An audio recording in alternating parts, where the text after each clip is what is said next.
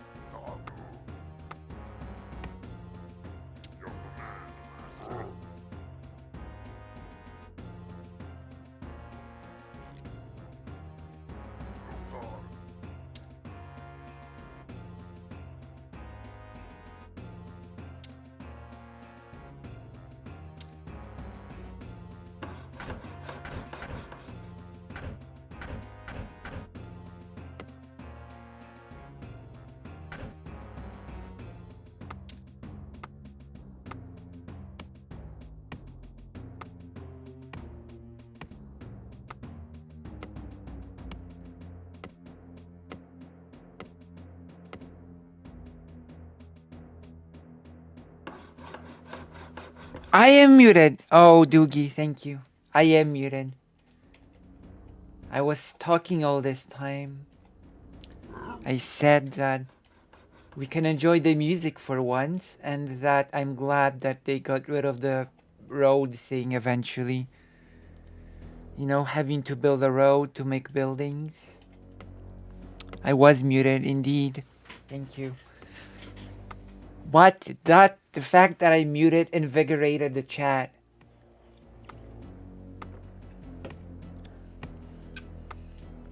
I had this plan to just continue streaming after a short break, but I wasn't sure how many people would actually tune in. And also, oh, there is no also, that's it. There is no also, there is no, wait, oh. Wait, and what, that's actually okay. I need to build a farm.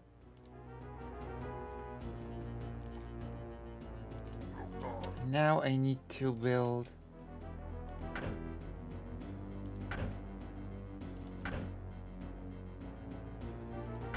the road is a real money sink, you know?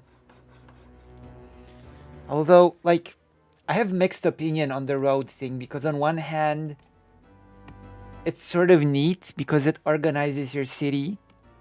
Hello, Zug Zug, yeah. Hello, Astro.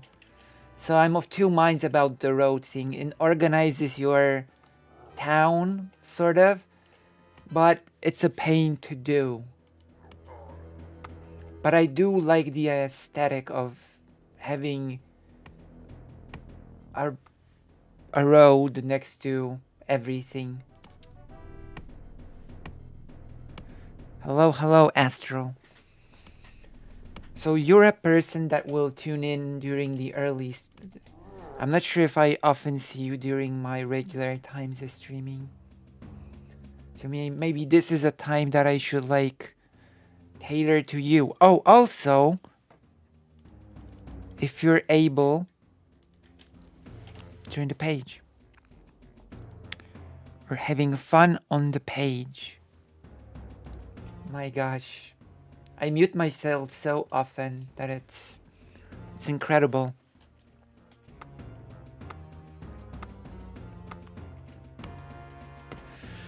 I'm still on my journey to obtain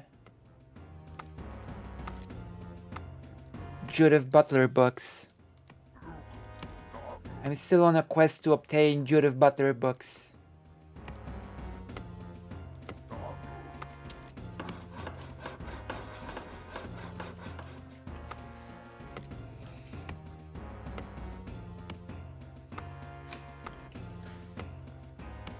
So, wish me luck because it seems to be a very difficult task to obtain any of her books.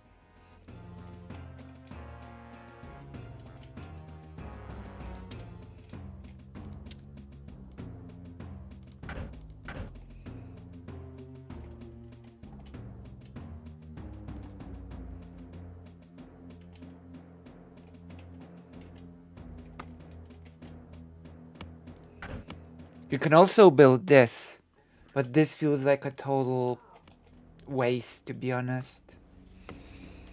I'm not sure what the use for this is. It builds so slow as well. I can understand building things like that. Like, it is okay, but it's also very easy to destroy and it builds so slowly for... And it's so expensive. Oh my god. Well, I'm gonna try using it for the aesthetic. Although considering how little money you get, I don't know, doesn't seem worth it.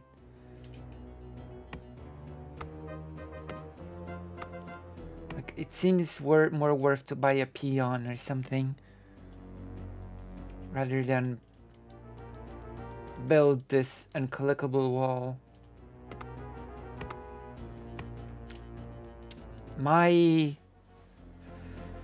My message for the day is that building a wall is a waste of money. Oh. Well.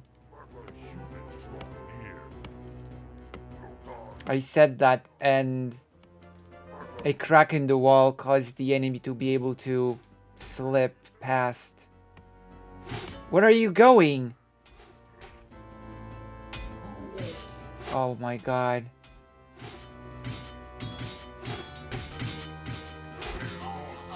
I love how the crack in the wall allowed the enemy to perfectly slip, as if to taunt me, as if to say, oh yeah, you're gonna build that wall. You're gonna build that wall. My gosh. The game taunted me just now.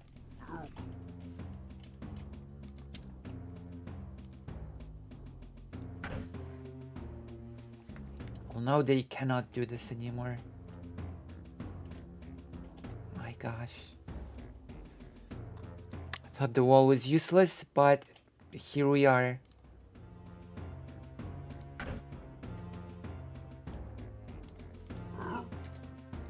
Need to get catapults.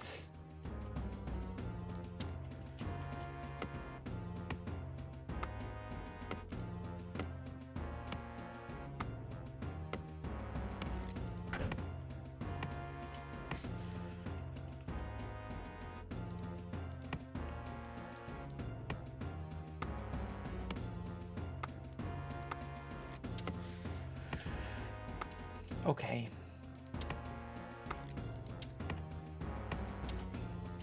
One more peon. And then we start building catapults.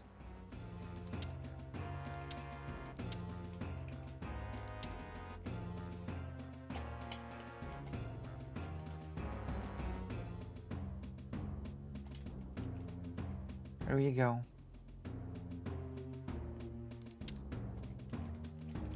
The extra peon is gonna build a smithy.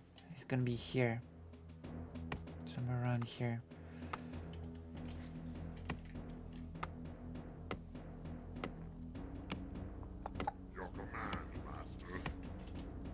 It's gonna be around here. Oh, I need more gold. 100 gold to be exact. The pathing has been so fixed in Warcraft 2. Loktar. How did you enjoy the whole yesterday thing? There was a debate, there was a talk. I participated in a way. In a indirect way. I participated in the discussions.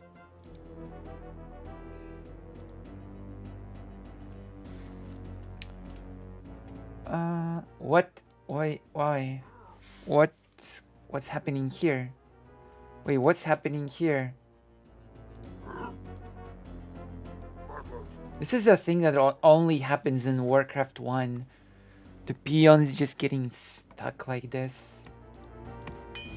This does not really happen in Warcraft 2. That's not a thing.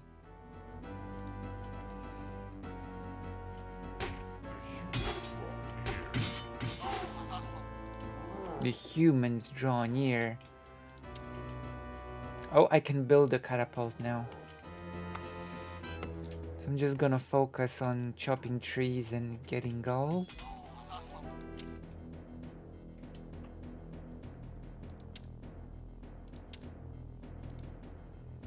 More lumber. Oh, now it's a... Oh god.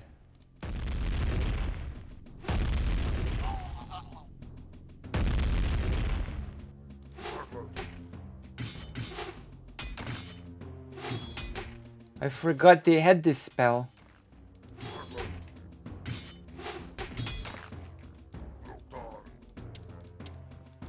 That actually hurts a lot. But you do get to get into distance.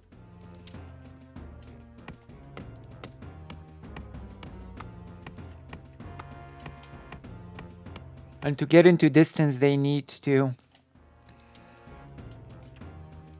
Yeah, the catapults are gonna be a good counter to this. I hope.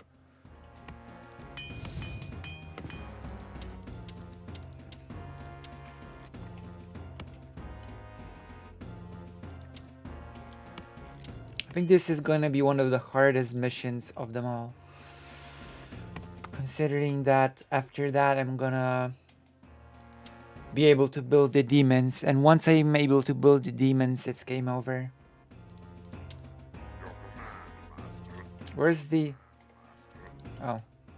I was like, where's the catapult?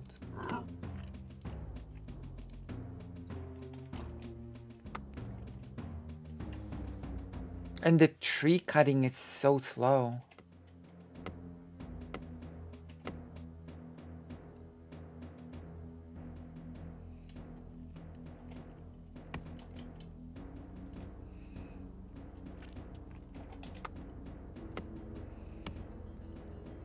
There you go.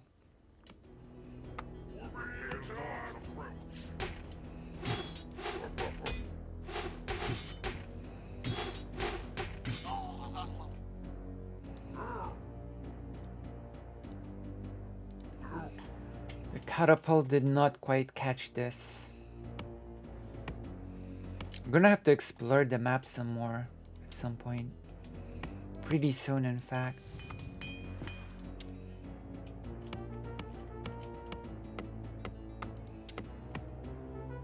I'm gonna save on number 2.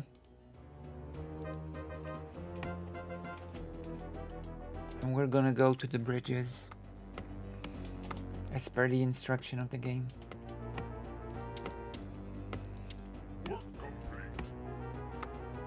Where? Oh.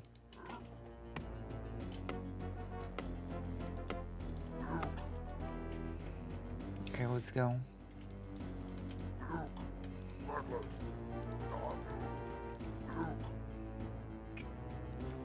Let's explore the map. Okay.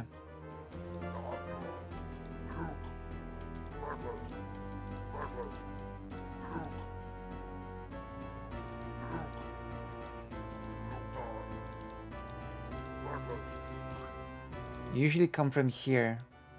So okay. I assumed wrong.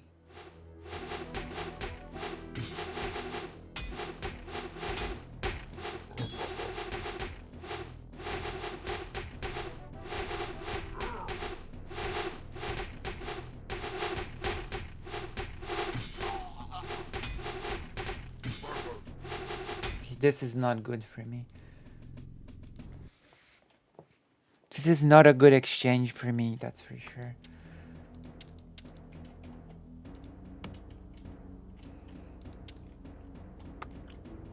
Okay. You know what? I think I might do the unthinkable and speed the game up a bit. I might do the unforgivable and speed up the game a bit. Even though the horrible controls make it actually not that great for the game to be sped up.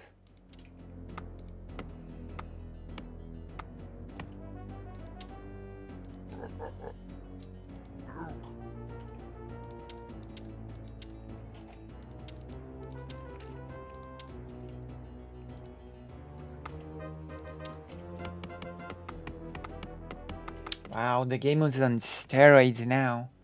Okay. Game is so fast now. I'm planning to finish the Orc campaign now, so... in order to do so, we're gonna have to do quick scouting.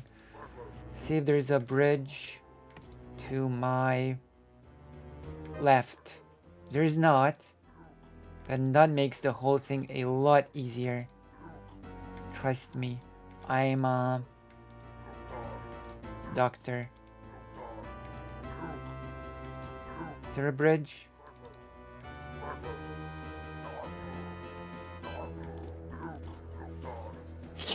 Seems not.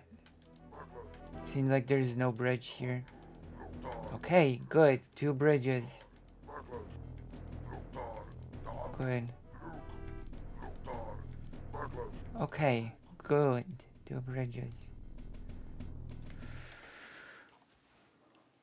We're gonna take advantage of that.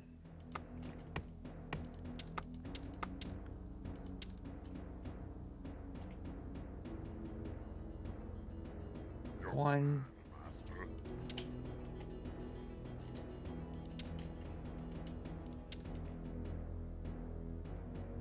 That is such weird path to take.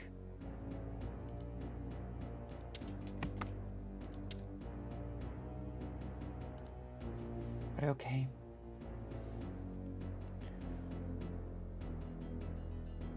Wait.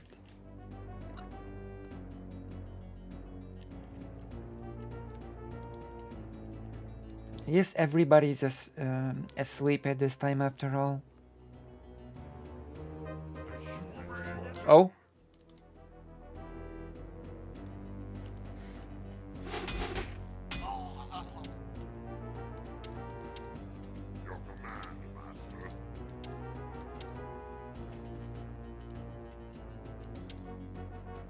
Okay, building a lot of catapults up is always a good strat.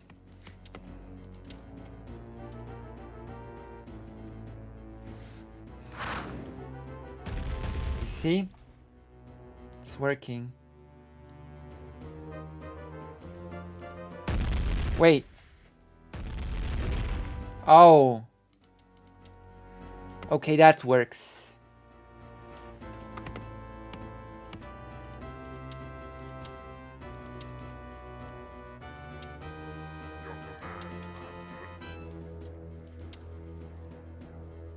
It's a rotation. Sort of.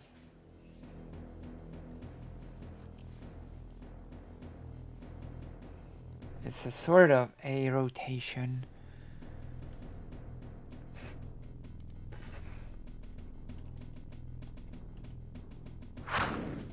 Oh.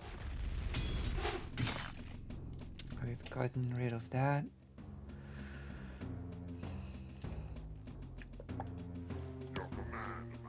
Whose command? My command. What? Oh, come on. Okay, we gotta get to the bridge. It's time to get to the bridge.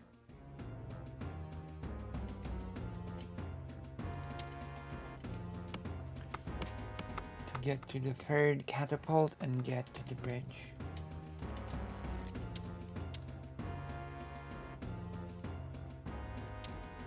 Each for each side. We're gonna plug the bridge.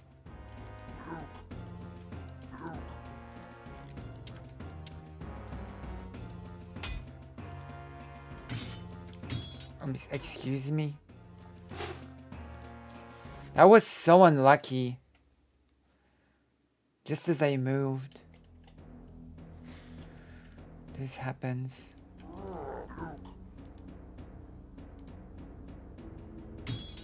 What? It just spawned here. What the hell? Wait, what was that? The enemy just spawned here. The enemy just appeared here. What was that?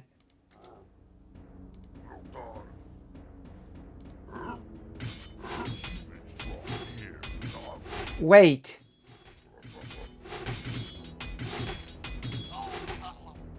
Humans can resurrect? Since when? I don't remember that spell.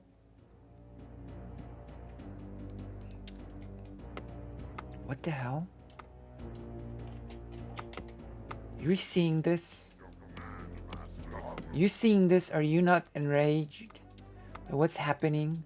Are you not mad? You not mad by this development? Well, you're not. You're not here, but you would have been. You know?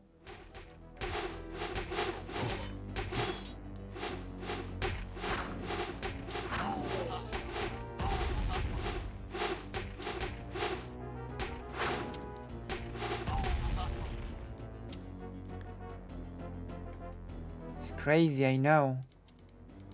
Crazy bad. Gonna get. There you go. Now we have to. Cannot believe what happened. This is so annoying. One grunt, one catapult. Okay, once I get the control of the bridges, it's gonna be a much easier time for the horde.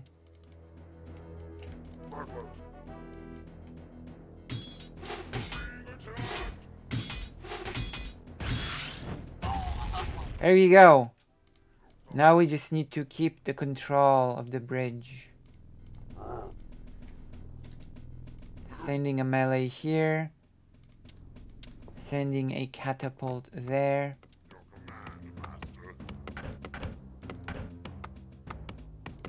Where did you come from? Wait! Hold on.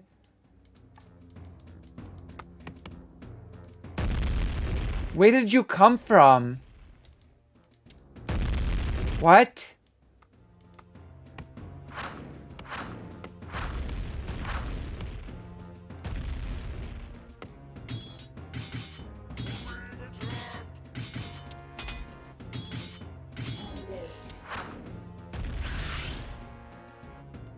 What?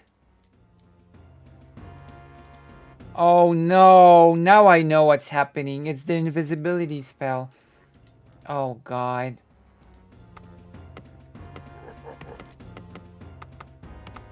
The humans are so annoyingly...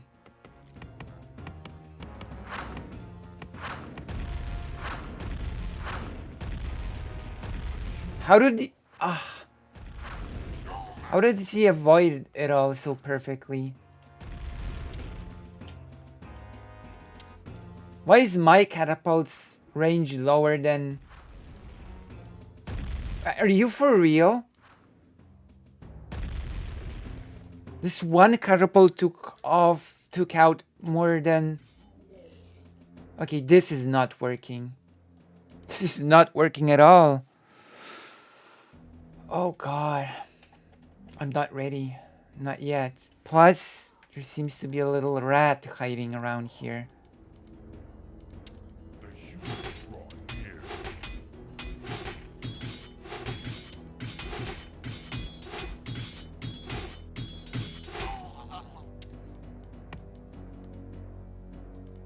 Oh my god! You bastards.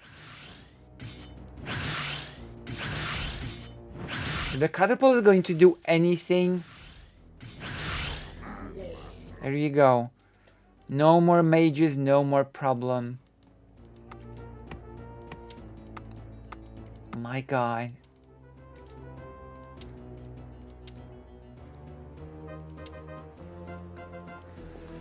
No more mages, no more problem.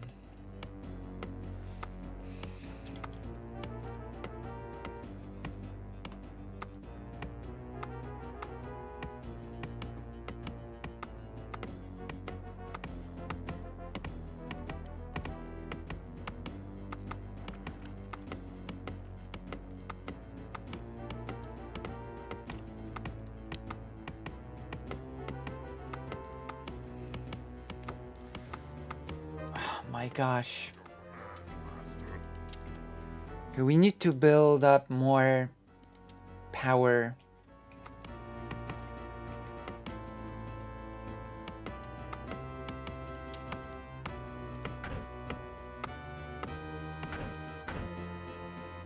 It's so wild that you cannot build underneath.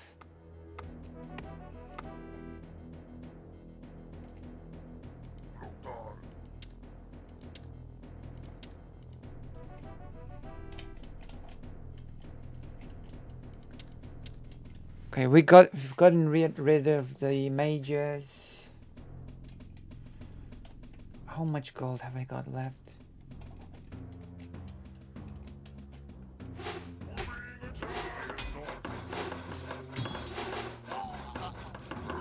Where did you come from?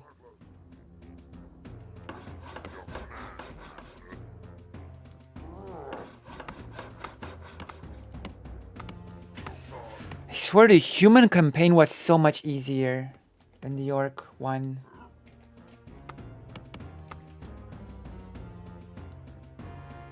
Wait, I wanna build. I'm baffled as to why. The skeletons are so useless in Warcraft 1.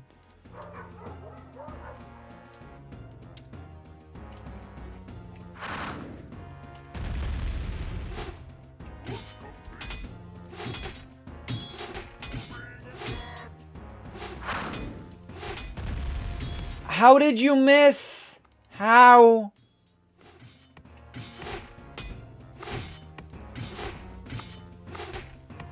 Why did you change target? Oh god, come on.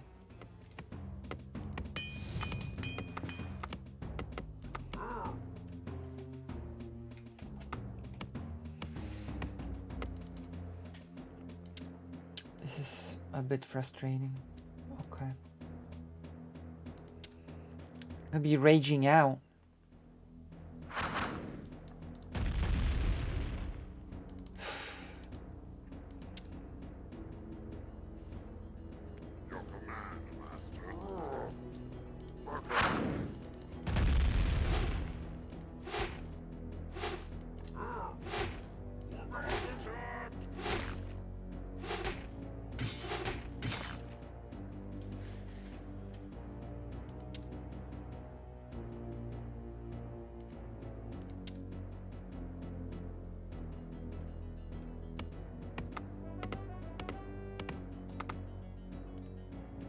Extremely annoying. Okay, we should. I don't even know where the second mine is. I'm already running out. Sort of.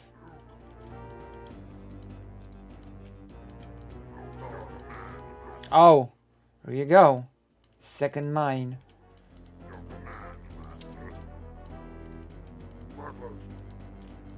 Okay.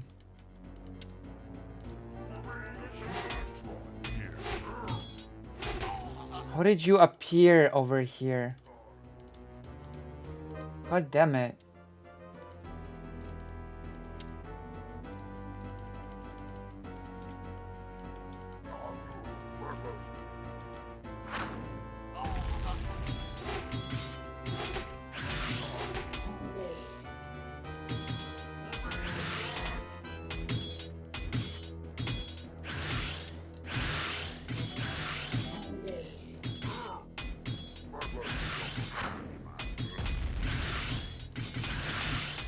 Why are they not? Hello, Woody Black. I'm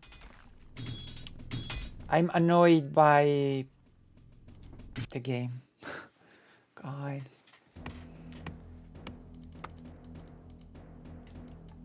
I'm being annoyed by the game.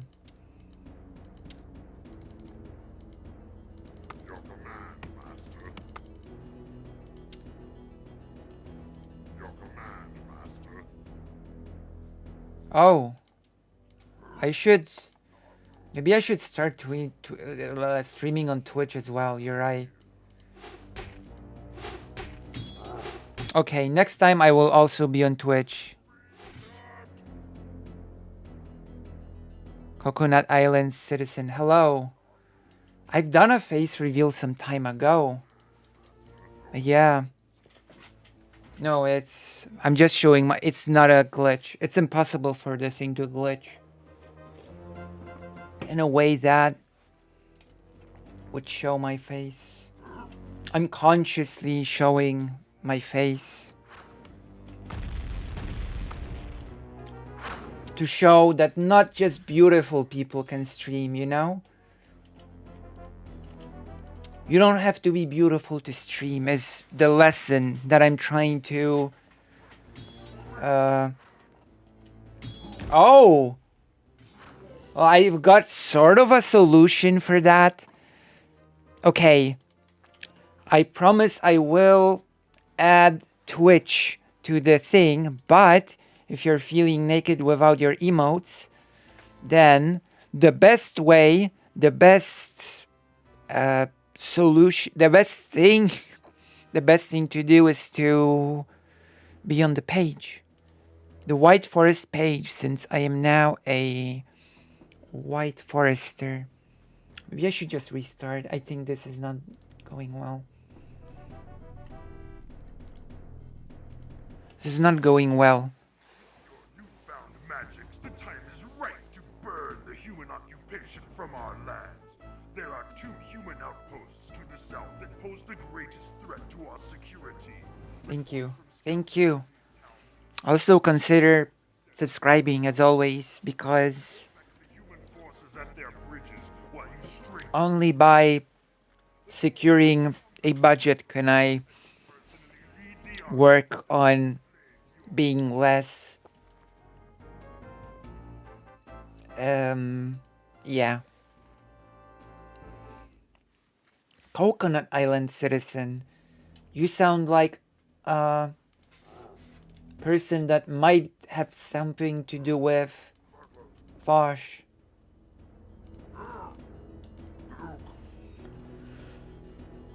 Wait, are you actually the channel that does Coconut Island clips, or is it just a similar name?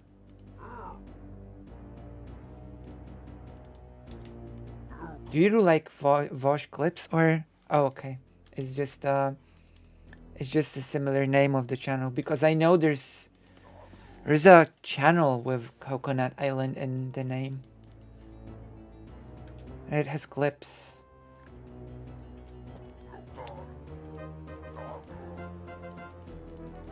But you're not the coconut clip.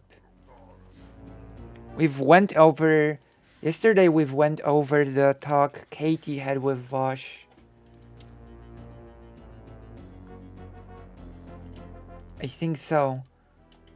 I think a lot of streamers have those smaller channels that sort of specialize in clips.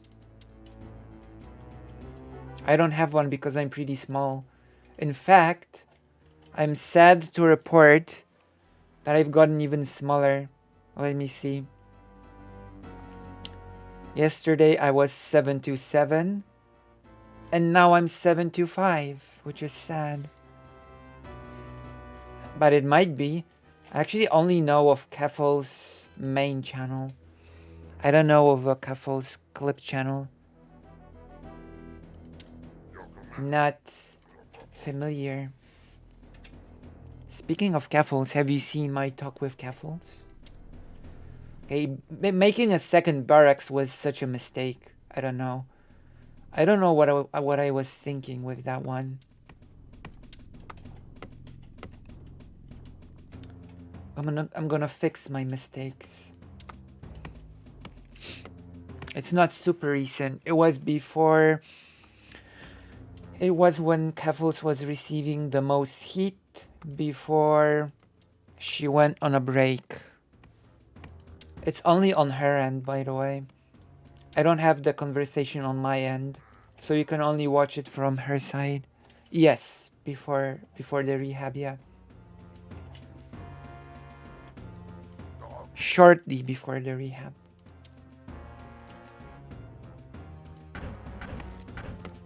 It was a bit of a particular conversation because there was a misunderstanding. Keffels thought I was going into the conversation wanting to criticize her, and I sort of just wanted friendly chat. So we did have the friendly chat, but But Keffel said that it sort of caught her off guard because she prepared for something else than what happened, if that makes sense, you know?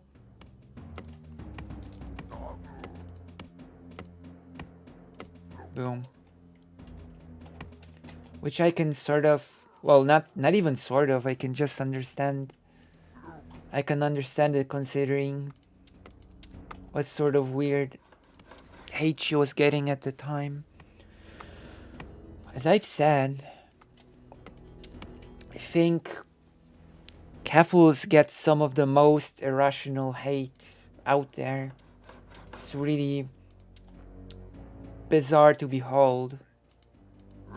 You know? It's really weird, for the lack of a better word.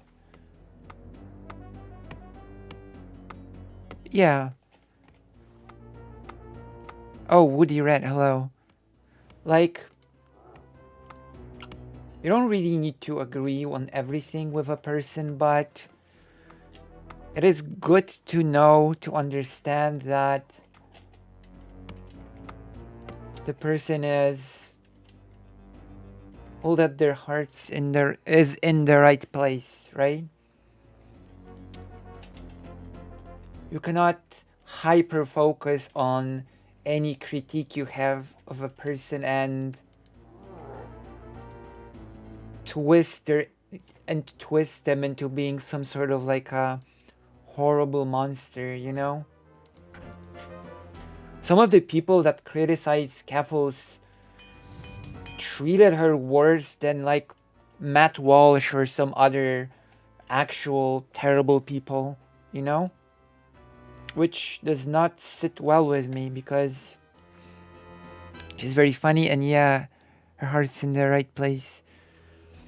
And that even came up in our conversation. Keffels is most well known for Twitter, rationing on Twitter, and kiwi farms. But people really ignore that Keffels did a lot of advocacy for young trans people. And I actually think that that's her best work, if that makes sense. It's her best and yet most unappreciated work. You know? The advocacy for young people to have access to gender affirming care is her best work, but it's also her work that's most underappreciated.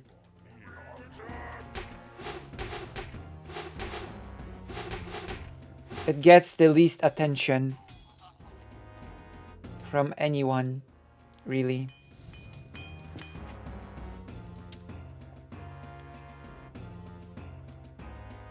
Yeah, the work she did for that didn't get. Squid for Hire, hello. Well. I am getting actually viewers at this time of day. Excellent. Now I need a debate and we are off to a good start. We needed a debate rolling and we'll be set. Are there any debaters up at this time of day? I feel like it's like super late in the US or something. Wait, where's my...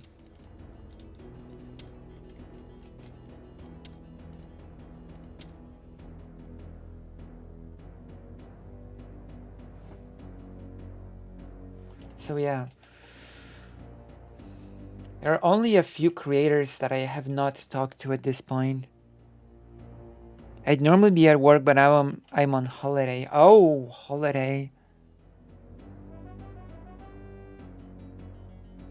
3 p.m. in Russia. Whoa. Wait, Coconut Island citizen, are you in Russia?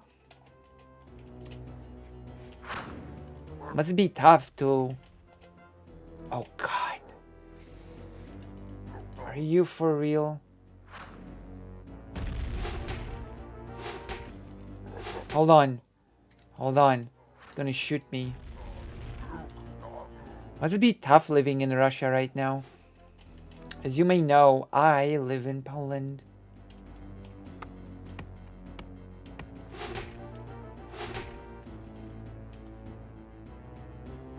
Damn, it must be tough being in Russia right now. I've actually covered a Russia-related... It's Mad Early Work Time stream. Yeah. I gotta tell you that I've actually covered a Russia-related thing yesterday. I'm not sure if you know. Russia has actually made... The leader of the Duma has actually made... Okay, I must restart again. One final restart. I've made a lot of restarts on the human campaign as well. With your newfound magics, the time is right to burn. So actually, believe it or not, Russia has made territorial demands of Poland. I'm very paranoid. At least being a student saved me from mobilization. Oh yeah, okay. That is a good thing that it saves you from mobilization. That is a good thing indeed. That is actually how people dodge draft in Poland as well, by being students. So you can see a similarity in this. But yeah, Russia has said that Poland must return the lands that it received from Russia after World War II, which is the Western German lands, which Russia is sort of quiet about the fact that it took much more eastern lands from Poland. So, you know, Lviv and Vilnius.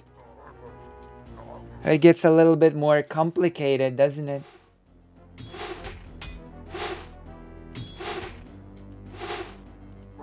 Where are you going?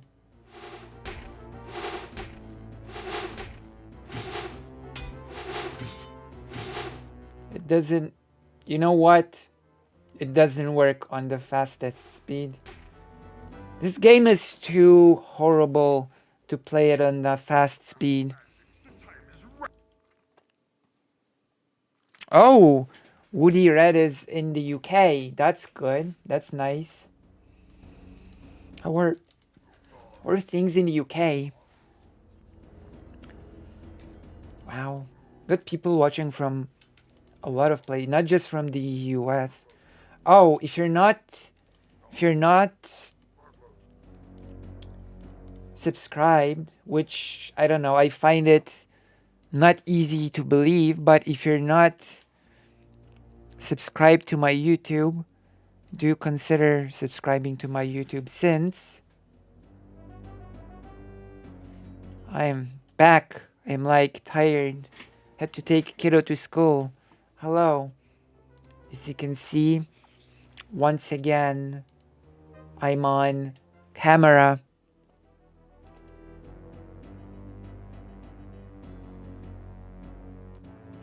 Kind of weird how Poland shifted geographically after the war. I wonder what the West Belarusian locals think about that. Well, I mean,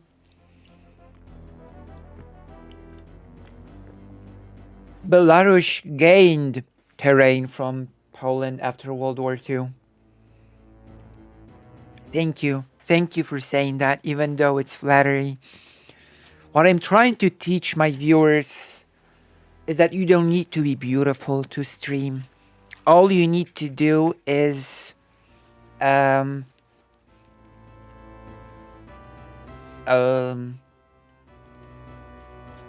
you know, to have the thing apart from beauty, which is very deep of me to say. I hope. True. True.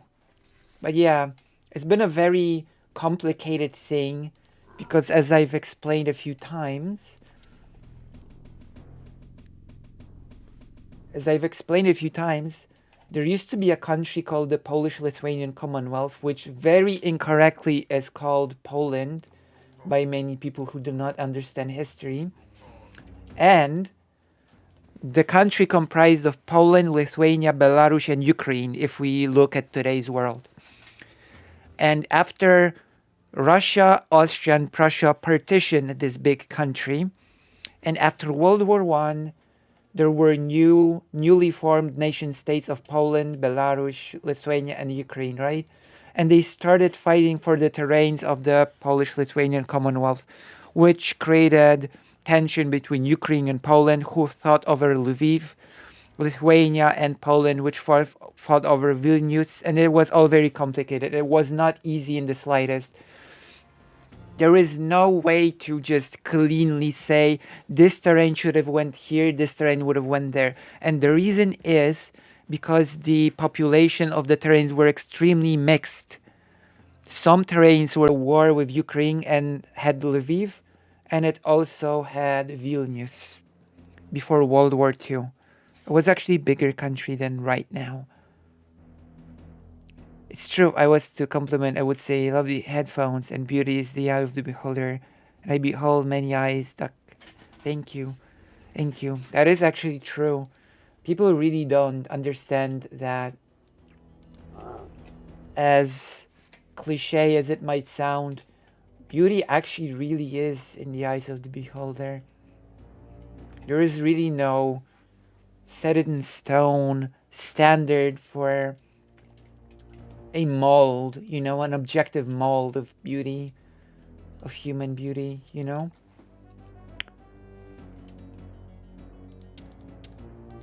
I guess in a way... Oh yeah, this is the first Warcraft game. The one from which it all began. Yeah, it's the first Warcraft game. You're probably, you know, maybe you've played it. I've played it a bit, but I've played Warcraft 2 a lot more.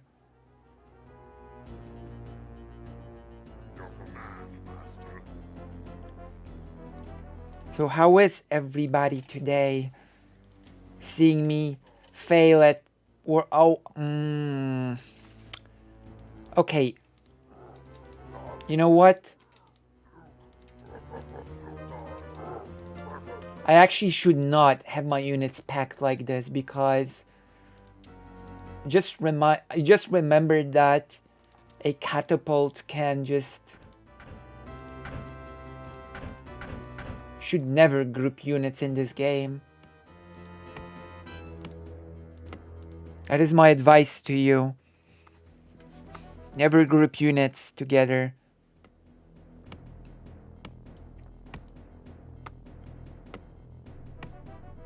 Oh, conservative fears. Okay.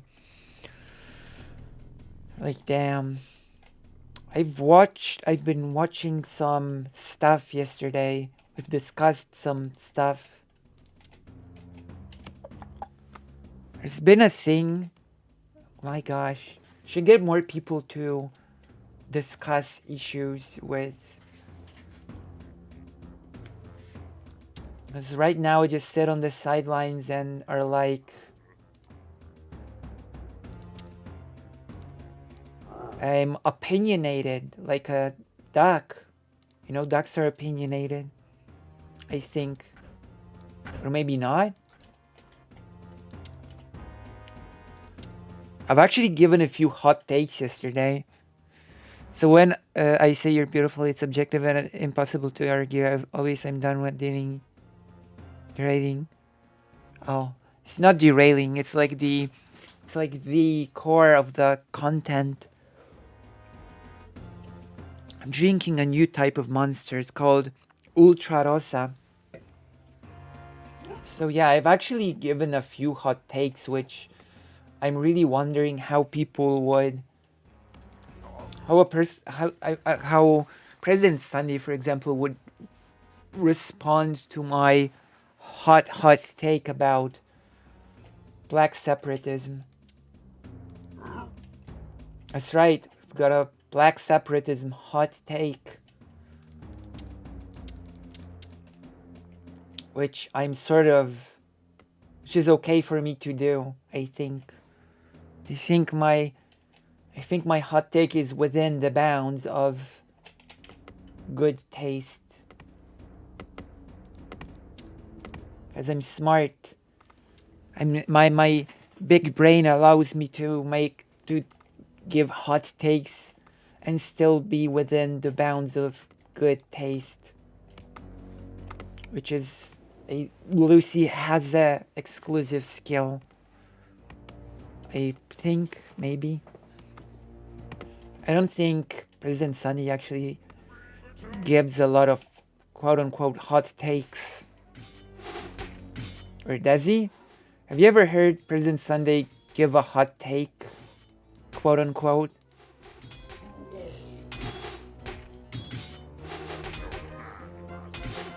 President Sunday doesn't really give hot takes. He gives academia takes. Which are different. An academia take is not the same as a hot take. I feel. Right? What do you think?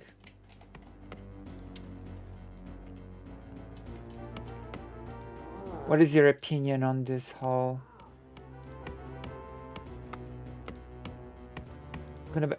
Oh my god. Cold take. You haven't even heard my take yet and you're saying it's cold. My gosh. At least hear out my take before. At least hear my take before calling it hot or cold. I haven't said the take yet. I haven't said the take about black separatism yet. Oh no, academia is cold and calculated, I guess. That is true. That is true. Well, I'm trying to be a bit more academic since I'm a President Sunday orbiter. And as you can see, the room also reflects the fact that I'm a President Sunday orbiter. You know?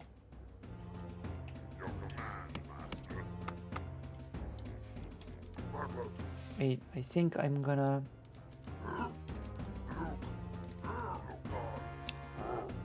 Yeah, books. It's necessary to be a proper President Sunday orbiter. You cannot be one without books. It's impossible. So what did you think of Vosh's talk? As a Vosh fan, what did you think of Vosh's talk with Katie?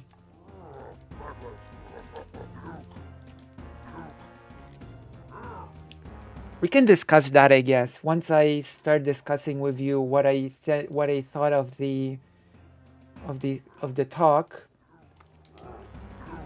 then it will be far easier for you to understand what my hot take actually is on the black separatism. Maybe it's not hot. It was yesterday. That's yesterday's stream, last night's stream. I sort of covered the debate soon after it happened, and then I covered President Sunday's talk with Katie about it. She left both conversations. Hey Doc, I unfortunately have to go and make calls for kiddo to get her meds. Oh, well, that is the most important thing in the world. Her mom started mixing her meds in different bowls. Okay, that is the most important thing. I hope it goes well. Racist? Oh, Jess, come on. Wait, Jess, have you heard my hot take on the black separatism or not? You tell me, Jess. You tell me if you've heard it.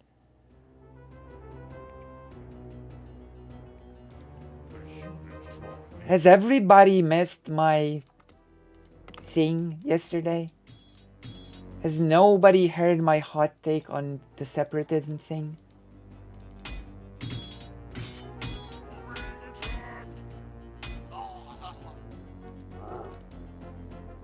Oh my gosh. I need to know if anybody knows the take that I have on the separatism or not. You need to tell me. You need to tell me. I probably fell asleep before hearing it. Okay, I'm gonna tell you now. Prepare yourself. You might be shocked to your core. You might be shocked to your core. My hot take is... Oh, well, first of all, I'm not a big fan of black separatism because, in my opinion, and as a Polish Jewish person, I think this comparison is apt. Black separatism actually, in a lot of ways, reminds me of Zionism. You know? If that makes sense. The core logic, the core thought behind black separatism makes me think of Zionism, you know? So if you're gonna criticize Zionism, I think it stands to reason to also criticize black separatism. You might think that it's not all that similar, but if you really start comparing the two schools of thought, as I shall call them, and you will see that they are not as dissimilar as it seems. What do you think? I'm calling it now. As I was saying my take, everybody was tuned out. And people are gonna say, oh, I didn't hear the take because I was out. We were all out. Nobody was here. Nobody was here. You're at work. Thank you, Ginger. Oh, thank you. I mean, it just shares a lot of tenets, you know, wanting to separate based on sort of race, culture, etc. And black separatism talks of returning to Africa. And I don't think I have to remind you that Zionism spoke of returning to Israel, you know? And in that sense, they become extremely similar. I'm surprised that nobody has made that connection before on a stream setting. You know?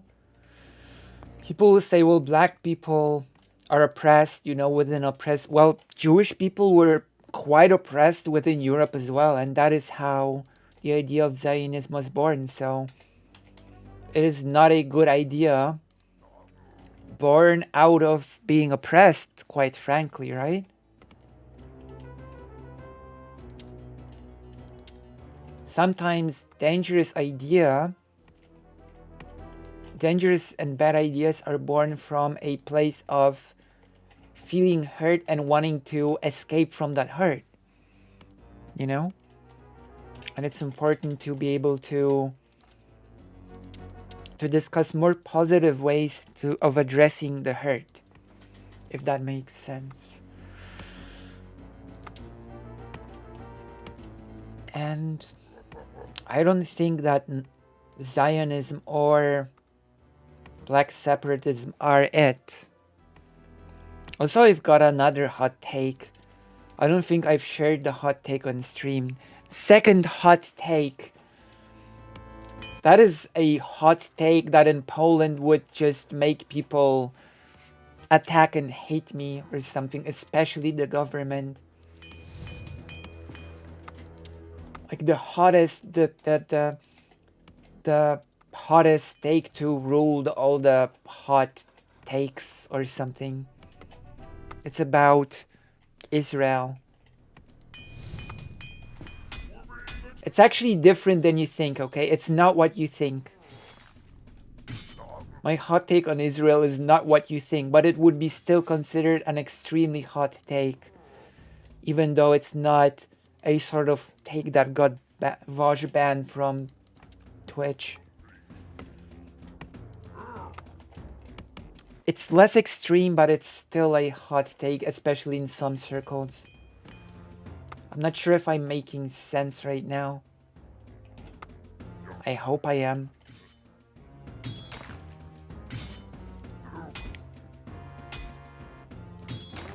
But I need an attentive audience to be able to express my ultra hot takes.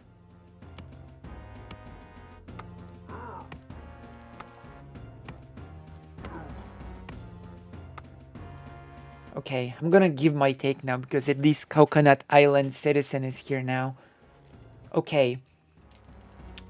After World War II, I think,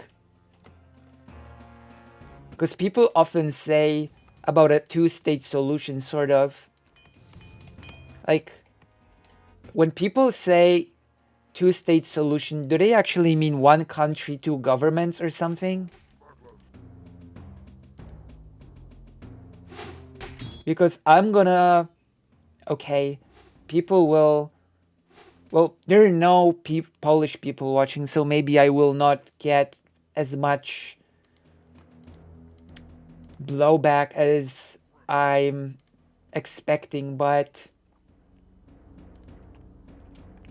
after World War II, right now I genuinely think that Israel should have been formed within Poland. You know?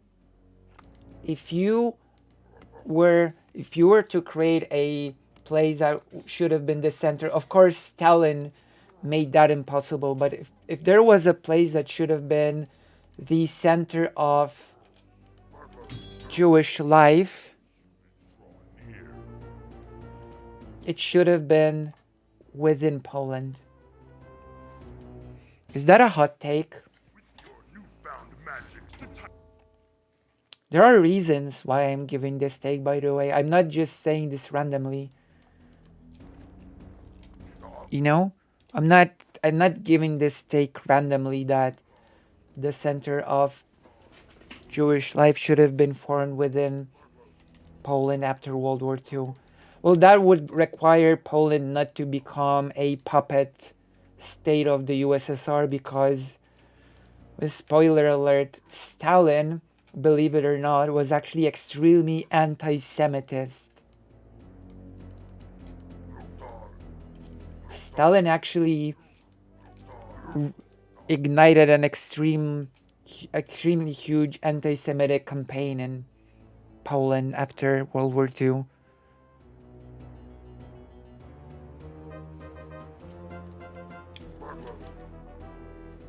Seems right. There is a map of statistics of Jewish population tolerance, and most tolerant places are mostly Poland and Ukraine.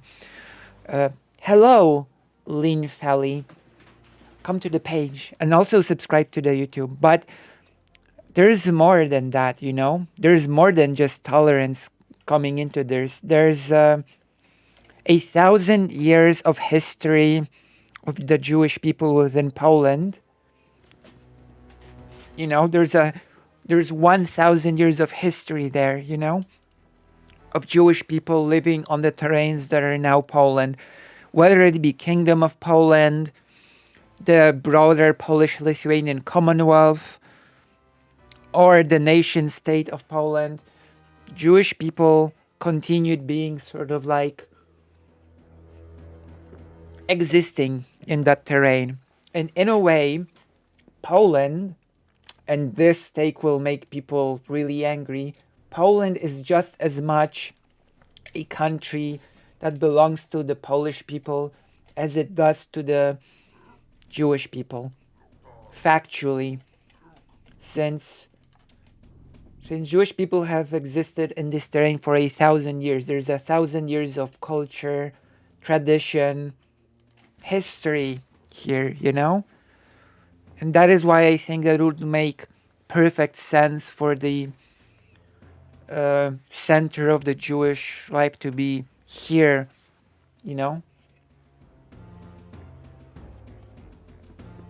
There's a lot to talk about when it comes to that, you know?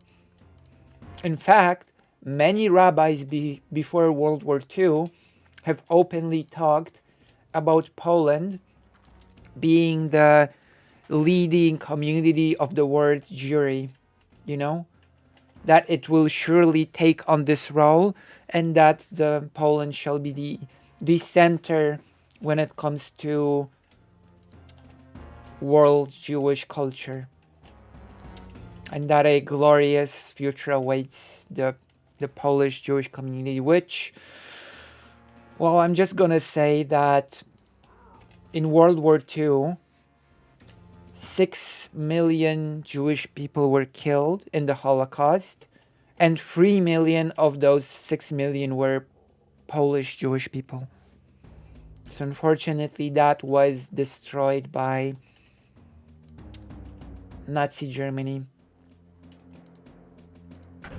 But I still believe that even after all that,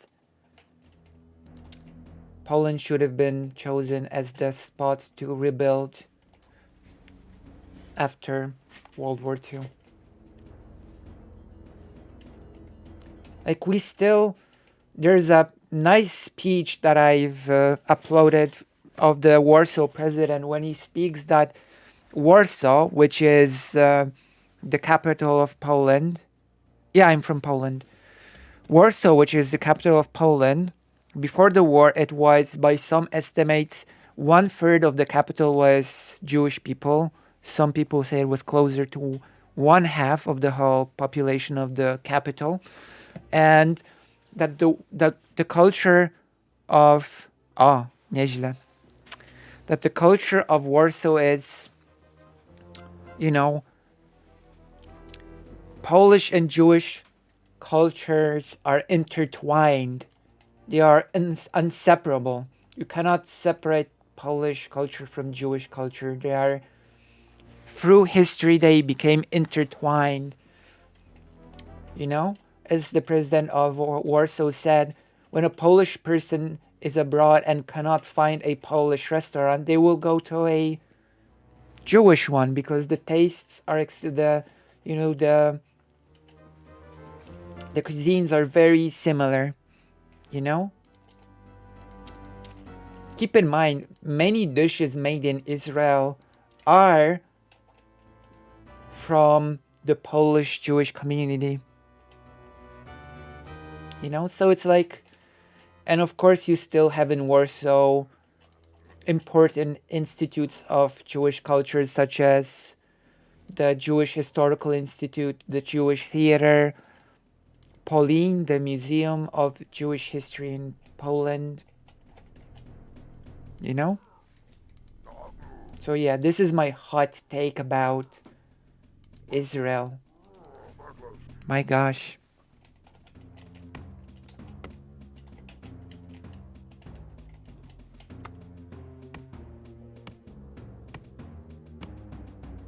Wait, sleeveless Vosh? What did you tune out of? Wait, what did you tune out of? Is Vosh streaming right now? I don't think No, he's not, right? He's not streaming right now, correct?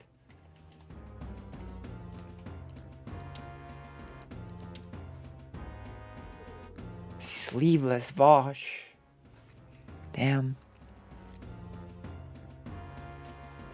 Good take. I don't know, I sort of believe that should have been the case. I am not just saying that because of being biased as a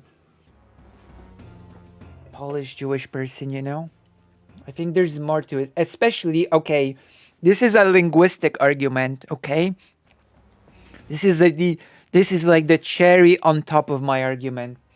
According to Judaism, the return to Israel should not happen before the Messiah returns. Right? Do you know in Hebrew, do you know the word for Poland in Hebrew and what it means? Which is that is the origin story of the Polish Jewish community.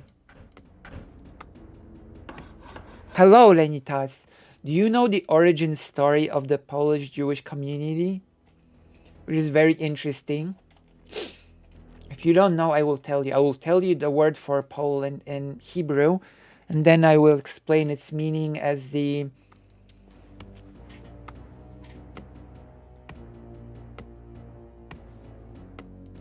Work complete.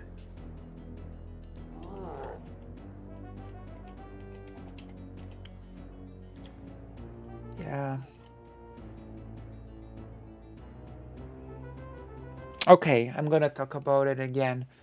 So in Hebrew, Poland is Polin, and Polin means rest here, which basically it refers to the fact that Jewish people should stay in Polin until the Messiah returns. This is where you will rest until the Messiah returns, which once again bolsters my argument that the center of Jewish life after World War II should have been in Poland, because it's Polin, you know, it's the place where Jewish people should rest, should stay until the return of the Messiah.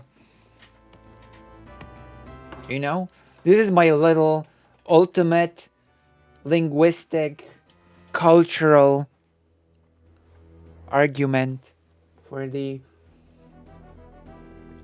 my hot take, you know?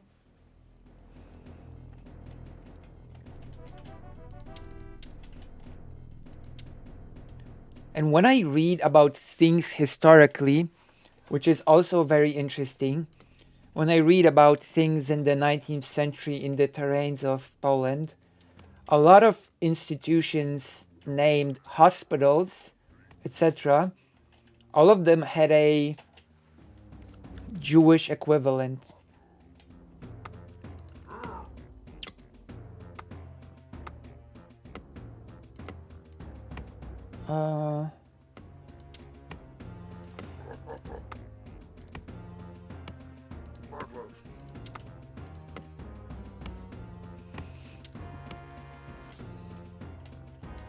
So what do you think?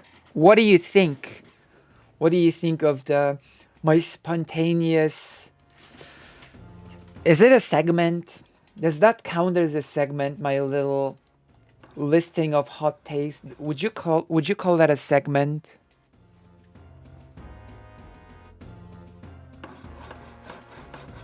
Would you call that a segment? You see, cancelled moment. I can actually see that happening. I can actually see people being really angry at me for some of these takes. Exposed. It's okay. I'm gonna be exposed by Bad Empanada again, because he already has made a whole video about me. Did you know about the Bad Empanada video? I wonder what were other reasons to put their capital into Israel other than 2,000 years old chronicles. I guess it makes controlling Middle East earliest for Americans or something, but all the same time Muslims don't really like them, so...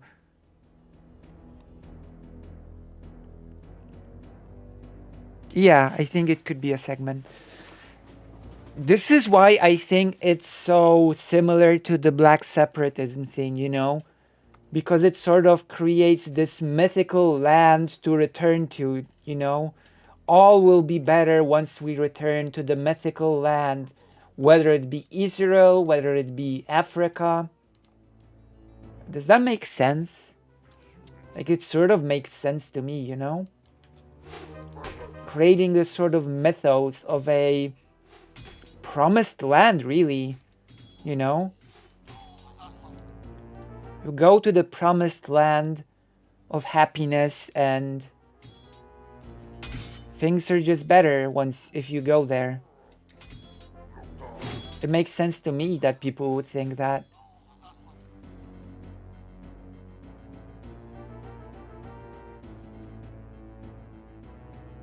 Well, the nobles in the Polish-Lithuanian Commonwealth actually believed themselves to be disarmations, so they believed themselves to be descendant from Iran, I guess.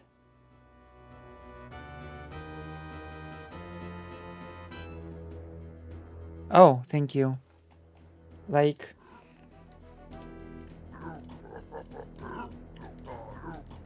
and I think this is like the, maybe I'm idealizing things a bit because there were of course problems, but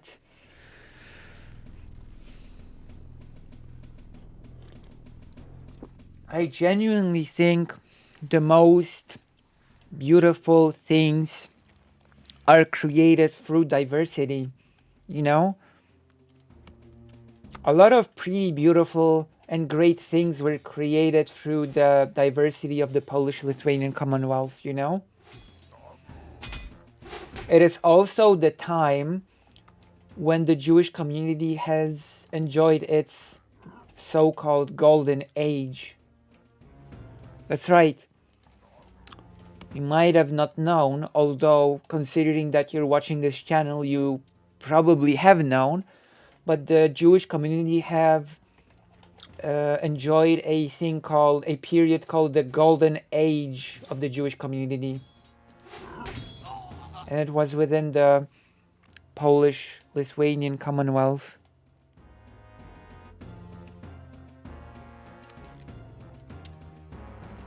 You know?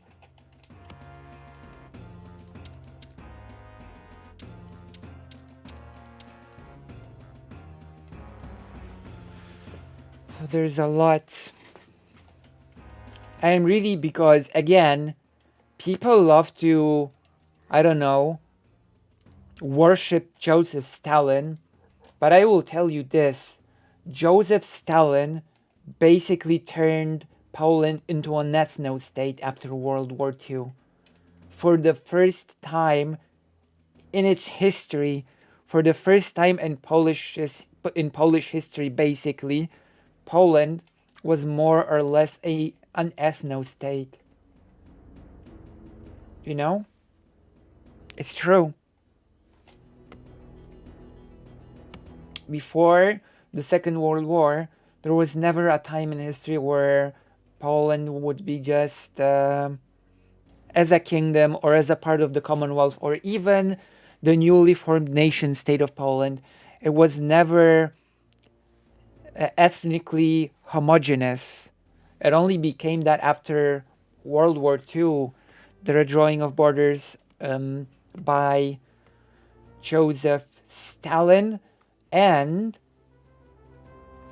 the huge anti-Semitic campaign that he has orchestrated himself by giving direct orders in writing to the newly formed Polish government, which I think will be a historical topic that we for sure will be talking about. The post-World War II anti-Semitism in Poland, which is sort of concluded in a huge expulsion of the Jewish community in Poland or in the Polish People's Republic because of they were accused, like people living back then, they were accused of being spies or traitors or something like that. You know, the classic Marxist-Leninist thing, accusing people of being traitors and spies. Or counter-revolutionaries.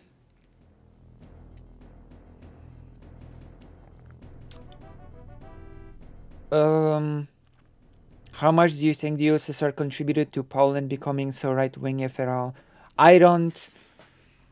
There are many things we can blame the USSR for, but I actually do not believe that the USSR has contributed to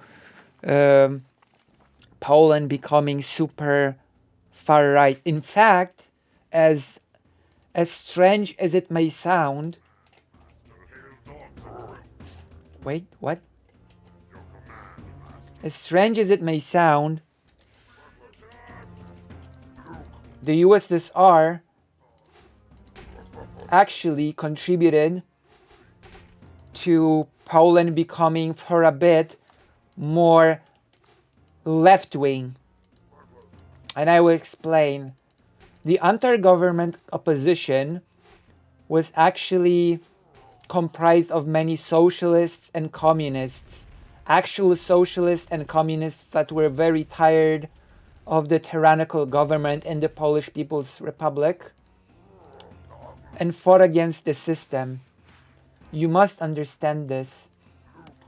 The movement that caused Poland to become independent of the USSR and not communist in 1989 was a workers' movement, and it had both sides on it. It had the right and the left wing, but it was hugely a left wing thing as well, you know? And after when Poland was transitioning into being a capitalist country, when Poland was transitioning into becoming a capitalist country, the big thing within Poland, for example, was to give the control of the means of production to workers. You know? The big thing was to basically turn factories and companies into worker co-ops. That was a thing that was being done and pushed in Poland after 1989. But, and this is a big problem that people did not actually, you know, people did not think it through, okay? It was even verbalized by one of the leaders of that period. They said, if workers own a small factory and a big factory owned by workers buys the smaller factory owned by workers, then who owns the smaller factory? Is it the workers from the bigger factory, or is it the workers from the smaller factory? And I'm going to be honest, if you really want to make a system like this work, then you should not allow for bigger factories to just buy the smaller ones. I think it should not be a thing that's just allowed for a bigger factory to just buy out. I think they should just have a relationship of being able to contract one another. But I don't think the big one should just be able to buy the small one. So that's a thing. And also, the system of giving workers control over the workplace, there were no fail-safes, okay? Which meant that the richer workers simply bought the stocks of the other workers, becoming sole owners. That should not be allowed either. You know, if you have a worker-controlled company, then it should not be permitted for a single worker to start buying other people's shares, because that will cause the system to fail, of course, right? It makes sense, right? If you're setting up a system in which, in theory, all of the workers own the workplace, but one people can just buy everyone else off, then it's just like, it's just regular capitalism, but you're just making it, you know, with extra steps of the owner having to buy the company from everybody else bit by bit, which to me makes no sense. Of course that would fail, right? And there's a really nice book about it that I'm going to be reading. There's a nice book that I'm going to be reading. It also talks how there is a book talking about how after 1989, the worker capital was wasted, the energy was squandered, how the workers were abandoned, basically. And that is the thing that allowed the rise of the right wing. the right-wing populism that sort of came in and sort of talked to the imagination of the abandoned working class, you know? And it's insidious as well because the right wing will, of course, never offer real solutions, uh, it will never give real solutions or solutions, that's it. It will not give real solutions. They will just talk of the LGBT. You know, they will create smoke screens, fearmonger about the LGBT and stuff like that instead of fixing real problems. It's a pretty complex problem, the rise of the right wing in Poland. Does that answer your question, Talizan Oberlander? You feel like your question has been addressed? Like, I don't think this one can be blamed on the USSR. In other words, this one cannot be put at the feet of the USSR. There are many things that you can blame the USSR for, but you cannot blame the USSR for this one.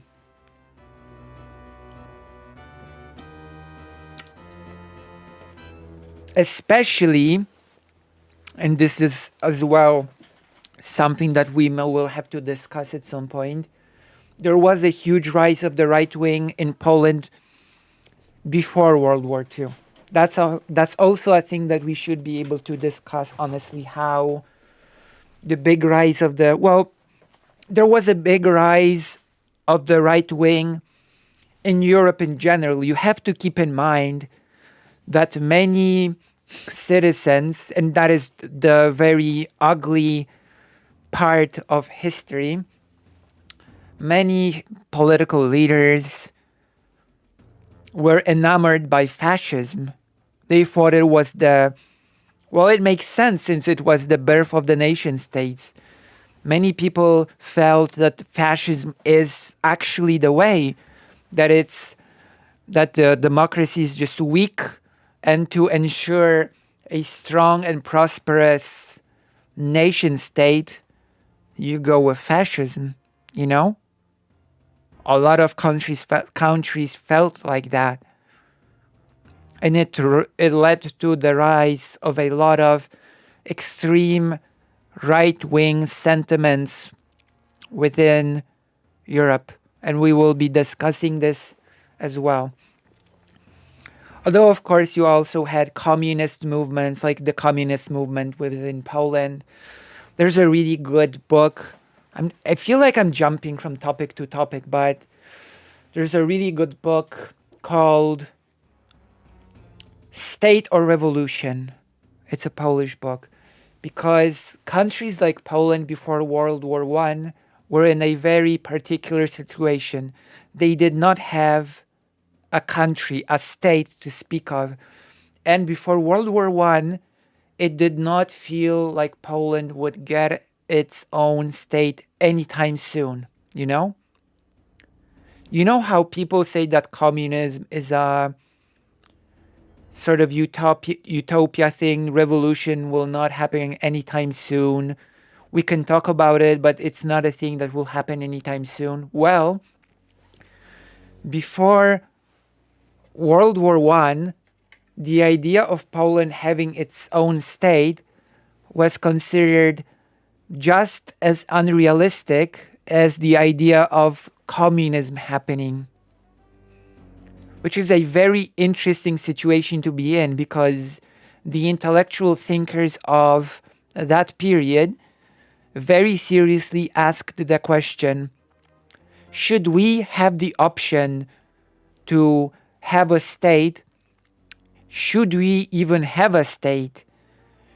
Or maybe we should skip the state and just go straight for communism. Maybe we should just start off stateless and just build communism right away. And it was a serious discussion that was being had.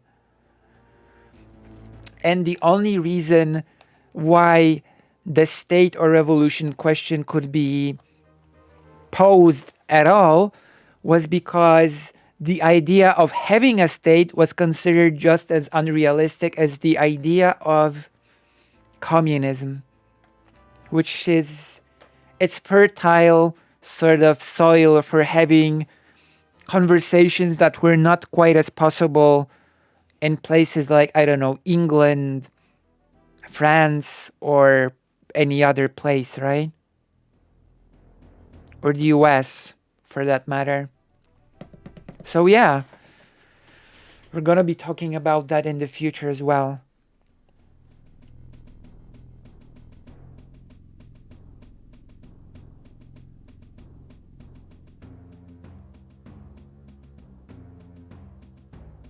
Okay, I will say that the anti-LGBT sentiment might be influenced by the USSR, but keep in mind, to make that claim, we would also need to see how the anti-LGBT situation was in places like Poland before World War II. You know, we would need to analyze the LGBT situation in Poland before it was a USSR puppet state.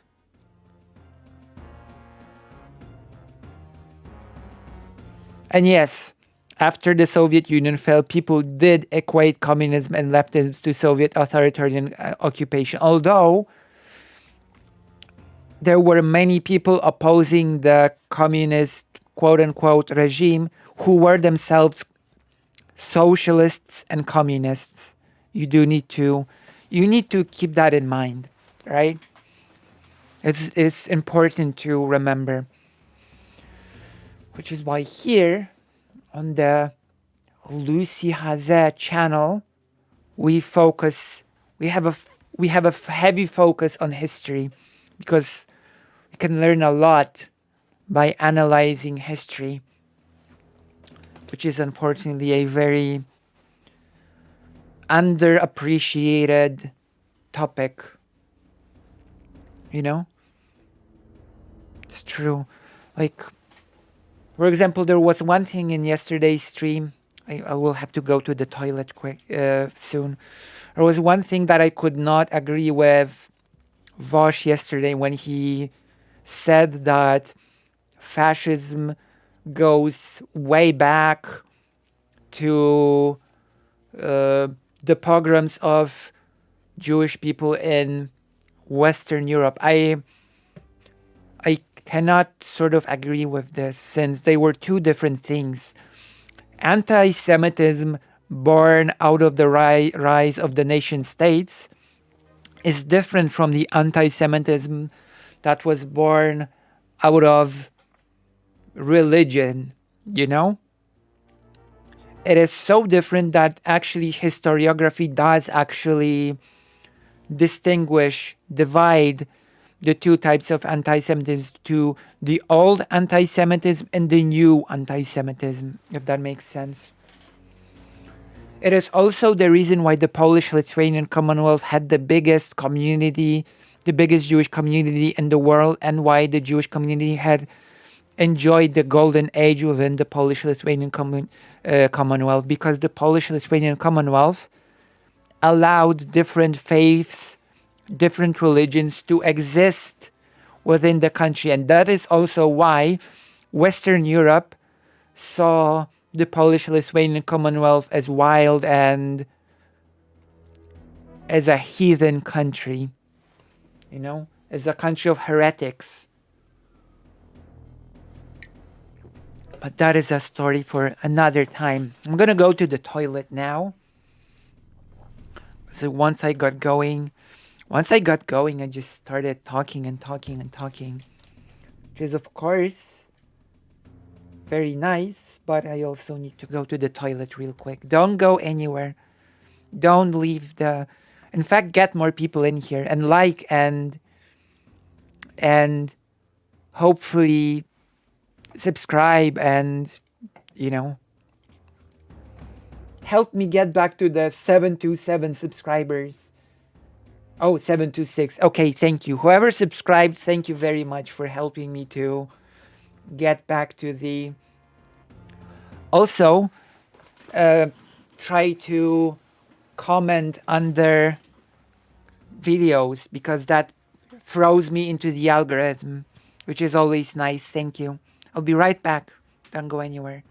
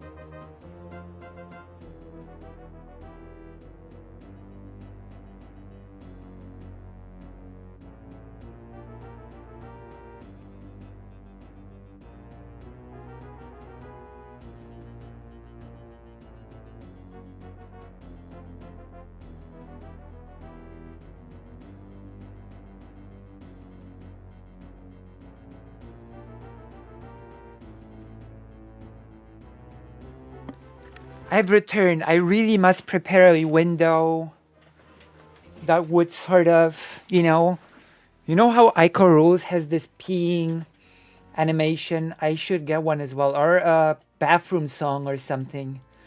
I would be pretty nice as well to get a bathroom song like Demon Mama has. I think that would be... Wait, how? For real?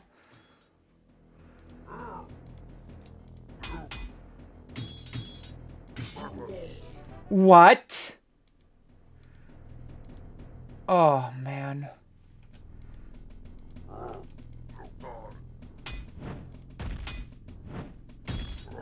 Oh, God.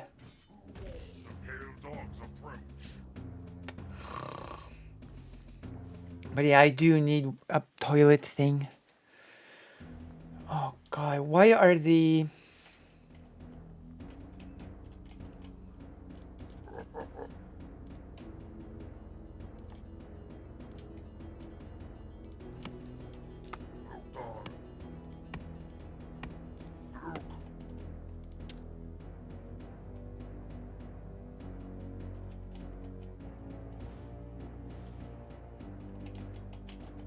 So how did you like the segment about the stuff that we've been discussing?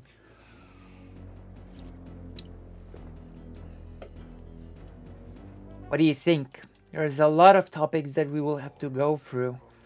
And of course,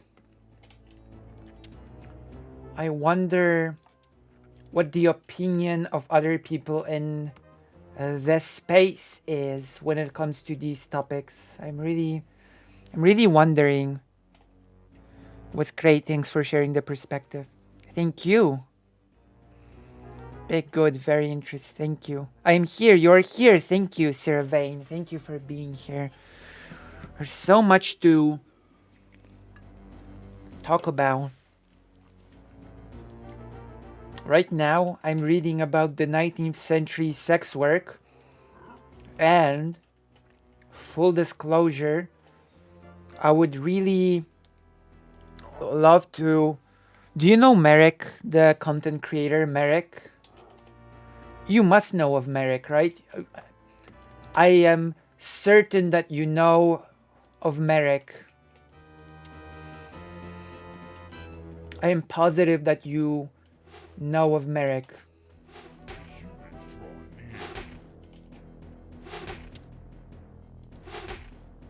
Right? You know of Merrick, right? Right.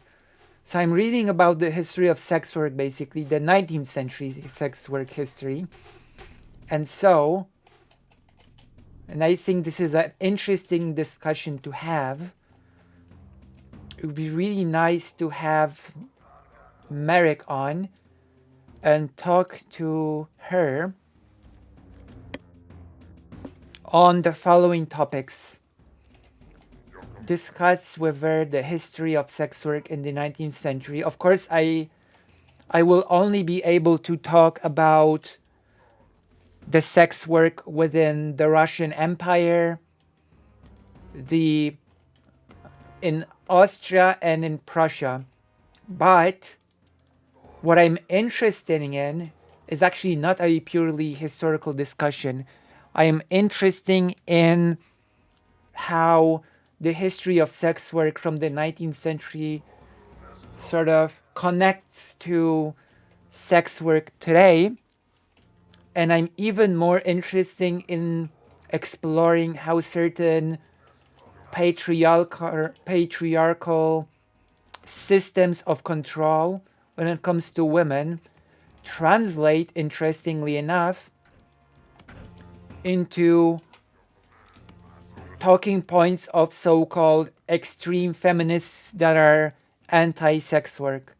And I'm not even joking. A lot of their arguments when it comes to sex work derives directly from the patriarchal systems that were designed to keep women in check, to keep women in control. So I think that would be a very interesting discussion to have, you know?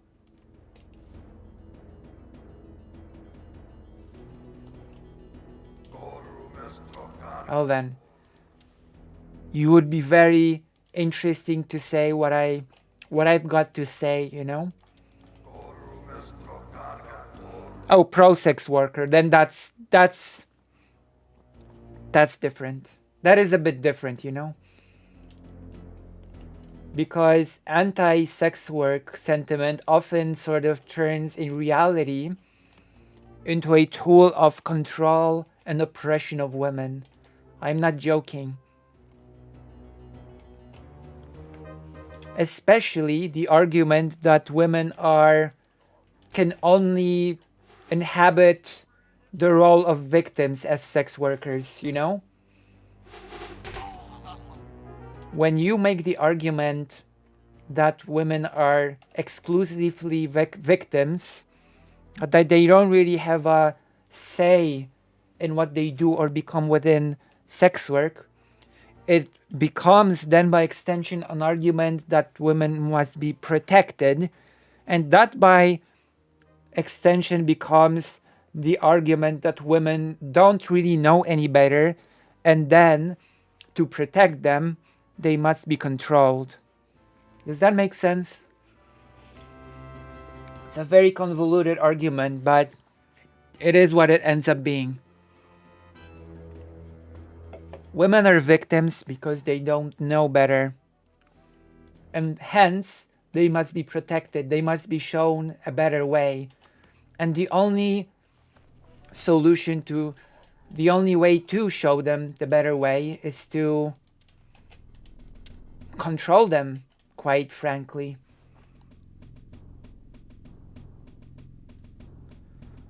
Also, sex work being illegal does nothing but weaponize people further.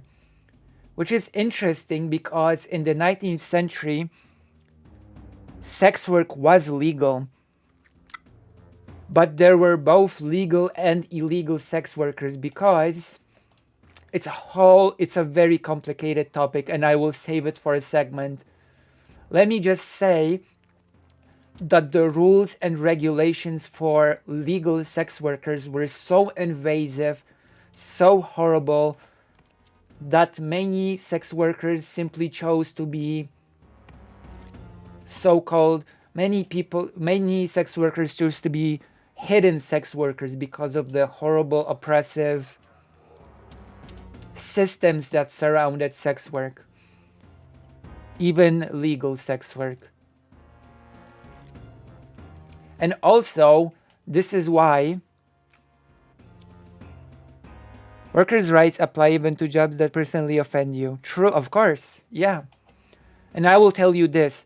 This is also why I sort of see parallels between the treatment of women and the treatment of people of color.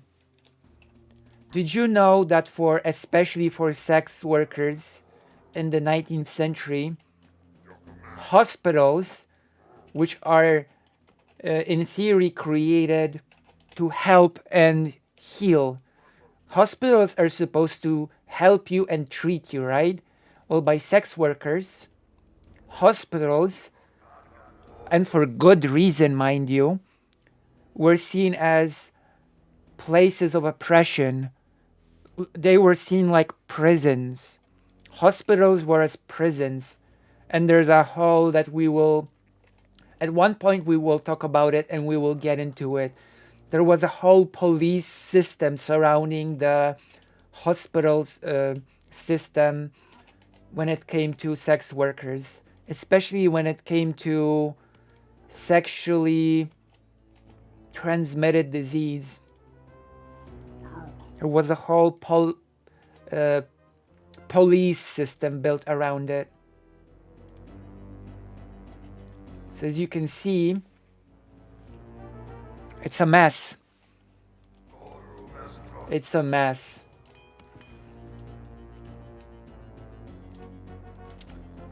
It's a mess, but it's also like a gigantic topic. Sex work, the history of sex work is a gigantic topic. And I'm just talking about the 19th century right now, which I also call the worst century, but you know.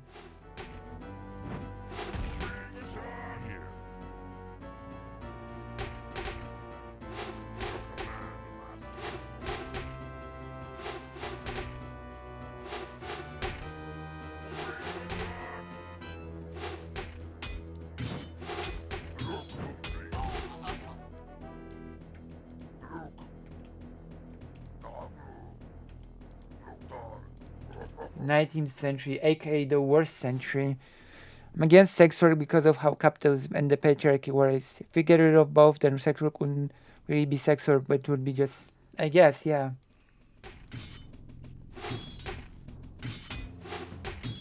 But keep in mind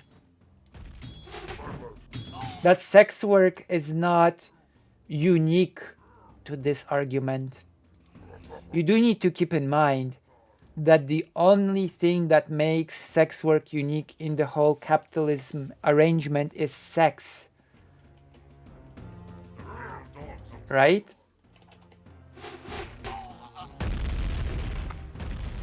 Oh god.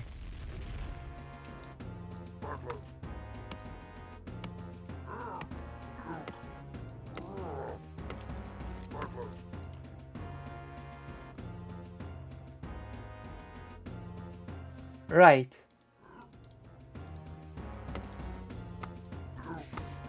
The exploitation is the problem. But the exploitation is actually a direct result of demonizing sex work in a way. You know? Because a lot of demonizing of sex work stems from purity culture. It's treating women who do this trade as somehow worse, lesser, and that opens the way to the exploitation, a lot of it, you know? Of course, this is a very multifaceted problem. It's a very multifaceted problem. But it is worth discussing, for sure. It is worth discussing. It is worth exploring.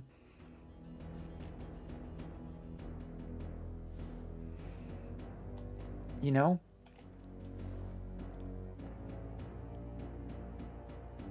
Yeah. Yeah.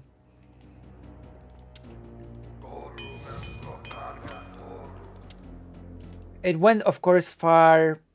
It was far worse in the past when, of course, it was said that women have the biological drive to be evil and promiscuous. But men also had the evil drives. But, and this is interesting, let's say it was interesting, let me put it that way, that men, when it comes to their sex drive, were actually framed as victims of their sex drive. That the only way for a man to do something about their sex drive was to, for example, get a sex worker, you know, to go to a sex worker, just have sex, you know. They couldn't help it. They're the victims of their own drives. But women with their sex appetites, as it was framed, meant that they were the only way for a woman to sort of do something about her sex appetite was to go on the wrong, to go to the wrong path of becoming a sex worker, to the road of depravity, the road of impurity, you know?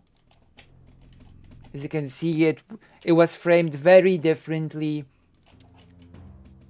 depending on who you were talking about. I think I should be extremely pro or sex worker because they are mostly a victim of how sex work under the yeah. Exactly, yeah. Yeah. You're correct. Mostly a victim reduces women's agency to deal with an exploitative society the way they think is best. No contradiction to opposing exploitation, etc. Yes, because keep in mind, treating... This is why we should really learn history. Because treating women as victims of sex work was baked into the oppressive systems. Do you know that what that resulted in? It resulted in the houses of help, which were religious organizations that took in women and reformed them, quote unquote. They were, and I'm not exaggerating, re-education camps in which women were trapped. Women were imprisoned in those re-education camps. They were like psychiatric wards for women who were sex workers. They were forced to change their behavior, or because some women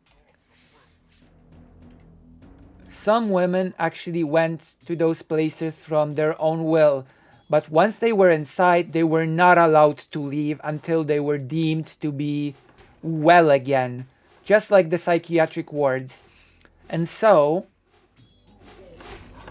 there were cases in which the women were deemed so far gone, quote unquote, that they were sentenced to being trapped in such an institution for the rest of their lives. That is a fact, you know? And that is because women were just victims who did not know any better, who could not know any better, and by extension could not act any better without guidance from above. And you can, I don't think it's hard to see just how horrible that is. And of course, a lot of women went into sex work because of the difficult economic situation. But as you can imagine, those places that in theory they were preparing the women to do honest work, quote unquote, but the problem is that a lot of those women were already doing that honest work and it just didn't pay enough for them to survive. That was the biggest problem. And those places did absolutely nothing to address this very real problem of quote unquote honest work not being enough to survive. And also the fact that even women who were not sex workers, who worked regular jobs of the time, were always under suspicion of being sex workers, which is why they underwent very intrusive medical tests on the regular. And of course, since we have intersectionality, the problem was heavily exasperated when it came. The problem mainly, actually, it was mainly the problem of women of the working class.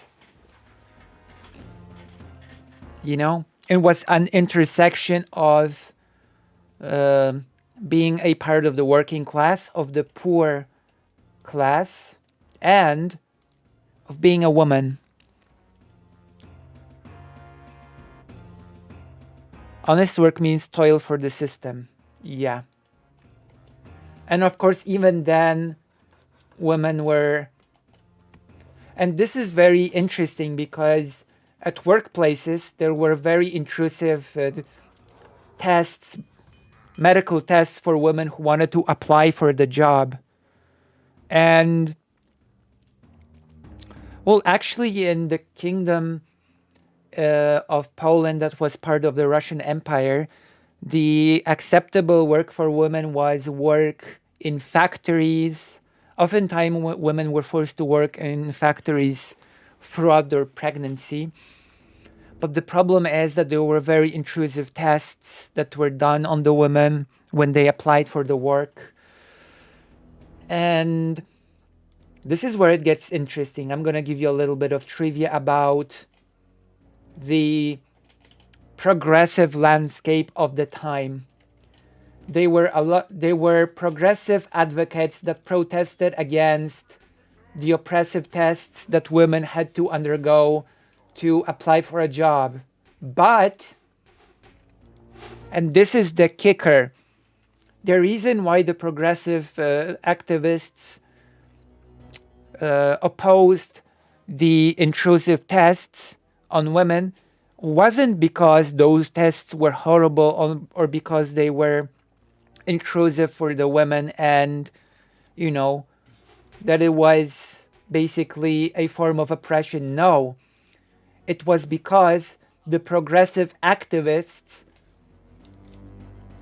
protested to good and honest women being slandered by being accused of being prostitutes. You understand? It all went back to purely culture at the end of the day. That even the most progressive of people weren't mad about the injustice against women. They were mad that the women were accused of being impure. That was the thing, right?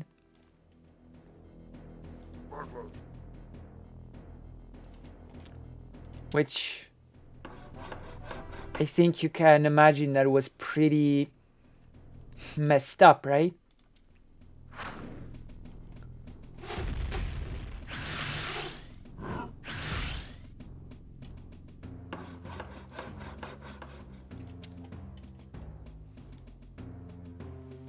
Yeah, there's a whole to that. There's a lot to that history, and sadly, there are a lot of things from that history that sort of bleed into modern day, and that we really underestimate how much of that history.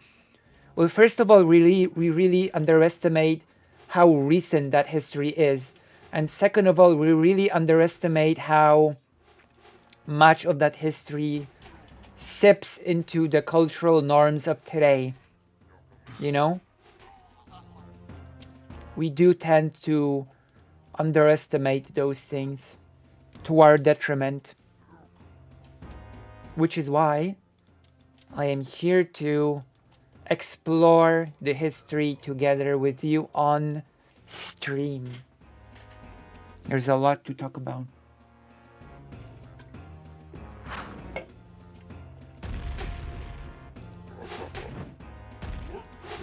You know?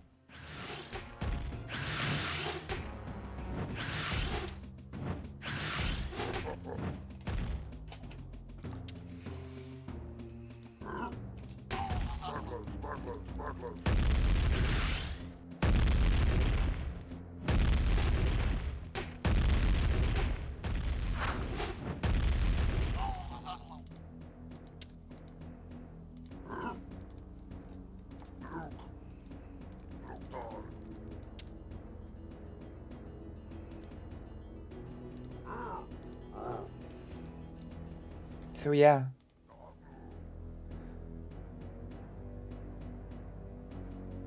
Saw your Destiny video. He loves being contrarian, doesn't he? Sort of.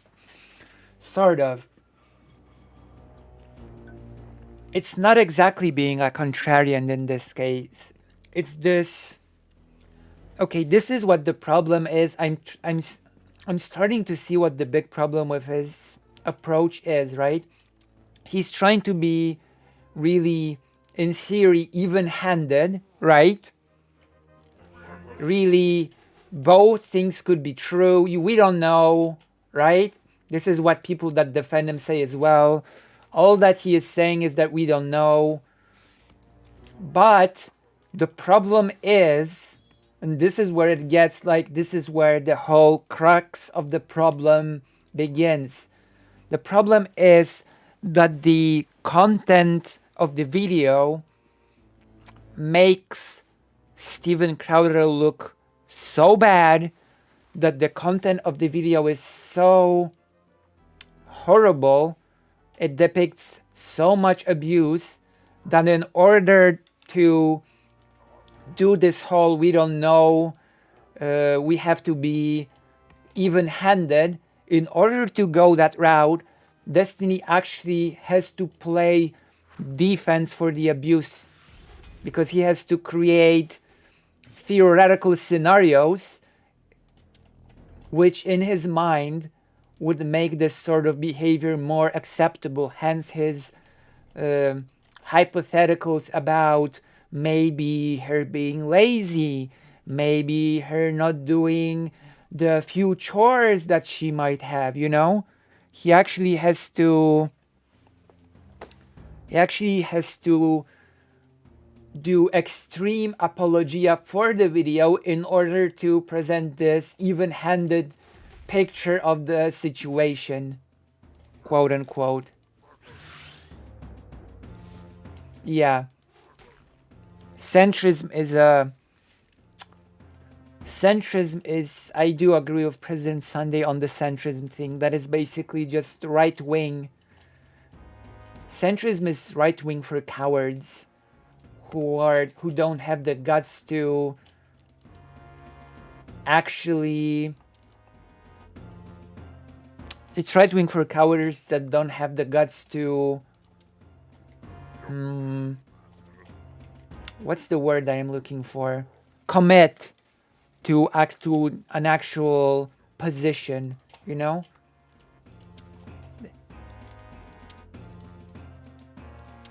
Centrism is just for cowardly right-wingers who are too gutless to fully commit to the right-wing position. That is my opinion. And I think that is basically what President Sunday's... Yeah, right light. I do think so. I hate the idea that the truth is always in the middle. The truth is the truth, no matter where it is. That can be in the middle, but it's not by the... Yeah. Saying that the truth is always in the middle is basically just a thought-terminating cliche, to be honest. You terminate all discussion by just saying, well, you know what? The truth is somewhere in the middle. No matter what you say, no matter what arguments you provide, the truth is just somewhere in the middle. That's it. That's all there is to it. It's one of the refugees of the coward. You know? That's also one of the ways to just avoid committing to a position by saying, well, you know, the truth is always in the middle. In the middle of what?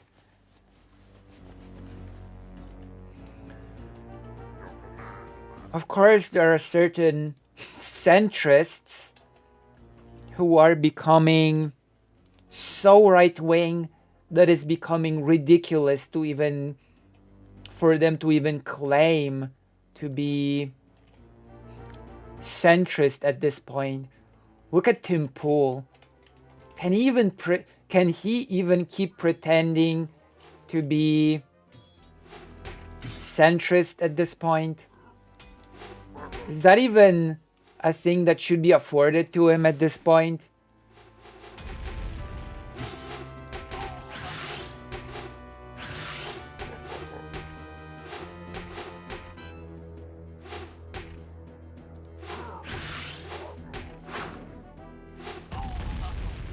Should Temple be even allowed to call himself a quote-unquote centrist at this point? When he's so blatantly right-wing? It's disgusting. When he basically said that trans people should be dealt with in one way or the other in his tweet, you know, that the problem will solve itself, whether by people taking everything into their own hands because of the ideology and the advocacy. The activism will force people to take things into their own hands. Like, we do realize what sort of language that is, right? The thinly veiled call to violence. Pretty pathetic. And thinly veiled expresses the sentiment perfectly, in my opinion. Thinly veiled call to violence. You know?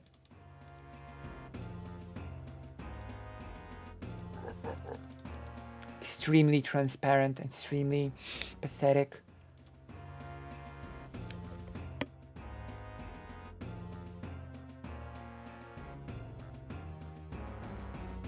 He's more beanie than man now.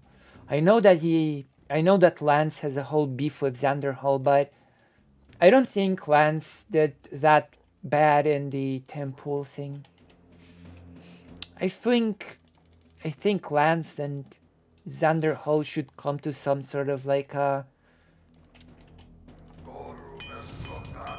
I don't know. At this point they should just talk it all out instead of just making weird snipey videos again, you know, on one another. People are allowed to call themselves whatever if you want to get technical, but no one believes him anymore. True. He's being quite transparent in his ideologies. He's being quite the transparent boy. I've got an example. Okay, I've got the perfect comparison to another group that I'm not a fan of. Tim Pool saying that he is a centrist is basically like people that claim to hate drama but center their content exclusively around drama. You know those sorts of creators? Should I name names? Should I name names of those creators? Hans is friends with people who slander Zan. Yeah, I'm not saying he is not justified. That's the thing. I'm not saying Xander Hall is not justified. I am, however, saying that it's sort of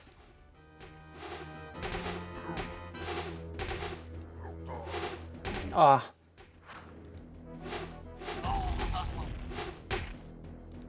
am saying that it's becoming time for it is sort of becoming time for them to, how should I put it, duke it out, you know?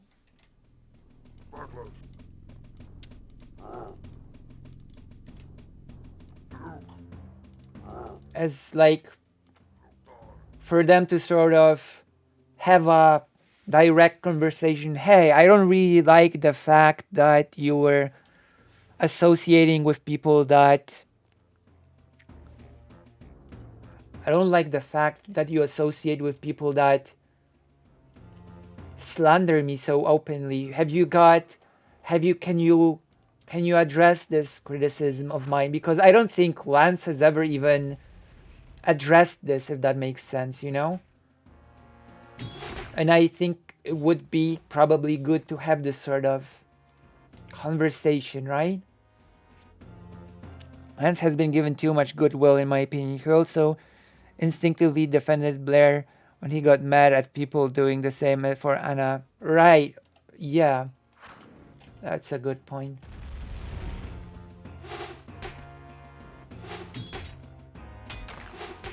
Yes.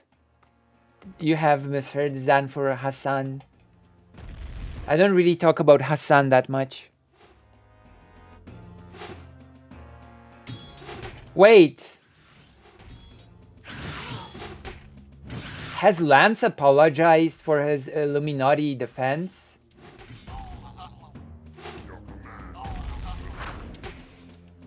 Wait, has Lance apologized for that? I didn't know that happened.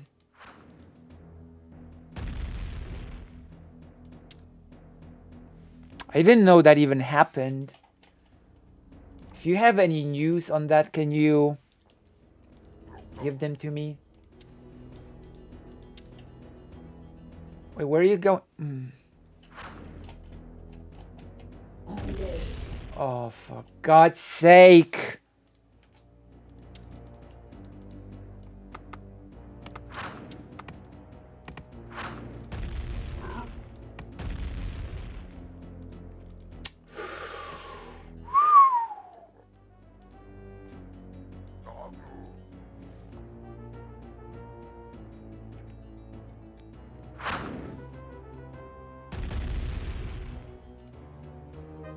God.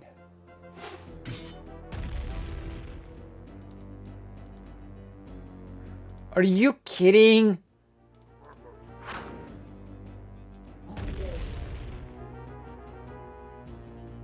Oh, God.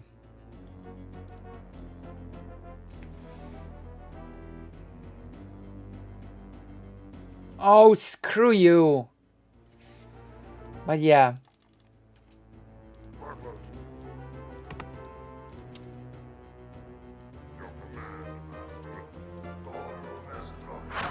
Doru, Nestra, Gargamela.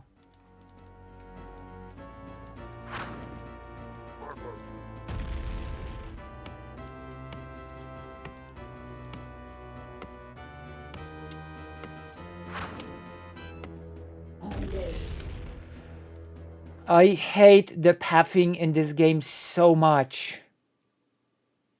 Yeah, I am annoyed by... Wait, wrong save.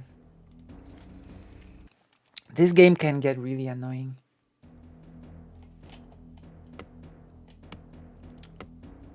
I will admit this game can get a bit annoying. Okay, I am going to read the chat a bit. AoE 2? Wait, what is AoE 2? He said they were these. Okay.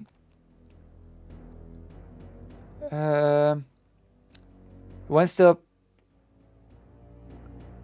He gave a weak apology, a weak self-serving apology, kinda. If he wants to apologize, he needs to apologize to the click one topic and wonder directly. Walked it back, said he didn't agree with the title, but like he could have taken it down earlier. Apologized to the people. I thought it was okay, better than Blair's for sure. They stood up for Blair's abuse, and for that, Lance called them sexist. The weak apology doesn't cut it. He said they were conspiring against a woman on the internet. Calling abuse victim sexist for standing up for themselves. Nah man, he can apologize to the victim directly.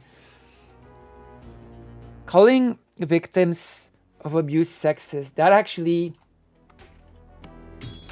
maybe I'm drawing an incorrect comparison here, but isn't that sort of what DJ Mule did?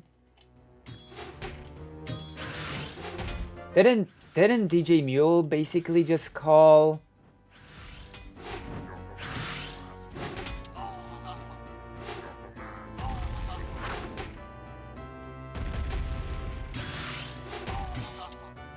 Didn't DJ Mule sort of just call Xander Hall sexist for,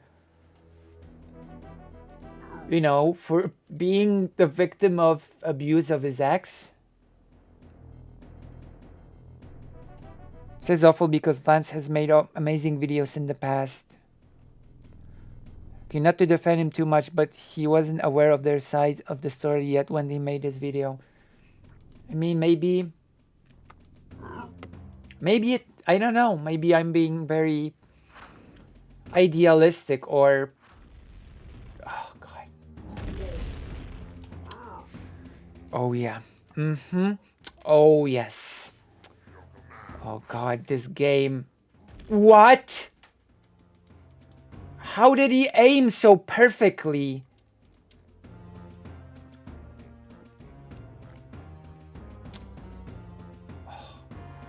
So what I'm trying to say... Oh no, I have not played Age of Empires 2. What I'm trying to say is maybe it can be better, right?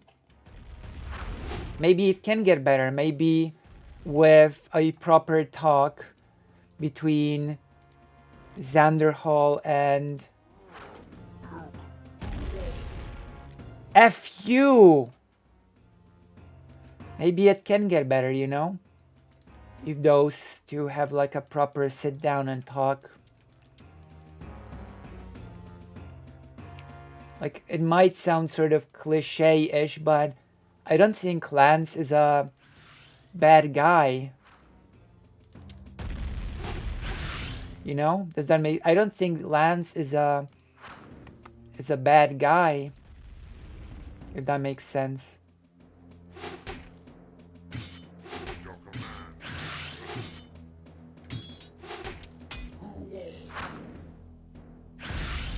Oh, of course I missed. Of course I missed.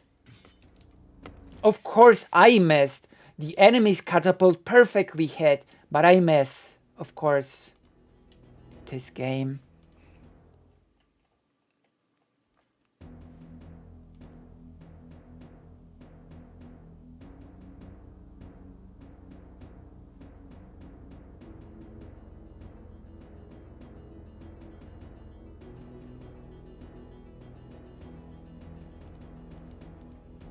Well, we all do make mistakes, but I don't know.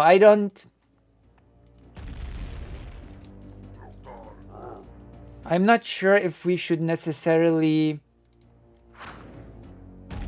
Oh yeah, somehow the enemy's catapult has perfect aiming and my catapult just kind of sucks and is useless. That makes perfect sense. The enemy has perfect aim. God.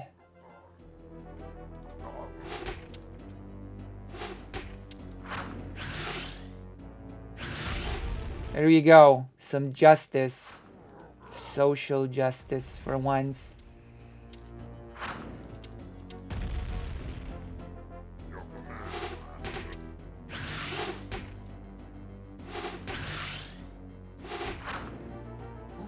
Did my catapult attack my own unit? Did that really happen?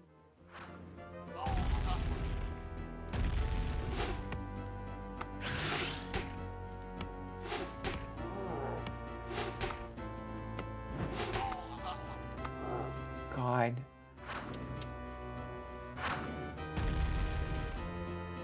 Reaction of justice is when capital obliterate. True.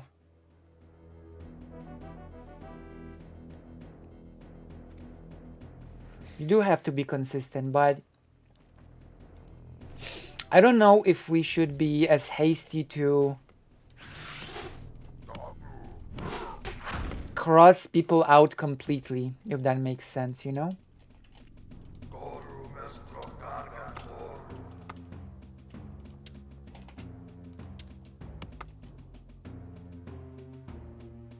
Does that make any sense?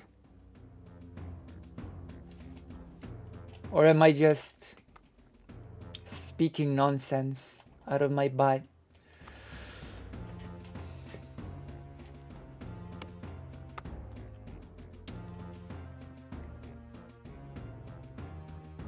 Right.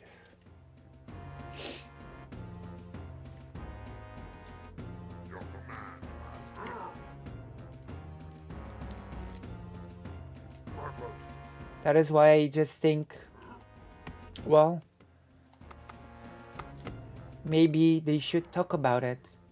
Maybe there should be a bigger, like, talk about it between all the parties involved. Because I'm not sure if the making of videos about one another, why I dislike Xander Hall, why I dislike X, I don't think that's very productive. Just creating segments about one another, you know? I'm not sure if that's productive in any way. I mean, Merrick and Xander Hall were in a pretty bad spot at one point, and Merrick facilitated a pretty nice talk between them.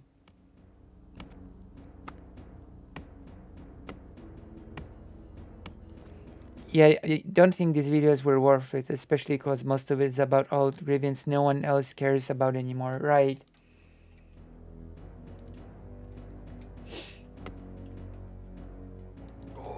If you want to build solidarity, you need to work up the courage to sort of own up to certain things.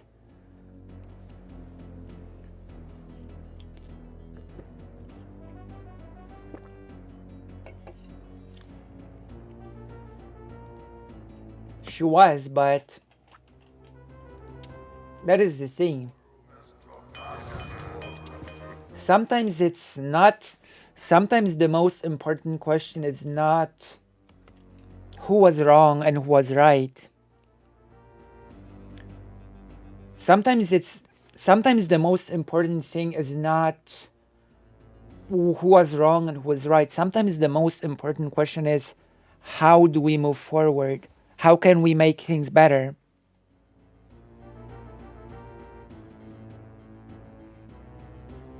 Like, I don't think the most important question, for example, when it comes to the Merrick and Xander Hall thing, was who was in the wrong and was right. It's the most, at some point, the most important question becomes, how can we make this situation better? How can we move forward from this situation that is not good? How can we work to make this better? And sometimes it just requires one person to sort of own up to the bad things they did. Yeah, I agree. But it also has to be in the spirit of wanting to resolve the situation in one way or the other. Does that make sense?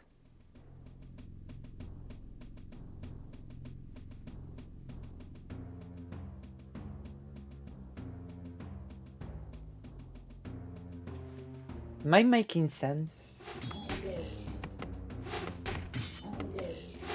Oh God.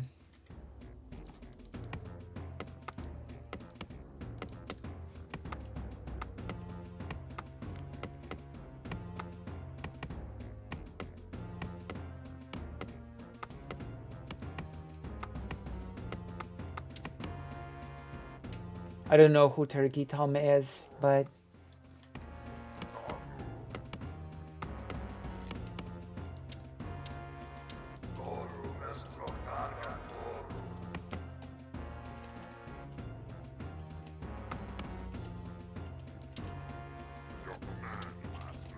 you're right, but you have to keep in mind that moving towards resolving a conflict will always have a better positive impact than festering a conflict, you know?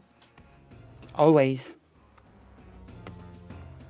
If you just leave a conflict to fester, then the impact will be more severe than trying to resolve it, right?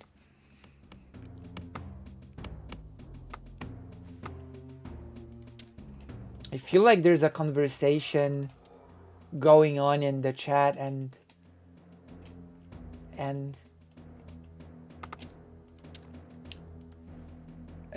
what I'm saying is not taken on board.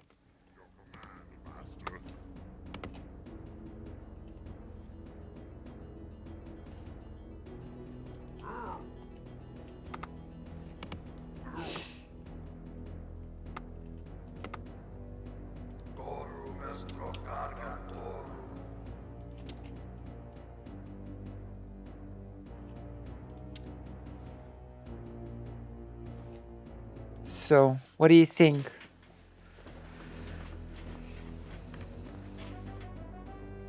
Yeah.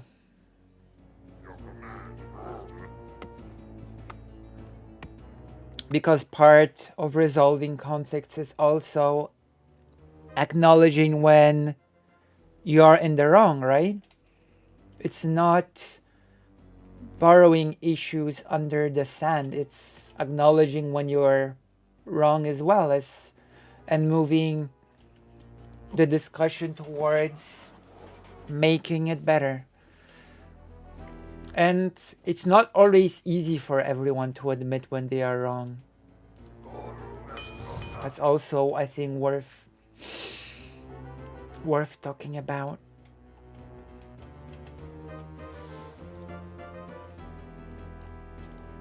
Does anything of what I'm saying make sense to you?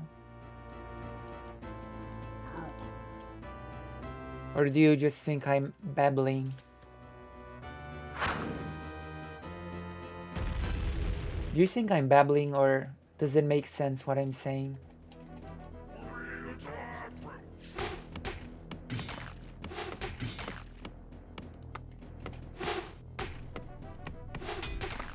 Thank you. Oh my god.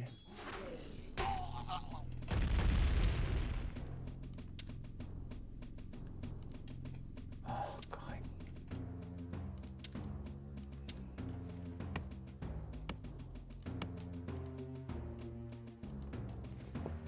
I don't know. I just think that maybe even if it would end up with them cutting ties, or well, they don't really have any ties to begin with, but even if it would result in them being not friendly, but I still think it would be beneficial for Xander Hall and Lance to just have a direct confrontation slash talk.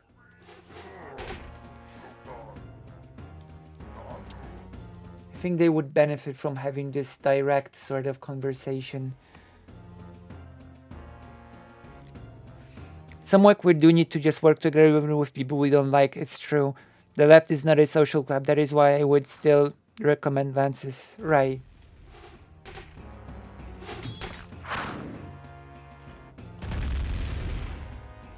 And you don't really fix problems by not addressing them directly. Yeah. Maybe they can dislike each other in a healthy way, like still see the value in each other. Yeah.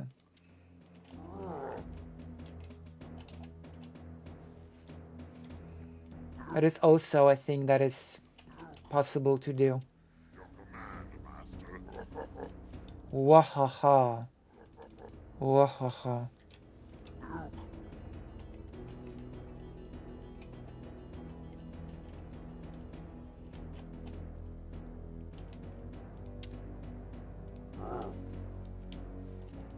I have no high opinion of Lance, but I respect a lot of things about him.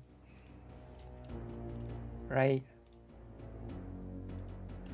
Of course, I'm still a person that's not really huge, but I'm not even sure if Lance knows who I am. He's a good interviewer. I appreciate that he isn't quick to burn bridges. Overall, his political opinions are good. Right. I know Xanderhall knows who I am because he got angry at me when we've been playing World of Warcraft together. So I know he knows who I am. I doubt Lance knows who I am though.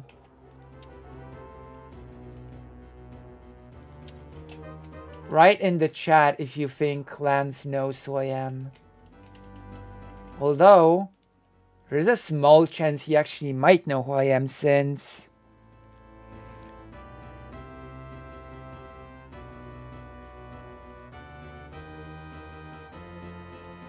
Well, we all get heated from time to time. But the most important thing is how we move forward. Yeah, actually considering that the fundraiser, maybe Lance does know who I am.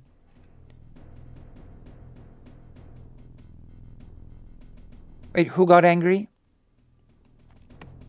Your command, Master. Wait, I'm sorry, who got angry?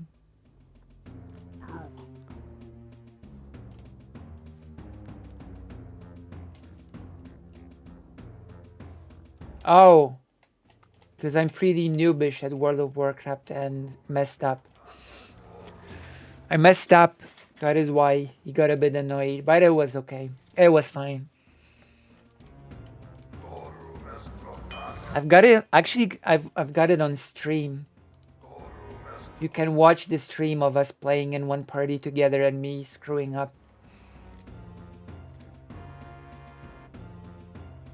No. Like, I'm used to Final Fantasy 14. I don't know mechanics like quest sharing or whatever, you know?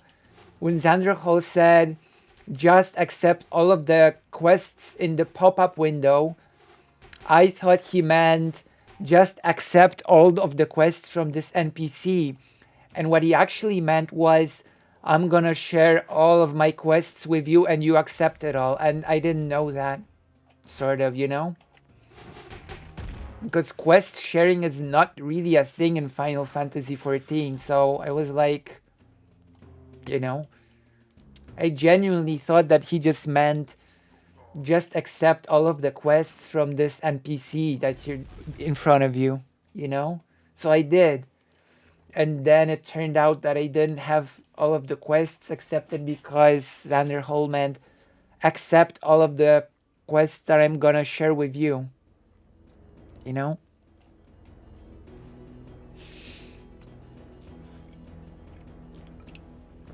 It's the start of the game. Like you can't really speak of any sort of DPS at that point. There's not much DPS to speak of at that point.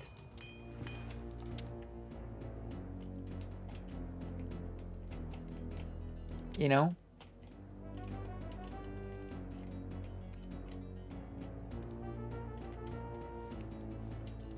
But yeah. So I know Xander Hall knows who I am. It's not so obvious when it comes to whether or not Lance know who I am. Ducks per second.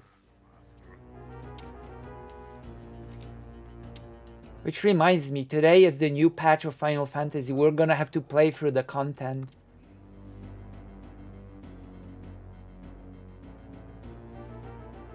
I'm gonna have to play through the content. Today's a really Time to do a checklist till every lefty knows who you are. We could do a bit of a checklist right now. So, Vosh knows me. Demon Mama knows me. Sanderhull knows me by, even though it's in a different way. Who else knows me? Who else knows me? Josie Rose knows me. Shark knows me because I've been in his chat and I've been pretty active in his chat. So Shark knows me.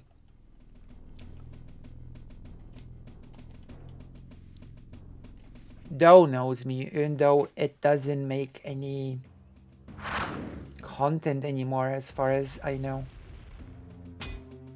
Present Sunday, yeah, of course. Present Sunday.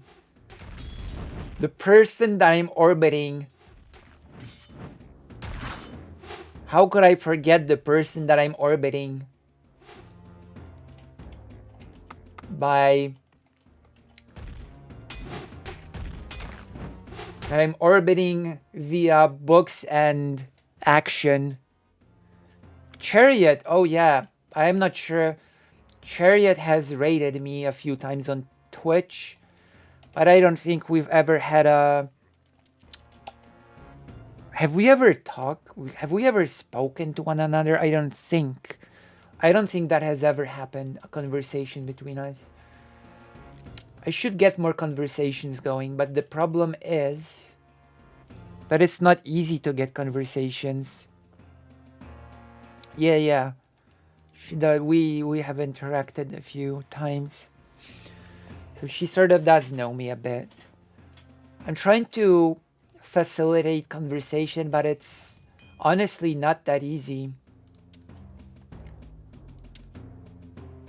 People sometimes don't read messages. It's not always easy to establish contact with people in order to try to get them to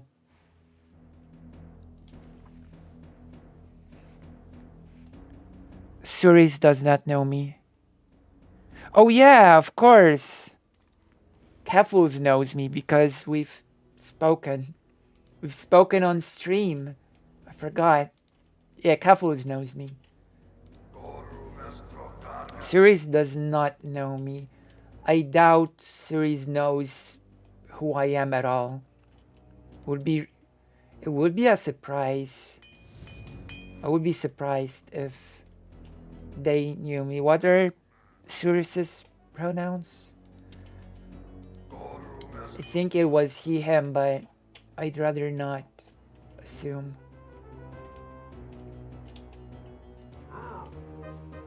I'd rather not assume.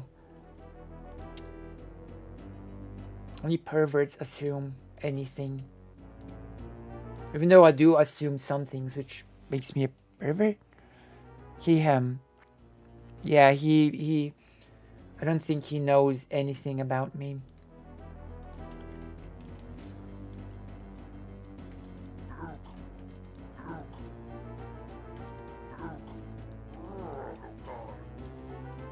Demon Mama said she sometimes tunes into my streams.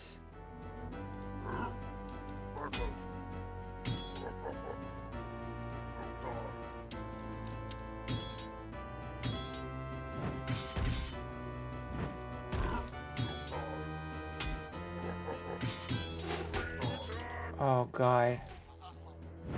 Can we move away from the poisonous fog?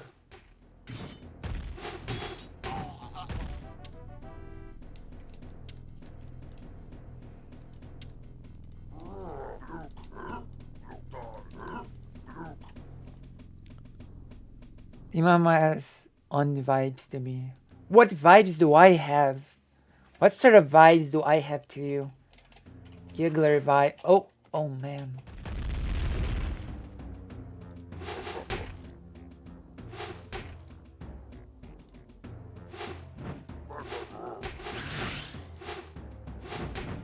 There you go. Owned. Destroyed.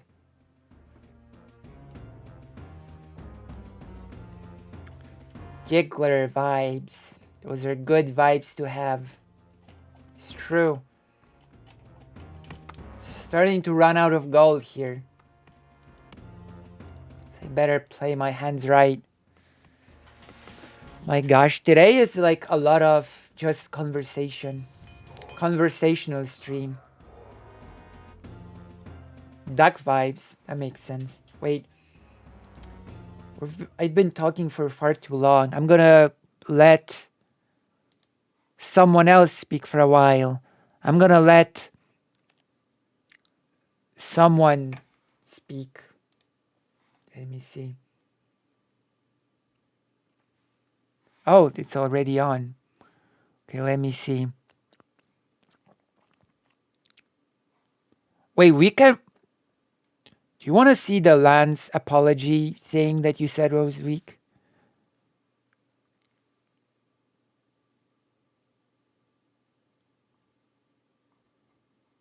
Oh gosh. Let me see.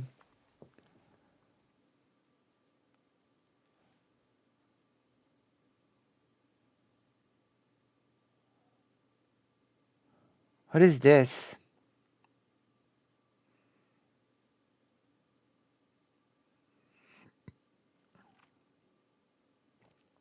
Vash and Zen take the L?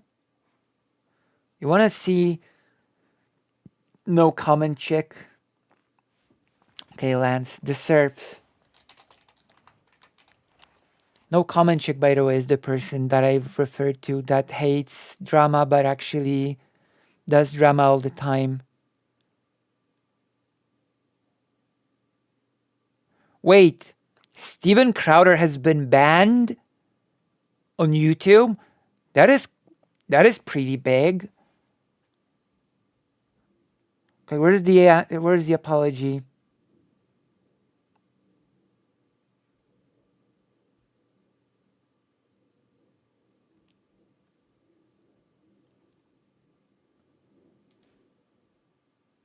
Oh my god. That is good news. Which one is the apology? Is it the leftist mafia? Okay, send me. Okay, send me. Send me everything. Okay, this is it. Okay, we're gonna click it. That's new. That's music is new.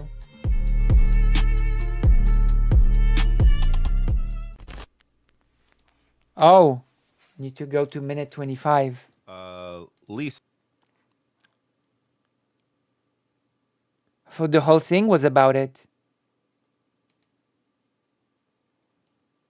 Okay, let's go. Like y'all are so Someone should create. Blair, y'all didn't ask Blair missed this show on for like mad episodes. Probably like half the episodes he's been gone. Right. Yeah. Y'all barely had no Blair. Now y'all over here like, oh my back. Make a statement. Make a statement. Ridiculous. Oh my god. Well, I saw Someone one should- comment so- that was like, sorry, go ahead, Matt. I would say someone should get the data from all the episodes and create a bar graph of how long each of us has spoken on the show. Yeah. Without a doubt, I think y'all Blair's would on the find bottom. Oh my god. I would have guessed that it's For me and Oleg. That is the most leftist audio of all leftist audios. Oh my god. That actually hurts my ears. Why? Why? Yeah, it is a bit... The whole situation does feel a bit weird. Laughing it off. It does give... Yeah, that does leave a bad taste. It is one of the thing that President Sunday actually does really well, even though it earns him a reputation of a very stiff person. But the fact is that he doesn't partake in this sort of weird laughing it off behavior, you know? He treats the subject matter pretty seriously, you know? Which is why I'm a President Sunday orbiter. It's because he treats serious matters seriously. If that does it make sense? Does that make sense?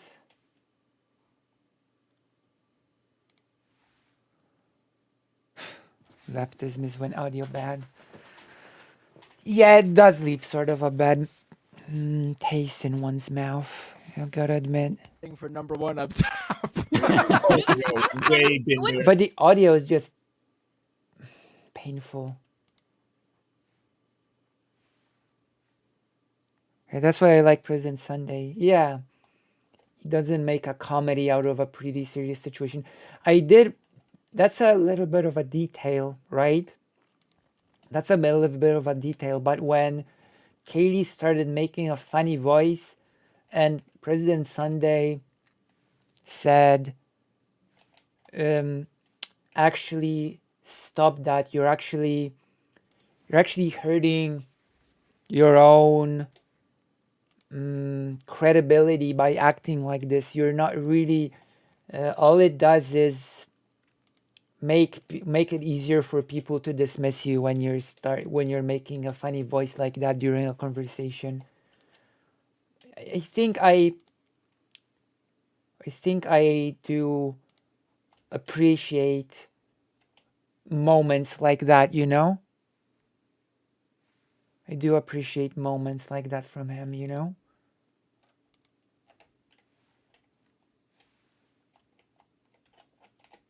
And by saying this sort of behavior really does not work in your favor, which is, by the way,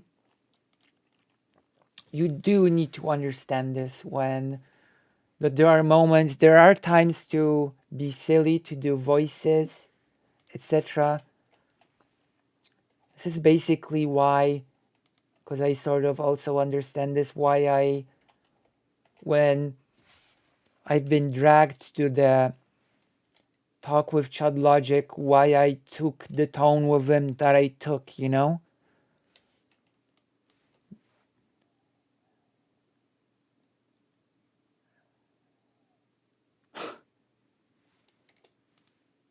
Here's these feelings of unaliving against. Can you?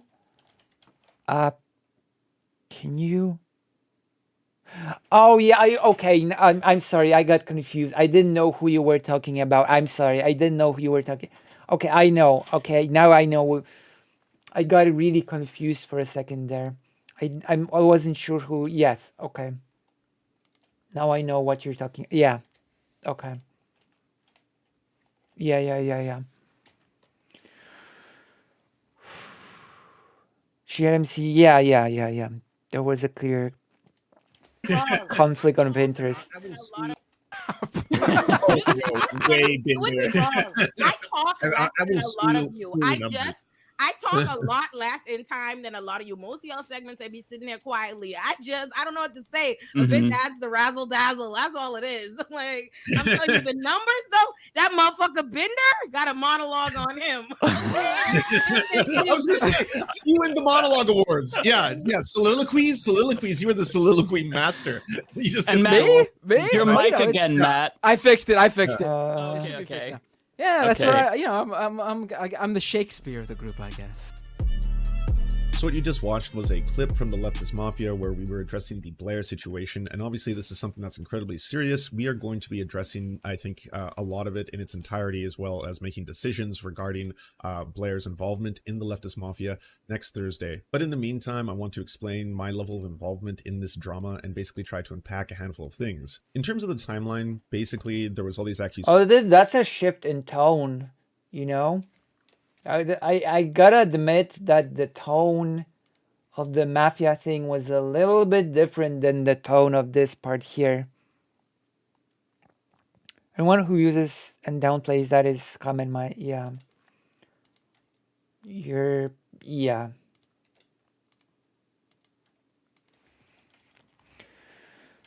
Yeah. On Twitter that were levied against Blair. I then approached Blair to say, hey, they're accusing you of things like not paying editors and being verbally abusive in a Zoom meeting. She said that she had receipts to the contrary and that the Zoom meeting was being taken out of context and that she was going to release a video to basically clear the air. I then reacted to that video live on my stream, and then I went off to go do the Tim Pool debate.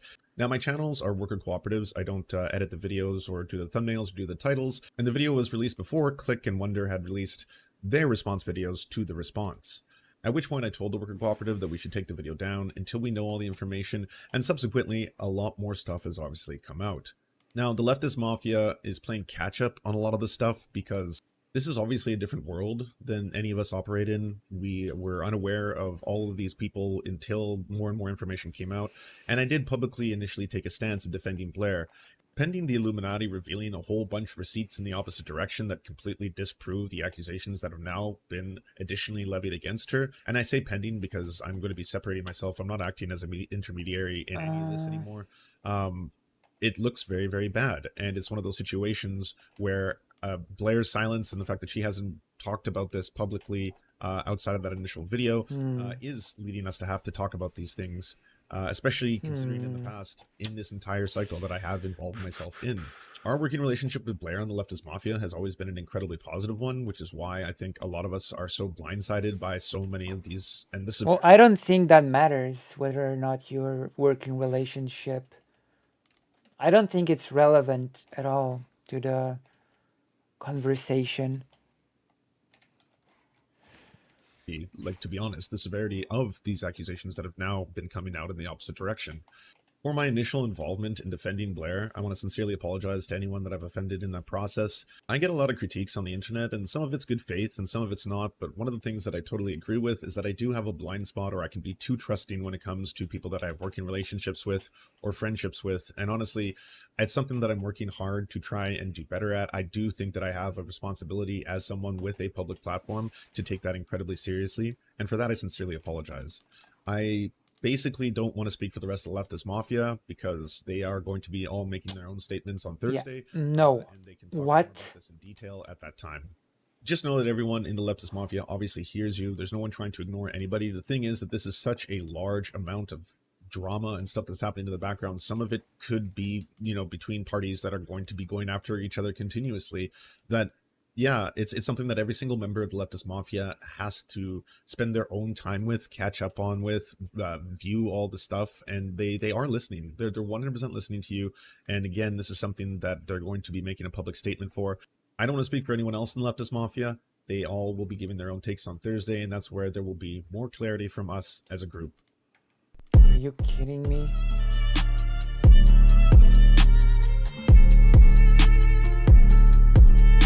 I'm that's a very PR statement. I'm gonna say that.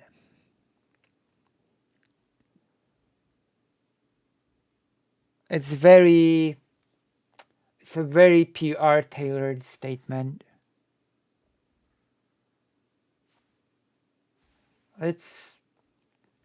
Well, I guess it's more of a PR statement than an apology, but yeah, that would have been much better. Yeah. Well, that is unfortunate.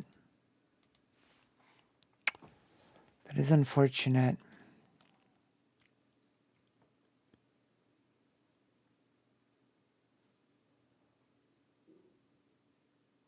I wonder if I don't think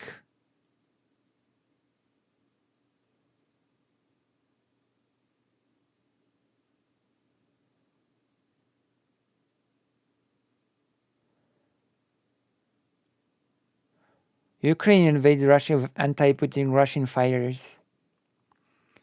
Might as well look at this next, but I'm not really a big fan of these sort of PR statements.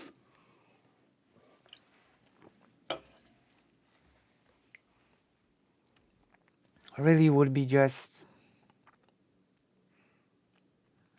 I can understand that.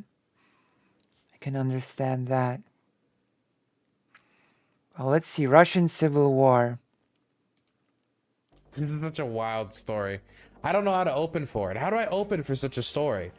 Because this doesn't even sound real. When I put the title on this video, the title is what is it gonna be? Ukraine invades Russia? People are gonna see that. They're gonna roll their eyes and they're gonna keep going. They're not gonna believe me. Ukraine invades Russia? What do I say? Russian insurgents? Because a lot of these people are former Russian military that are invading. We got the Freedom of Russia Legion. We got the Russian Volunteer Corps, even though they're more Nazi. $5. It's a special military operation. Yeah, I guess we could call it a Ukrainian special military operation into Russia, maybe a counter-terrorist operation.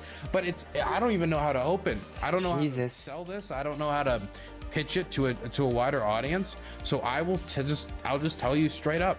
So earlier today, in the wee early morning hours and late last night, there was an invasion of Russia. And when I say invasion of Russia, I don't mean under the Russian constitution, technically, Zaporozhye and Kherson and Donetsk and Luhansk and Crimea count as Russia. So anytime Zaporozhye being counted as Russia is the biggest joke I've ever heard. The land of the Zaporozhian Cossacks. It will never cease to amuse me. Takes a little bit of territory back. No, I don't mean that ideological hoo-ha nonsense. I don't mean what Russian state TV would call an invasion of Russia. I don't mean that. Right. I mean what is internationally recognized as Russian territory. Nothing that they've taken from Ukraine illegally, nothing that they've captured through the 2014 Crimean invasion or afterwards. We're talking about Belgorod province. If you want to know where Belgorod is, one second. Where's a good? Maybe I can do map. Wait, will it show my location if I go to map? Wait, why is he pronouncing it like this? Will it? Will it? I'd really like to not dox myself. No, it won't. Okay, good. So Belgorod, for those of you who don't know, is right here. It's right above Kharkiv. Actually, about 2 weeks ago, I was not far from Belgorod. I went to Kharkiv and I went into the area here, in this area, I won't say exactly where, to do an interview with a right sector nationalist Ukrainian soldier about right sector's ideology and about him fighting in Bakhmut against Wagner. If you're looking for that interview, it should be released by the end of the month. Hopefully, we're aiming for that. And it'll be on my main channel, Dylan Burns TV. But around here, there was an incursion into... I need to get a follow-up talk with Dylan, by the way. Coconut Island Citizen, have you seen my talk with Dylan? Have you seen my talk with Dylan Burns? If not, then you should. You owe it to yourself to watch my talk with Dylan. It was pretty nice. I even got a warning from YouTube because of it, and I had to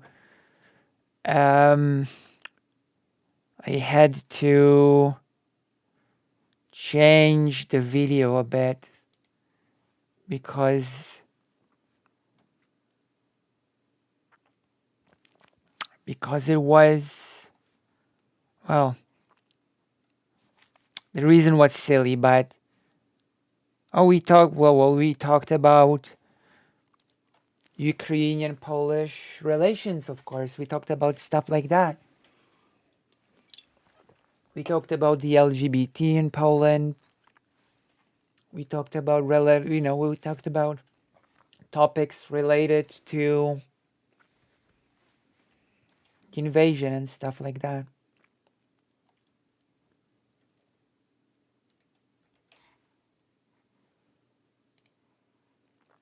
I've covered the talk President Sunday had. But is internationally recognized as Russian territory. I think the free map, Deep State map, Deep State map posted a version of this that shows the area that is currently contested, and they don't know if the Ukrainians control it, if the Russians control it. A lot of this is still up in the air. A lot of this is incredibly blurry.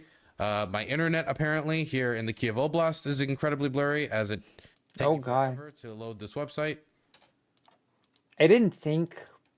Okay, maybe I don't know. Here it is. Here it is. I really don't know what the internet quality of Ukraine is. That is a good question. What is the internet quality of Ukraine? What is the Ukraine internet quality?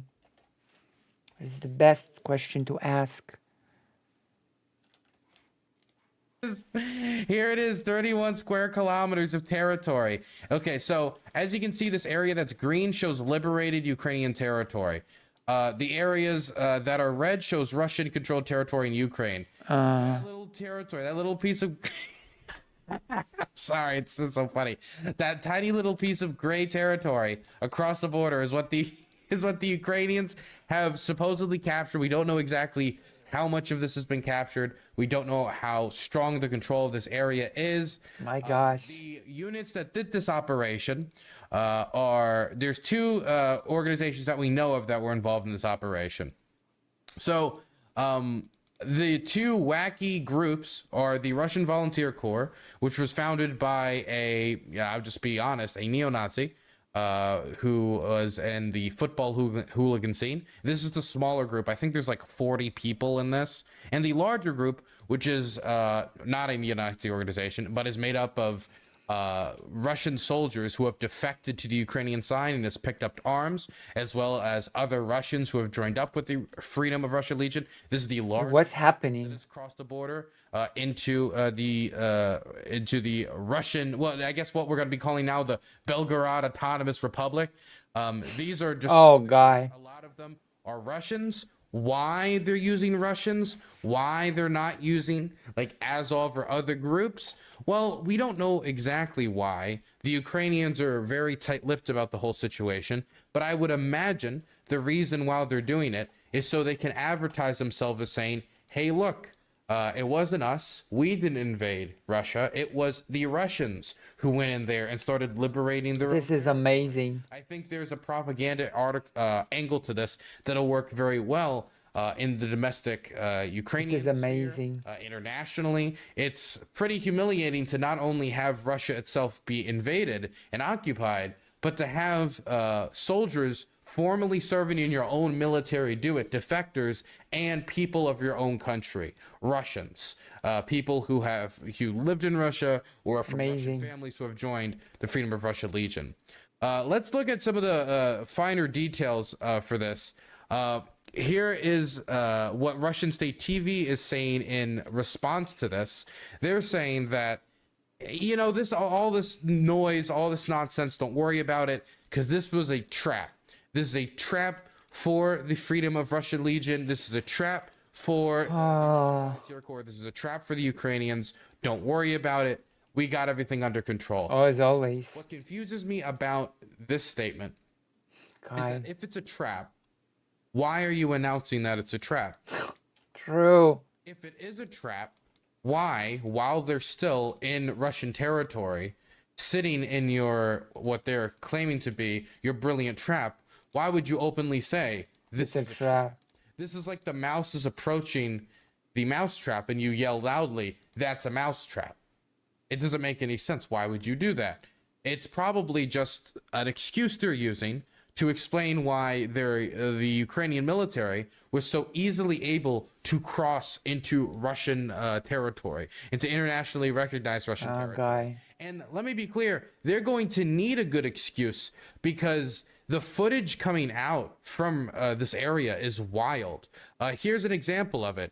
Here are Russian civilians fleeing the Belgorod Oblast, many of them just driving in their civilian cars. There's another picture that I saw circulating around of just like hundreds upon hundreds of cars lined up trying to get out of the Belgorod Oblast because they're now fearful of Ukrainian-backed saboteurs, Freedom of Russia, or any type of Russian partisan activity from anti-war activists, and the fact that the war is being brought to their oblast, to their community, to their area. And so now they're running away. And these people are obviously going to be wanting an explanation as to why they have to flee their community. Again, this war was supposed to last a week. When you look at a lot of the early war propaganda, it was very much advertising as a short war where they quickly go in, do the quote-unquote denazification, get out, everything's fixed. They got their own government in Kiev now, and they don't need to worry about the Western degeneracy. That has not come to pass. But not only has that not come to pass, But now the war that they thought Yeah, that is true. to the heart of Ukraine, That is sad but true. Lviv, to Odessa, to all these locations all around Ukraine. Civilians, yeah. Always the victim of wars. The civilian population. Is now being brought to them. And that's going to be a big shock to the system because we haven't had anything like this happen yet in the war. Well, technically, according to the Russian constitution, the Ukrainians have occupied Russian territory because the Russians now consider all of Zaporozhye, all of Kherson, all of Donetsk, Ridiculous, all of Crimea by the to way. be part of Russia. Zaporozhye, come on. This is the first part of Russia that has been occupied by the Ukrainians, with all that other territory Ridiculous. being internationally recognized as Ridiculous. Ukrainian territory being liberated by the Ukrainian army. It's pretty wild, man. And Russian Telegram is unironically panicking. I mean, they are going crazy. I don't know if we have a few of the Telegram posts. If somebody does in chat, you can link them.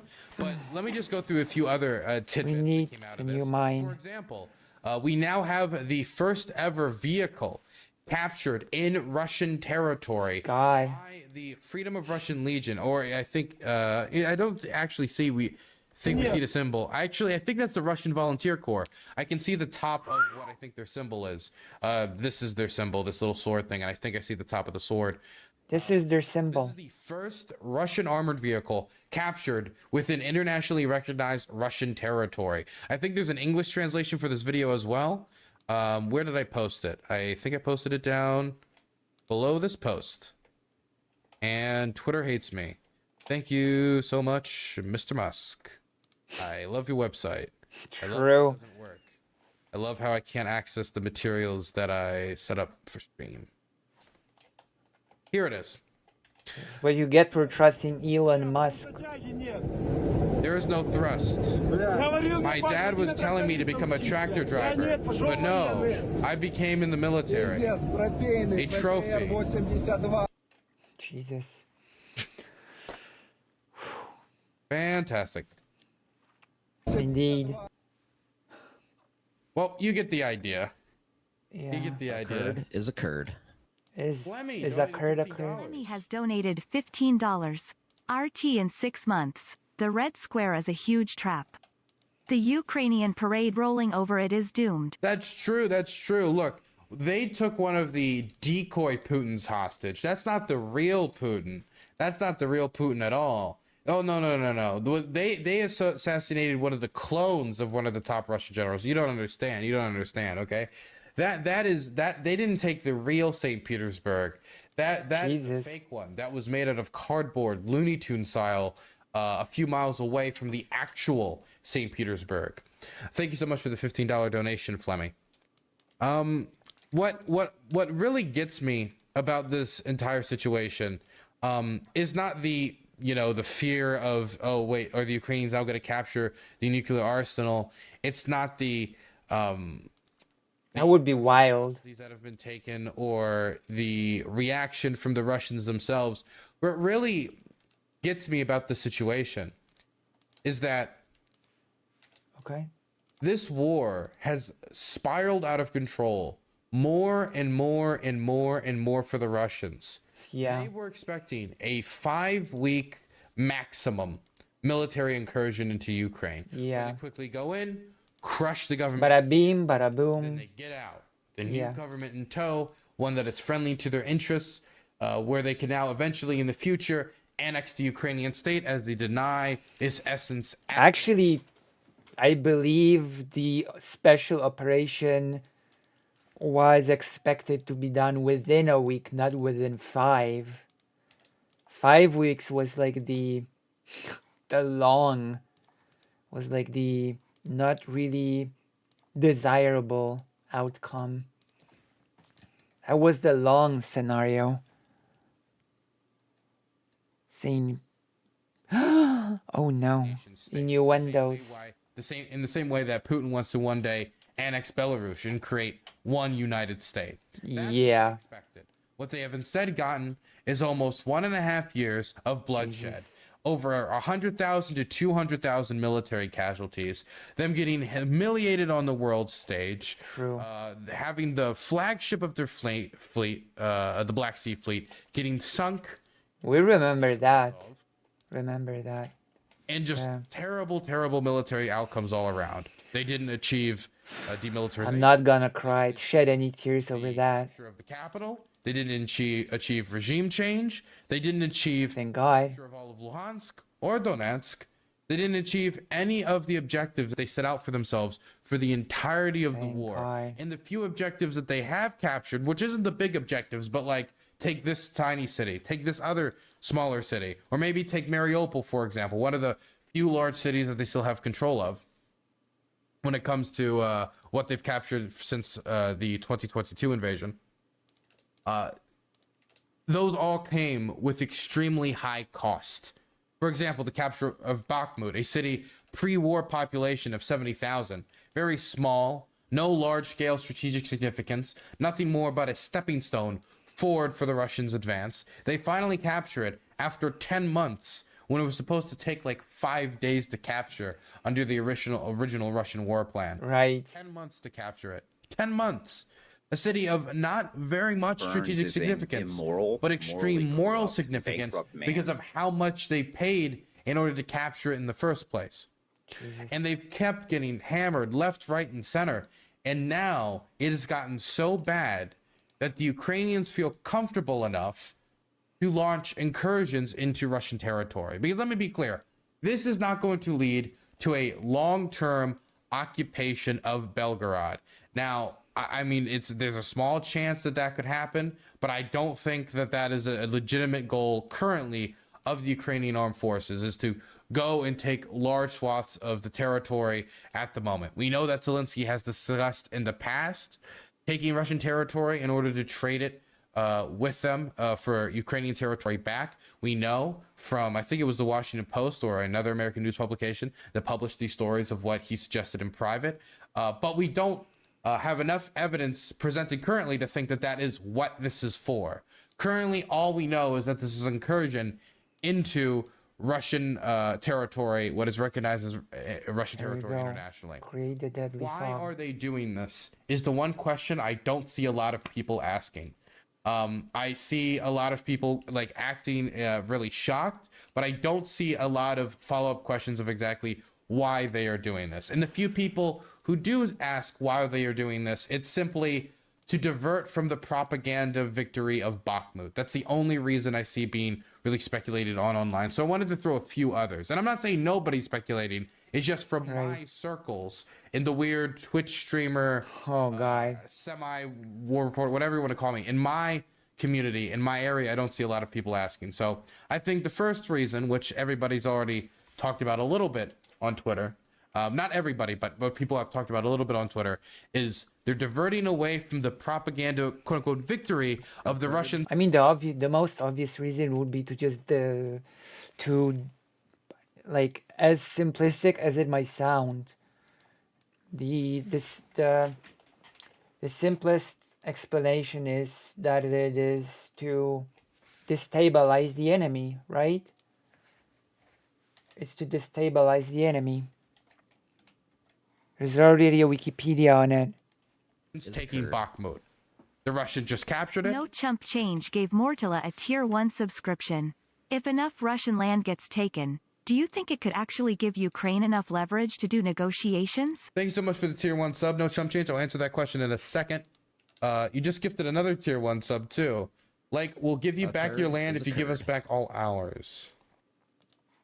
No Chump Change gave Sook CCKKKK a Tier 1 subscription. Destabilization would be a strong We'll give you motivator. back your land if you give us back all of ours?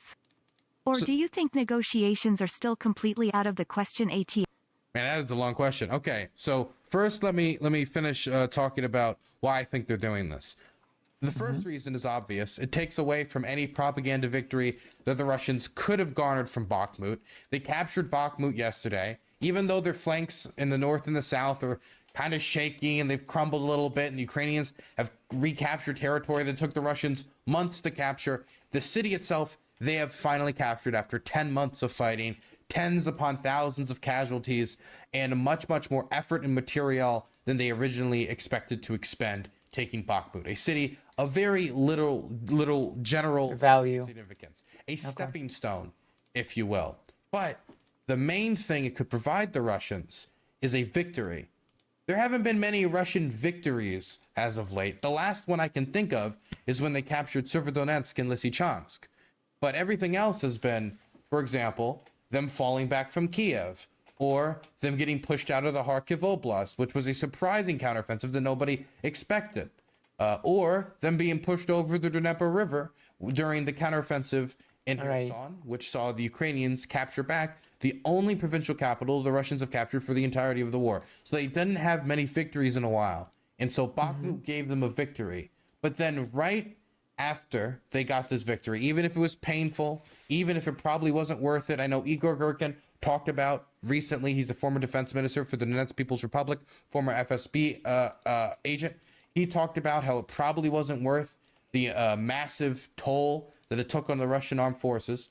But 24 hours after this news breaks of the Ukrainian military, of Russian partisans, Russian militias, anti-Putinist militias, invading Russia proper and occupying territory in Belgorod. Right, nice. Any propaganda victory that they could have irked out of this orange that they've been trying to juice for 10 months evaporated almost instantaneously. True. Now, Good. the great mighty Russian bear has been invaded by a few hundred anti-Putinist fighters, its own citizens, with, in some instances, American-provided material. It's embarrassing. It's sad. It's extremely sad. And now all the talk about Bakhmut has evaporated. I'm not all that sad. And Jackson Hinkle and all the other people. I'm not very sad. About Bakhmut, how it was a gigantic victory. I'm not super sad. Disappeared. And now it's all either trying to cope about these people taking over Russian territory, or them freaking out about how this could possibly happen. I'm not super sad about it. On Russian social media, saying that this is a further example of the Russian military's corruption. I'm scared of our people gonna become so mad that massive mobilization will be less controversial, and Russia would go mass mobilization after takeover of Belgrade. But who knows? Maybe we really have no red lines. Its ineptitude and its inability to protect the Russian state. And even though he's saying that most likely for political reasons, to continue to jostle with them and their ongoing rivalry, he's not wrong. He's not wrong. So the propaganda effect is clear. The 1 second where the Russians thought they could breathe a moment and say victory has been snatched out of them almost instantaneously by the Ukrainians bringing the fight to them through an unlikely proxy. Now, that's the first reason. The second reason, and I'm not a military expert, mind you, but from what I've been told about this, I do think it is a good question to ask.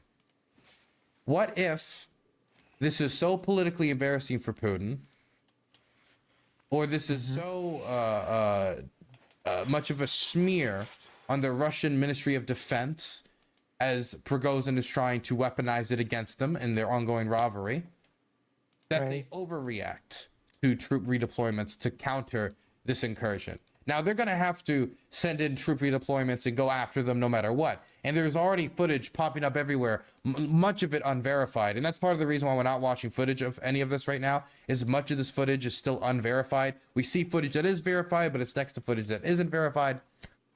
Of Russian troop redeployments happening. And that is going to some extent, strain the Russian resources. But what if they over-redeploy troops, not only to deal with this incursion, but to all of the locations across the entire border regions in order to try to prevent an incident like this happening again? Because if it's this embarrassing for the Russians, what stops the Ukrainians from taking back out these Russian fighters, these Russian fighters in Ukrainian service, and doing it again at another location across the border, and again at another location? And therefore, the Ukrainians have turned into almost like Fallout raiders, just sending a crowd here, destabilizing Russia, as I said, humiliating them over and over and over again in these cross-border incursions, which we already know that saboteurs have been engaged in activity in Russia itself for a while. And Belarus. So the fact that this happened, while it's mind-boggling because of the enormous historical statement of Russia itself being invaded in some capacity, the signs were on the walls for something like this. I mean, let's be honest. Like, It's not really some historically enormous thing that Russia has been invaded a bunch of times historically, so let's not overstate the mind-blowingness of Russia being invaded.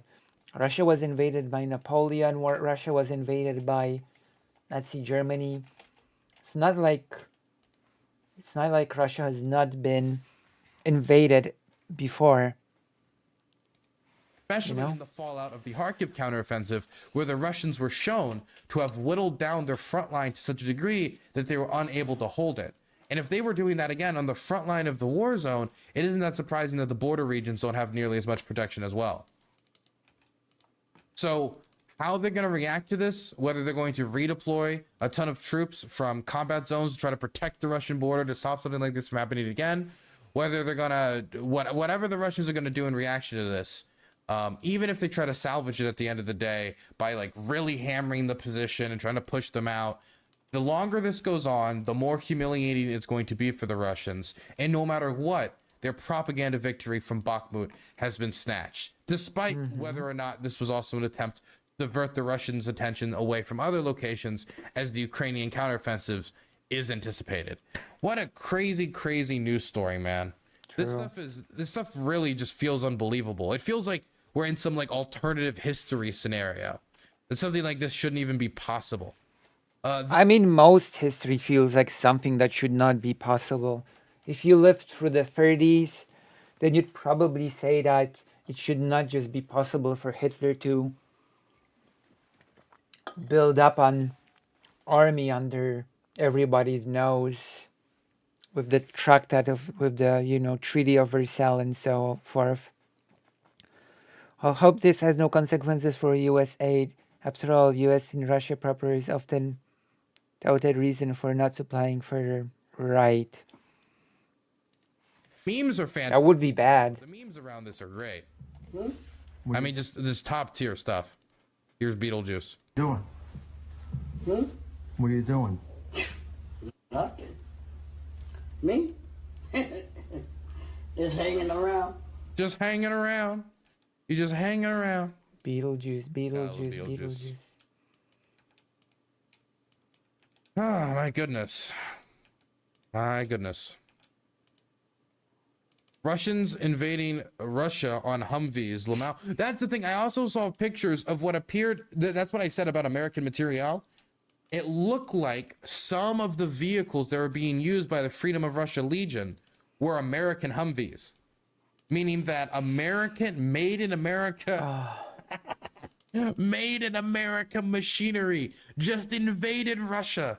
The ultimate wet dream of every American weapon ever created. Jesus.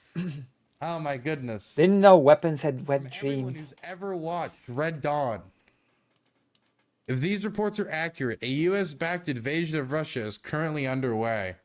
I mean, factually and technically true.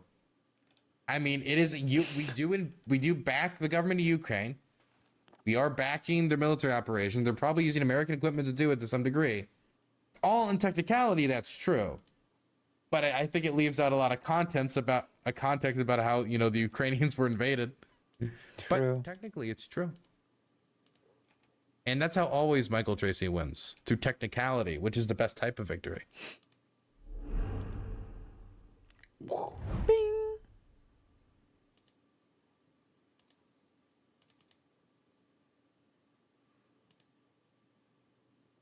Oh, thank you. Thank you for watching this with me. We're now gonna go to the next thing. Wow, that was wild. And it's still ongoing. We might look into it later. Who is right? Oh, forget it. The quartering melts my brain until it's nothing. There we go. We've discussed Xander Hall today. Let's go, Xander Hall. The quartering. We've got an we've got a British quartering. So it's called Chud I Logic. don't really think I need to do an intro or like an explanation for who the quartering is or why he's cringe and bad and why we're going to be dunking on him. I feel like at this point you all know who this guy is. He's very pathetic. He pisses in his basement, all that good stuff. But he Is it good to piss in your basement? that you guys in chat have really wanted me to watch. Chatters have been sending me this time and time again. The video is called Target Faces Massive Boycott After Appalling Fines by Parents in Swimsuits for Kids to Tuck It In. Oh God, I know about that. Oh my God. I guess. It's Pathetic, more like. I'll admit, but you know, let's topic. see what this is all about. I am a drag queen and a children's book author. Okay. All right. It's a nothing burger. Did was like an LGBT like drag queen thing, and then Chuds got mad about it, and the quartering's gonna lie about like what's actually happening, and say it's like some grooming thing. I need to strengthen my defenses.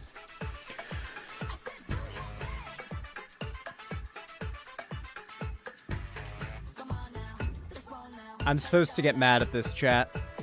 This is supposed to make me angry. Doesn't it? Doesn't it make you mad? I'm supposed to be getting mad at this. Why aren't you getting mad? That's totally Target. Okay. Wait, okay, I will admit. All right, hold on. I will admit they definitely played into the meme there where they said we love to target your kids. That might be one of the most blatant like that is pretty fucked up in regards to like rainbow capitalism. For them to be like, we love to target your kids. Although to be fair, that might have make them mad. That might have been an edit, actually. Actually, okay, come to think of it, the quartering will very oftentimes start his videos with an edit that he had one of his people commission.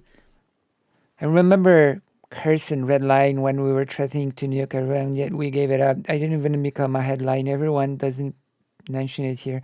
I already memes about our red lines being brown. My guy. Related to the thing he's covering, and he won't really clarify it's an edit. So that very well could have been an edit. That was very likely an edit. True. Editor. That's totally Target.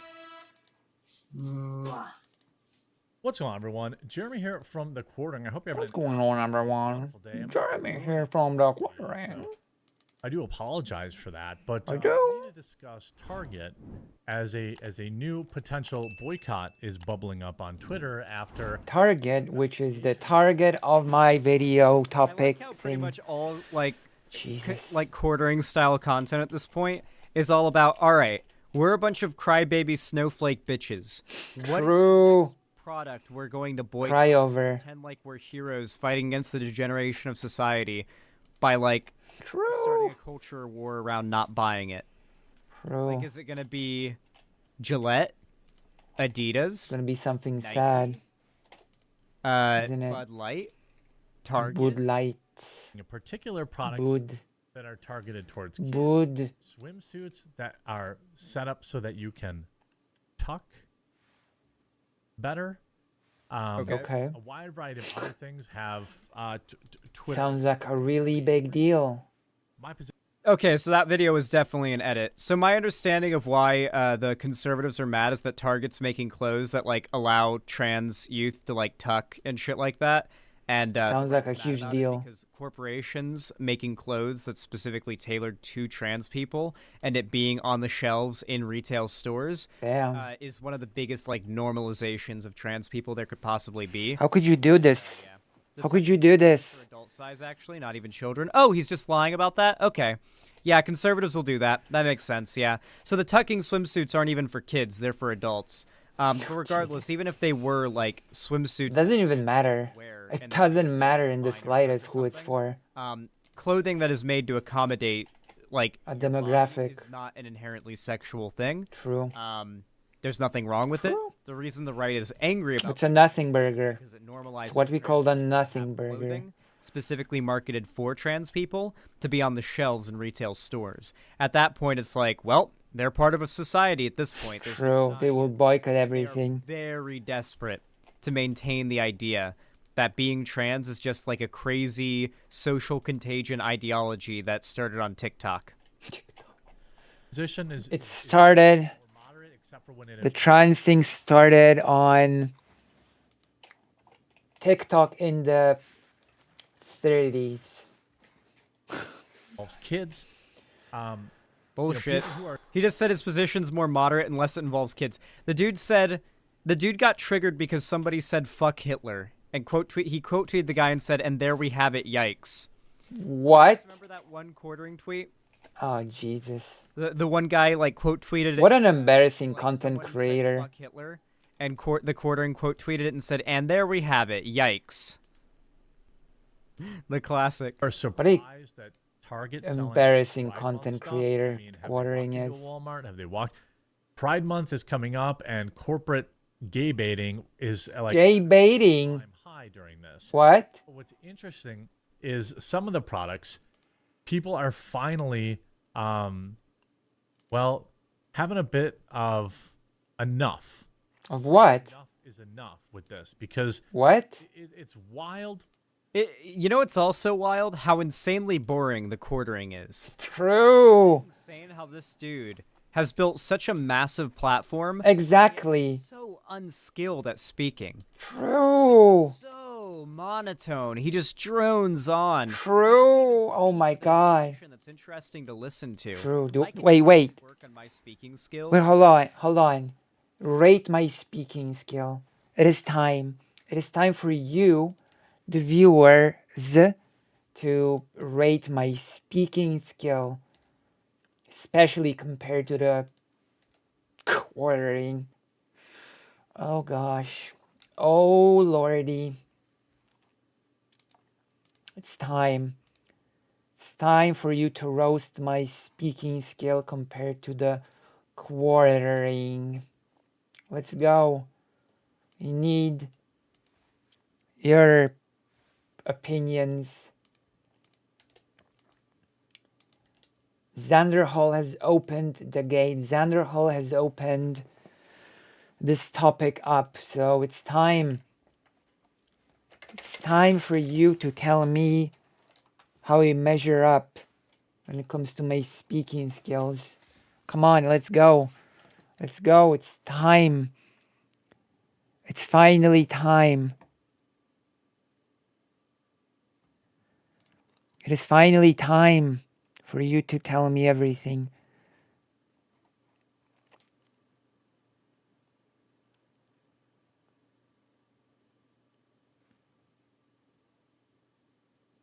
Let's go.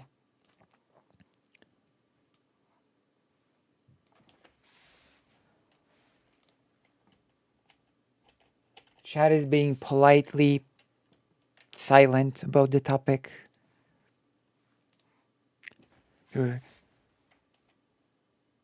Wait, you originally thought I was American. Wait, really?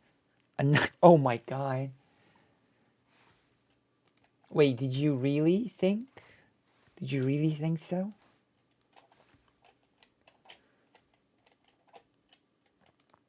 Or are you just saying that? Yoink, yoink, yoink.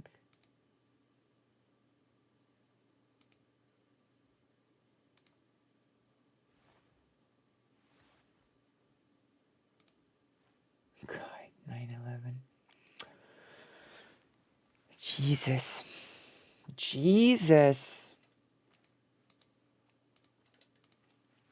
Trying to ask a serious question. And this is what I get. But I feel like I do a good job of changing my tone and my inflection often enough that it makes it interesting to listen to me to some extent. And it makes me wonder if like if the bar really is just this low for conservatives, or if there's something about the quartering that I'm not able to see, or if it just genuinely is that you can be literally anyone, but as long as you toe this line, people will follow you. That people are just seeing interesting. Target's That is last interesting. year. I'll show you. For Pride Month, Target is selling compression tops. Oh no! So you know what that is? That's for people for biological women that want to look like a man. Oh no!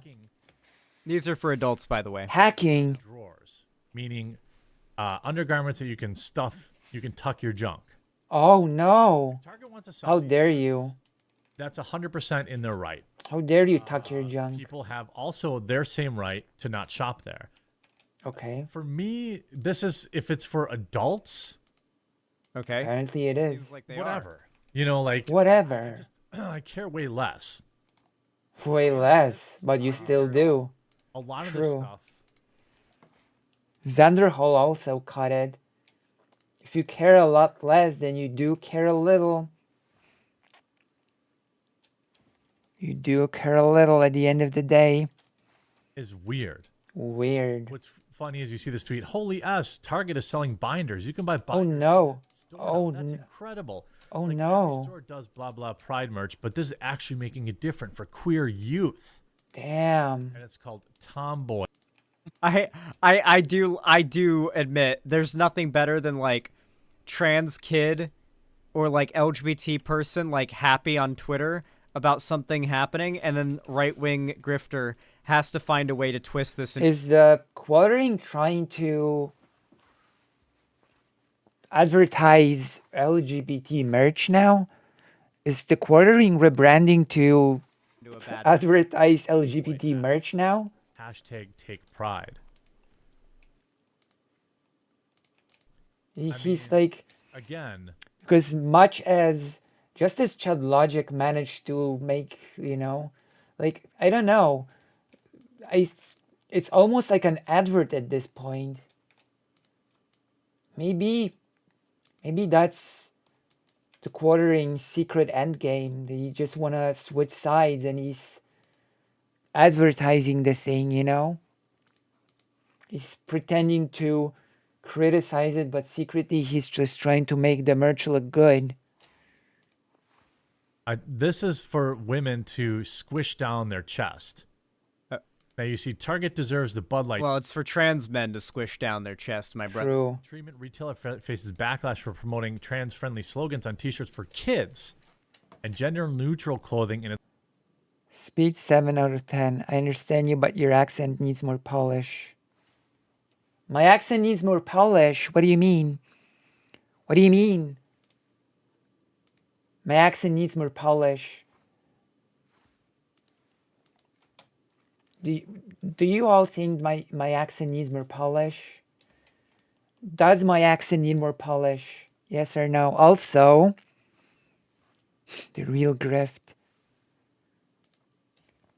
Oh my god, I wanted to say something, but now I've lost it. I've lost the thought that I wanted to say. What did I want to say? Oh my, it was so good. It was so funny.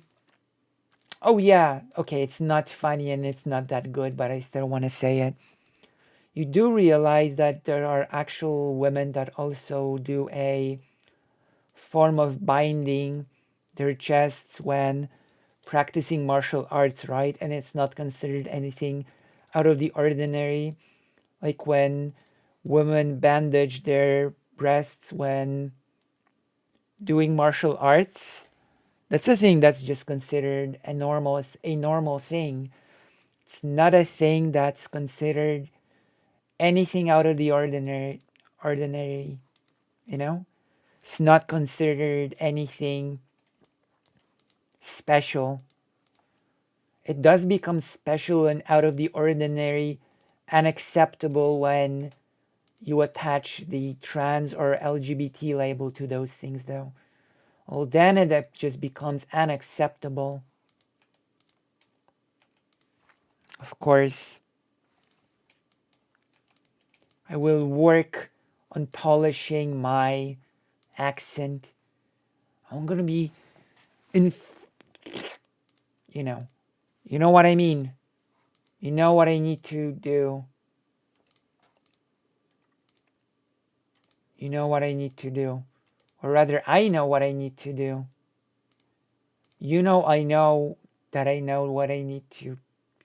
You get the gist. You get the point. You get the point. Its Pride collection. I remember back in 2019 when the quartering had a much less like hard right audience, and he God. pretended like he wasn't transphobic. So much so to the extent that he didn't say things like this. He'd say that trans women were women and that like trans people were valid and all that, and he was not transphobic. But now he has built up such a right-wing audience that he just openly says that trans people like are not the gender they identify as, that they are degenerate and they are wrong to exist. And at the most, he'll just sort of say, I mean, the quartering also said that he just cares about money and he doesn't really give a crap about what he is saying. You should keep that in mind when consuming quartering content. "If you're an adult and you're trans, then I guess I don't care as much."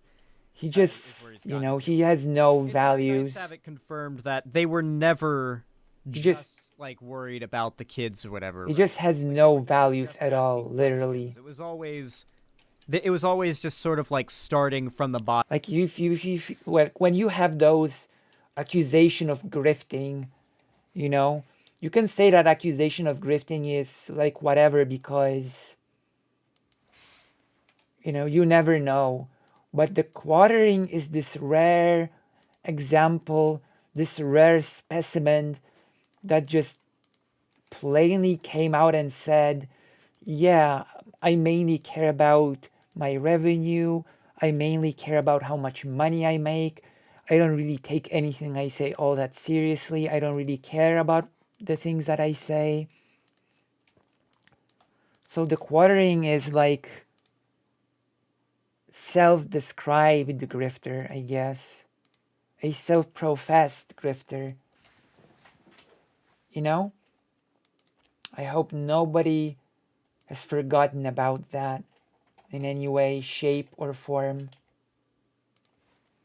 The quartering is, in fact, a true believer. They could work their way up to justifying. The quartering is a true believer in not believing in anything. You know, broad, you know, overarching hatred Yeah. of all trans people. This is the kind of stuff that I have a problem with. Like the quartering does not care to such a weird degree. But I don't even know if he actually hates trans people or not. It's all a grift to him. All he cares about is the money that he gets from the videos. That is it. When it's, you know, it's kid stuff. Let's look at some of this video shared by Juanita Broderick. POV. You take your kid to Target. Oh my god, rainbows! Cool, queen. Queen. I mean, Oh yeah, this guy, by the way, got arrested because he goes into stores during Pride Month and has like breakdowns and starts tearing down. Oh and destroying Jesus!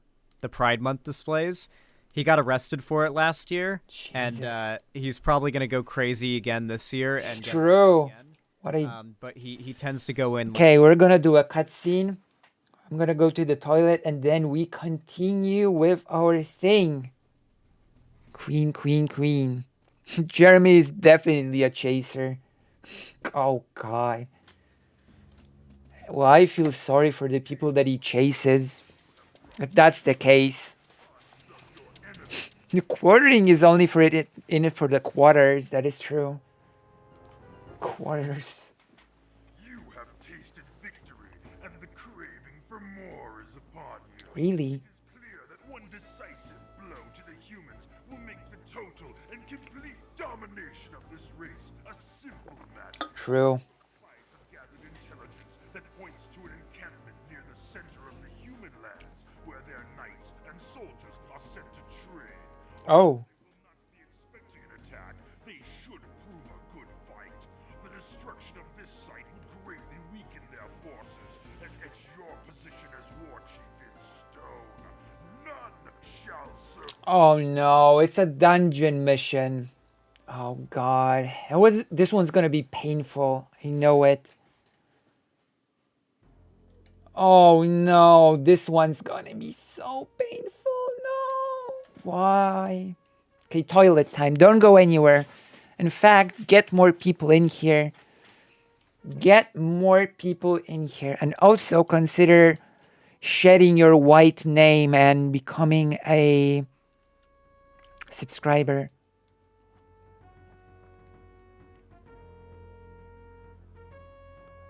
Oh my god. Tom, I just got a notification that Tom Foolery went out on his chat because this, it's so original and cool for streamers to scream at their chat. It's so cool and okay. I'm gonna be back. Get more people in here. Get more gigglers in here. We're continuing our hardcore stream, which will last for a long, long time. So make yourself comfortable. We're probably gonna change games at some point because I think we've had enough of Warcraft 1. But for now, I'll be right back. Don't go anywhere.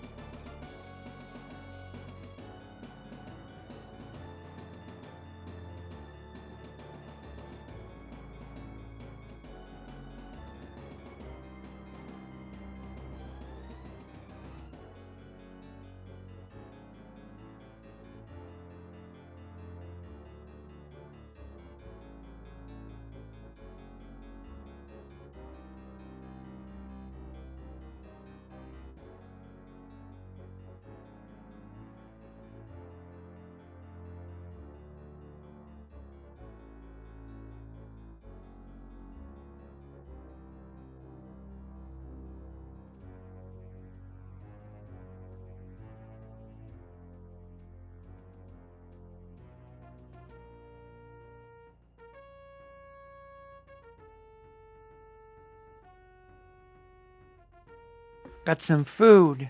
Got some snacks. Okay. Got a little bit of a snacks. So I'm gonna tell you something.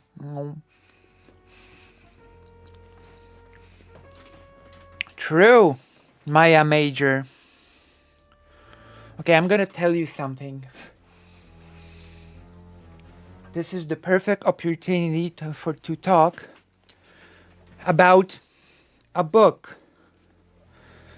A book written by Bartłomiej Noszczak. This book is called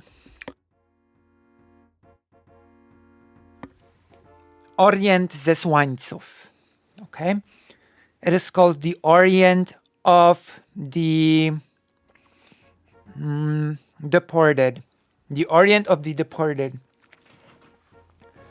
Polish people that were evacuated in 1942 from the Soviet Union to Iran were deprived of almost everything. They saved only their lives, and they were retrieving their lost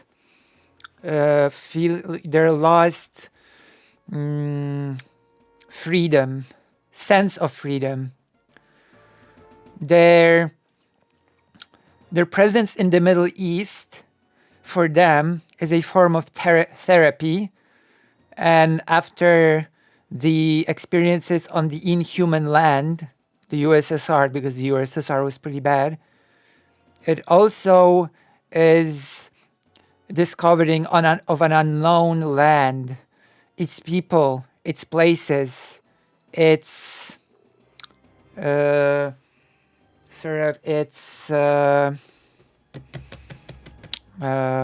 my god, its its beauty of its oh my god, I forgot the word. Nature. Oh my god. It's nature.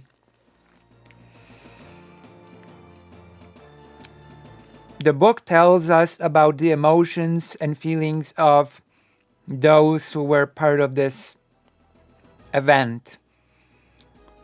So this is really interesting because you may not know, but the country of Iran during World War II actually took in hundreds of thousands of Polish refugees during World War II, including many children, which actually resulted in Iran opening whole Polish schools with Polish curriculums, etc. Some cities were dubbed the cities of Polish children. So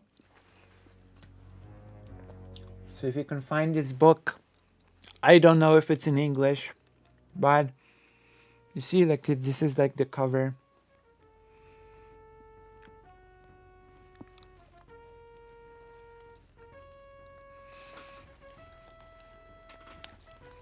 Poland and other Eastern European countries have always had a very specific relationship with what we call the Middle East, For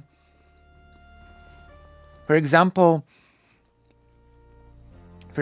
Iran, then Persia, I believe, and the Ottoman Empire were one of the few places that actually protested against the partitions of the Polish-Lithuanian Commonwealth, calling it illegal, not accepting it, And also the Polish-Lithuanian Commonwealth was culturally always somewhat between the East and the West. When it comes to weaponry, when it comes to outfits, when it comes to culture, the Polish-Lithuanian Commonwealth took a lot of things from Turkish culture. I'm going to show you.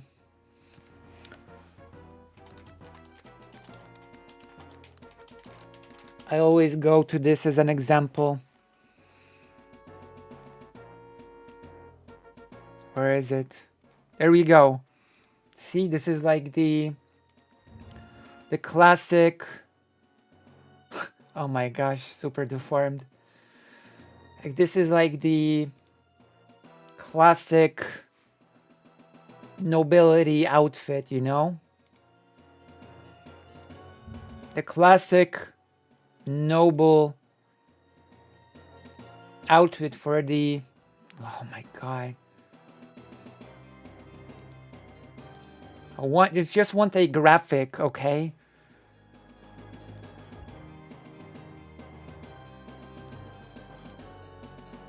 Just want a graphic.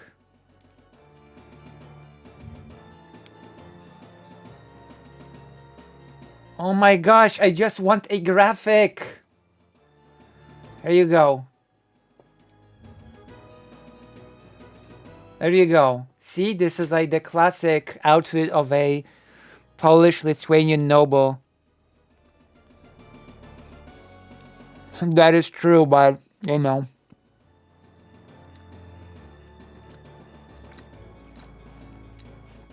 I'm not pointing to the nobility of the nobility. I'm pointing to the fact that the Polish-Lithuanian Commonwealth, that its culture was in a lot of ways taken from Turkish influences and other Eastern influences, With the belt, of the overall outfit. You probably would not see an outfit like this in Western Europe, that's for sure.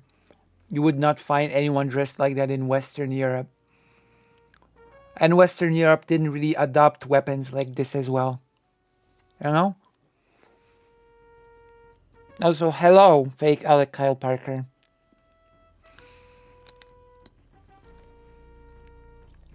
It's okay. We return as we took a little bit of a detour. And we're discussing the quartering, our best friend, the quartering. The quartering. Pride Month. You know, Pride Month, like, the quartering also has a thing that he prides himself on. The quartering prides himself on not caring about anything. The quivering.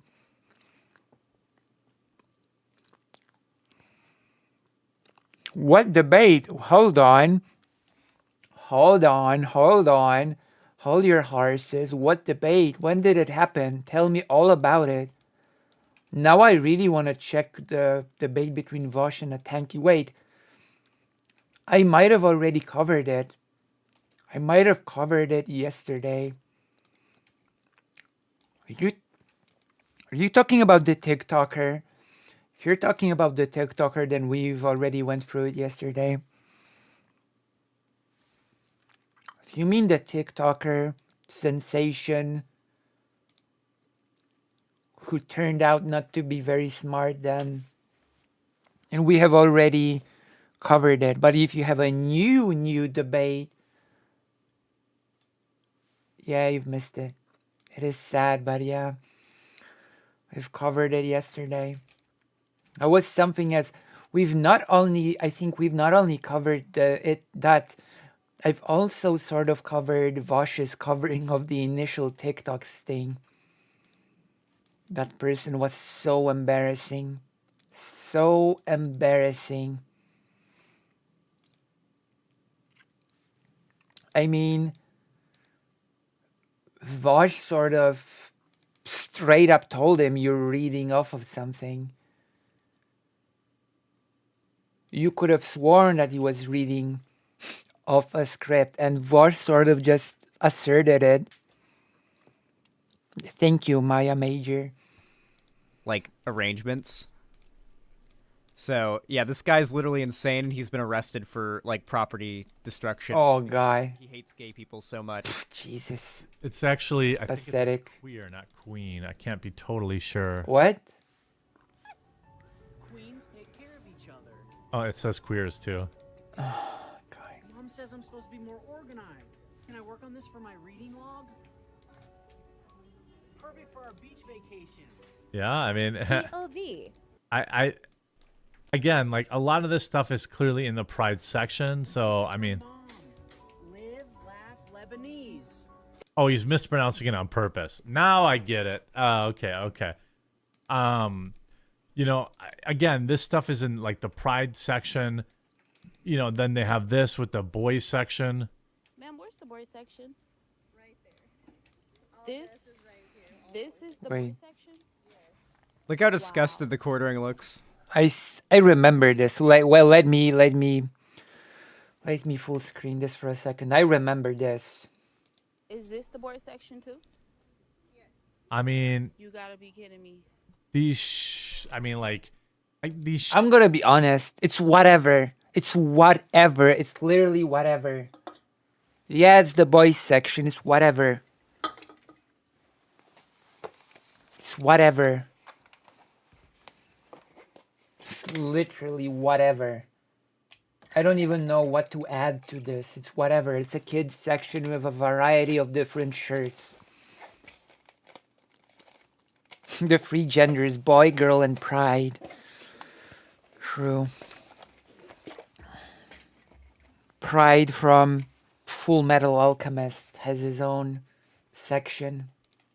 sharks are like, okay, the shark has flower eyes. I mean, it's a little goofy. It's a little like feminine.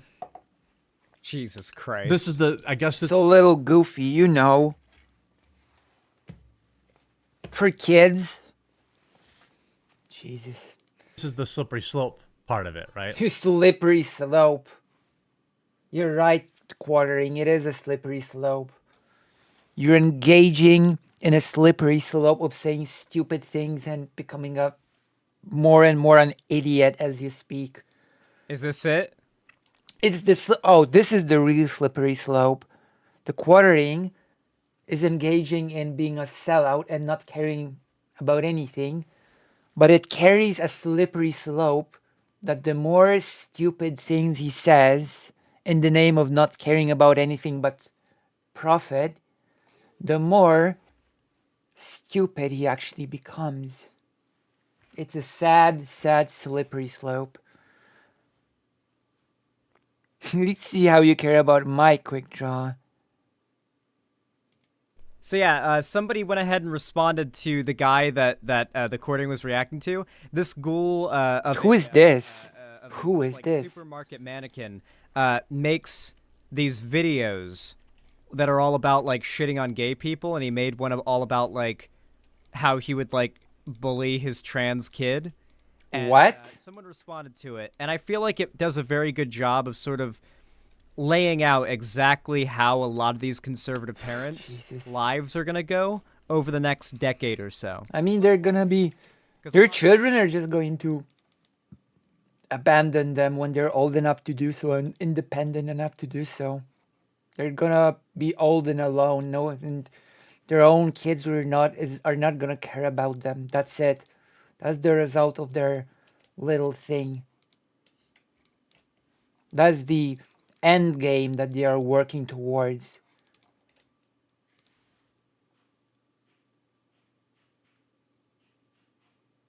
That is the end game that they are working towards. This is going to be happening in the future, what the guy's going to describe. I think I'm a girl. Well, you're not. Shut up and eat your donut. So I'm a mystical being that can tell the future. I'm going to give you a play-by-play on what's going to go down for the next 20 years. So I'm sitting on the floor. You might as well get comfortable while I tell you what's going to go down. So that's going to keep happening. Okay. Keep happening. At about 9, maybe 10, he's going to ask for a pink-colored Nerf gun instead of a blue one, and you're going to get really passive-aggressive about it, and he's not going to know why, but he's old enough to remember shit now, and that's going to be a problem later on. Wow! Later on happens. 13, 14, 15. This age range is very, very important for a parent not being a cunt like you, but here we are. Because whatever you say, that kid's going to go against it. They're going to start questioning shit. And one day you're going to catch him wearing like a crop top and you're going to kick his ass. You're going to because these are the types of people that like physically abuse their kids when they do something wrong, you know? Now, you don't know it yet, but you lost him forever. Something wrong. Forever. He's gone. He's going to never bring friends over to your house. No, he's going to tell all of his friends, yo, my parents are assholes. Can I go to your house? And that's where he's going to be trying on fucking feminine clothing, putting on makeup because he knows that he's not going to get abused. Good for them. Quite frankly, it's gonna be great. Good for them. Great time. And then college happens. And he's gonna get a real taste of adulthood and freedom away from you. And I wouldn't be surprised if she fully transitioned by 20. True. Like just completely. And in that time, you're gonna talk less and less and less and less. You're not gonna know who she's in a relationship with, if she's getting married. Well, I gave a really short version of this whole timeline. I just gave you the end result. The end result is that this person is going to be old and alone, and their child is not going to be in their life at all. That's it. That is it. These sort of people pretend to care. They don't care about family. They don't give a flying F about family. It's the thing. House, what state she lives in. She's never telling you that. Gonna True. show you her kids. True. You're never gonna meet your grandkids. True. And you're not gonna know why. You're gonna be so far up your own ass that you're just gonna accept that you have been the problem for decades. True. And that's it. You're gonna be on your deathbed in 40 fucking years and just go, man, where did I go wrong? But I'm telling you the answer, and you're not gonna believe it. But here we are. And just as an ending note, you don't love your kids. True. Love is unconditional. What you do is very conditional. Be exactly True. how I want you to be or I'm not gonna love you. You don't fucking love your kids. Don't you dare pretend. Don't you tell them that you love them without meaning it. That's fucked up. True. Oh my gosh, so true. That's pretty much the best response to the right's opinions on this at the end of the day. Because at the end, like, they do believe that if, like, the gayness or the transness gets to their kids, their kids are ruined. And they would unironically just kind of, like, completely, a lot of them do this. Like, we just know they do. A lot of them would just completely disown their kids if the gayness or the transness got their kids. It's stuff that is making people angry. Here we go. Pride Skittles. I mean, of course, even I have those. Ayo.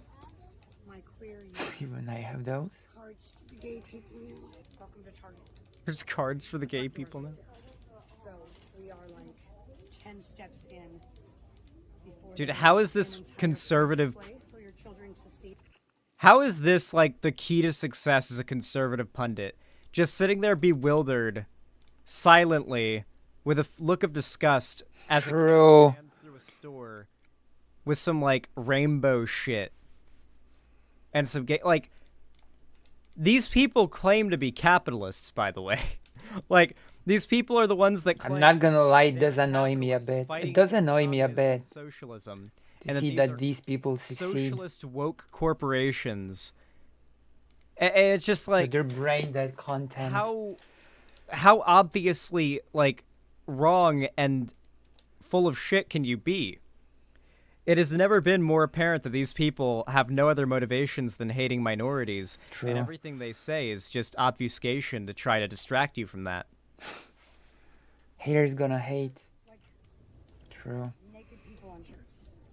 I was curious where the straight section is. Yeah, conservatives are literally less evolved.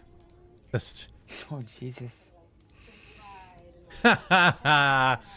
By the way, I don't. What's so agree with funny? dunking on this employee? She's not making any, Dunking? product decisions. Super sis.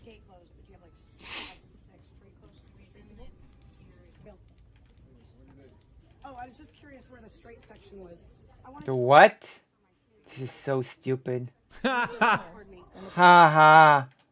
Jesus, so funny humor. He's literally just showing, like, a conservative lady's This is so pathetic. and agreeing with the public meltdown lady. Like, conservatives have gotten to the point where they literally post their public Dunking. meltdowns, where they make themselves look like idiots. True. Pass the video around. It's dunking. And they think that makes them look good. So They look pathetic. at that and they're like, based, yeah, haha, yeah. To be fair, the quartering kind of has to, like, toe the line, so it's like he's probably cringing his ass off at this right now. But, like, how much of his audience do you think sees this video and thinks this lady having a public meltdown is in the right? I would actually hazard to say a fair amount, you know? Where's the straight section for straight kids? Indoctrination of kids, and you're like behind. Player doesn't want to be on camera. I don't disagree with him. What? Why? What, they're gonna expose him for so being pathetic. the manager of a store that has LGBT clothing? I'm pretty sure he was going to call security because he's the manager, and he's gonna have them removed because they're psychos having like a meltdown and trying to do some sort of weird shit in his store. Jesus. I mean, again, she said super cis and hetero as heck. Note to self: add target to the list. I mean, yeah, dude. Literally, I've been saying this for so long now. Twitter is becoming Facebook too. The top reply, no likes, but it's a checkmark account, so it gets sent to the top. Is Walter Tango with she said super cis laughing crying emoji, hetero as fuck 3 laughing crying emojis. Like, this is literally becoming like the worst iteration of Facebook 2 it could possibly become. Jesus. All of the top replies have less than 10 likes, but because they're blue check marks, they get sent to the top, and it's all the most insufferable people. I mean, I don't blame people. I don't blame people, for feeling this way. Here's Bernard saying woke target. With this True. Center in every store, pushing little boys to be little girls and little girls to be little boys. Ask me my pronoun. This stuff is weird. Why is it This weird? is for the wall. This is for wall art. I mean, there's nothing necessarily about this. Why is it weird? It's the kid stuff that I'm concerned about. You know that. For sure. Can't be more gay. You're not concerned about anything. Don't pretend now. Community created by. Don't pretend to be concerned about anything. We know you're lying. What age do you think the quartering thinks it should be legal to be gay? 55. Like, should it be illegal to At be gay or least. trans up until you're 18? No, 55 is the 45? 55. When can it be legal to be gay in the quartering's ideal 55. But you know, complete with kids books. and Probably label is. items for babies. Target unveiled a number of clothing items. I actually want to get to this thing here. Okay, I'm in Target in West Covina, California, and this is what they're pushing on their agenda. Look at this specimen. Agenda. The agenda. I don't get it. You don't get many things, so. Yeah, even the quartering isn't insane enough to understand. I don't get it.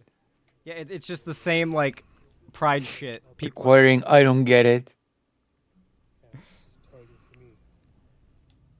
It seems like a lot of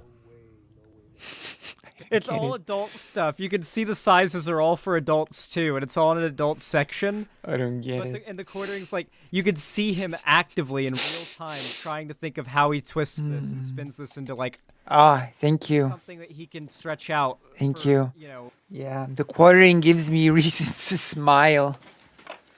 Thank you. Thank you very much, Karasu. I'm continuing to test my new camera. What do you think? Is it better? Is the new camera better than the old? Also, we are going through a quartering thing, you know? Quartering that has dedicated his career to not caring about anything. Because let's be honest, the quartering doesn't really care about anything. He cares about his revenue.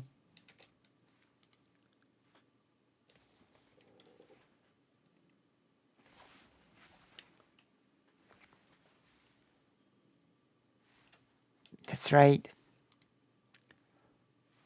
Also, you should get President Sunday to debate me. See, I'm being a good orbiter.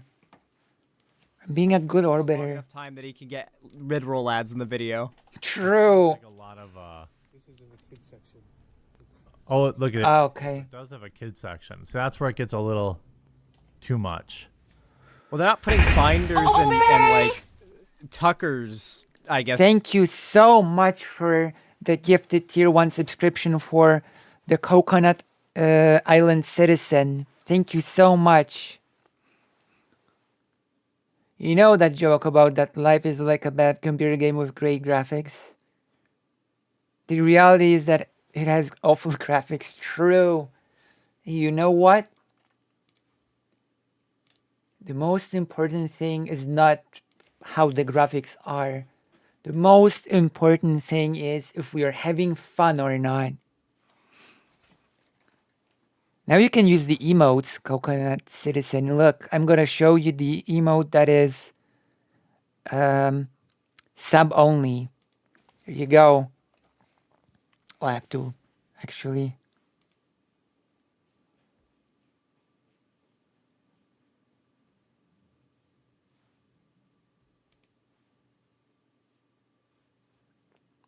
I'm a good presence on the orbiter. Uh-oh. See, this is one of the ones that you can only do by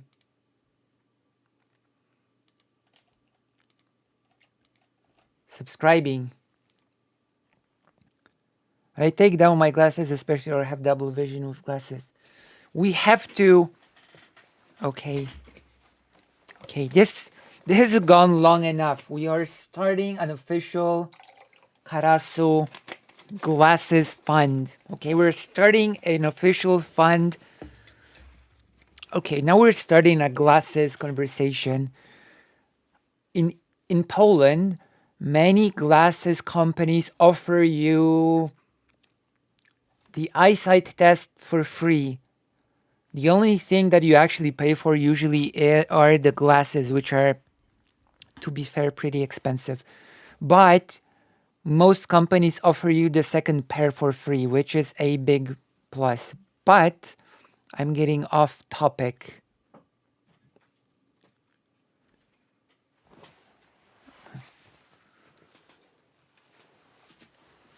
Just got my dinner. I can show you what I eat for once. See, this is my today's dinner. This is today's dinner. And I can show you what I eat for once.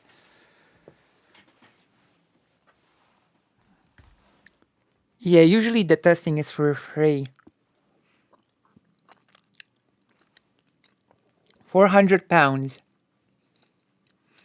We're getting you new glasses. That's it. I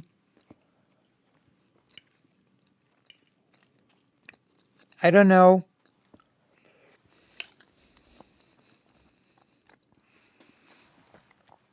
I'm gonna show you Barinki later. I don't know how we can arrange the transfer of the funds, but we're getting you new glasses. We are gonna get you new glasses. You deserve them. Especially with all of the help that you do for everyone. You know? Oh my gosh.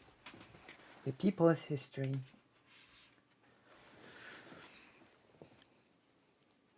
I will first go test. I heard with NHS I might get free now. Oh, free glasses or free test? You know?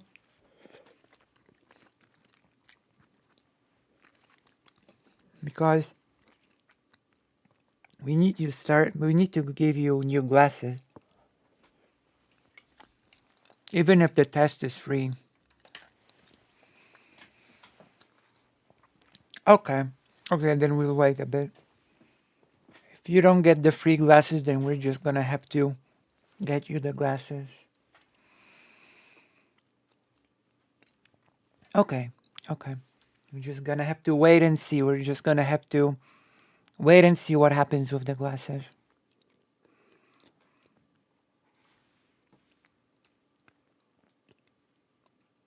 Oh. Most companies in Poland just offer the test for free, and you just pay for the glasses.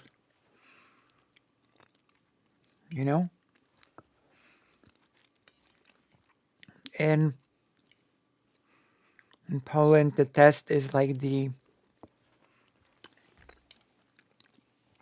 thing that is supposed to get you to buy the glasses. I don't think I could ever pay for subscription because Russian payment methods are blocked everywhere. That's a good point. I haven't even considered this. My gosh. Hope you're doing well. I do hope you're doing well. It's also messed up.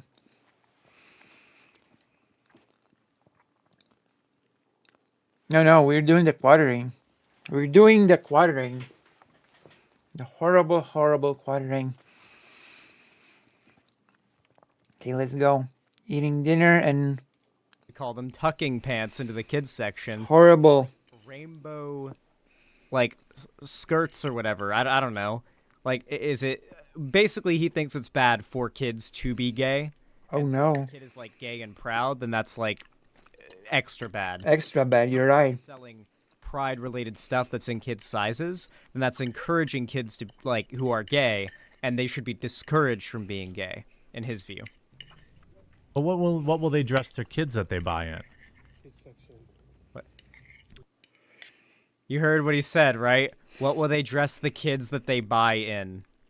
So the quartering does this thing that a lot of these other conservative figures do, where when they say gays are groomers or trans people are groomers, It's very clear that they are saying groomer. This, by the way, is just an extension of the purity logic from sex work in the 19th century.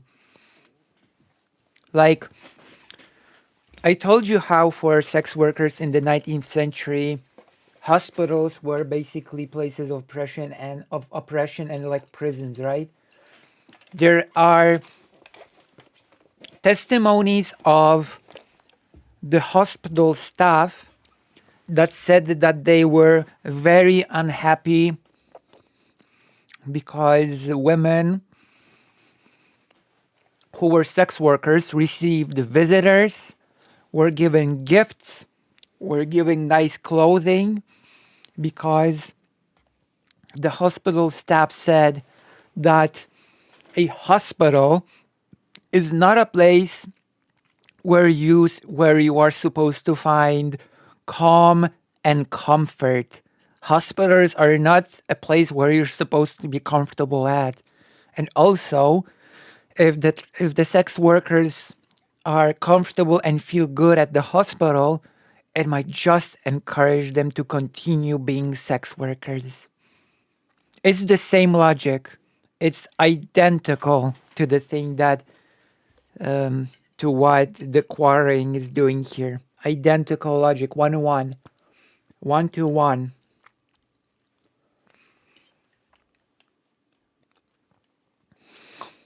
To wear poison.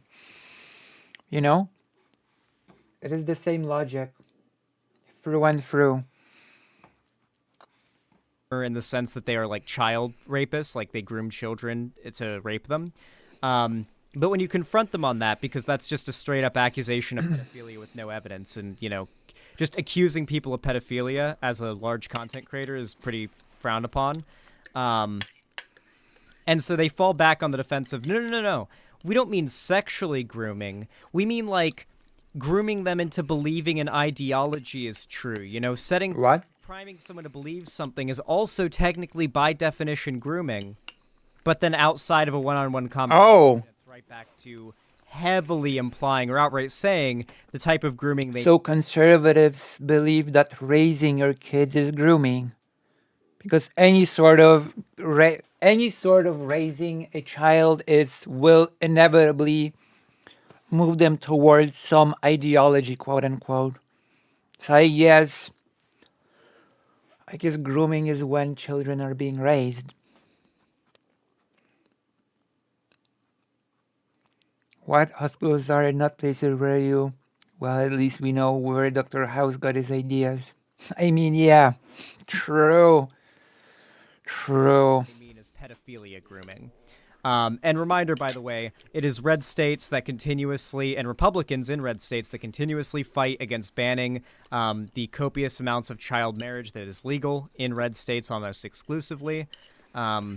Yeah, the right has been fighting to legalize and protect child marriage in America for a long time. It's a huge issue. But yeah, I'm sorry to do a whole side thing about the hospitals, but in the 19th century, but the sex workers that would refuse certain types of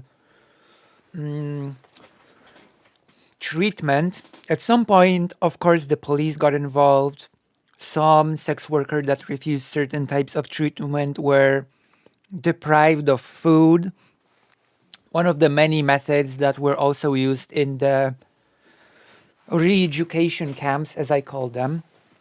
And some of them were just imprisoned in special rooms prepared by the police. So when I say that hospitals were as oppressive prisons to sex workers, I also mean it in the literal sense that hospitals actually did become, in some cases, prisons for sex workers.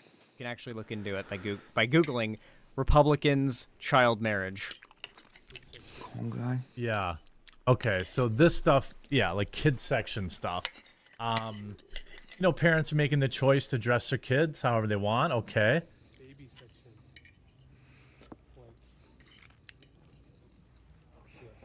I'm trying to find, you know, the picture of the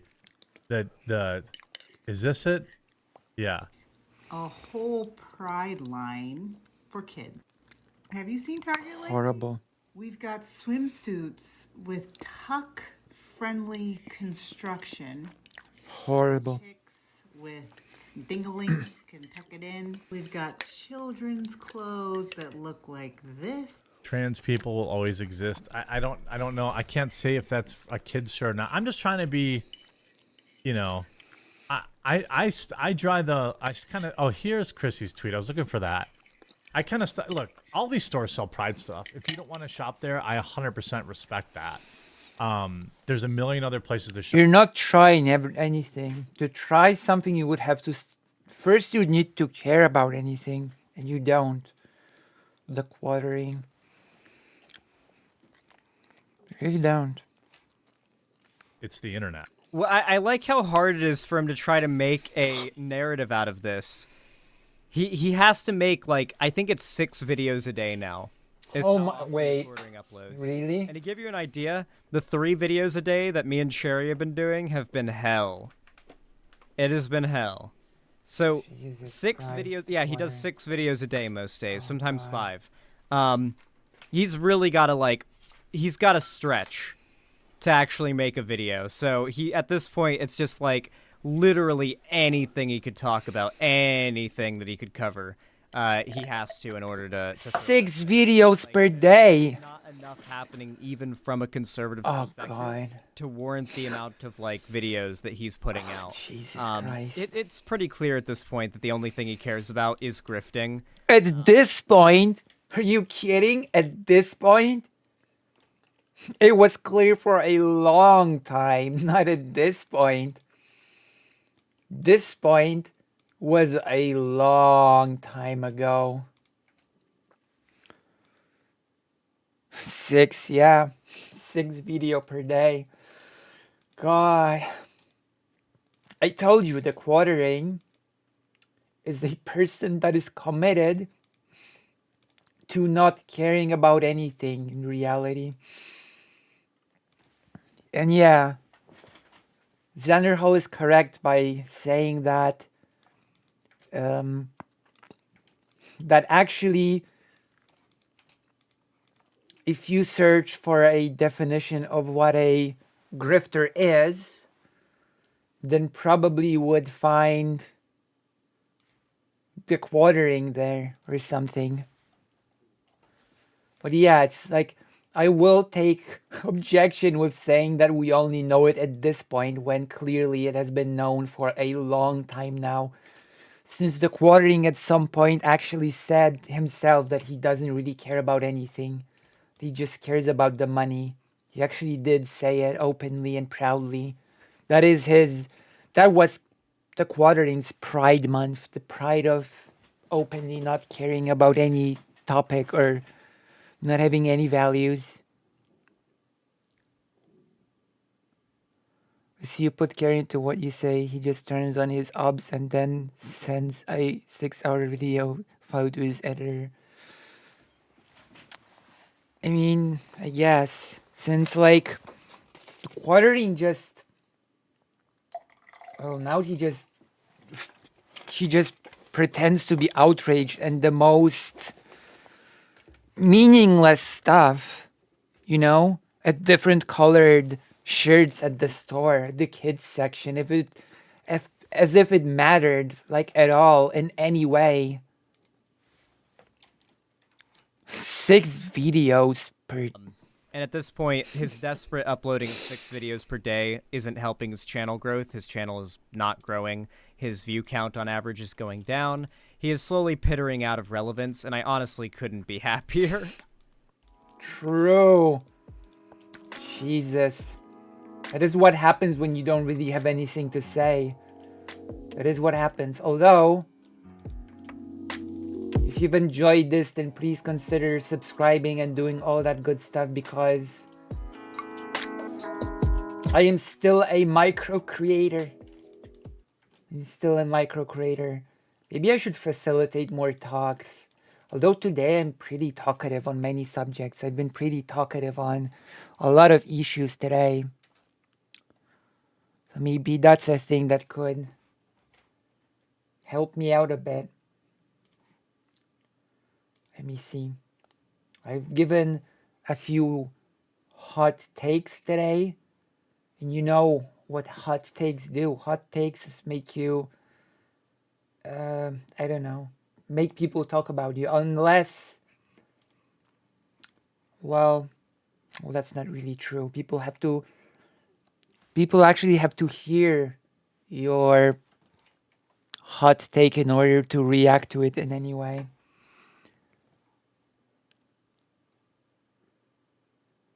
I don't care about that.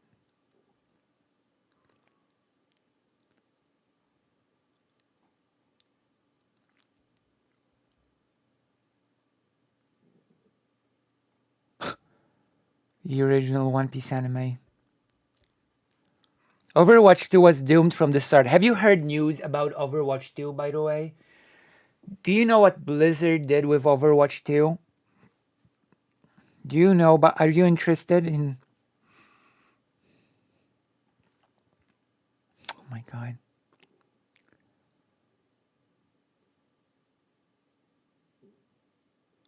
Oh...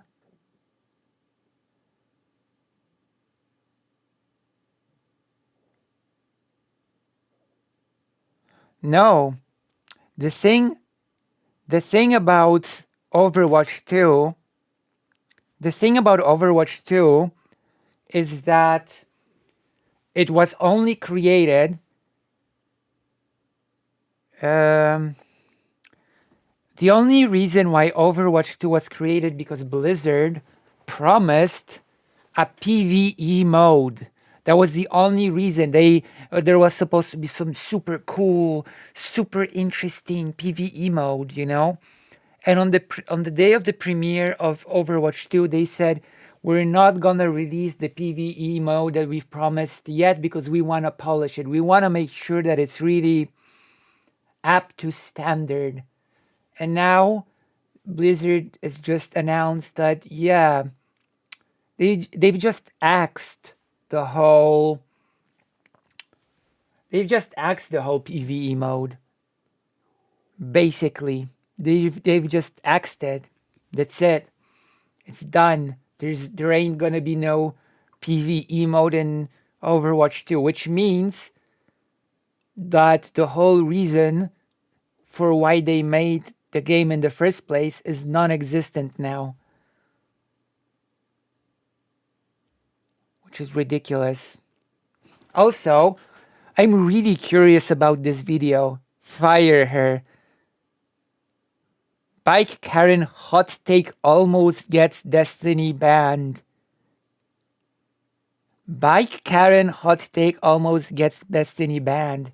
I am really curious about this for a big reason. Now I'm really curious about this. And now I really wanna... Do you want me to watch this video?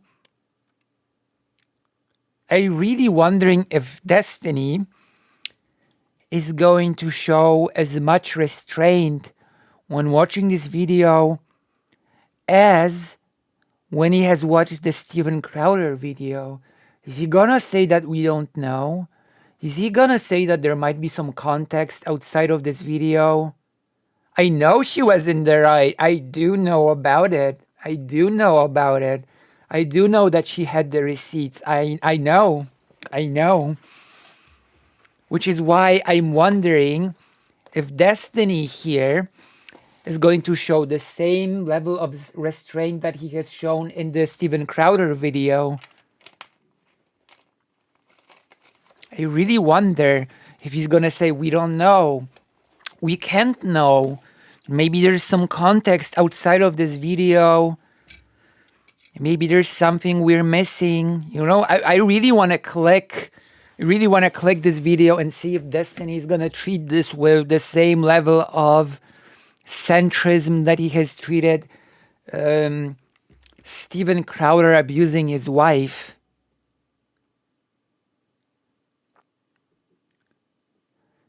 I'm totally out of the loop on the bike story. Others insisting a higher bike was hers or something. Correct. It wasn't just that she was insisting that it was hers. It was. receipts emerged later that have demonstrated that the bike was absolutely hers and that the people harassing her on the street were in the wrong. You know? This is actually the example. I've been actually thinking about this is the example of when we did not have enough information, and you shouldn't actually judge what's going on based on that video alone because more information came out. So I'm really wondering if this is what Destiny is going to do in the video. 6 months. Yes, I know about that as well. So are we gonna jump in or what? Because I'm really curious what, considering the standard that Destiny has set for watching videos like this. Let's see. Hold on, I almost got banned from YouTube. Nobody included this context, by the way, because once you get this context, the woman's reaction is way more reasonable. None of this okay, I guess. Got reported on. It was insane. She's straight up racist, totally. Wait, she should be fired for this.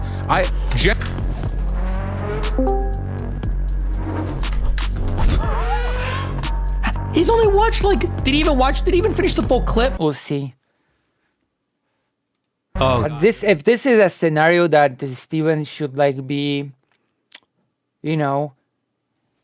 he probably be using this as the, Here to give me the ultra trigger. From the black guys. The only claim might be that there could have been some problem on payment and the guy sought the hard Nike too.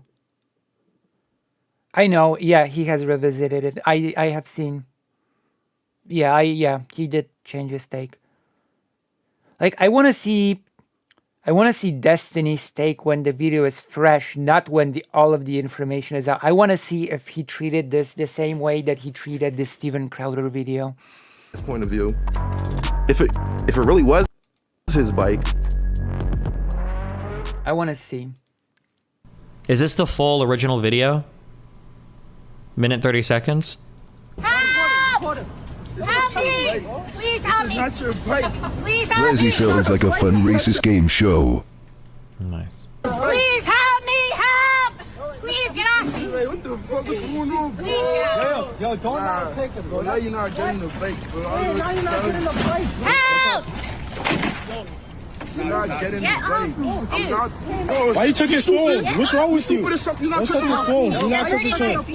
I'm not touching you. You put it this. So far it's just the video happening. There's nothing. Outside of the US, do you consider what he did Morel? I don't know why that took so long to read. No, I said no. I said sit down. Please help! She's just crying. You're not crying. You're not crying. I got you on video. Wait, you pulled it out? Hassan, you pulled it out? Hassan, you pulled it out? This is my bike. It's on my account. Please move. All right, so why don't we reset the bike? Son. It's his. Reset it. I'm gonna pull it out on your account. You're an actor.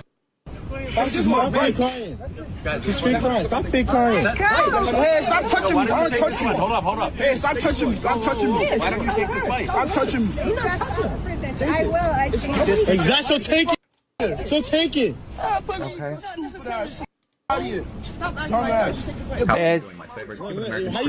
El Conquistador. So is this just going to be Destiny watching the thing silently and not saying anything?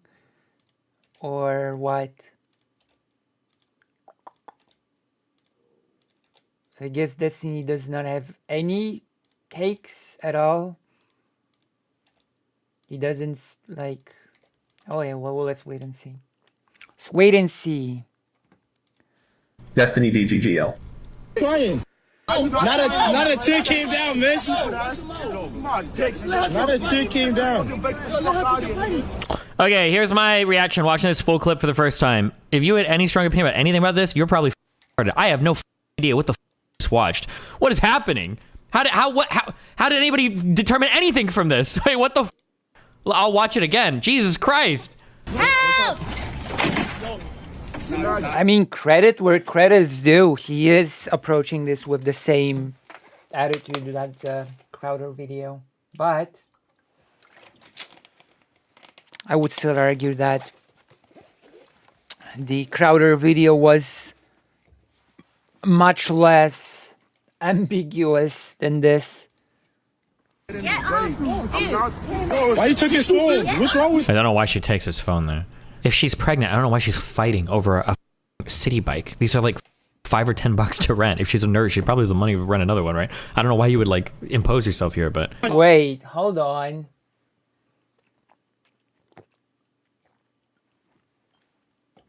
In this situation, her being pregnant is relevant, but in the Steven Crowder one, it was irrelevant. So there we go. oh yeah, hold on. I'm sorry. I'm a dumb. If it goes missing, you're right. You have to pay for the whole bike. I think it's like anywhere from I think it's like $500 or something, right? Yeah, you're right. You're right. That's true. Oh, 1,200. I think around here they're like $600 or $700. Why can't they just pull out their phones and see who has the receipt? Like this seems like such an easy problem to solve right now. I'm so confused. Yeah, I don't know how you could come away with such a strong opinion about this video. Your recent performance on the Whatever podcast was stellar. I've received TikTok clips of you from friends who don't watch related content. Congratulations. Yeah. P.S. I'm excited for your new podcast. I'm a master debater. Any particular okay. topics you're excited? Hey, wait, this is going to be Steven's like argument that he is right. He's going to use this probably as an argument to say that he is also correct about the Steven Crowder video. Just so you know. Anything but red pill shit, please. It's gonna happen. Okay. Now our good friend, with no context, she does look crazy. I'm After sorry. an investigation, it was proven the black guys were trying to take the bike. Nice. I'm sorry, but you're retarded. There's no way that you can come away from this thinking that one side was clearly right or wrong. This is like a cluster of a video. It's a random 1 minute 30-second cut from a video. We don't see how it ends. It's unlikely we're seeing the very beginning. I have no idea how you could come away with a strong opinion about this. Of course, anytime anyone will criticize him for the Crowder video moving forward, he will just smile and say, well, Vosh said that the nurse should have been fired. X said, and etc. And I said to wait. I said that you cannot have strong opinions. This is gonna be a thing. Video. Look, it's impossible in these sorts of situations. We weren't there. We don't know everything that happened beforehand, but it does appear that her tears came on very fast and then disappeared. Buddy, okay, I'm just gonna keep saying this. Hold on. Hold on. I almost got banned from YouTube. I'm sorry. Hold on. Okay. Okay. This is just my feeling, okay? This is my feeling. Jesus. If you want to do internet commentary, if you want to be a bona fide certified internet commentator on issues like this, you should have to sit down and watch 1 to 6 hours of people getting tortured, abused, or whatever, so that you have an understanding of what humans look like when they're in traumatic situations. Because too many people are conditioned by movies to think that there are certain responses that people give when they're in stressful situations. Too many times do I hear people say like, oh, why are they crying? Why aren't they crying? Why are they smiling when they're supposed to be nervous or scared? I hear so many comments and it's like, bro, because the reactions that you're looking for are like, oh, like that's, people react when they're stressed out in so many different ways, bro. There are the gamut of reactions that humans. I mean, I will agree to that. It is kind of weird how people were commenting on the tears, etc.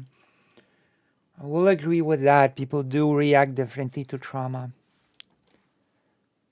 Have when they're in insanely traumatic. I'm not sure about people being conditioned by movies to expect things, but it is true that people react to stressful situations different. Is wild. You wouldn't believe it. And I think that if you want to like Adam22 laughing with the gun pointed at him, yeah, the just when people come out like, huh, like those tears came out real fast, like yeah, she could have been fake crying. She also could have been holding it in, and she's also pregnant. So who the fuck? And she also could have been in a period. Who the fuck knows, right? Like I've seen people that. I mean, hold on. Why is her being pregnant relevant now, and it was not relevant in the whole Crowder thing?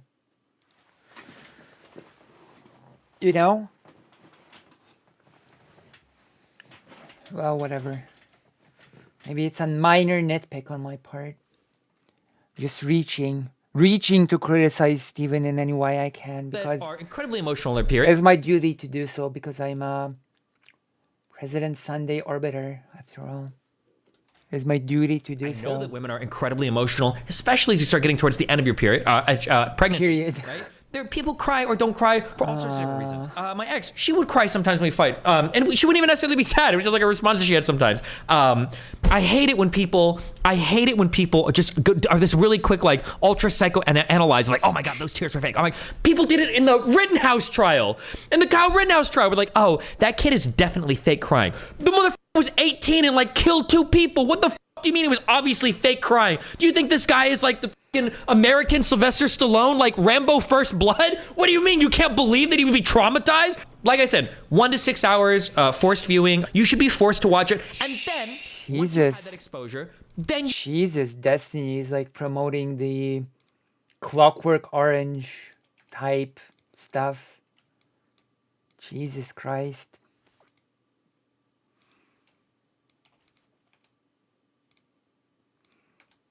But then again, maybe people should be viewing that for 6 hours. After all, you do need to remember that Steven knows about this more than 99% of people. So, you know. You can enter an opinion about whether or not you think somebody's reaction is a real authentic reaction or not. Because I don't want to hear somebody who's only been conditioned by watching fucking movies telling me if a cry is realistic or not. Could that lady have been fake crying? I haven't. How are you so confident about what conditions people to... Yeah, there are mods, of course. Apparently, it turned out that it was all fake. I haven't read that yet. But, like, she could be fake crying. Maybe. Jesus. Or maybe not. But, like, there's no conditioned by movies. 30 seconds that you have, like, ascertained. And also, the thing that I say every single time, I said it with Steven Crowder, I'll say it here, that you don't have to have a take. I told you this would become his thing for the Steven Crowder situation. I told you.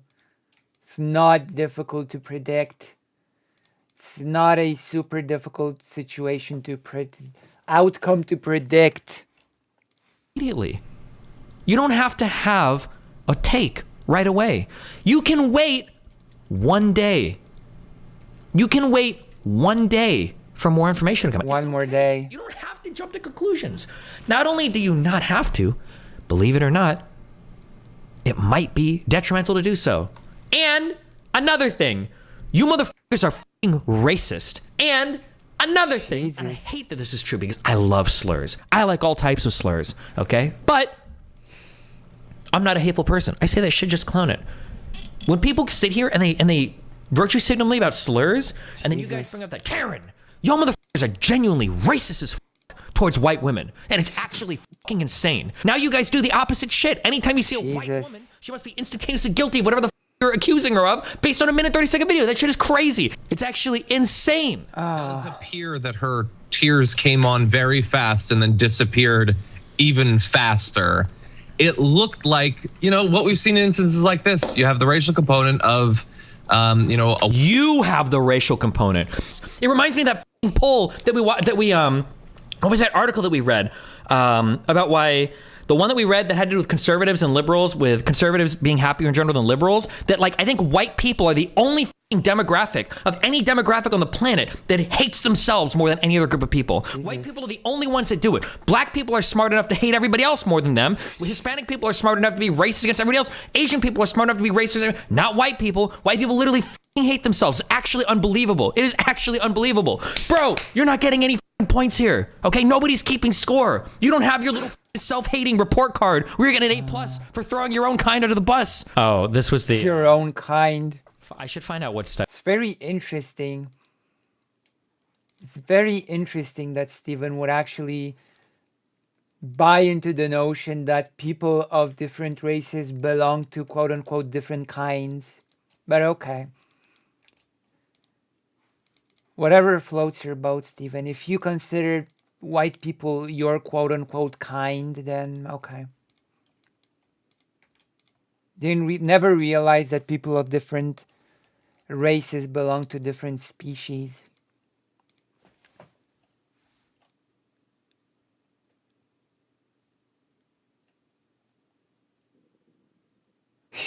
kind of race realism, isn't he? Your own kind. Okay. All right. Study this comes from. Alrighty then.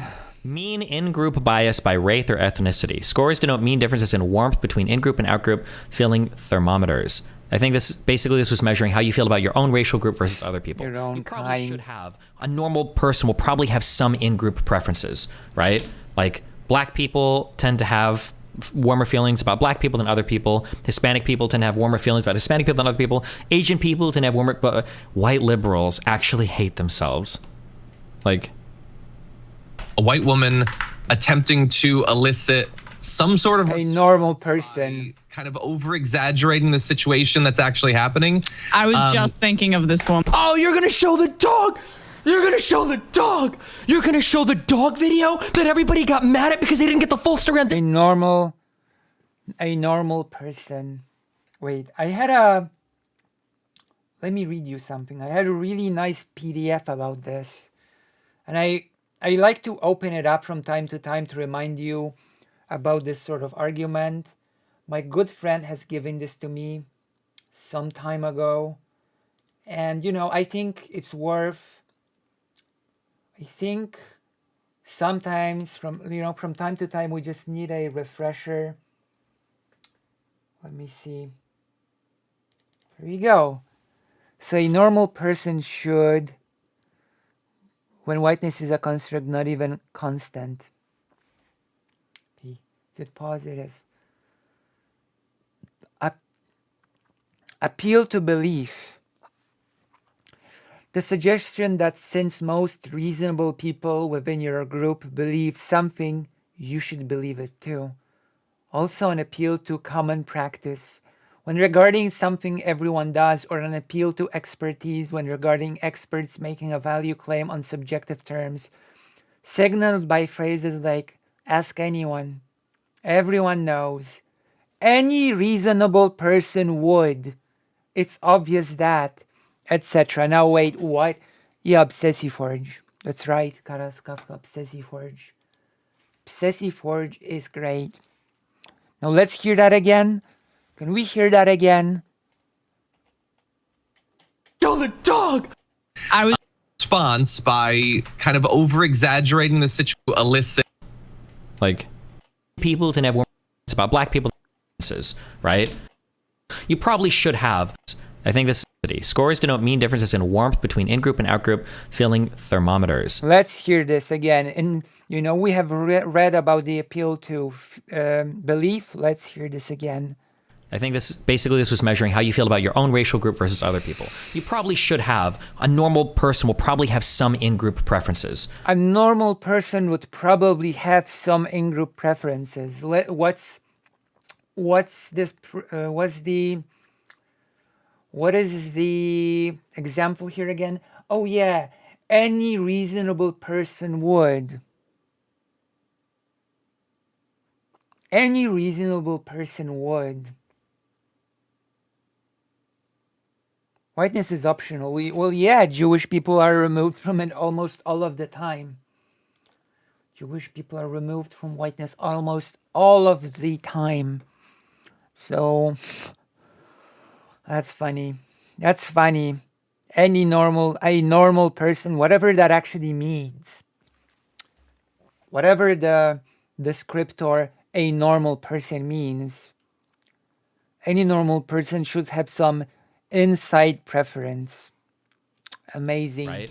Like, black people tend to have warmer feelings about black people than other people. Hispanic people tend to have warmer feelings about Hispanic people than other people. Asian people tend to have warmer, but white liberals actually hate themselves. Of course. I'm not even gonna mention the fact that Steven speaks of racism here, says any normal person should have an in-group preference, and then follows it up by something that I can only conclude means that white people are abnormal.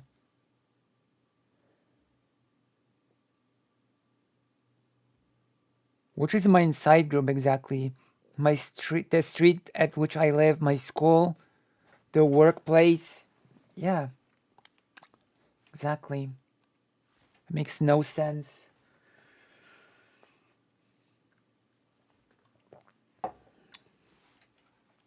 Normal people. Like a white woman attempting to elicit some sort of response by kind of over exaggerating the situation that's actually happening. I was just thinking of this one. Oh, you're gonna show the dog. You're gonna show the dog. You're gonna show the dog video. The dog. I'm mad at because they didn't get the full story on this one either. By the way, if you saw this video and you thought it was just a crazy white woman being a crazy white woman, she was being about 40% crazy. But what you didn't see in this video was when the black guy posted the video on Facebook, he even wrote in the comments, I told this white woman I was gonna offer her dog treats to abduct her fucking dog. Like, yeah, no shit, she was fucking nervous in the video, but none of that got reported on, even though the black guy put that part in his original Facebook post.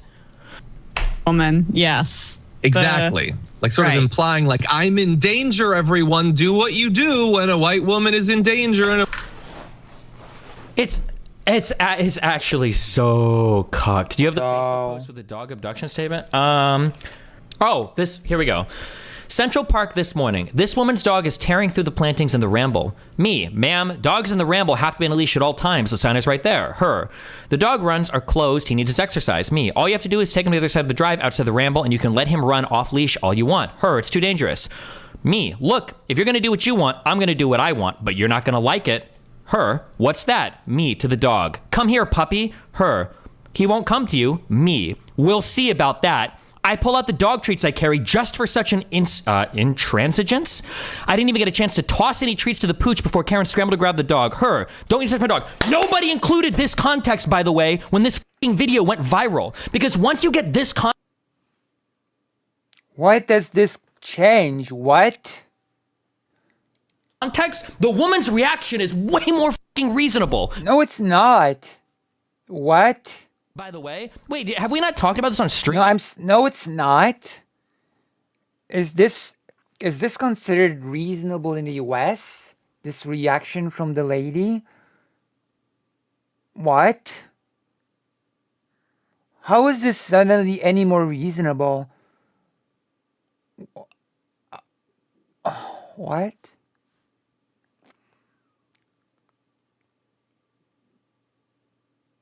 I'm sorry, what?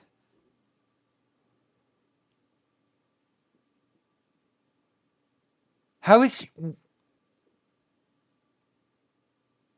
You're gonna have to walk me through this. How is this suddenly any more... This is turning into the Katie thing when she said that the Holocaust would have been more understandable. You will see in Europe people who might be US are considered white. They will hate it. Yeah. What the hell?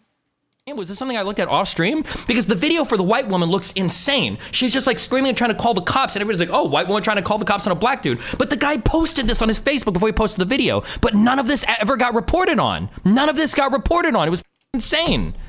Why would it be reported on? This is like the McDonald's hot coffee lawsuit with the No, it's not. The coffee that used to get misreported on until everybody's reverse jerked about that. So her life got ruined. I'm pretty sure she got fired from her job, I think, and she got full on doxxed and everything. Like, look up the testimony on page 9 of this. That guy had a history of being aggressive with dog owners at that park. You know what? And the sad thing is, based black guy, because I hate dogs too. They shit all over my apartment. They piss all over the sidewalk. I hate them. Okay. However, the white woman was okay upset that a guy hated her dog and was making comments like he was about to kidnap her dog. Okay. So like the white woman was within her rights there to be upset about it. To pull this as some crazy race thing is so insane to me. The May 26, 2020 statement announced that Franklin Templeton terminated plaintiff's employment as a result of the defendant's internal review. We do not tolerate racism of any kind. The statement on Twitter was liked by over 277,000 people, meaning that probably got, what, over 100 million impressions, do you think? During the week of the incident, the New York City Commission on Human Rights launched an investigation of the interaction and sent a letter to Amy Cooper requesting her cooperation. The commission has the power to find violators of the law, award financial damages to victims, order training on the New York City human rights law, and order community service. The Central Park Civic Association asked New York City Mayor Bill de Blasio to ban Amy Cooper from the park. She got charged with filing a false police report, a misdemeanor with a maximum penalty of up to 1 year in jail. Lesser sentences can include community service. In February 2021, charges against Amy Cooper were dropped after she completed a 5-session educational and therapeutic program focused on racial identity.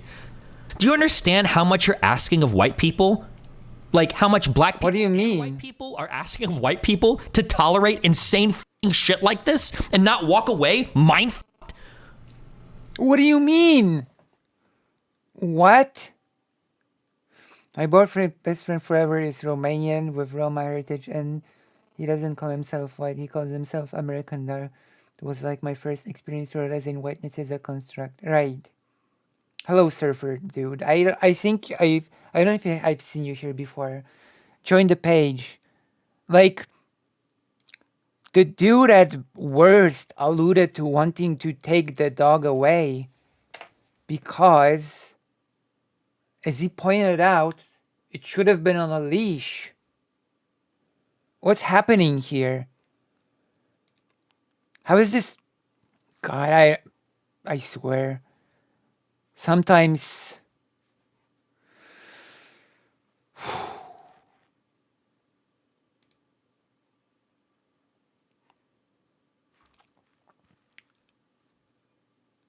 I swear.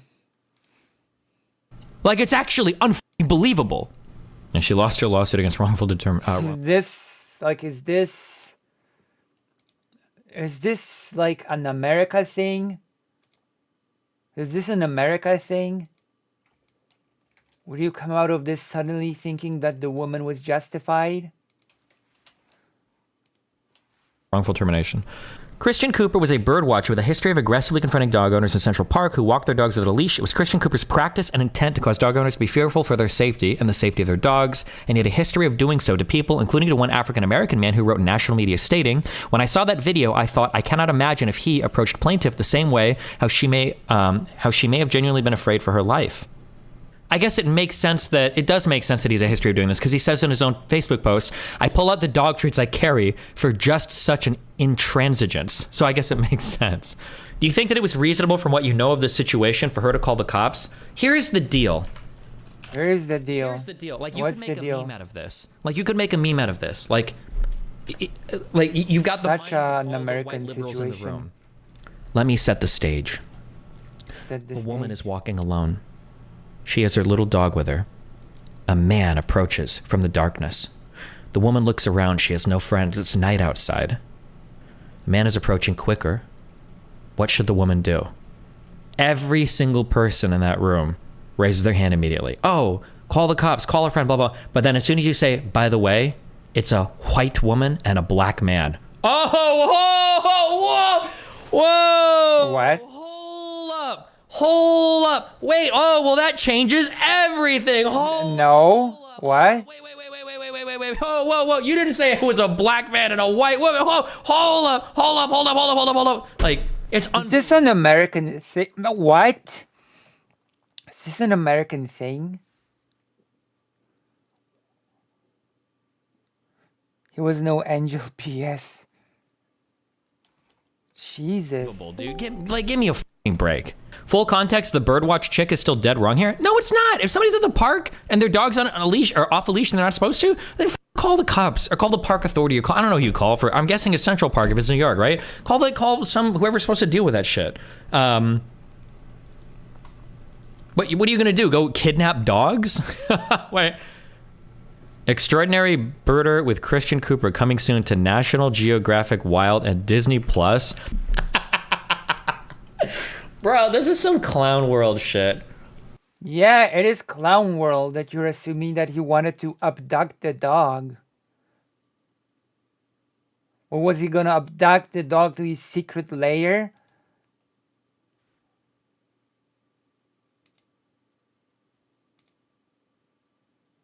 What if, like, it could mean anything. It could mean, like, aren't you the person that always says that we have to wait for the full information?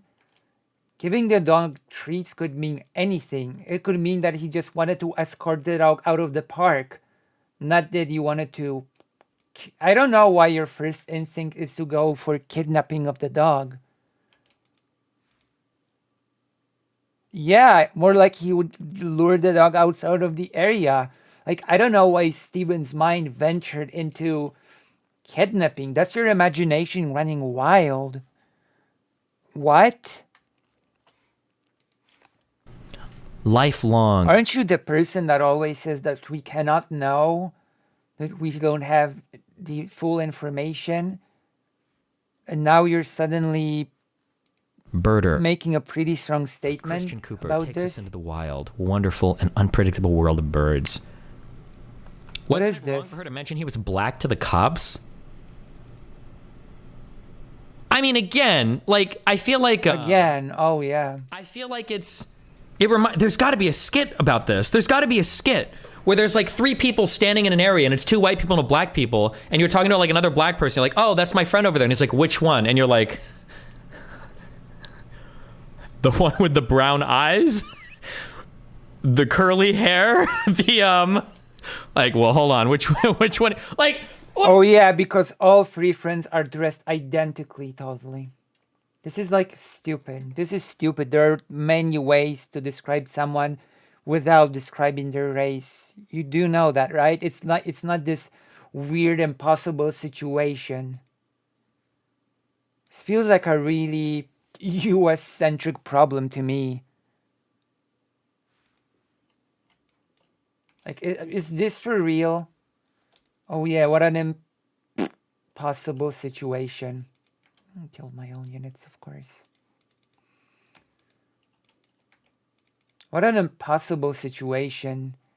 You just can't not mention the race. It's impossible.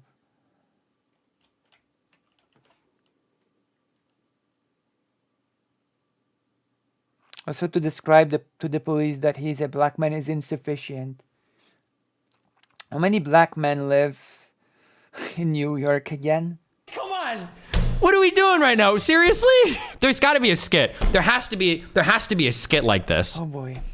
This is so so I think we watched stupid. this exact skit. I think when I have asked her. So stupid. They can ring you up right over there. Thanks so much. Did somebody help you with this? It's right over. She's not there. What did she look like?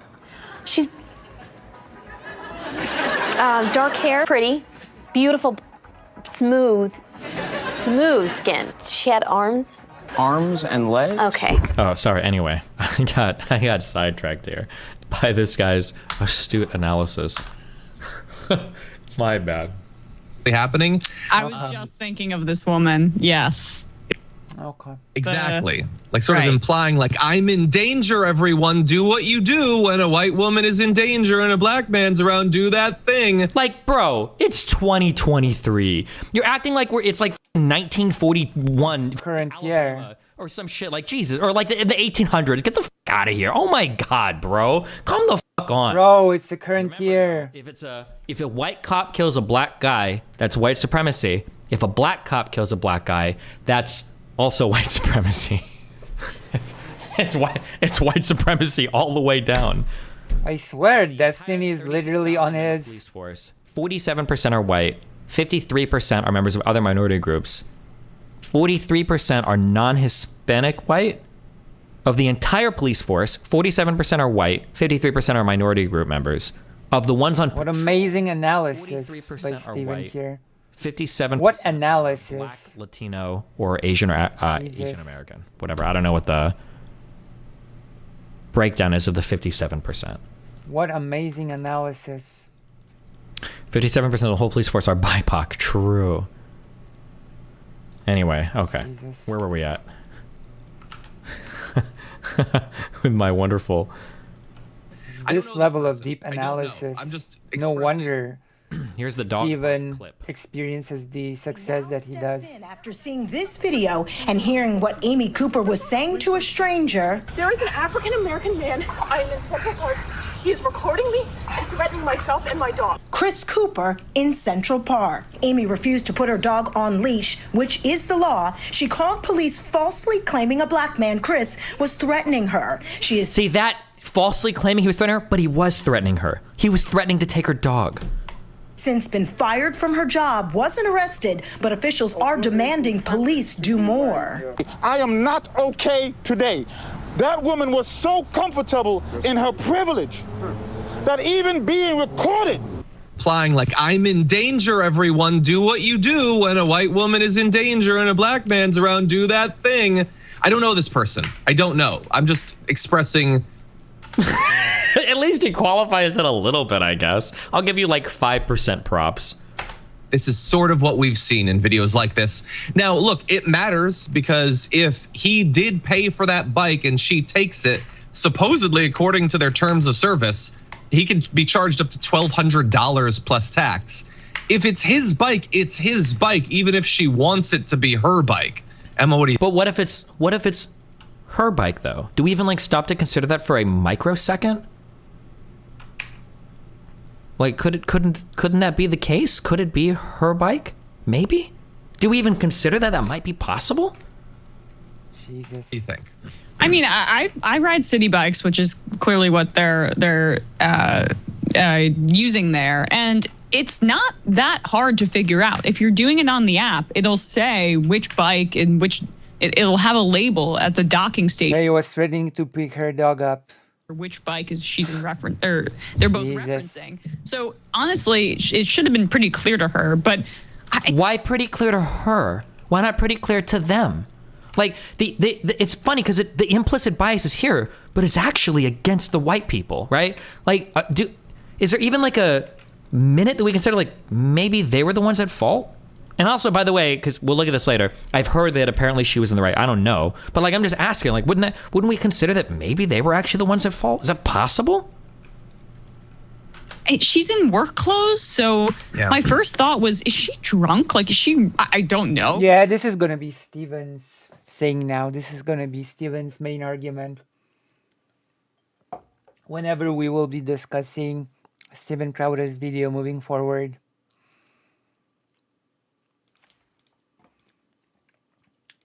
This is gonna be the main thing for Steven.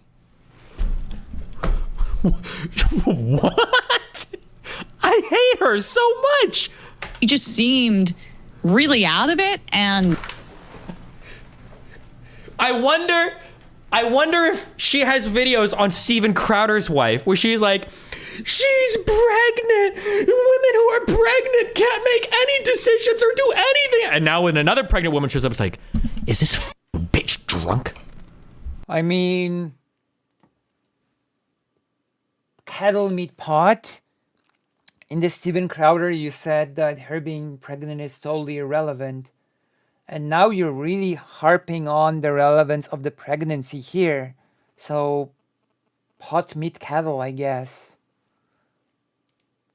I bet she injects alcohol into her feet. Like, you're the person that in all debates, all discussions about this topic, you said that the pregnancy is irrelevant.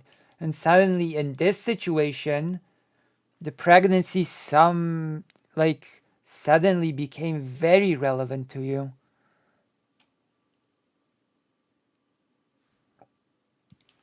Disney was wrong about the context. The stuff that has come out after the video only proves his wife more. Yeah.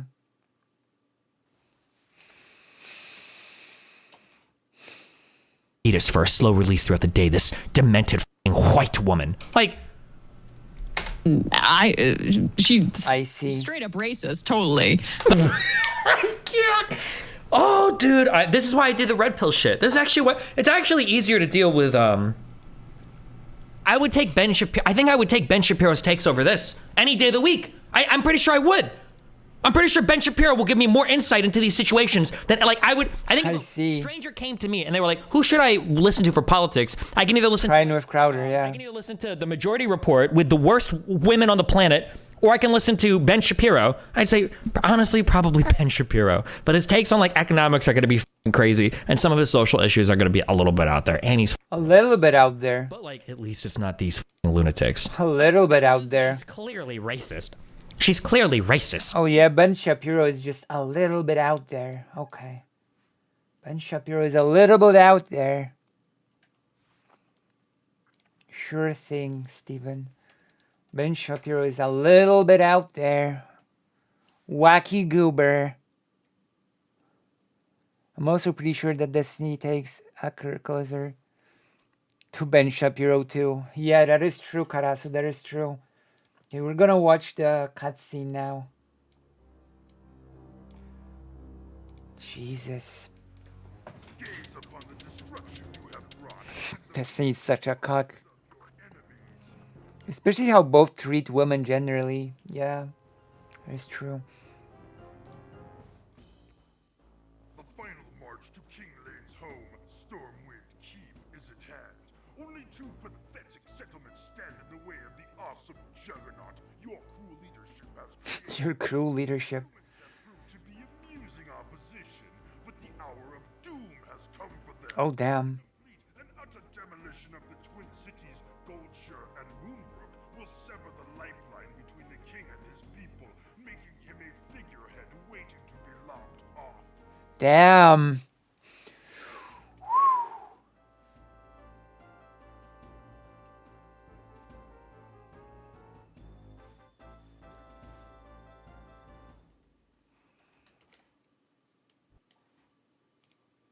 The golden takes of Ben Shapiro, who's a little bit out there when it comes Clearly to social. racist. Not like me, who went to a $40,000 a year grade school. Drunk? Like, is she? I don't know, but she just seemed really out of it. And wait, I never realized that it's racist to go to an expensive school. Oh yeah. Wait. I'm sorry, what? I don't know, but what does it have to do with anything? A year is clearly racist. Not like me, who went to a $40,000 a year grade school. Wait. What does going to an expensive school have to do with being or not being racist? I'm sorry, what? What are you? Is this another American thing that I need to be explained to get? Can somebody in the audience explain to me what this is supposed to indicate, going to an expensive school, in terms of racism? You're clearly racist, unlike me who went to an Can someone explain this one to me? Somebody explain this to me. Privilege is not a... Privilege is not the... Privilege is not a synonym to the word racism. You know that, right? drunk? Like, is she? I don't know, but she just seemed really out of it. And she's in a nurse outfit, bro. Our entire hospital system has been strained to the fucking wire for like the past 10 years. For like the past fucking decade, bro. I will, however, agree that the whole... she was out of it. She seemed weird. Yeah, I will agree that that's very strange on that presenter's part. That's a lot of strange assumptions. She's suggesting that she's privileged. Well, being privileged does not make you automatically racist. That's the thing. COVID only made it worse. This bitch probably just got off work at a 36-hour shift. Yeah, no shit. She's 6 months pregnant. There's like a million reasons why she could be out of it in this video. And she's surrounded by 4 or 5 men who, if they were white, you would immediately be saying, wow, one woman surrounded by 5 men, even in broad daylight, that's a scary situation. They could immediately rape her with no recourse because everyone around them is part of the patriarchy. They can immediately beat the shit out of her because men are predisposed towards violence and nobody would say anything because of bystanders. Wow, they could probably punch her and run and the cops wouldn't do anything. But because they're black, everything changes. Because they're black, everything changes. I don't think so.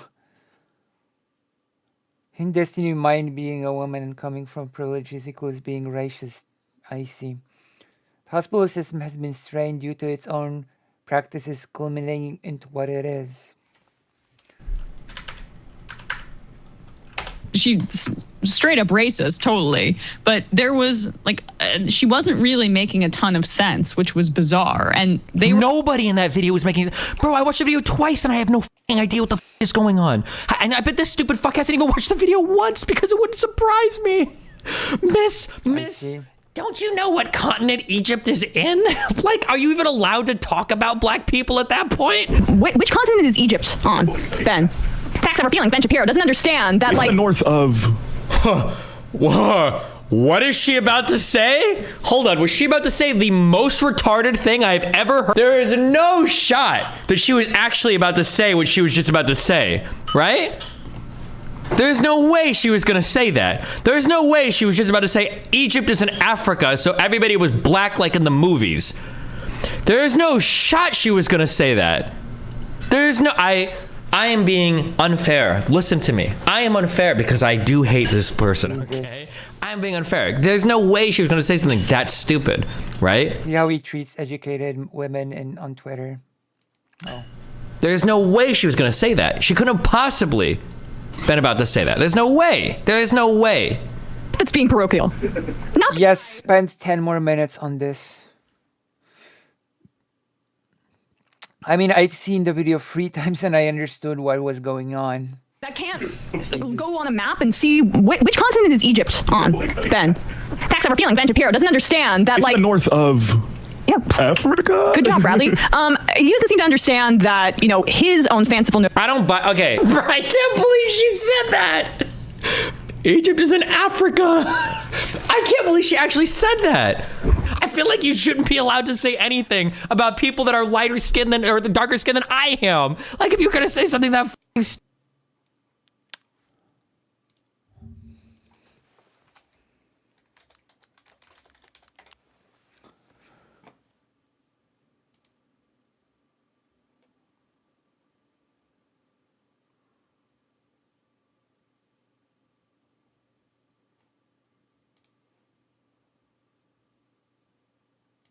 stupid, holy shit. Or like, this is my bike. Just go to the other bike stand, the little docking station, and get your own. Do you think, but like, okay.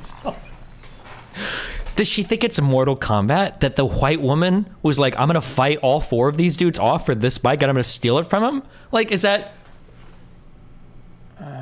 is that her thought process? Is that what she think does she think that's what the white woman is gonna do?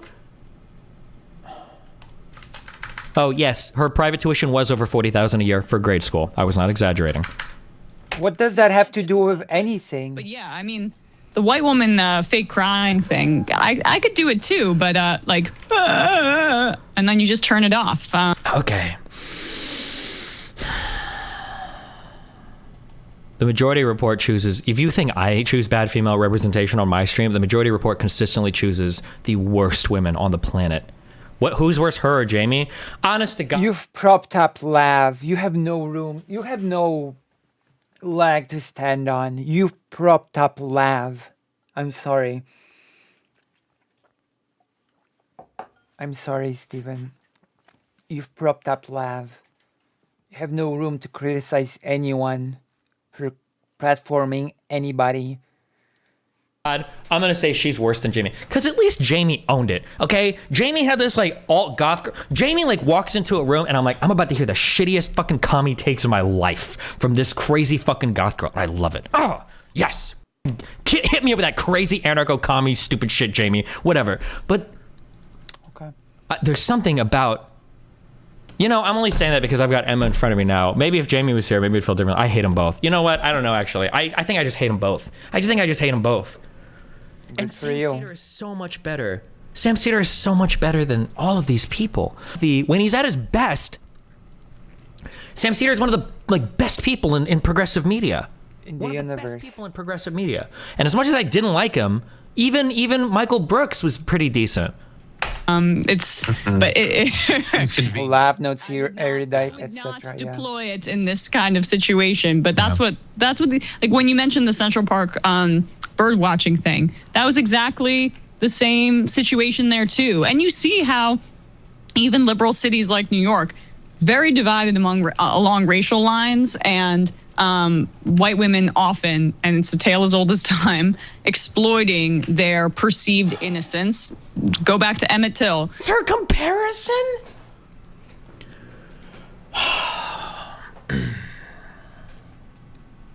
I think what's happening, I think these guys are fans of mine. Everybody, oh yeah. Actually a huge DGGer. Oh yeah, everybody is a huge DGGer because you've invented everything. You've pioneered everything, and yeah, yeah. Everybody just copies your takes on everything all the time. That's right. That's the explanation. That's the ticket. You're right. Everybody is just secretly your fan. You're right. It's true.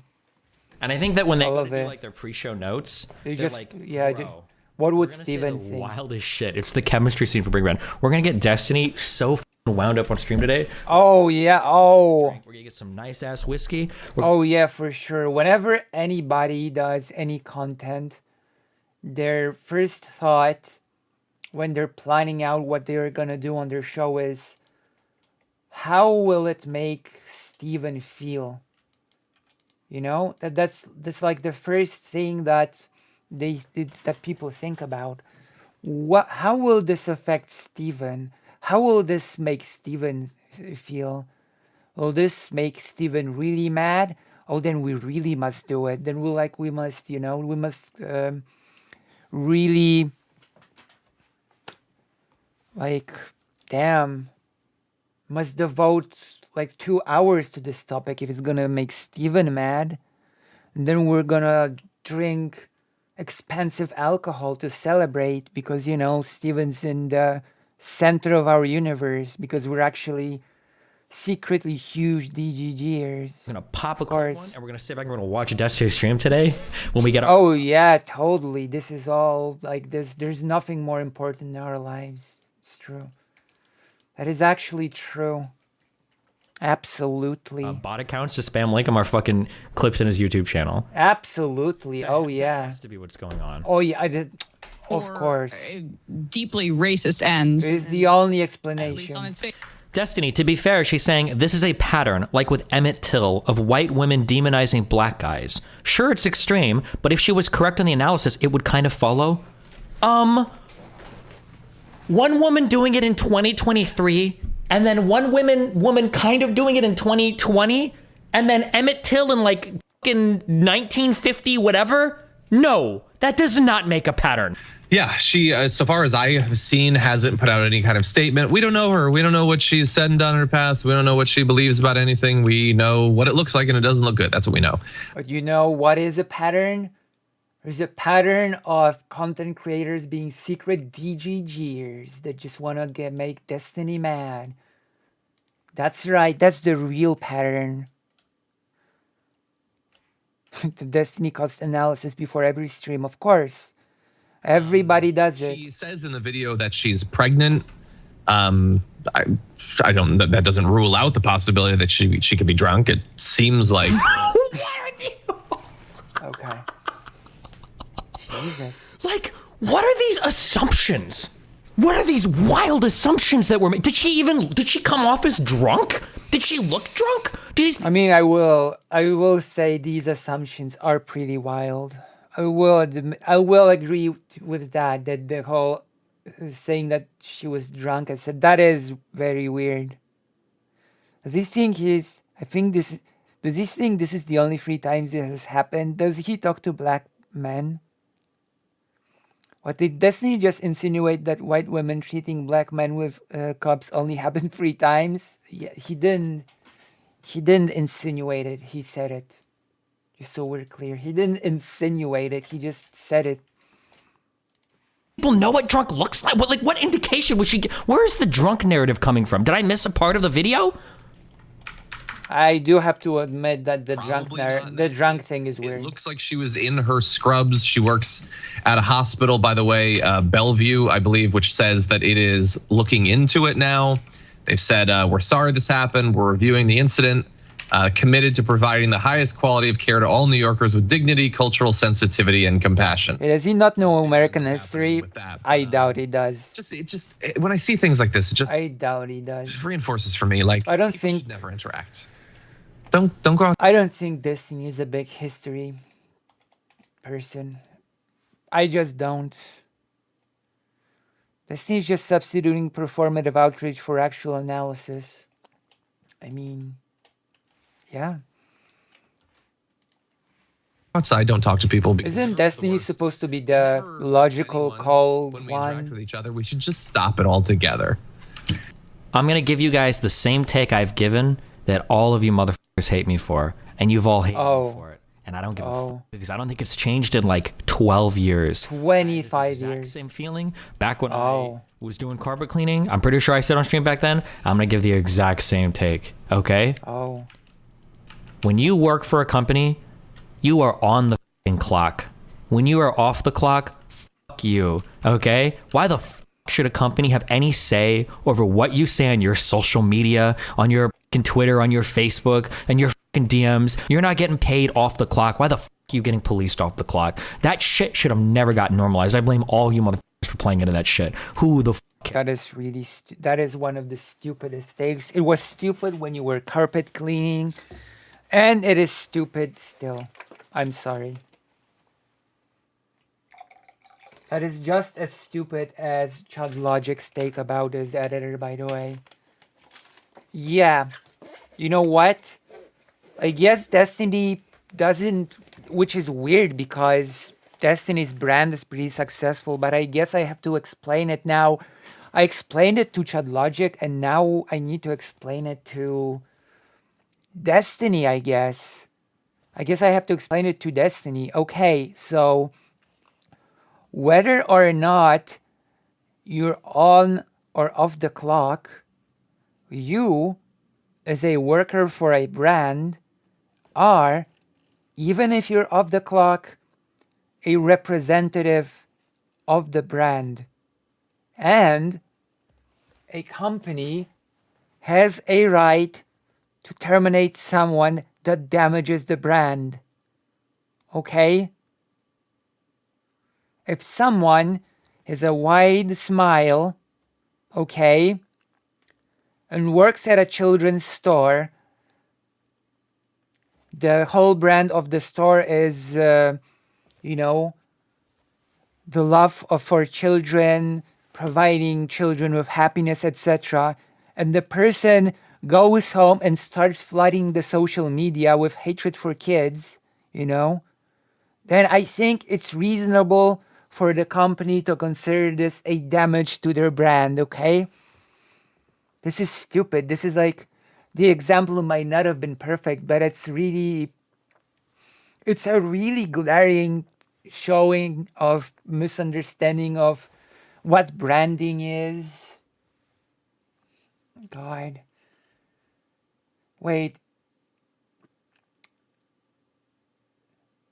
Didn't Destiny want to remove someone from college because she licked his picture?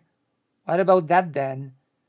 Did she not do that as a private person, not as a representative of the college? Well, rules for thee and not for me. Let's go. Doesn't matter. Rules for thee, do as I say, not as I do. Okay, if you show up, you do your job, treat your coworkers well, you're not going to get along with everybody. Everybody says some shit in private you don't like. It's so fucking cringe, the policing people for their social media behavior. God, I can't believe I was traveling for this because I could have, because I think that I would have watched the initial video and I think I would have given my same take. I would have been like, I don't know what is happening in this. I still, by the way, I still don't know what's happening in that original video. I cannot believe that people were so keen to outrageous conclusions with such limited information. An example of doing things for your brand is no longer being friends with a pedophile, right? I think it was because she was in uniform, right? Otherwise it wouldn't be this is, well, okay. Maybe I'm biased. I feel like I see people in their scrubs really often outside work. I don't know if nurses like travel or whatever, but then I guess if they weren't in their scrubs, I wouldn't know. But I feel like it's pretty common to see people in scrubs before and after work. But. Is this an opportunity for me to demonstrate how not racist I am? This lady tried her best to weaponize her tears, but she realized it wasn't going to work. She switched it off and acted like nothing happened. This should be criminal. What's happening? Every opportunity to for Steven to deepen his weird beef with Vosh is, is an opportunity that cannot be missed. After all, Vosh is one of the most important people in Steven's life. Unironically. Please help me. Not your bike. Please help me. It's not your bike. It's not your bike. Please help me. Help. Please get off me. Hey, what the fuck is going on, bro? Please get off me. Yo, don't take it, bro. Now you're not getting the bike, bro. Of course she would be a nurse. Dude, nurses are fucking psychotic. I swear to God, nurses are like female cops. That's like the female... Okay, wait. He was onto something. Nurses are psychotic. That is true. Okay, but probably for good reason. Okay, but also female cops. Wait, what does that mean? What is that comparison? What does that even mean? Do you remember what I talked about when I?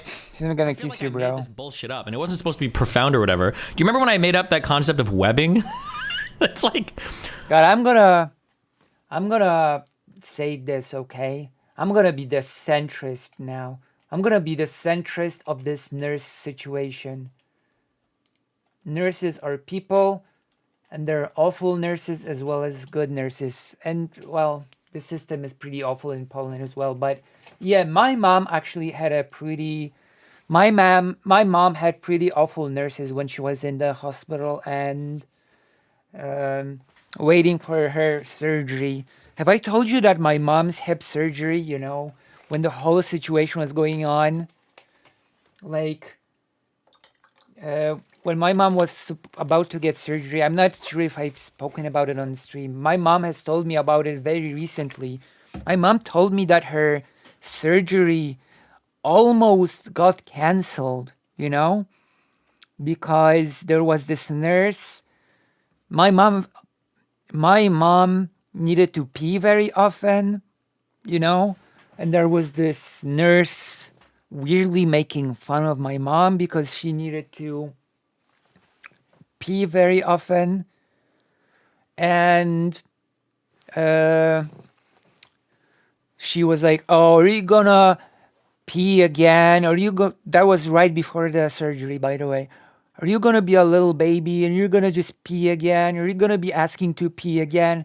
And my mom got so nervous. She got so she started crying.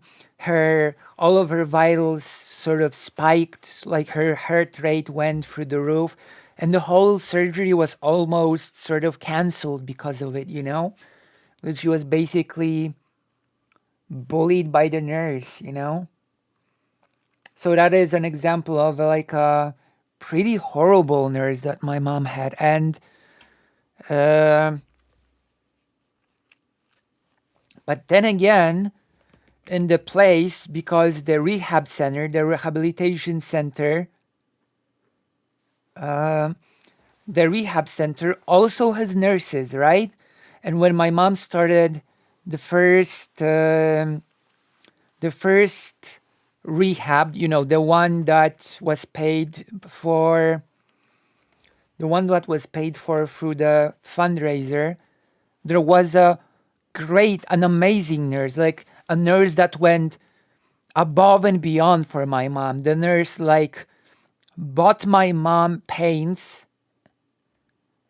for her own money, She brought my mom paints and a few other tools to paint for her own money out of her own pocket, and encouraged my mom to paint. She bought my mom fruit also out of her own pocket.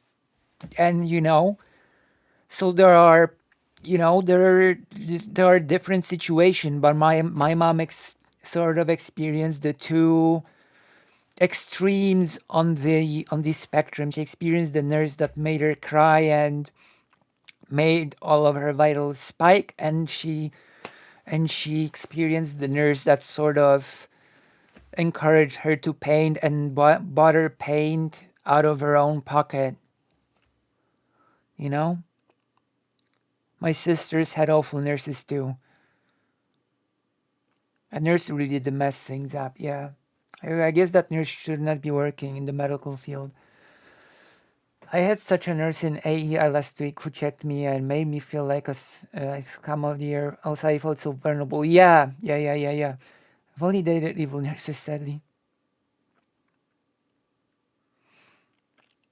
Yeah, we shouldn't generalize professions. We really should not, you know? Well, I'm an ex-healthcare worker, so I hope I was not evil. Yeah, it's not as, you really cannot generalize, you know? You really cannot. Okay, well, woman, bad. What's bad? Like woman, race, cop, woman, cop, nurse, woman. Oh, she's a woman who is a nurse, and that's like a female cop. Now, cops can already be female, so that statement doesn't even really make sense. But we've webbed her. She's like a cop. Like, I realize that Steven is a real cop lover over here, but I'm sorry, but historically, one of the most oppressive institutions across the board has been the police. You can cry about it, you can cope about it, but it is actually factual that police has been one of the most oppressive institutions across the board, internationally, across borders.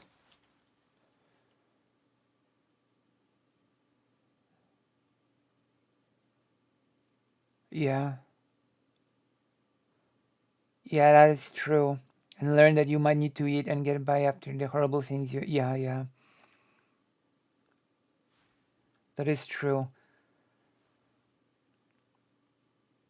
Also, my mom is not a health worker, but my mom has pretty big experience when it comes to taking care of people. You know?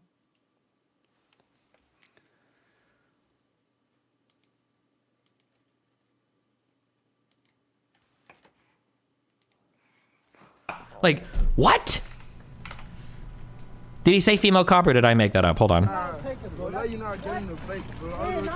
Of course she would be a nurse. Dude, nurses are fucking psychotic.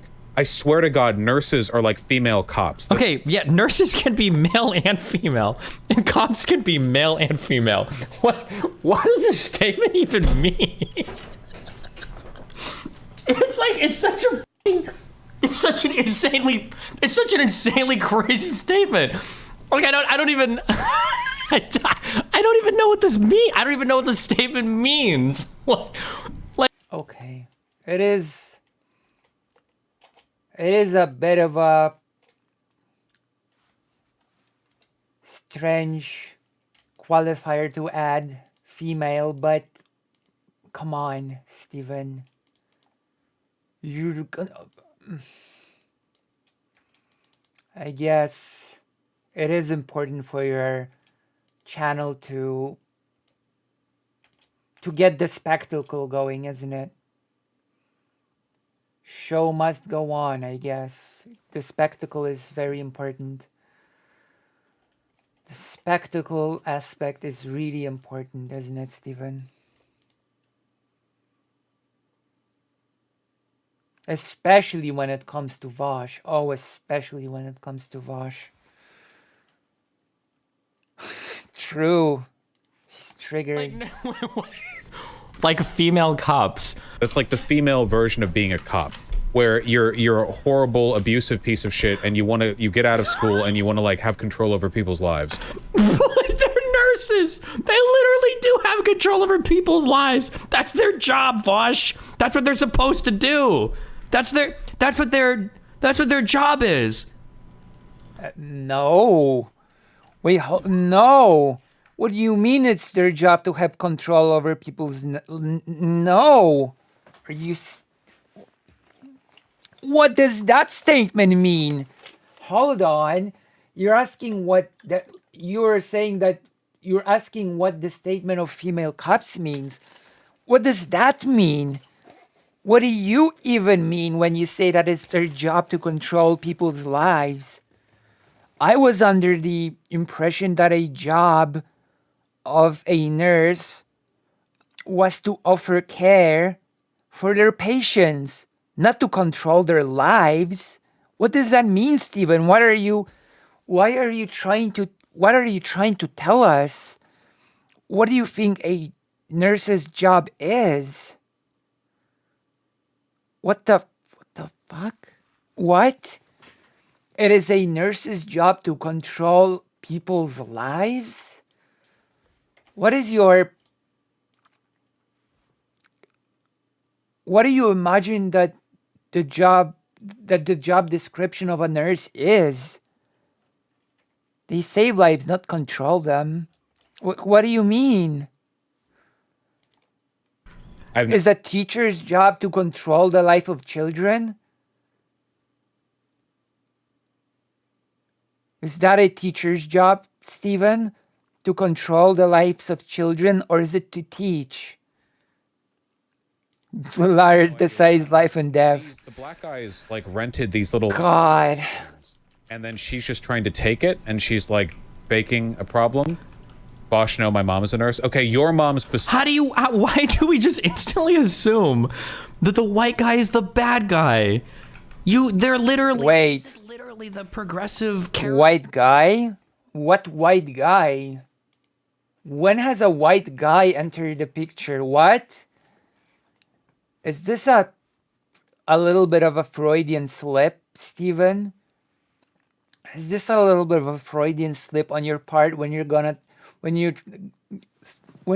to try to say that the ultimate victim is the cis white male? Is this gonna be like the trajectory of you ultimately arriving at the position that the ultimate victim of the system is the cis white guy? Caricature. Like, do people not understand that you're doing the thing that conservatives said you were going to do by pretending all white people are evil? Specifically is fine. Depends on the nurse. Yes, obviously it depends on the nurse. Why you took his phone? What's wrong with you? Don't touch his phone. Do not touch his phone.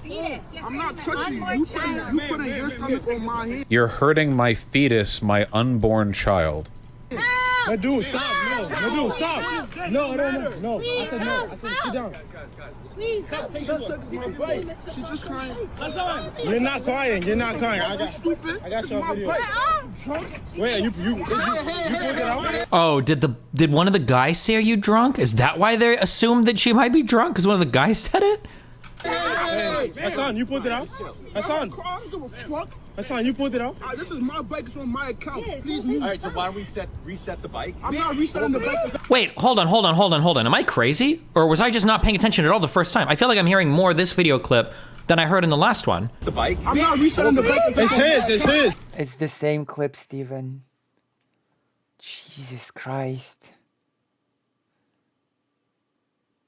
Just using this one situation to generalize to broader societal critique, and interestingly enough, his takeaway is that white people are oppressed. White people are actually the most oppressed group in our world. Okay. True. Fuck. Jesus. Okay, now nothing I say is gonna matter. I would have been fighting against all of lefty Twitter of how fucking racist I am. The white guy here suggests, why don't you reset the bike? And the black guy says, I'm not gonna reset it, it's on my account. Now, I've only used these city bikes a few times, but my understanding is if you just put the bike back in, it'll reset it if it's been out for like less than a minute or two. You make it charge like $1 or something, and then you can just do the app again and take another bike out. Why would you not just reset the bike?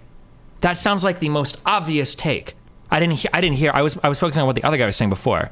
That makes the guy sound. It's not a take, it's a suggestion. Not everything is a take. What? What do you mean a take? One nurse is wrong. Systemic racism against white people in the US. True. There's some out of this. I think he's talking about this person. I think this person said to reset the bike. I think in this case he was talking about this white guy.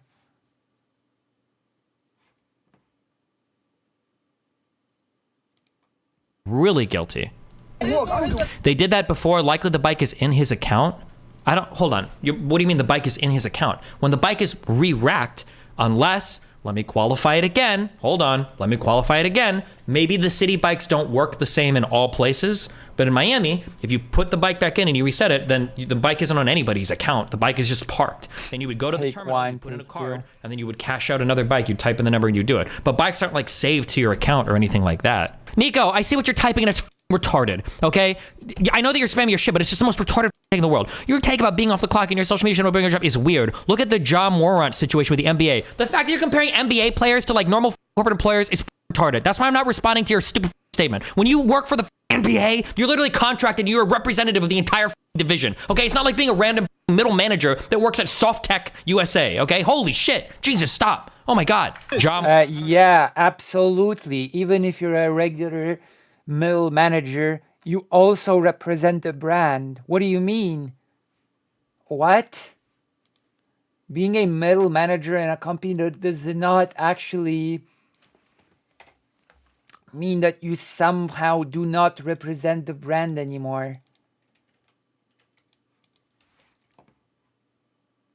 Well, I don't know what the guy's name is. Okay. It's his. I wonder if there's only one bike left here. And Steven's top tier take. Only celebrities represent the brands which they work for.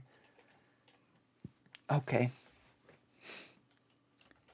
Okay. Steven calls other people the arsler.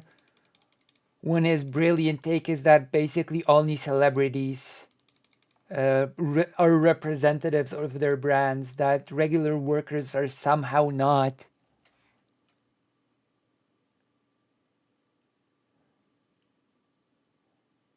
Jesus. They're also like fighting. Doesn't matter because the business is small, therefore I don't have to care about it.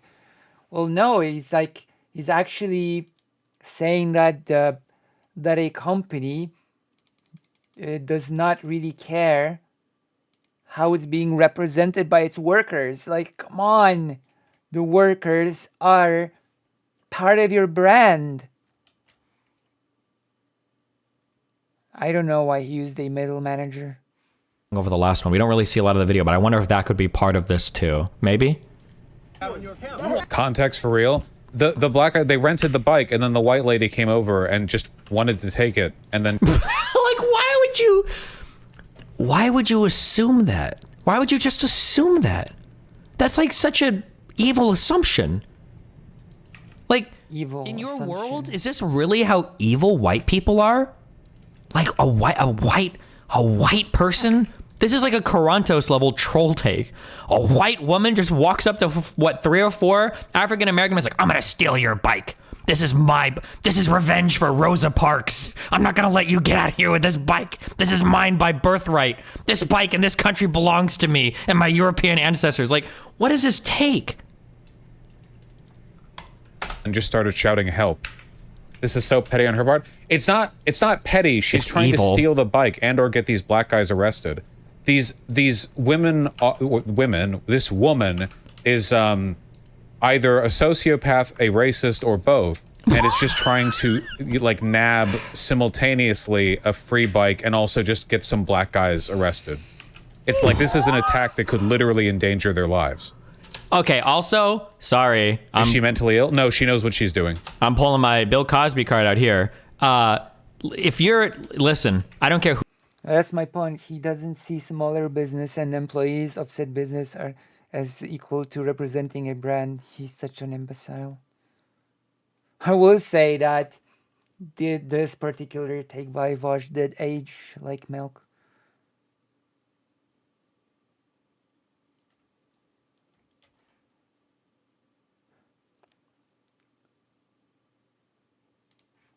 Who you are, what you look like, or where you come from in the United States of America, and there are a lot of proud black men who would agree with me, because I knew it, because I grew up in these Lutheran communities with these black conservative dads. And you know what those black conservative dads would say to you? They would tell you that if you get in trouble with the cops, it's your fault for being in some place you're not supposed to be, okay? I'm sick and tired of this attitude that black people are getting indiscriminately killed everywhere by the cops, okay? This is an insane narrative. Stop with this cringe shit, okay? It's 2023. It's not 1924, okay? Black people are not getting... True, it's current year. It's the current year. We should listen to conservative dads more.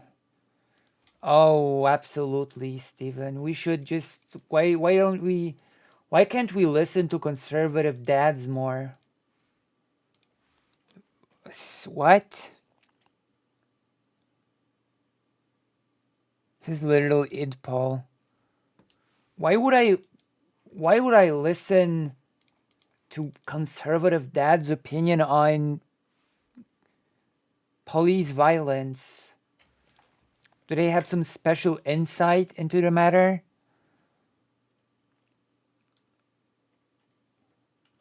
What's happening here? Gunned down by the cops at random in the street everywhere, okay? It's like 13 unarmed black men a year are killed by the police. People think the number is like 5 million, okay? Progressives think more black people are dying to the cops every year than Matt Walsh thinks kids are getting trans surgeries, okay? I don't think we have exact numbers, but if we're talking about the drugs, it's, I mean, millions. Why are you showing this? What does this have to do with anything? The hell's happening now?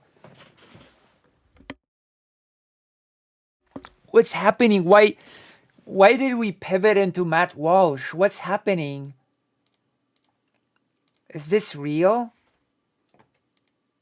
I disagree with Destiny. Vosh isn't calling all white people evil. I think Vosh thought this individual nurse was evil, but later on, Vosh assumed incorrectly.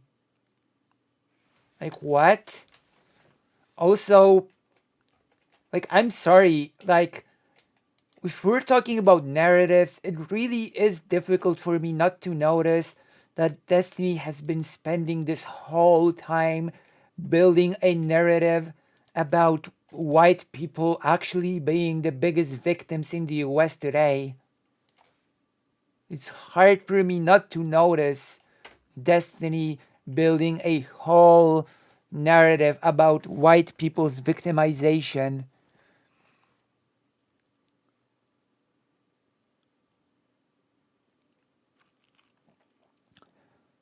He's triggered the lefties again and all his brain cells at the door. Why are we talking about Matt Walsh? How many people have had this done? Depends on what. I don't think we have exact numbers, but if we're talking about the drugs, it's, I mean, millions. It is the overarching narrative. How did you do a whole documentary on this and you're like 4 orders of magnitude off? What does this have to do with... Millions of kids on puberty blockers? Millions? Millions? What are we even talking about anymore? Blockers. Yeah. Millions of kids have been on hormone blockers, really? I'm sure someone's going to fact check me on that, but my guess is that we're into the millions now at this point. Yeah. You know what? I actually am glad he said that. That is your guess. That truly shows what your state of mind is and how disconnected you are from reality, if that's what you feel, right? Yeah, sure, but what does this have to do with the rest of your segment?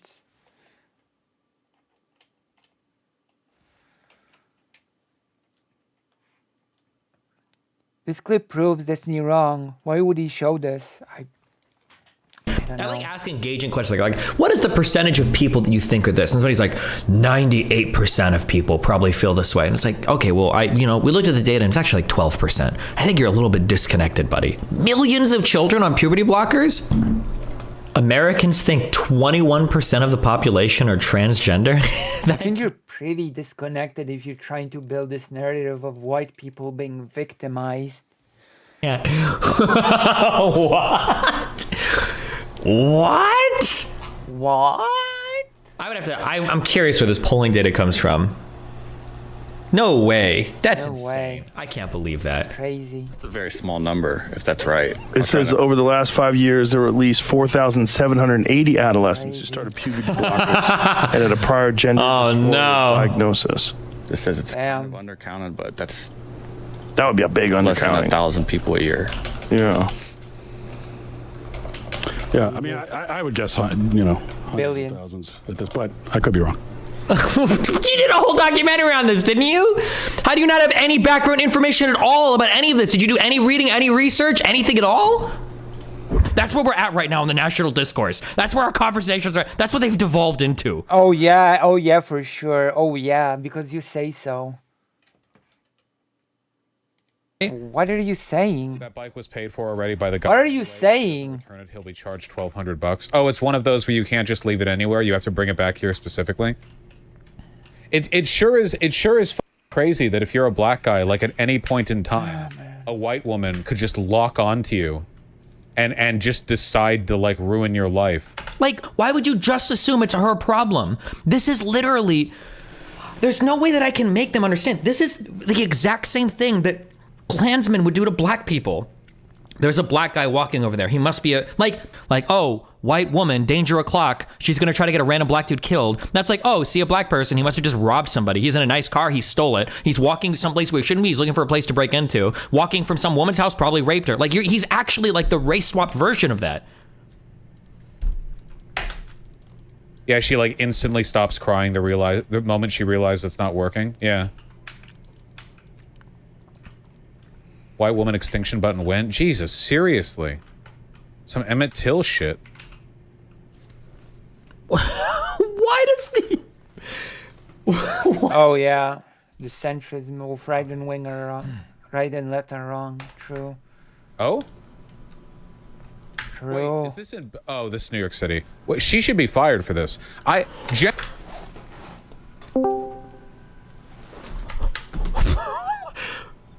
He's only watched like, did he even finish the full clip? Oh God, you're coming here to give me the ultra trigger. I'm ready to be fully racist now. I have been promoted to the racist council, okay? And I've been awarded the full rank of Klansman, so what do you want?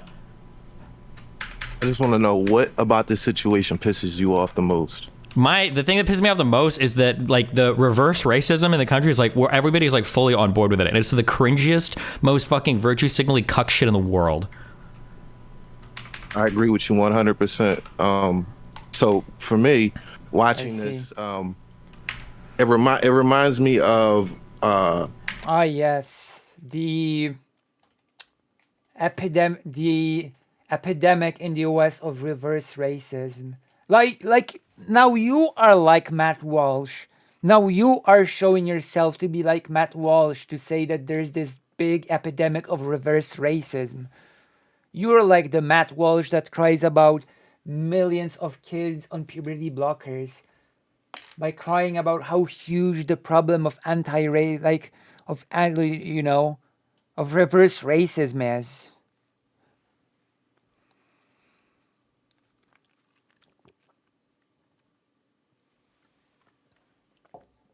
You know?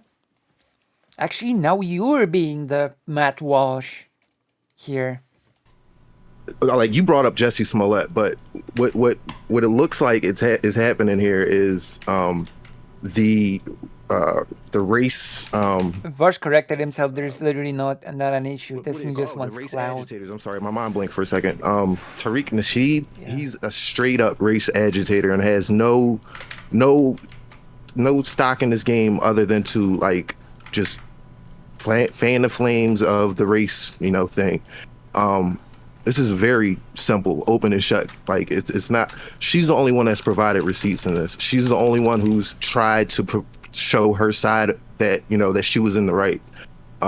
So, and she's pregnant. So I just have a different like feeling about this. Looking at this. I mean, to Steven, the pregnancy should be irrelevant. I don't know. So. How did we trade Jesse Jackson, okay, for all of his faults for f***ing Tariq Nasheed, okay? What deal was made here, okay? They got... too many gullible people with no f***ing idea about what racism actually is and what it actually looks like. Like, I don't understand how anybody can look at this situation and say, oh, that lady's being racist. That lady's being, like, anything other than scared in that situation. So let's just look at it from her point of view. If it really was her bike, and you got these, what was it, 4 of them, 5 of them, black kids up in her face. Like, I like am more cautious around black men than I would be around a pregnant white lady. So like, Like her fear is not irrational. It's not like Jesus. Okay, now no, you're no, going no. farther Her than- fear, no. Her fear is not. Let's be real. Like women first. I mean, he did say that the pregnancy was irrelevant there, and suddenly here it becomes quite relevant.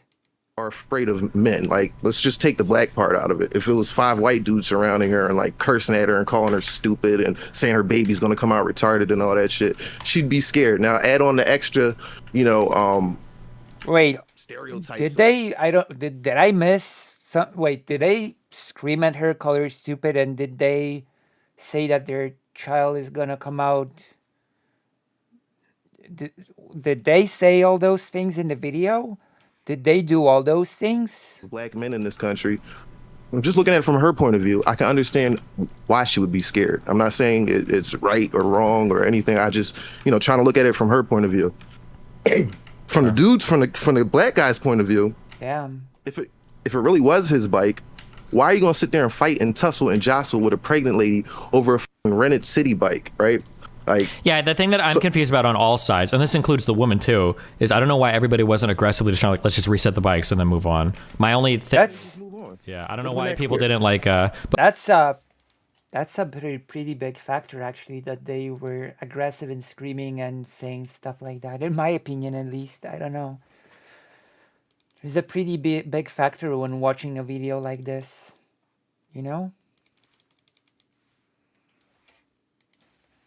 But maybe there were like limited bikes. I'm not sure. Apparently, there's a lawyer statement that I haven't gotten to yet. But yeah, I don't understand why anybody was freaking out over this. But who knows? But okay. Yeah, so the Tariq Nasheeds, they're the one that's really pissing me off with this. Not her or what she's doing and trying to keep her job. It's just it's crazy. So. Yeah, he is inconsistent. Yeah, so it sounded like you didn't know who Tariq Nasheed was, and I just I am very familiar. Yeah. Race agitator. All right. I just wanted to just drop in and just. Thank you for your insight. All right, thanks, Destiny. Be careful, bud. Bye. Careful, buddy. Okay. Genuinely, like, if you see one of your nurses, a person who holds the life of patients in their hands, and you see this insane psycho sociopath shit, she should be fired immediately. Okay, here's a statement from the hospital. Want to see if she's... Like, I hate that people like this have a voice. I actually is so damaging to politics in general. Like... Pot meat cattle. Oh yeah, because you're totally not damaging to politics in general. Oh, for sure. You're one to talk. You're one to call out who is and who is not damaging to politics in general. You're one to act as the arbiter as to whom should and who should not have a voice, of course. For that hypothetical, if someone did steal your bike, it shouldn't made it that thief is pregnant. Like, get out of here with this. Vosh is like a massive L. Like, if you are a human being in the United States, Vosh is hurting you. We've recently become aware of an incident that appeared off campus. One of our employees, we're sorry this happened, are reviewing the... Destiny saying about damage of politics with his statements that far right people should mow down protesters. How cute. Yeah. Steven is talking about damaging rhetoric with his chicken and waffle dinners with Nick Fuentes, was it? Of course. Oh yeah, for sure. Okay, so... Right. More people should be like Destiny. Yeah, I don't know what the fuck there is to review. I like how he says, like, so it's nothing. Like, somebody getting reviewed for some racist bullshit in the United States in 2023 isn't guaranteed to get their fucking asshole exploded and fired like 17 different ways from Sunday. Like, probably gonna lose their 401k revoked. Like, I like it's like, oh, just a white person being accused of racism. Like, no big deal there. I'm sure nothing will happen. Cool, Nick of the Groypers, yeah. Happening in the United States. Like, bro. Is it all right to call her a crazy white lady? Yes. I hope she better get fired. Oh, they had to pin this, yeah. off of so... Maybe there was something that happened before the video started. Why are people... Why would you assume that? Why would you assume there could ever be more context? It's a white person. What kind of context could ever make a white person look any better? Clearly, it's fucking Satan incarnate. It's a white... I just wanna notice that the person that is making it about the race the most is Steven. Like, unironically, the narrative of this whole segment is white people are being oppressed. The real racism happening in the US is the racism against white people.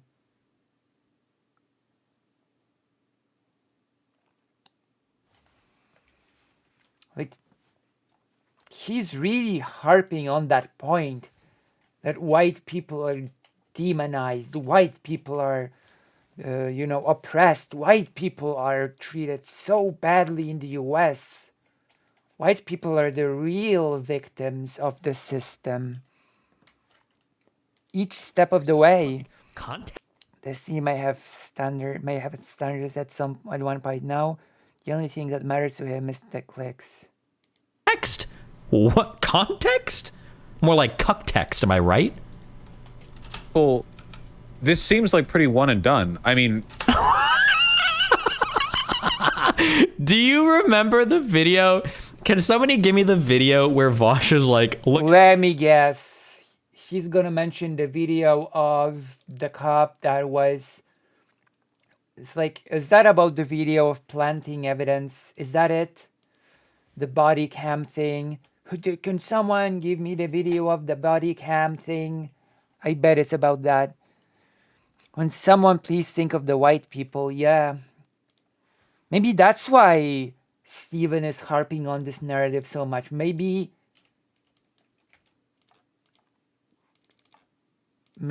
Steven actually believes that Manifest Destiny is about him. Maybe Steven thinks that Manifest Destiny is about him. You know?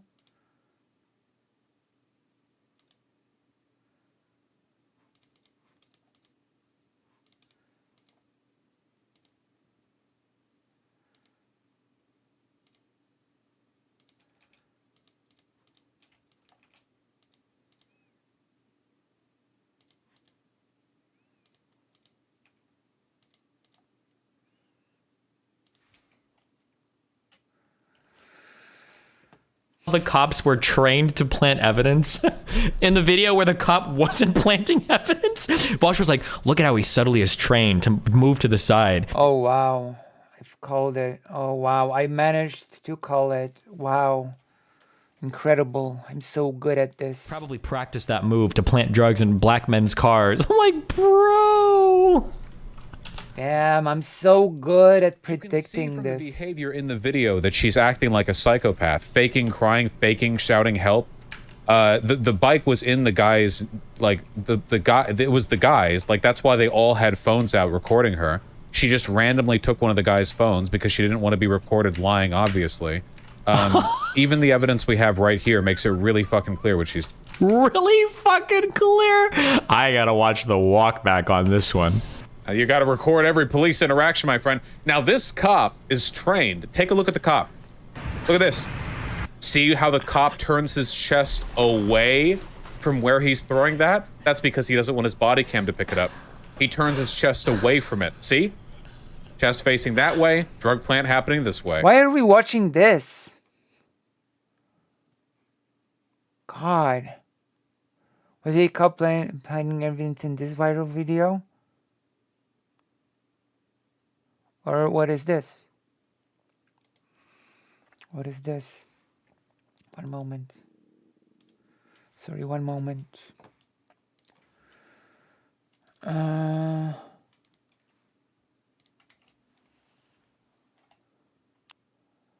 Yeah, he was. The body cam footage for the clip we watched earlier was released. The cop didn't plant anything. It was an empty bag that fell out of the driver's pocket. What? Hold on. Right. Like, when you're... At least Vosh does walk things back. Not so much with Steven that knows more than 99% of people about everything.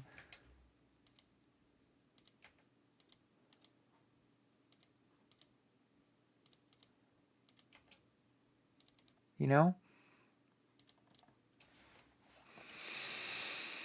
Mind is at this level of delusion. Oh, yeah. And it also shows you these types of videos should be shown in psychology classrooms to show you like how perfect invent and create fact out of nothing when we have a certain bias working in a certain direction. Because once your mind gets down a certain road, you can start to find patterns in everything if you look hard enough for it.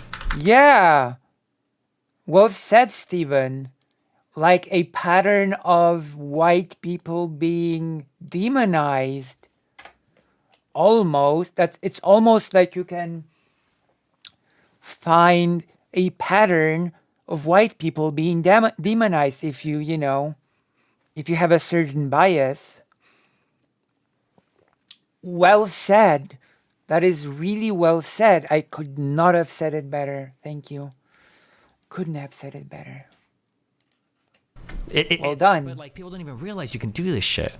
Yeah. They don't realize this. And then not only do they run with this bias, but they do whole segments about how white people are actually being demonized and how it's a huge problem. Yeah. And they don't even realize it. You're right. Yeah. It's very interesting.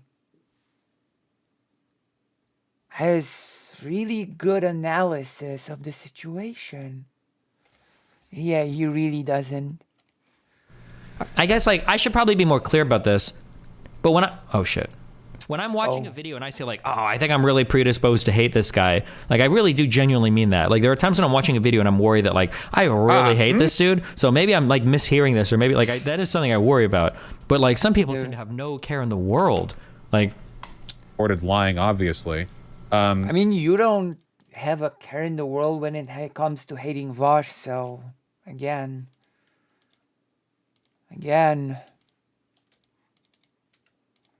Do I need to bring up a clip right now? You know what, Steven? You like to bring up clips. Now let me bring out a clip that actually is very apropos from my own channel.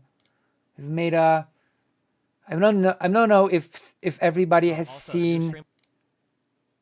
I don't know if everybody has seen this little short that I've prepared.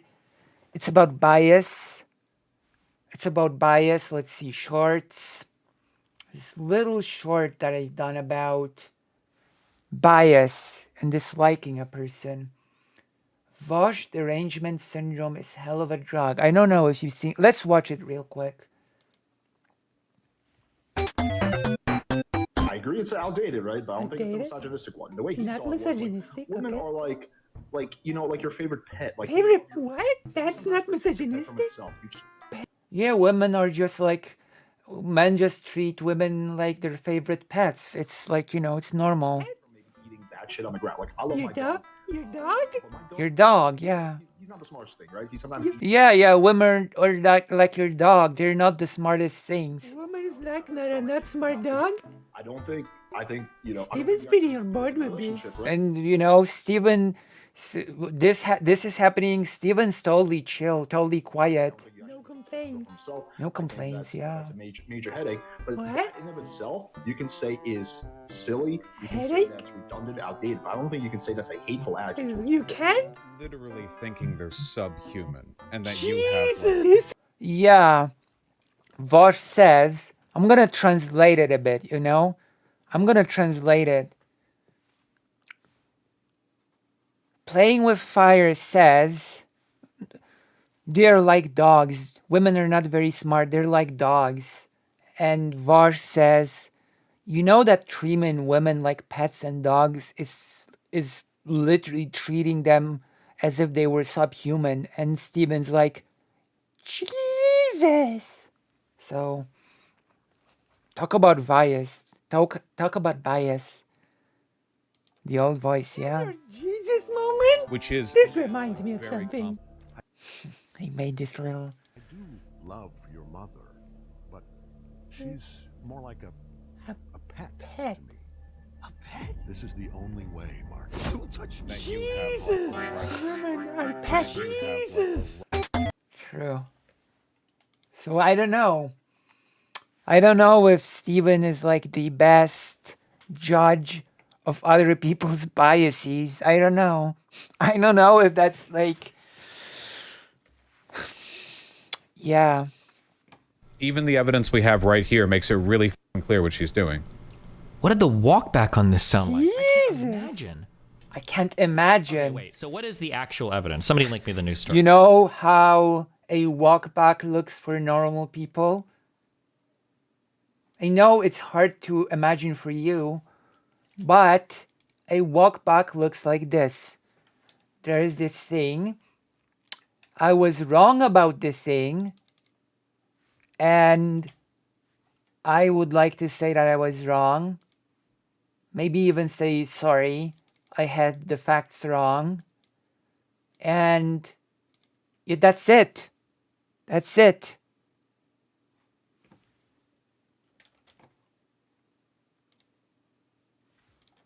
That is how a walk back, quote unquote, looks like. That is how a walk back looks like. Okay? Reconnected. Wait.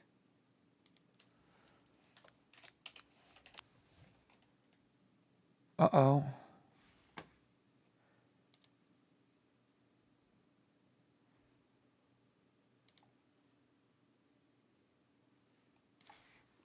Are we on?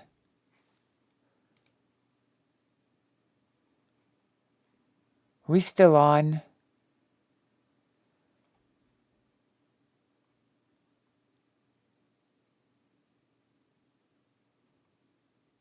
Wait, hold on.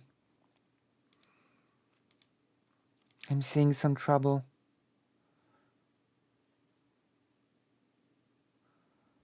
Old Digimon need to be... Oh my god.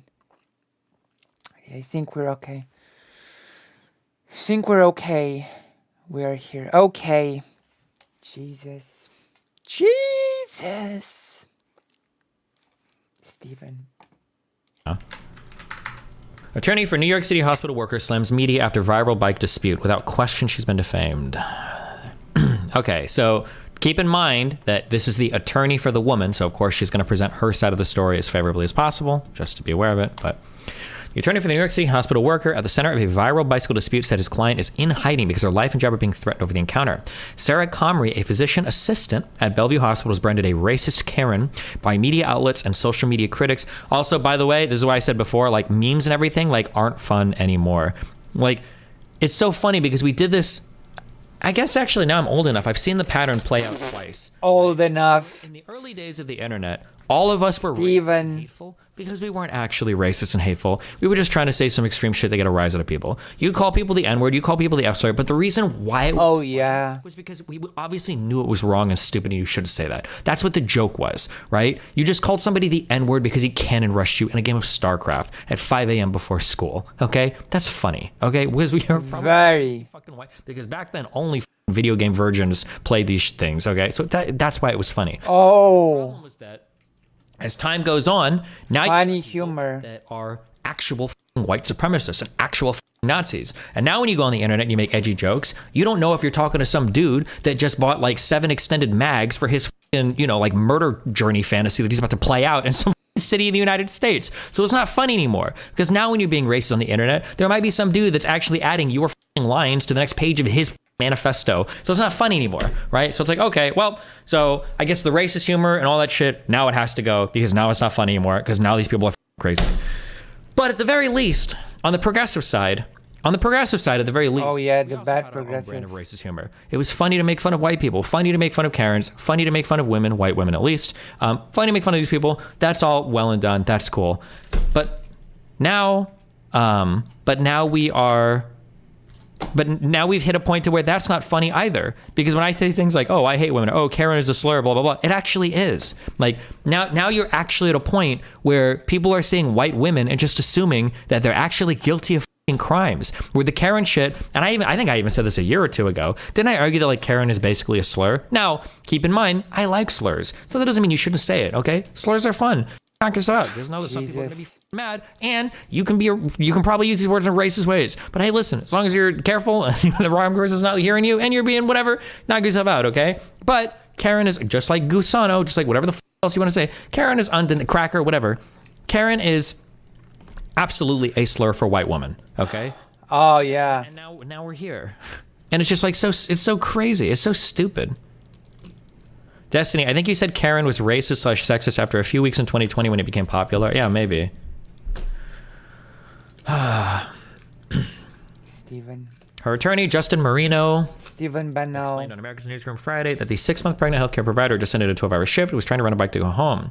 Marino said Comrie started to back off the docking station after paying for the bike on May 12th, and the man confronted her, claiming she was taking the bike they'd already reserved. Around that time, these individuals were claiming that was their bike. Someone pushed the bike while she was on it back into the docking station, so it locked again, he said. Comrie claimed that she had paid for that specific bike, but after the argument, put it back in the docking station and rented another one. Marino said he had 2 receipts that proved this client was telling the truth, with serial numbers that matched the bicycles in question. He said Comrie sought an attorney because she was fearful she would lose her job over the encounter. Why are people from the US so Bellevue Hospital fixated with slurs? Pending a review of the situation. Can someone tell me why that is? You don't have a they/them reviewing the case, because if so, you're they/them. Bellevue Hospital called the incident disturbing. They/them. Reaffirmed their commitment to providing an environment free from discrimination in a May 16th tweet. Better hope you're not reviewed by the they/thems. All the lefties are talking about Emmett Till because the woman who accused him died recently. Nice, based. Destiny, Karen is not a slur. It's a behavior exhibited by crazy people. Let me point you to a very famous skit by comedian Chris Rock in 1990-something. This is not your bike, repeats the young black man standing next to her who says he just rented that city bike. His friend is standing around. Oh, keep in mind, when they say black in the media, that's with a capital B. My source is a skit. Literally refer to black people with capital letters. No, in the New York Times style guide, black is supposed to be capitalized, I believe, when they say, oh, they do, right here. Black, young black men is with a capital B. You're supposed to capitalize the B now. I could be wrong, but you don't do it. You don't do it with white people. I'm not making this up. This is the style guide. White woman. There you go. We continue the narrative. You see, black is now being written with a capital letter, not black, because white people are treated as second-class citizens in the US. You see, it's not the 1920s anymore. The real oppressed group of today are actually white people. It's true. It's true. Oh my God, it's absolutely true. The real victims of the system have always just been white people. It's true. Don't you see? The evidence is before your own eyes.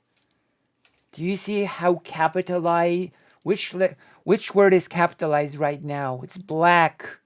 And why? White is still used with the small letter. That's because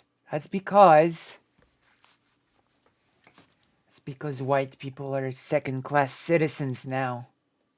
That's why. It's true. That makes sense. In lowercase, black men, the B is capitalized. I'm not joking. I don't make this shit up, okay? It's clown world. That wasn't just a random thing I said. That is the style guide. That's like the AP style. Oh yeah, Destiny, like embracing the clown world memes. Clown world, everybody. It's clown world. I love the clown world meme. We're living in a clown world where white people are second-class citizens. How can you let this happen? What happened to values? What happened? This is horrible. How can this happen? Come on. How can you let this happen? How can you let this stand?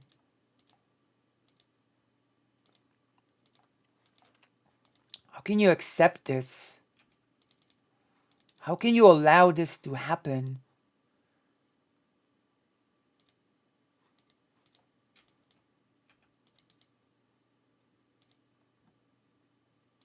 This is pretty bad.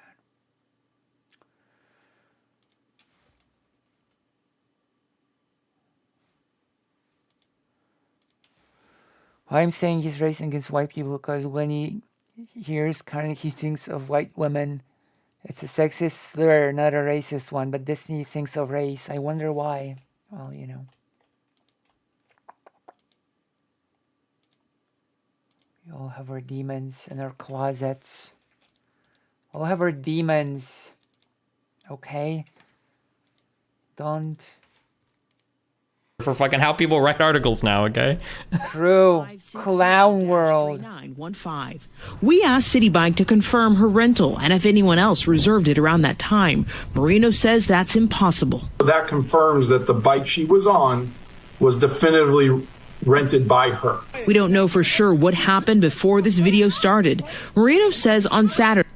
Attorney Ben Crump. Okay, hold on. To be clear, I don't believe that a receipt would confirm that. To confirm it, you can't talk to the attorney. You would have to talk to City Bike, because it is possible that they rented it and like fucked it up and returned it, so they had the same receipt saying that they'd rented that bike. That is possible. No. That is a possibility. No, it's not a. What do you mean? The receipts have dates on them. What? What are you saying they forged the receipt? Are you trying to say that they forged the receipt? You do know that receipts have dates on them, right? No, without City Bike. That is what? Possible, right? That is a possibility. Are you? No, without City Bike issuing a statement on it. Okay. Are you saying they forged their receipts? Fucked it up and returned it, so they had the same receipt saying that they'd rented that bike. That is possible, right? That is a possibility. I mean, forgery is always a possibility. Okay. What do you? They could have what? had a receipt saying they had that bike, but they either accidentally redocked it or something, you know. Tweeting, "This is unacceptable," and she grossly tried to weaponize her tears to paint this man as a threat. This is exactly the type of behavior that has endangered so many black men in the past. Who is this happening to now? Do you know who the biggest threat is to black men's safety in the United States? It's not white women. It's progressives. It's black men. Oh yeah. Why are we so fixated on this? Why the f are we so fixated on white women trying to get black? Wow, Steven likes those right-wing talking points. It's black on black violence.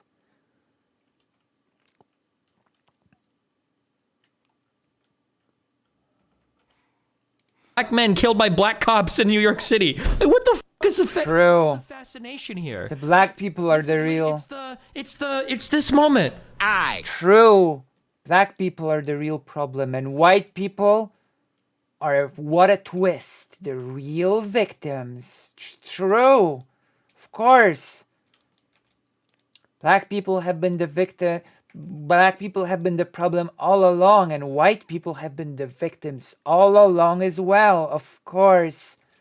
Why hasn't anyone thought of that? It's true. It's all because of that black criminality, isn't it? Cleveland Brown, a black man, shot Cleveland Brown Jr., another black man. You want to make the media go away? Just mention black on black crime. It's literally this. Oh yeah, because Family Guy is your most reliable source on everything social related. It's a stupid joke, but it's actually true. Oh yeah. So cringe. Destiny, only black gang members are at risk by other black gang members. Normal black men are not. It's different. I don't want to sound rude or mean to you, but I know plenty of black guys that would never be in a situation where... True, Destiny knows more about black people than 99% of the population. Don't even try to test Destiny's knowledge on this subject, because he knows more than anyone about black on black violence. Of course. In reality, it's heart disease that is the leading cause of death for a black man in 2018. He does. Didn't you just hear the guest that came on his show? What do you mean? What do you mean, Jess? What do you mean? In fact, Destiny knows more on black issues than 99% of people, including black people. What do you mean? Of course. Didn't you know that Destiny invented talking about black issues? Yeah, but have you invented talking about black issues like Destiny did? Everyone else just copies Destiny basically when it comes to talking about black issues because he was the one to do it first. He was the one to invent talking about these issues, you know? Before nobody else did. Everybody just wants to be him by talking about black issues. I know, right? He did. He did invent everything. Yeah. And everybody's just jealous of him, his genius. It's sad, really. So sad. So tragic, so sad. I mean, self-centered? No, that cannot be. He simply said that Sam Cedar must be a huge DGGer and that he must tailor his content around if it will make Destiny upset. But Destiny self-centered? No. That doesn't sound right. That doesn't sound right at all. It's just a misunderstood genius. Seems. I bet. Gee. Where they're fighting with a pregnant fucking nurse for a city bike. You know what they'd probably do? They wouldn't do the black thing. They wouldn't do the white thing. They wouldn't do the man thing. They would do the normal human thing and they would go, oh. A human thing. Fighting over a bike, I'll rent a different bike. It's really easy. Like, I don't know how the you find yourself in this, even in this stupid fucking situation. How crazy this is. Crazy. Crazy situation to even fucking be in. Holy shit. Holy shit. That woman lives in this building. Holy shit. like she's like Destiny hasn't worked a labor job in almost a decade. He doesn't know what normal people think. Woman lives in her building. That woman lives in this building with me. She's acting like she's one of the fucking assassins from Kill Bill and they just found out the woman is still alive and she's next on her fucking kill list. Like, bro, come on. Another neighbor who knows about the video told us off camera he believes the incident is being blown out of proportion. But this neighbor says the young man... Notice how they say off camera because this guy doesn't want his fucking life to get destroyed next. It's clearly like a Karen, a Central Park Karen. Central Park incident where a woman walking her dog called 911 on a black bird watcher. Says she's viewed as a victim because she's white, and she thinks that. That's obvious in this America that we all live in. Like, this is the most diverse country in the world, and I think we probably do better with race relations than any country in the world. True.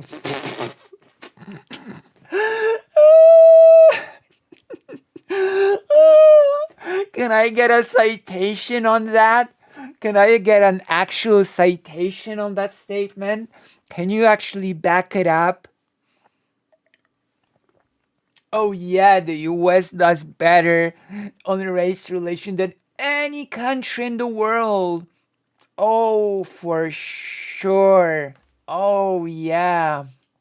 Mm-hmm.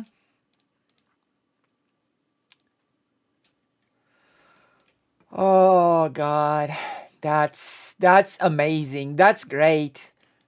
That's a laugh. I mean, I'm not expecting you to substantiate this in any way, but yeah, sure, the US does better on race relations than any country in the world. Nay, in the universe. Why stop at the world? The US is better on race relations than than any country in the universe. Of course. That has the level of diversity the United States has.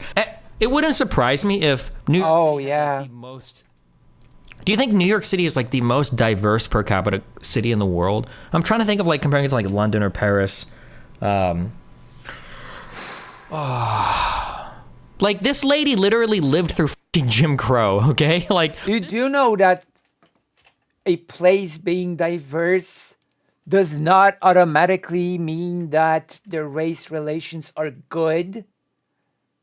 You know, you do know that a place being diverse only indicates that many different types of people live together, but it speaks nothing to the badness or goodness of the situation they are in. What do you mean?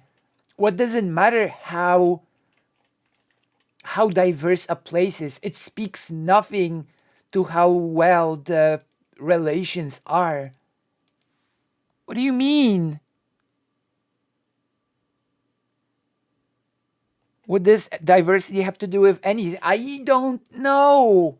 I genuinely don't know. The Weimar Republic was very diverse, you know?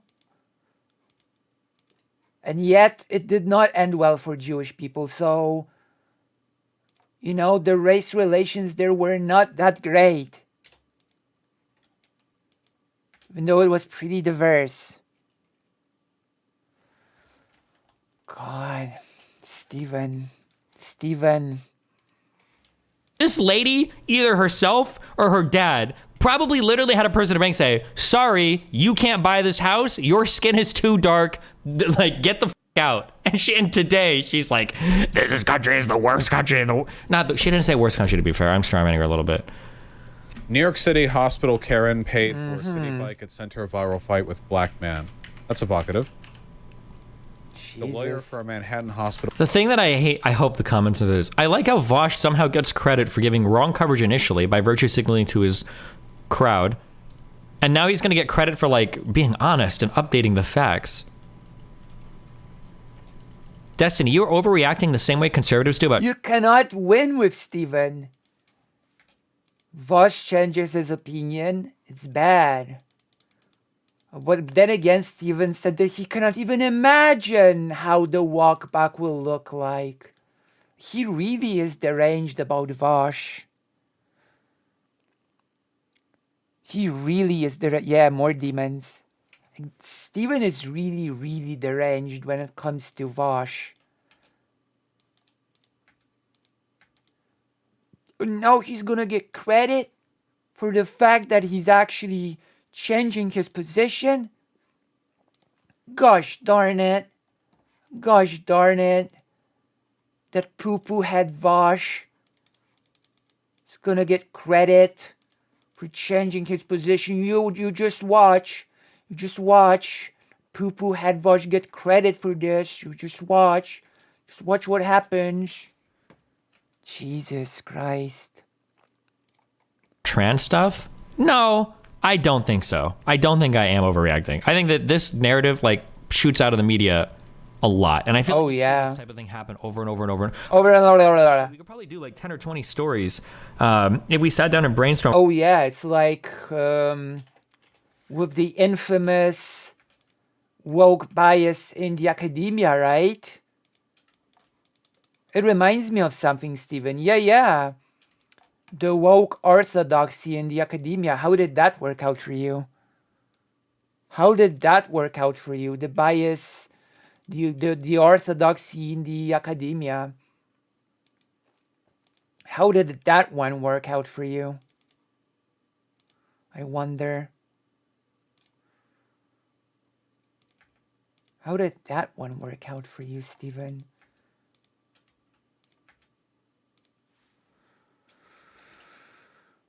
That rhetoric is very conspiracy fueled. Yeah, he does get credit. If one of the reasons I like Vosh, I'm glad he'll admit when he is wrong. Yeah.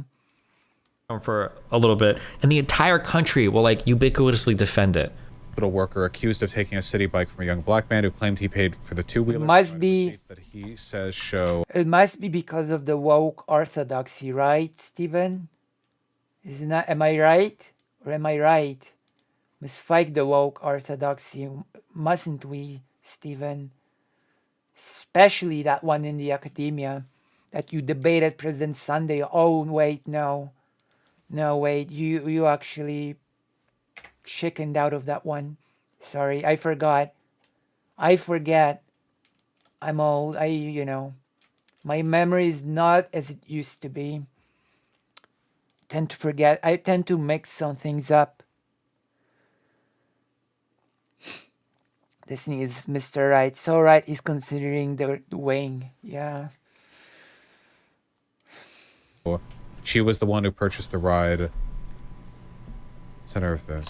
The Bellevue Hospital employee who was branded a Karen on social media afterwards rented the bike first. Lawyer Justin Marino said in a statement to the Post. He also provided... Although, if you want me to be fair, because that's what you come here for, I will say the race baiting on Twitter has gotten fucking insane. I don't know if that's an Elon Musk thing or whatever, but depending on what's in your Twitter feed, I feel like you get like a steady stream of black people fighting somebody constantly on Twitter today. It is wild. Race I don't think baiting. it's by design, but there's probably like bad actors that are co-opting Twitter now because the enforcement is a little different or the culture is a little different. Oh yeah. Checkmark guy spamming. Wow, check out this crazy video. Black high The school. bad actors. That shit is wild. provided 2 city bike receipts for May 12th, which were timestamped. But it has nothing to do with how Twitter is being run now. Oh yeah, no, it's just those rogue bad actors. The bike seen the video. These are still isolated incidents, just like the... It has nothing to do with how the site is actually being run. Absolutely nothing. Nope, it's just those, it's those rogue agents. Drag queens reading in classrooms. Dude, I'm a minority myself and I understand the virtue signaling by Vanish and other morons, but don't stoop the conservative levels. No. This is not an isolated incident. I don't know what you're talking about. Oh yeah, there's a whole orthodoxy. Drag queen stuff is an isolated incident. So I will fight with conservatives that talk about trans drag queens.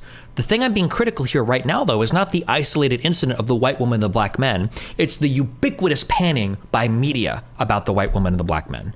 Oh, so yeah. I'm fighting against the same thing. You understand I'm doing that, right? Oh, yeah. Conservatives like Matt Walsh for saying there's 5 million kids on HRT, and now I'm shitting on liberals. True. And I'm shitting on liberals who do not understand that there are 5 million white people under attack this very moment.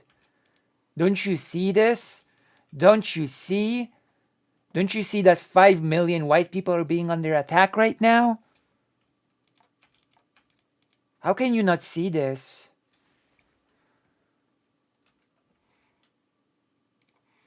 They're saying that white women are trying to call the cops to get black people killed all the time. True. The problem is the cops. Don't you see that 5 million white women are being panned as racist right now, this very moment as we speak?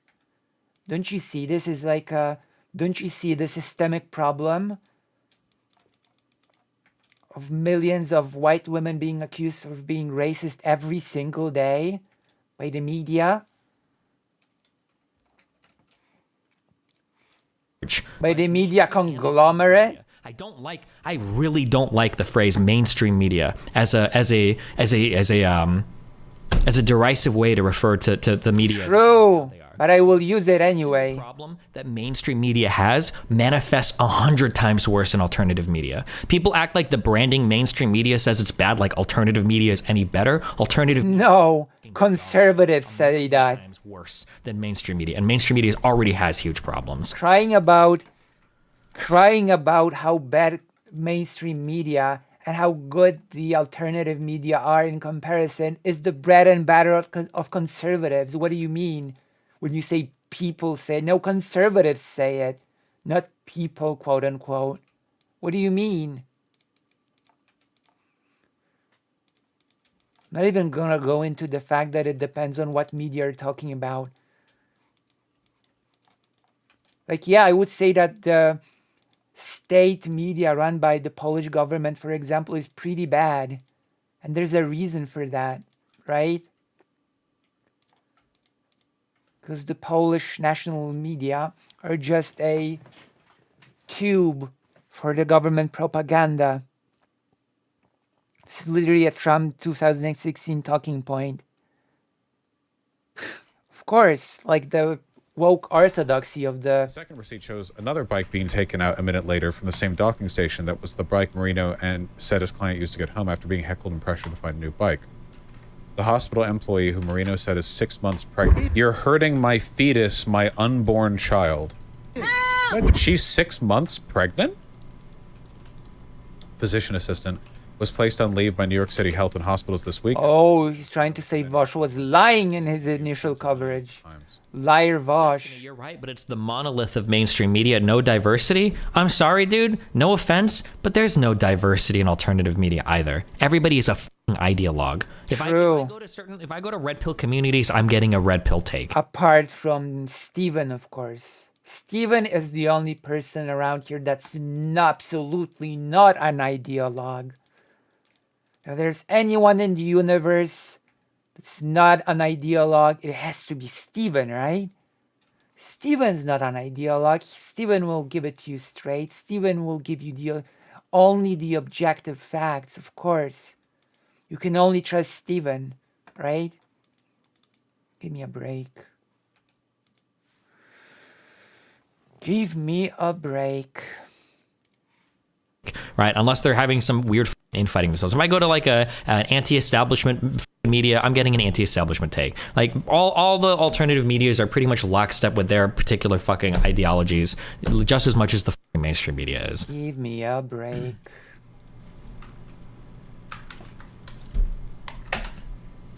I suppose inside... Even the last bastion of integrity in the universe. Justin Marino said in an interview with The Insider on Thursday. The last bastion of the bike was integrity, pushed Steven. back into its docking station after a young black man and his friends told the woman that the man had already paid for the... For sure, for sure. She had reserved it, and then they pushed the bike back into the docking station, preventing her from taking it out again.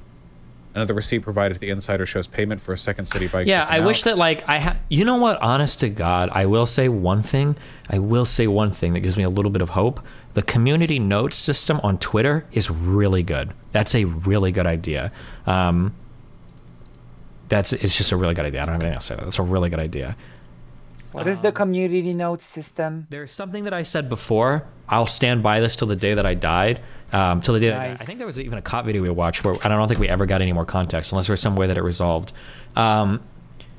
If you see a video and you see 30-second video or a minute video, you're seeing the part of the video that they want you to see. Who are they? Who are they? Never draw strong conclusions. Who are they? That are less than like a minute. God, who are they? So stupid to f***ing do that. It is so stupid to do that. Do not draw strong conclusions from short form. Who are they? That's posted by people that by people that want you second enemy base. True. Side of the story. Who are they? Obvious pitfall to avoid. They want you to see. Huh. That seems pretty bulletproof from her perspective. Did you make a video on this story? Yeah, does that mean these guys, the black guys, are trying to manufacture like Karen outrage shit for social media outrage? Yeah. Oh my God. Am I a tool for this machine? Am I complicit in being a fucking... This is interesting that Steven, I hope you caught that. Vosh said, are these young people trying to manufacture Karen outrage? And Steven says, oh, am I being a tool for the machine? You know, alluding to some organized, well-oiled machine of manufacturing Karen outrage. You know, typical normal stuff, alluding to conspiracy. Typical normal stuff, you know? Oh yeah, Vosh is just the tool for the machine. Ghost. A ghost within a machine. God. The woke mob, the woke. It's not a woke. Oh my God, my knees. Oh. Ouch. It's not a mob. It's an orthodoxy, quote unquote. It is an orthodoxy. Get your facts straight. Get your facts from Steven. Steven is pushing far-right conspiracy here, like the machine. Okay, Steven, the Some machine. human fucking piece of shit that's working as a microphone for the worst fucking people in our society? Oh, yeah. Watching this video, A very normal reaction. makes her look insane. He's so close. He's so close to discovering the machine. He is so close to discovering the machine. The anti-white conspiracy. Damn, so close. Vosh. You're so close, Vosh. True, to seeing the truth of the anti-white yeah.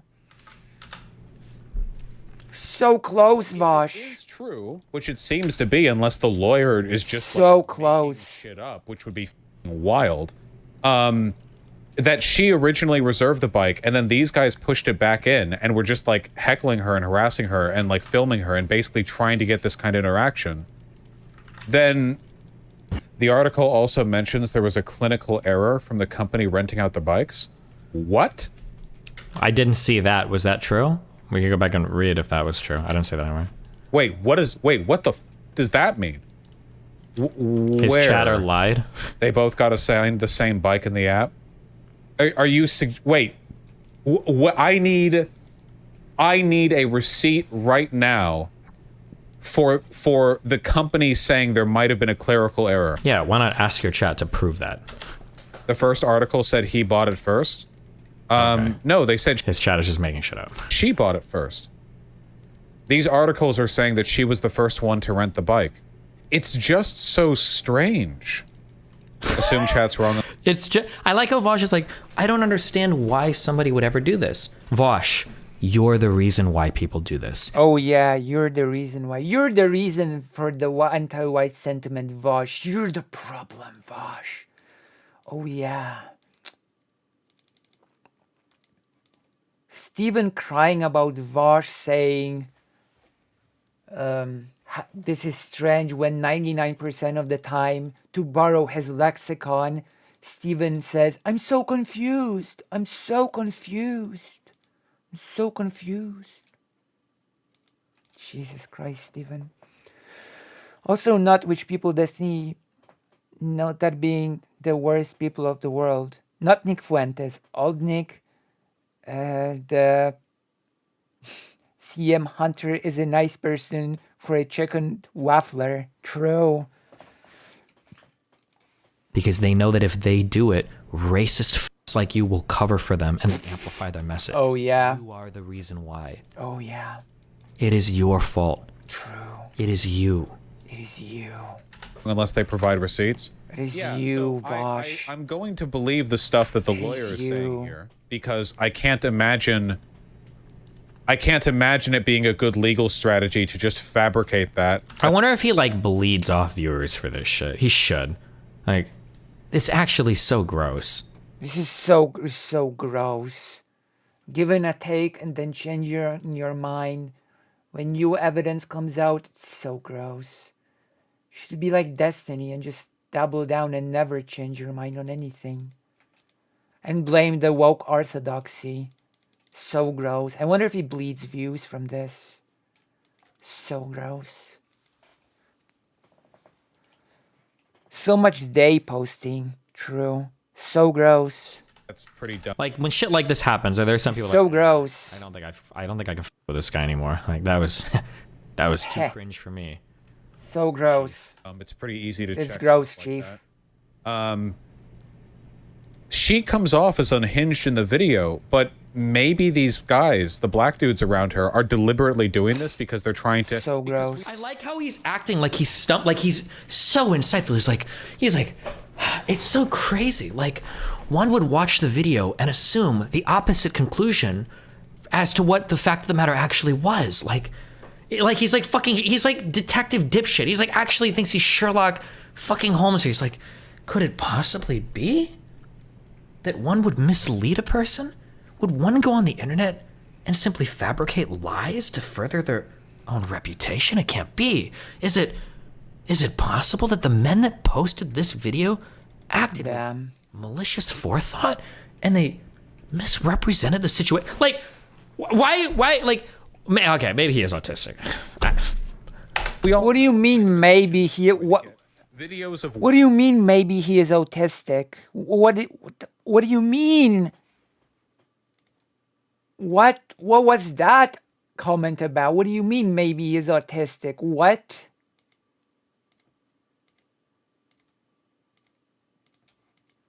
Jesus Christ. In the US, people are like this, or people are influencers, Steven, I guess. Human and character growth sucks, and I'm not just saying that because you're taller than me. Like, I'd like to remind you that Steven was ready to be pretty amicable with Vosh again, but Vosh did not have a favorable take on Steven at some point very recently, you know? Oh, so they will not be able to make up. So pathetic. It's really deranged when it comes to Vosh in particular. Does he think Vosh is lying about being autistic? I don't know. White women freaking out around black guys get millions and millions of views because... Did they think there was possibly a social media reward for them to fabricate this interaction, knowing that people are... Wait, let's ask a different question, Steven, while we are asking these insightful questions. Could it be that in this climate that we are living in today, there could be some social media reward for you to be alluding to some anti-white conspiracy of some consolidated media effort to be against white people? Wait, Steven, could it be that there is some social media reward in it for you? Could it be for you to be making the clown world memes or whatnot? No, that's impossible, right? It is clearly impossible, right, Steven? Surely there is no social media reward in it for you, right? So surely you're the last principled actor in all of this, right? Damn, could this be? There's some social media reward waiting in it for you? Makeup, not makeup. White women and calling them Karens in these interactions with young African American men? Like, the last unbiased source on the internet. Right now. People are all familiar with the Karen archetype, and this woman does come off as kind of unhinged. So, did they just luck out? Do these guys like deliberately heckle her and then try to provoke a reaction in the hopes that they could turn this into some gigantic, into some gigantic... The last unbiased source on the internet, Steven. I'm sure no one offers millions of contracts to work to produce such content. True. Dude, I'm done. I'm sorry. I'm traveling again in 3 days. I'm gonna go to London, Wales, talk to my man Zizek. I actually just... To your man Zizek. Oh, damn. I'm not even like that smart. I really am not. You're not. You're right about that. You're not. My IQ is probably like a little above average. I'm 105 IQ, okay? But I feel like the king of the fucking Mensa students walking. Wait, what? So what? Wait, hold on. What is your what? I can't. The king of the... My IQ is probably like a little above average. I'm 105 IQ, okay? What? You know what? I'm just gonna... okay, I'm just gonna leave it there. Mr. 105. Okay. I feel like the king of the fucking Mensa students walking around among these fucking YouTubers. I can't even, dude. It's just unbelievable. You can't even. Let's watch the cutscene because... okay. Alright. Okay, Steven. Okay. Jesus. Stormwind Keep is ours to take. The orcish hordes gather like buzzards to carrion as the moment of destiny is close at hand. A low growl fills the air as your wolf riders whip their savage mounts into a frenzy. The earth shakes as catapults are loaded and moved into position. The fires of the burning rubble about you dance in your eyes as you gaze upon the pristine white towers of Castle Stormwind. White that will soon be washed with the red of King Lane's blood. With his fall, all of Azeroth will be yours. God.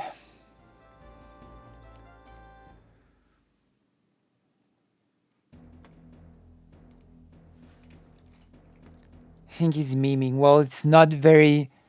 For his high IQ, I would, you know, for his above average IQ, I would actually expect above average memeing, but I guess all of his gigantic IQ is being occupied with his white racism conspiracy theory.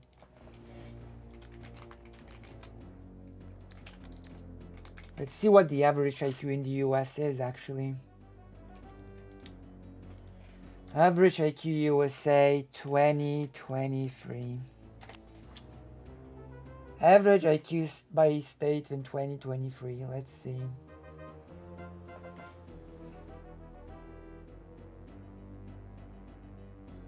Well, looking at the average IQ, I'm not even sure if Steven is actually memeing or not with the whole thing. I'm not so sure anymore. The national average is 100, so I guess I'll just leave it in the air to see if he's memeing or not. Okay?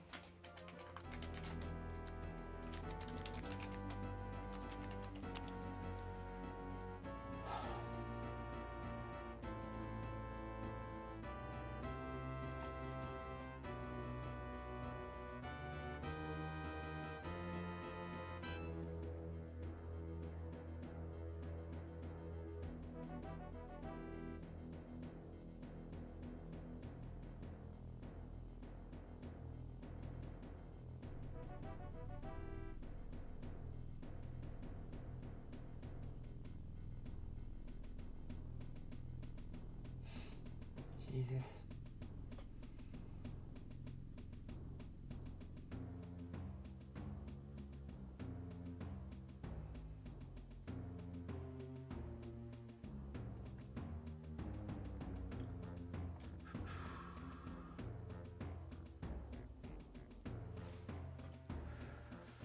Okay. This is just like so stupid. It's just True. stupid. IMO, if she's ridiculous. Okay, if she reserved the bike first, then she's completely off the hook. But why didn't you even consider that there a minutia of a possibility? Why didn't you even consider that initially? Why didn't you even think for a microsecond that maybe could have been possible? Vosh is an anti-white racist, of course. Because of anti-white racism. The lawyer is saying she reserved it first. Like, which means she's off the hook. Keep in mind, initially, he said... It just means that Vosh is he's conditioned by the media to be anti-white. That is why. It's the only explanation, actually. I think it's kind of irrelevant, too. I mean, it is. It is. You're right about that. You sure are right about it being irrelevant. Yeah. And she should lose her job, right? Now remember, when one considers behavior, universalize it to all of society. When people lose their jobs, it's because of people like Vosh. True. Remember, he is a fucking terrorist, okay? Unironically. True, of course. The reason why, because of somebody like Vosh, ruined society. Somebody that worked at the hospital or somebody that was media for somebody that like these are the people that propagate these stories. These stories only survive and thrive. True. True. She's out of there. She's out of the park. Unlike the stories about the perpetuation of anti-white racism by the media, unlike the stories about the woke orthodoxy that does not allow teachers not to toe the line, unlike those stories which are just factual and true, because Destiny talks about them. All right. Sure. Sure thing, Steven. Everything is just a conspiracy unless Steven talks about it. Then it just becomes true. As Steven is the last objective actor in this space, in this universe. No, just because Steven just speaks the truth. The only thing that I can think of that would exonerate now all the black guys here would be if there was some kind of mix-up or API problem, and they tried to scam. Oh, he's a programmer now. The APIs. Are we doing Elon Musk software engineering now? Well, the APIs. What do they do? Some crazy shit sometimes. Like, are we gonna talk about microservices next, Bosch? And the bike earlier thought they. Oh yeah. Steven is the funniest streamer ever. Steven's the funniest. So let me remind you that Disney called the mowing down of protesters by the far-right groups during when there was a rise of cars driving through the BLM protesters. Also, Destiny blamed Lance from the serfs. He called Lance from the serfs a terrorist as well. Nice. I mean, yeah, of course. Of course. What do you mean? It's obvious.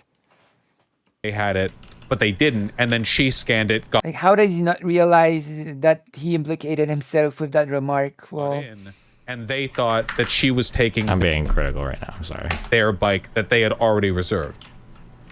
Looking into this. That doesn't sound very likely, though. The double booking thing is not impossible, but it's not likely. Go, record him. Help! Help me! Please help me! It's not your bike. Please help me! It's not your bike. It's not your bike. Please help me! Help! Please get off me! Wait, what the fuck is going on, bro? Please get off me! Yo, don't not take it, bro. Now you're not getting the bike, bro. Now you're not getting the bike. Help! You're not getting Get the off bike. me, I'm dude. not. No, why you took his phone? What's wrong with you? You're not touching his phone. You're not touching his phone. I'm not touching you. You putting your stomach on my hand. No, dude, stop. No, dude, stop. No. I said no. What is this guy saying? I can't. well, Vosh has been working on a video game, so Vosh is more of a programmer than Steven is. Well, true. No, dude, stop. No, dude, stop. No. Why does at no point she clarify she paid for it? Because if the story is that all these guys walked up. And also keep in mind, we don't know if she clarified, right? She might have said it before the video starts rolling. Or we might not have seen. We might not have seen what happened before they started recording even. Wait, this was my original take. Oh, hold on. God, am I about to be a fucking prophet? Is Jesus about to come down from the clouds and reveal that I was the next prophet? The next shit. And it drives me fucking crazy. I'm like, oh my God, why are you using this argument? You've invented being a prophet. Like Karen. 2 years ago. Are you asking me genuinely? Yeah, I'm curious. Yeah, I think it's absolutely ridiculous. Karen is not a slur. Oh, okay, yeah. So like, here's one. Okay, I think it's probably just not a good idea to make fun of people based on their gender or based on the way that they look. It's just probably do that all the time. Wait, what? Wait, when was the last time I like made? Oh, well, aside from the "you're white" thing that I'm doing now, which to be fair, is hypocritical. No, you know what? You're right. That is true. That is true. Okay, you are. It is true. And like I said before, it used to be funny to make fun of people for being white because it was funny because it triggered the fuck out of white people, and I did it all the time. However, I did that assuming that we didn't actually fucking hate white people. But guess what? Over the past few years, you know what I've come to realize? A lot of people do hate white people, especially white people. So now I don't say it anymore because now it's not funny anymore. Because now when I say fuck white people, a whole bunch of people actually unironically hate white people. I am doing it there. But in general, like, if somebody were to ask me, like, are you seriously defending this as like a gun I'd be like, no, this is kind of a shitty thing to do. Like, I'll admit that. But at least I admit that, like, yeah, you probably shouldn't say white people, shouldn't say Karen. Okay. People, dude, all of the old arguments that us gamer bros used to use for calling people the N-word or the F-word, people are wheeling out all those arguments. Terrorist lands. Karen can actually mean anybody. It's not just like white middle-aged women. Oh, like the F-word, that doesn't refer to gay people. That's just somebody that pisses you off in game. Or like, oh, Karen used. We're gonna watch it. But that's not how we use Karen now. Like, oh, when I call somebody an N-word now, I just mean that they're lazy or a piece of shit. Not a black person. Like, all of the exact same arguments people use to justify slurs of the past are being used to justify the Karen thing. Like, wait, what the fuck? Like, shouldn't we be like at least a little bit consistent on this? I guess, but like, I don't know. I think that's very fucking funny to me. Right, but you're not equivocating the N-word and Karen, right? Like, you understand that? Like, come on. Actually, well. So late Destiny knew that people will be in the races on the internet can leave to people actually aiming racist, but he didn't think it would also work for white people. Like I said, he is legitimately. No, of course not. But they don't have to be the same for the arguments to be the same. I'm not equivocating the N-word or the F-word either, right? It's not equivocating, Destiny, you fucking retard. Equivocating is when you're kind of like masking or lying about the exact thing to make it sound a little bit better. So like, for instance, somebody says, hey, did you go to work yesterday? And you're like, yeah, I worked yesterday, but like work was you drove to work, you clocked in for 30 minutes and then you left. That's like equivocating. You didn't really do that particular thing. You should just say equating. But like you can use similar arguments to defend or attack either position. I just think it's funny that we take this. Oh, how cute. Destiny is insulting himself from the past. This is so smart. This is so deep. This is so meta. So meta. Being racist. So meta. When people are trying to defend homophobic or racist slurs, we'll all over those arguments, but then we'll wheel out those exact same arguments to defend like slurs against, like, say, white people. Now I know Steven is the most rational and even-handed actor in this space. He even insulted himself from the past. Damn. Yeah, it's okay. You know, this is the perfect opportunity for me to say that you should feel free to throw a dono or two my way, you know? This is the perfect opportunity for me to tell you, every one of you, to throw a dono or two my way. Especially since I'm seeing that weirdly, like, my subscriptions are really fluctuating all of a sudden. I keep gaining and losing subs. I don't know.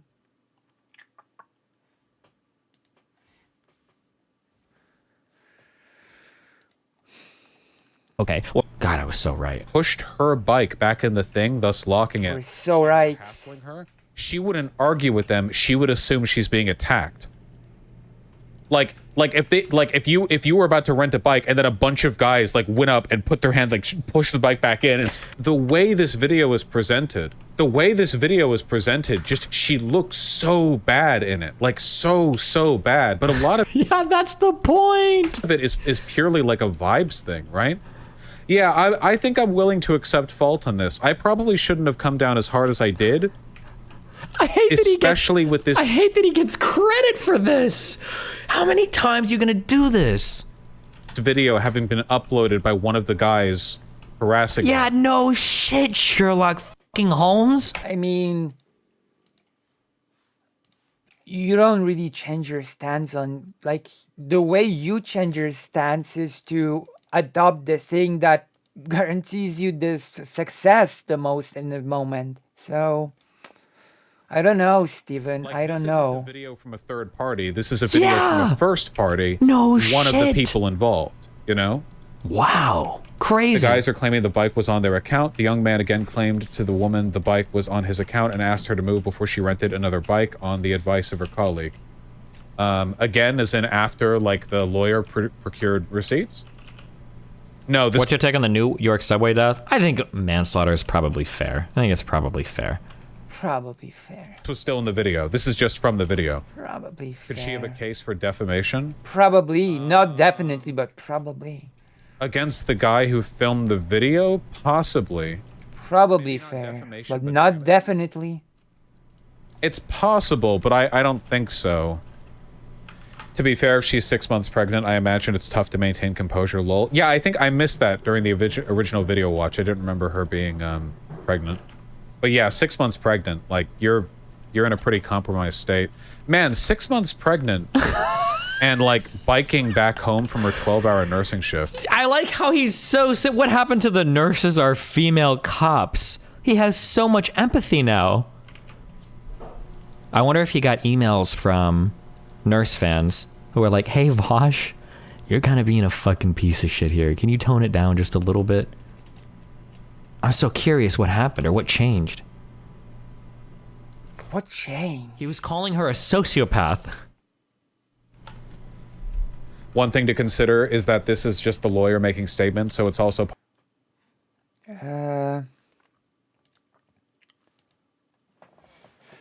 Yeah, no shit, Sherlock Destiny. People appreciate when someone admits they've been wrong.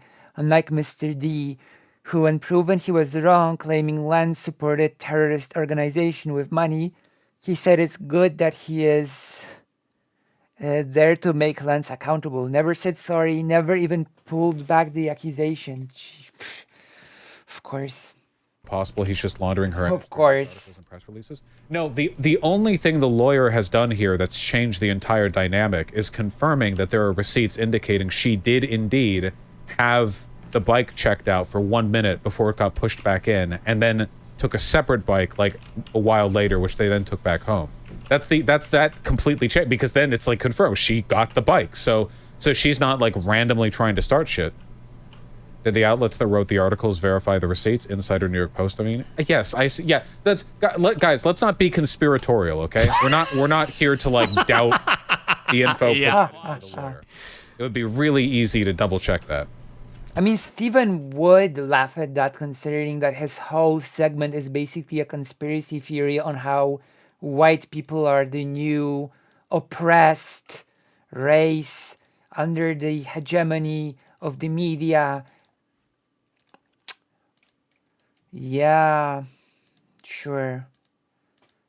I mean, you would laugh at not being conspiratorial, wouldn't you, Steven? Considering how conspiratorial you've been throughout this whole video. That would be a laugh. The baby gonna come out with... Where's the empathy for Crowder's wife? She was, well, that was insignificant, didn't you? Don't you know that her pregnancy was insignificant? It was irrelevant. Sorry, he didn't say insignificant. He said irrelevant. Irrelevant to the situation. Don't you know? How you stop crying? The baby gonna come out retarded. Jesus. Not a tear came down, miss. Not a tear came. Jesus, wait. Steven, what happened to your view of this video? Wait, hold on, Steven. They said that about the child the first time you saw this video. You watched the video twice, and you said twice, and I quote, I don't know what's happening in this video. We cannot make a strong claim either way. So you're no better, Steven, but it's because suddenly, oh my gosh, your child is gonna go out this and that. Oh my gosh, that's horrible. When it didn't seem all that horrible when you were watching the video for the first time. For the first time, your take was, I don't know what's happening. I don't know what's happening in this video. What happened to that? Pot, meat, kettle. Pot, meat, kettle. Quite literally. Like, come on.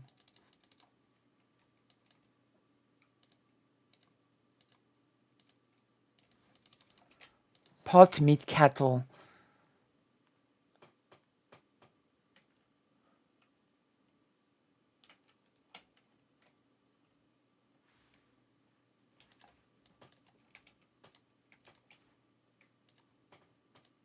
You're actually showing weird empathy to certain things that you did not show before as well. Wow, but when Vosh does it, it's horrible. But when you do it, it's great, isn't it? Even though, again, when you first saw the video, somehow you didn't catch it. Somehow you didn't catch all of the remarks that they made. No, you just said that you didn't know what was going on. Strange. How very strange. Very curious. Uh-oh. The Insider article says the attorney provided City Bike receipts to Insider, saying that they prove it was Uh-oh. Yeah, NBC New York also saw the receipts. It seems like a bunch of news outlets have seen the receipts, so the idea that they've been faked is not really not very congruent with reality, guys. Confirmed then? Yeah. Yeah. I still find it hard by what he's saying, how he's saying it, that he Yeah. didn't genuinely think he paid for it and thought it was his. Okay. Yeah, I guess That's possible. I guess this might be naivete.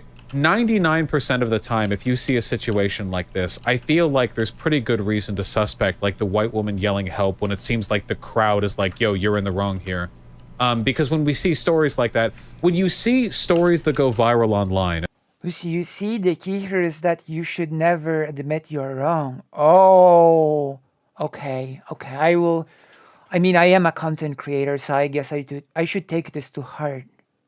If you ever admit, you can... If you never admit, you can change your... Oh, okay.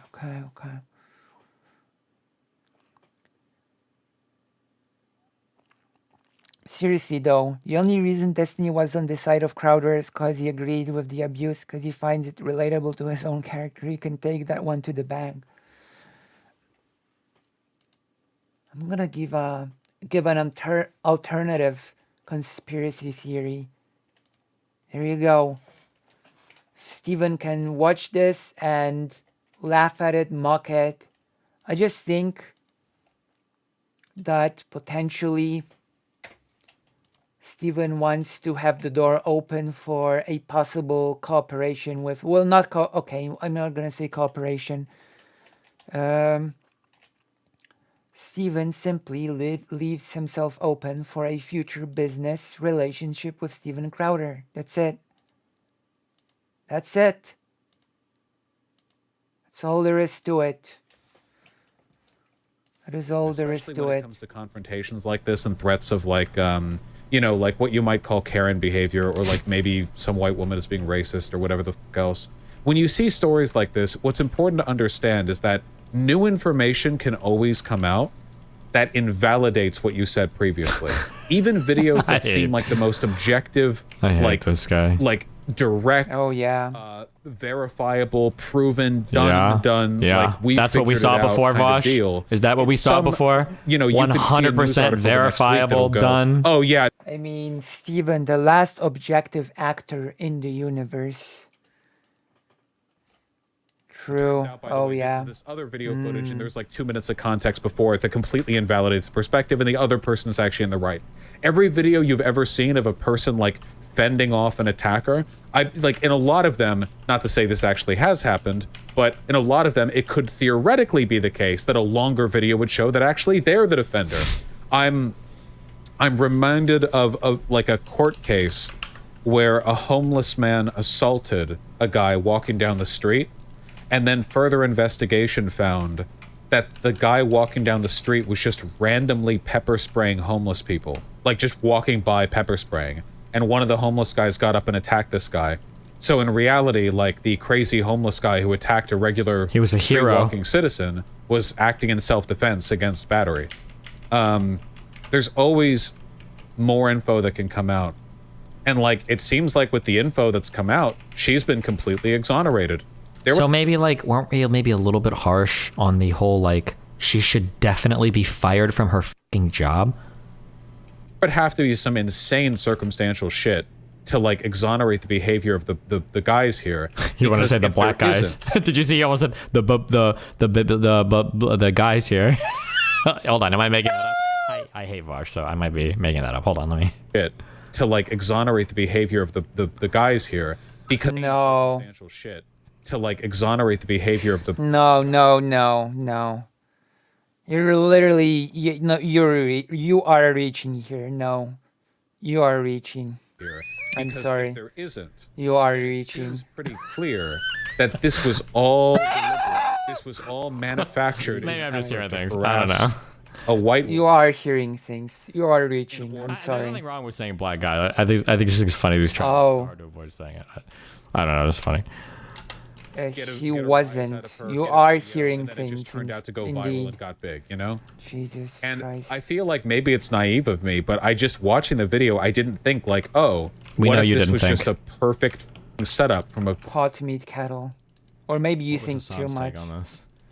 Drama like this. So first of all, it's crazy that like any altercation at any given moment can one lead to like those dudes getting beaten up by the police. So if you personally oh my god think that like her screaming like that is not to like try and get someone to call the cops on them, and that if you think that like those kids deserve to get their fucking asses beat, maybe even killed for this, what I understand is confusion, okay, is ridiculous. It's wild though that any altercation online immediately gets posted with like millions of views with you know, multiple different viewpoints that turn into like a national news story like that. So the original story was absolutely on the side of the kids. Everyone did the whole like, this is another like, oh, he already the secondhand story has already come out, like you know, Karen trying to get young black kids in trouble with the law. It seems like they are the ones who have ownership over the bike. He's like standing on the bike. Why is she trying to steal it? Blah, blah, blah, blah, blah, right? Then she hired a lawyer who then came out and claims now that she actually has receipts. Her lawyer, Justin Marino, said there's much more to the story than the video depicts. I'm trying to stop the threats to her family by clearing her name and letting people know what actually occurred. Since the video was posted last Saturday, Comrie has weathered an onslaught of criticism and vitriol, with some labeling her a city bike Karen. A Karen is a term for white women who put black men in danger over trivial disagreements. Marino said, okay, what was Katie's takes on this?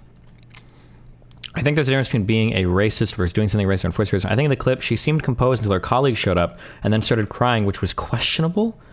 It's possible once she felt she had support, she had a more emotional response. I'm not a mind reader, however. It looked quite fake to me and also stopped suddenly. So that was interesting. The more important part is her calling out help in that manner. And it seemed clear she didn't feel physically threatened since she was literally... Remember when Disney suggested that rap and R&B owed a lot to white Western music? Literally physically shoving back at the guy. Is this the same Katie?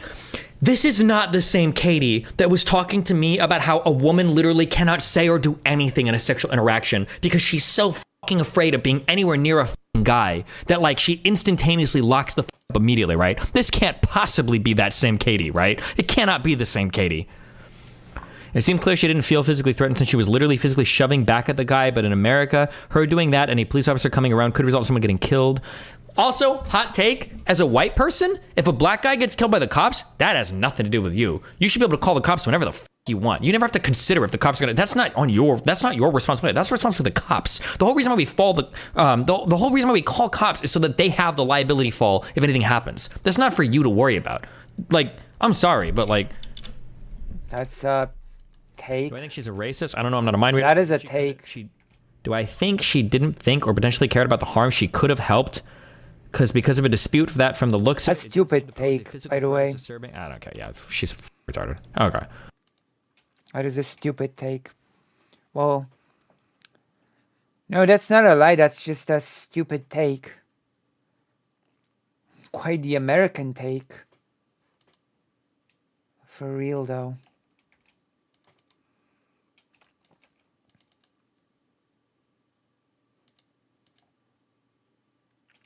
It's actually an unbelievably stupid take, but okay.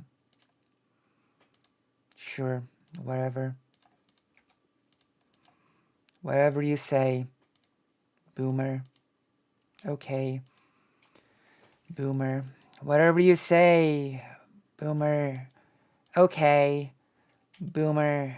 Whatever you say, boomer. Okay. Boomer.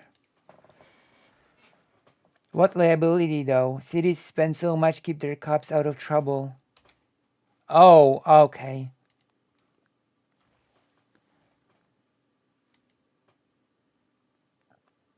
Actually don't know that much about Katie, to be honest. Outside of the recent thing, that is.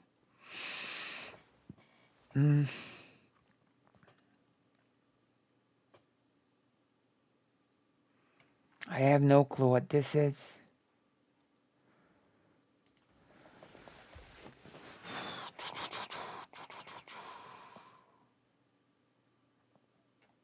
Don't care about this issue.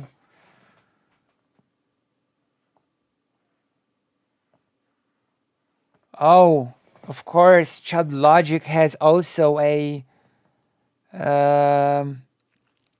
take on the. Of course, Chud Logic has had an opinion on this. Of course.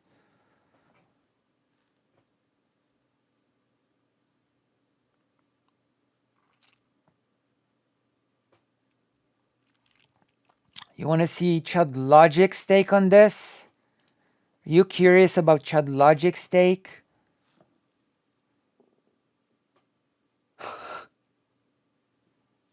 Don't worry. I'm the oldest person in the universe.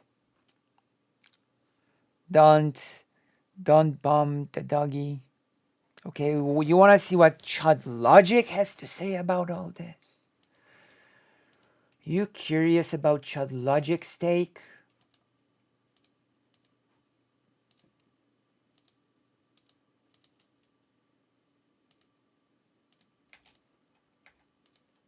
Surely you want to know what Chud Logic's opinion is on all of this, right? Surely you're curious. Oh no, you're not? It's impossible. You're just pulling my leg. Just pulling my leg. I'm sure you are, in reality, curious about Chud Logic's take on this whole affair. Whatever. Whatever.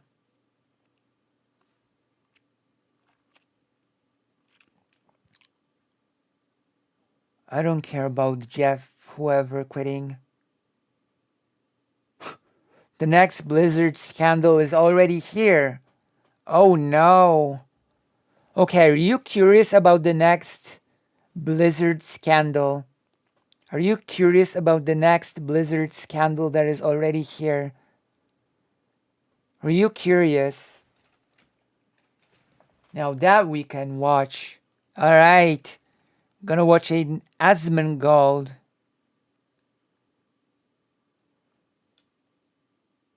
Wanna know DK's? He's the real brain of the operation. You do know that DK has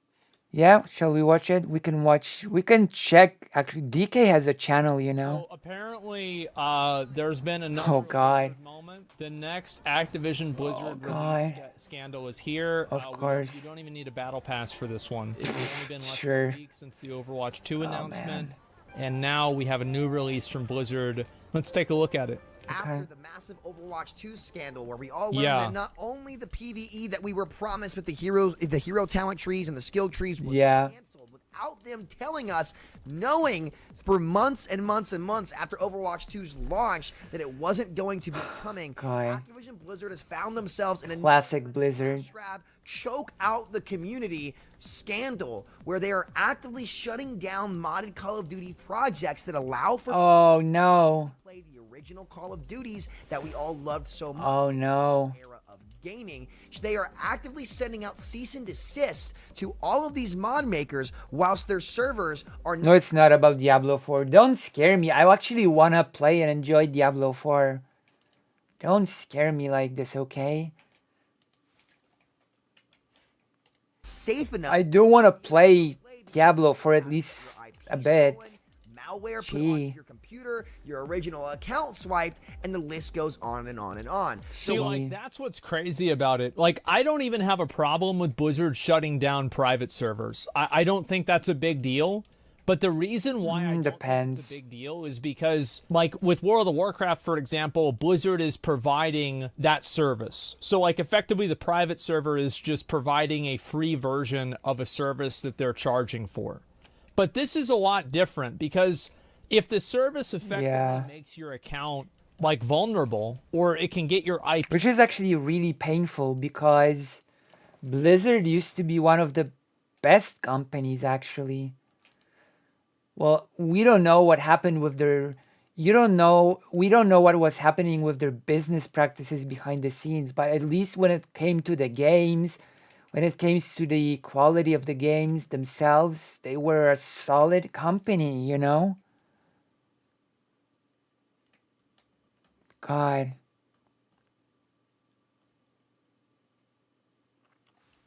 Oh. That is true. I did accuse you of that. It is true. I did throw that accusation. But that's because of my anti-white racism, as Destiny would say. It's because of my anti-white racism. You know? It's basically what's happening. I'm ashamed.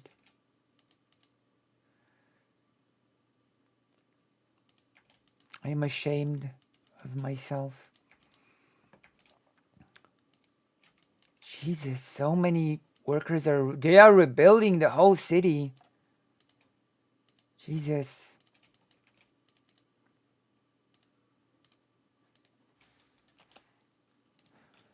Leaked or something like that, then that's really, really bad. But you know, we're here for the gaming news. Like, that's dangerous.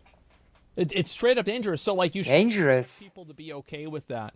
Now, like, is it okay to steal because of this? I mean, I don't know. Calling in. That's debatable. But I think that really what the real underpinning here is that if Blizzard wants to do this and doesn't want to have people shit on them for it, they need to make their servers for the old games, like, not a joke. They need to make it to where IPs don't get leaked. They need to make it to where what a joke. You can't lose your fucking account. It's pretty simple. What a joke. Activision is so busy choking out and squeezing the lives out of all of their communities by repeatedly making second iterations of games that actually end up having less, like Overwatch 2 and like Warzone 2, which for the first 7 to 8 months had to be completely rebalanced to be more like the original in order for people to actually enjoy the game, like Sniper. I think also keep in mind that, like, for mods, so this is information that a lot of people probably wouldn't know because they're not part of the Warcraft community, but Belliura Gaming, who's like a really popular Warcraft content creator, he has been for the last decade, he actually made a mod. This was back in Legion 2016, 2017 era, where he went through and he changed the way that all of the original quests were delivered. Like, he voice acted a lot of them and had, like, different ways of the information being shown on the screen to make it look a lot more like Final Fantasy. Because, like, you know, usually, like, reading a World of Warcraft quest is like, it's like reading a twit longer rather than reading a tweet. And it should be reading a tweet. So a lot of people don't read them, and Belliur's add-on was effectively created to solve that problem and make the make World of Warcraft, like, more easily accessible in terms of narrative. And Blizzard actually had to send him a cease and desist. Oh, damn. That level of an expansion, or sorry, that level of an add-on would qualify as an expansion under Blizzard's legal team. Oh my god. A YouTuber created an expansion into World of Warcraft all on his own. Blizzard's legal team was concerned about this. So they actually had to shut down his add-on. And this happened like 5 years ago. Not being able to one-shot. So pathetic. Mechanics, etc., etc. While other major game studios like Roblox and Fortnite with Epic Games are actually empowering their community to create on their platform, Activision does nothing but choke. I will say, isn't Roblox in hot water for, like, utilizing child labor, unpaid child labor? I've heard this. I don't want to go and speak out of turn, but this is what I'm aware of. Yes. Okay. So Roblox is like, I mean, it's like every rose has its thorns. Like, I get it, but yeah, the Activision thing sucks too. Can steal the life out of every single one of their titles for any passion project made by somebody who actually loves their product so that they can make more money. So let's take a look at what's actually going on. The Modern Warzone account summarizes the best, where they say Activision is on a cease and desist rampage against community-made Call of Duty projects, and it's probably not over yet. Yeah. X-Labs was the only safe way. They said they saw Nintendo and they said, wait a minute, we can do better than that. Nintendo's getting all the hate for DMCAing people and shutting people down. Well, we can't have somebody else stealing the news cycle. to play older Call of Duty titles online such as MW2, Ghost, Advanced Warfare, and Black Ops 3 without putting yourself at risk. And now let's listen to what they have to say. And you may ask yourself, why does this matter? They are using the intellectual property of Activision Blizzard. You have a fair point. This is totally legally within Activision's rights. The problem is that these old Call of Duty games, such as Black Ops 2, Black Ops 3, we're not going to try to talk about plutonium. Hopefully plutonium stays safe. Plutonium The what? next on the chopping block if they go for somebody. But all of these What is it, plutonium? fans still love to go play. If you try to play them on console, you are putting yourself at an innate risk because their server security is non-existent.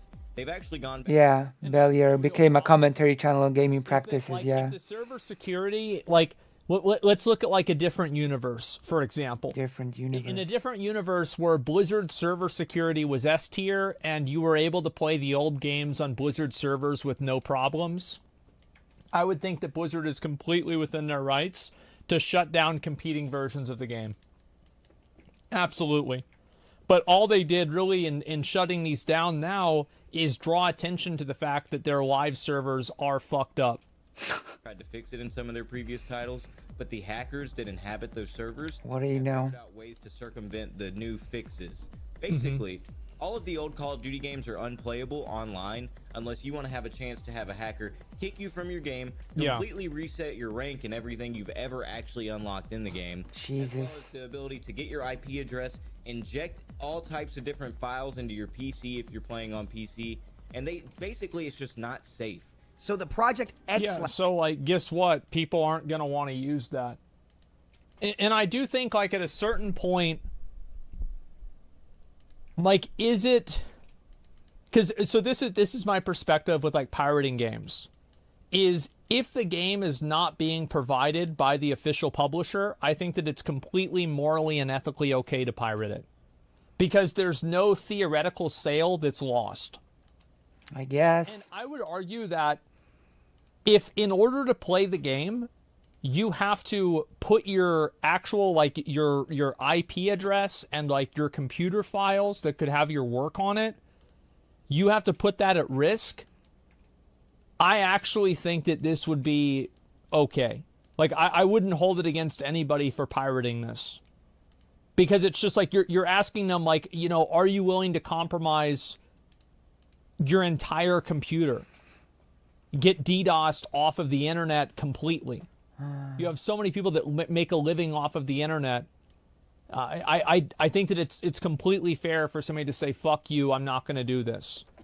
Because, like, playing the video game puts them actively at risk. It's effectively unplayable. Yeah, it's malpractice. And, like, you could argue that, like, it's even, what do you call it? Negligence. I would argue that it's straight up fucking negligence to let that happen. I see.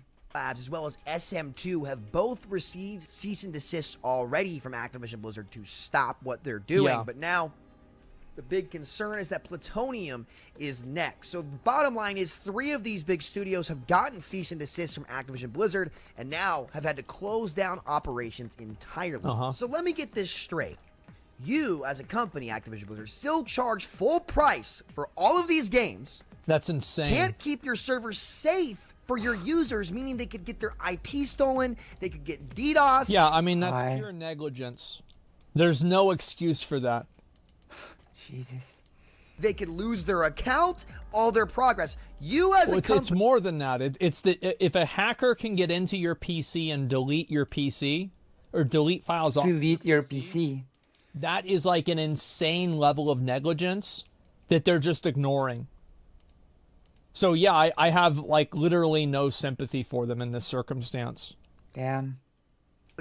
Can't make the effort to go make those games secure for your users, but you have enough time as a company to send out cease and desist for the game developers that are doing it for you, and instead of trying to incorporate them into your system like the most successful games in the world, you're more invested into shutting them down to monopolize your product internally for yourself. And I have nothing wrong. I see nothing wrong with that.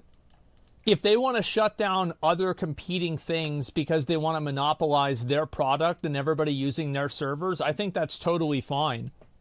I think the reason why this is bad is because playing it on their official servers can put you massively at risk. That's what the issue is. And like the servers are simply a symptom of that problem. But that is the problem, not the servers. Empower your community to give your users an actual quality experience from the games that they love? What kind of despicable, backwards business practices are the executives at Activision Blizzard doing? This, on top of the lies that you continuously spout, manipulate the marketplace to buy your products, to make new games that are reskins of the old ones and charge enormous and egregious amounts of money on them, just to inevitably end up walking back a lot of those decisions like you ended up doing in Warzone. What is going through your head? And the answer is they just nothing's going through their head, because this is a decision that was made by the legal team. It didn't really have anything to do probably with the developers of the game at all. It probably just had to do with a legal assessment that having the game out there in a way that's not owned by Blizzard puts Blizzard at risk. Like, that's literally it. What? I mean, the people that are making this decision are probably actually paid well because they're the legal team, and they're probably they're not really even Blizzard. This is like a legal team that's retained by Blizzard. At risk of what? There's a lot of IP law and things where you have to legally protect your copyright. And I think that's probably where they're coming from. And also, like, again, I think that you would probably, like, I think Bellior Gaming will probably have, like, a very good insight into this, because he had to deal with this exact same problem himself back in, like, Legion. But there is, like, a legal, like, I was going to go to law school, I didn't go, so I don't know the specifics, okay? So I can't tell you. But what I do understand is that there is a reason for it. Don't care about their community. They don't care about building great games. The only thing that they see is dollar signs, and they don't care about whether or not their community is actually happy and thriving. And this, in my opinion, solidifies them as the single worst, most manipulative. Somebody said in chat, and I actually wanted to read this, why isn't the legal team foreseen that this opens up Blizzard to gross negligence for failing to patch known cybersecurity risks in their supported products? Probably because there's no precedent that people have used that, like, the legal team has, that, like, for example, is there a legal precedent that shows that allowing somebody to play a peer-to-peer game because peer-to-peer games make your IP vulnerable, for example, right? Is allowing somebody to play a game that shows somebody else's IP, is that gross negligence or not? And I bet there aren't any cases like that. So, like, Blizzard's legal team is basing their decisions, like, a lot of law is built off of precedent, which means that if it happened before, it can happen. In the US anyway. That's not true all around the world, by the way. Not all legal systems follow a precedent system. And it just hasn't happened before. So that's why they're not doing that, is because they don't think that they're liable for it, and they don't think that they'll get in trouble for it. That's what I think. Like, I don't know, I'm just guessing. That's what makes the most sense. Oh. Evil company in the history of gaming.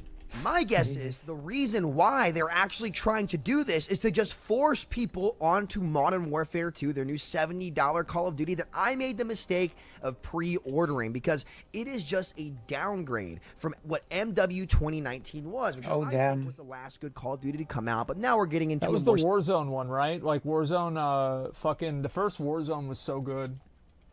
Subjective territory. But the reason why all of these titles are being shut down is because they are trying to force them onto the new product just so they can milk more and more money out of the community. But what's so ironic about that I don't think it has anything to do with that. I really don't. I think that this is just simply a legal thing and a decision that the legal firm decided needs to be made based off of some fucking legal precedent. Some intellectual property copyright law thing. That's what I bet it is. So if you look at what the most successful games are doing in terms of Roblox and Fortnite and even Minecraft, these companies have found a way to actually enable their modding. It could be milked. Full-time livings out of modding their game and delivering on experiences that an individual studio cannot do. And I think this is so great. Like, I'm such a huge fan of mods. Like, I think mods keep a lot of games alive. Like, for example, mods keep Dark Souls and From Software communities alive in between the releases.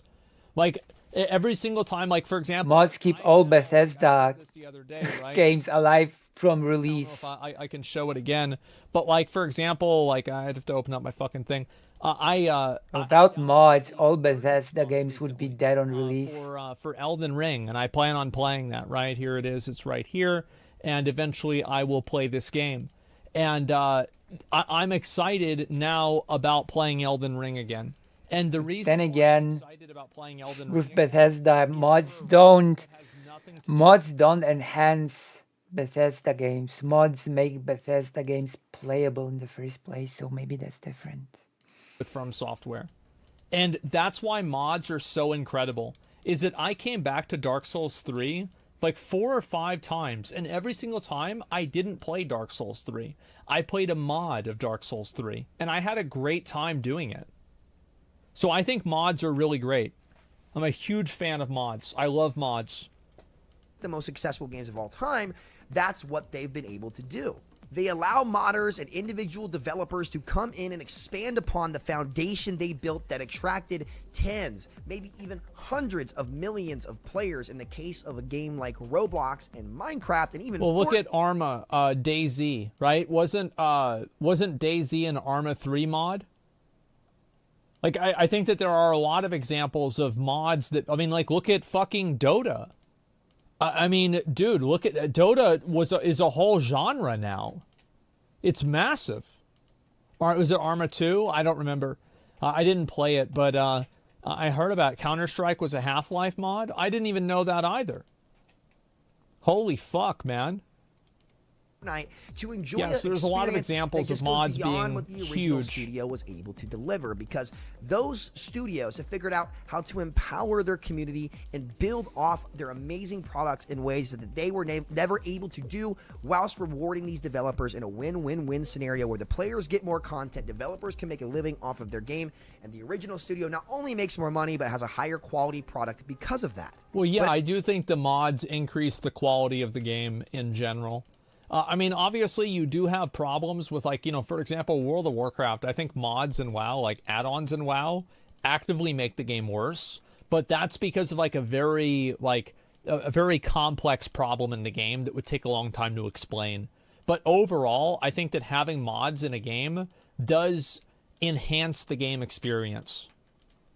Activision Blizzard are so greedy that they can't even allow the people who made their original games that are still full price, playable, and safe to even launch and play multiplayer. That's what the problem is right there. The fact that you can't play it unless you want to get your IP stolen or your PC hacked.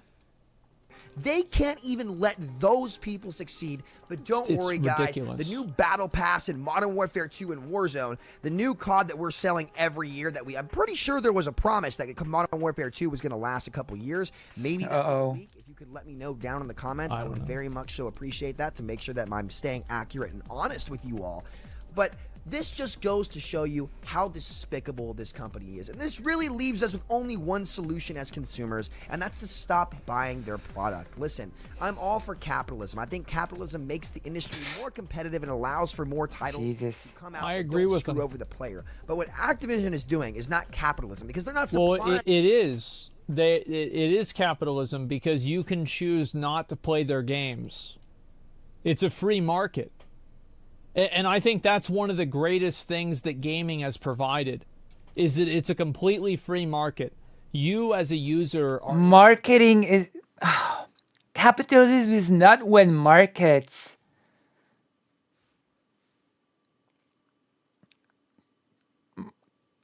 Oh my God. Capitalism is not when you can buy various stuff on the market. What do you mean? Markets existed before capitalism. And you had a variety of goods that you could buy. What's going on here? What game you want to play? Like, if you want to play New World, you can play New World. It's just stupid. World of Warcraft, you can play World of Warcraft. Games aren't being banned by the government. There's like things where Steam won't have a game on it, or Capitalism is not when you can buy stuff and have a choice. something like that. I'm sure there's like fringe examples, but for the That existed before capitalism. whatever the fuck you want, and you can vote Jesus Christ. for the games that you love with your wallet in a meaningful way. Okay. And I think that is incredibly good. So if people don't like this, what they should do is they should stop consuming content and products from this company. A new and better product. They're actually downsizing the product, marketing it as a new one. Oh, where would they done that? Oh, Overwatch 2. Yeah. And then failing to deliver on their promises to make the game's quality. Like, for example, my biggest gripe with Warzone, why would you ever take Rebirth Island out? That was the best BR experience I've ever played, and yet I can't play that map anywhere less than 2 years after it's come out because they force new maps and new products on everybody constantly instead of taking. I feel like every BR does this. I don't think this is like a super strong point, but like it is disappointing whenever, for example, like you know, like Fortnite changes the map in a way that you don't like, or Capitalism is when you have a choice. I definitely get this. I mean, I think this is something that like is really between the developer and the player. It's not really that they're greedy. It's just they're trying to like Verdansk. Yeah, that was the original that was the original Warzone map, and I love that. I thought that map was incredible, by the way. That was such a good map. I wish that there was more like woodland area. I think the best ever map. God, human sniping your workers sucks so much. Is the original PUBG map. I think it's the best one. The demons just stand there, not attacking anymore. This is what? 3, if I had to say, probably would be like Season 4, Season 5 Fortnite. That might just be my nostalgia, though. I see. Yeah, I would say somewhere there. The DayZ map? See, I never played DayZ. I can't speak to that. What's originally built and allowing their community to expand on it.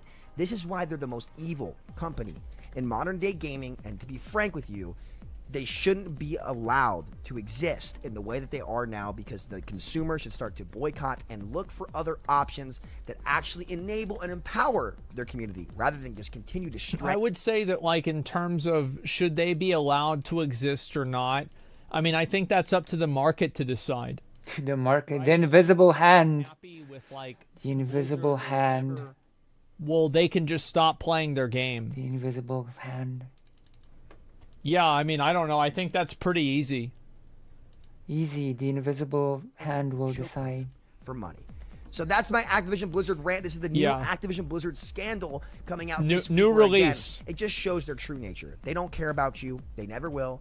They see you for your dollar signs. They don't see you as gamers who love the game. Gamers. Or even sometimes are still. I don't see you as gamers. Want to enjoy the games for what they are and be a competitive player. So thank you so much for watching. Be sure to click on screen, check out my aim assist rant where I. They don't see you. It's not even they don't see you as people anymore. No, now it's they don't see you as gamers.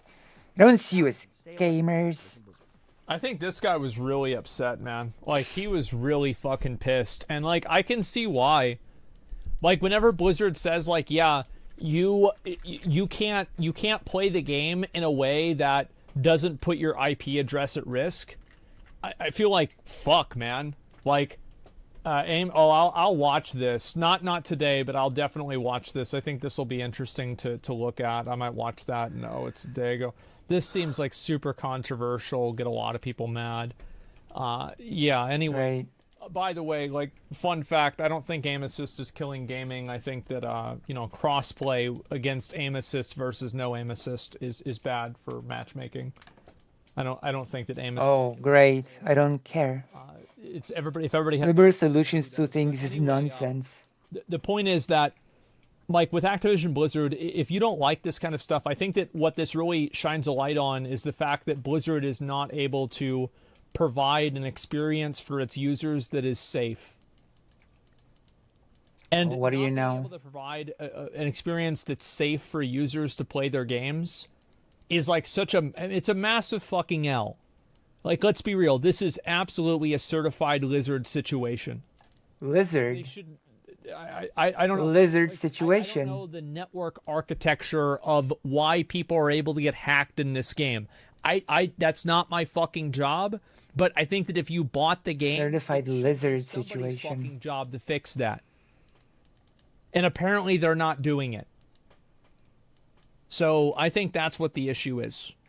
Damn. It's peer-to-peer networking. It's a certified lizard situation. I don't...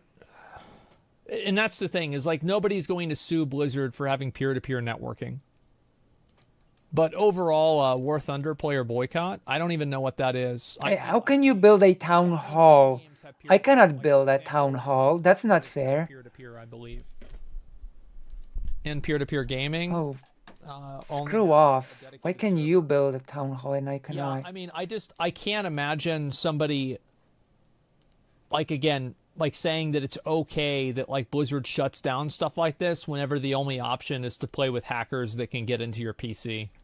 I mean, it's just not a realistic option. And I think at that point, like, it's in a way, it's even worse than providing no option. Because if you provide no option, then there's no way for you to get hacked. But in this, you actually do think you have an option, and it puts your entire account at risk. So yeah, it's really bad. The problem is if you allow this, you open the door for other people to use the IP and profit off of it. Activision could lose some control over it. They're legally allowed it. It depends on the judge. No, like, listen, American copyright is a fucking, like, there are people that go to school for like 8 years and they work in it for 20 years and they don't fully understand it. The American copyright system is fucking impenetrable. The only thing that's probably worse is the tax code. So yes, it's super complex. I don't know. I mean, is Blizzard a symptom of a problem here? Probably. But I think that there's still a problem because they're not able to provide a safe experience for the people that play their games. Copyrights you can please. It's only trademarks that you can lose by not defending. I don't know what the specifics are, but I do know that Blizzard legal team probably knows them better than we do. And considering this isn't the first time they've done it, there's obviously like... Why is the wizard invincible? So I'm just assuming that there's something else that I just don't know. But yeah, that's a decent video. I was glad that I watched that. I'm very glad I watched that. There we go. But capitalism is when you can buy stuff and when you have a choice. Can someone link DK's channel? You wanted to see the real brain behind Chud Logic's operation. Well, I'm giving you that chance now. You can link DK's thing to me and, you know, we can watch it together like a family. If you so choose. We'll watch it like a family together.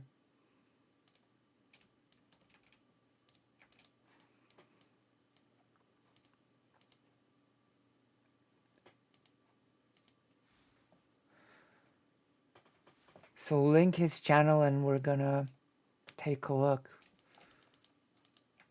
Jesus, they're rebuilding it a whole thing. Literally.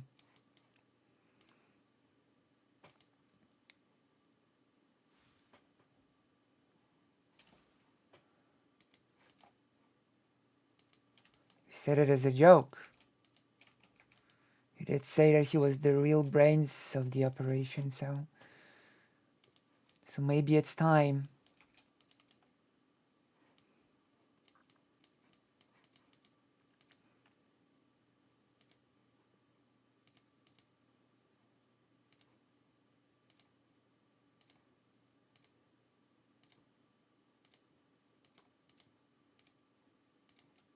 You know? Give me a link and I'll do a react to the real brains of the situation.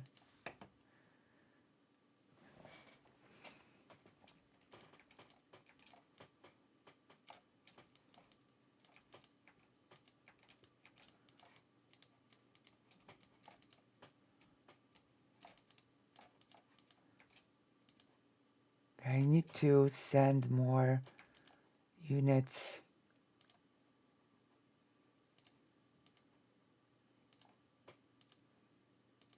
Into the fray.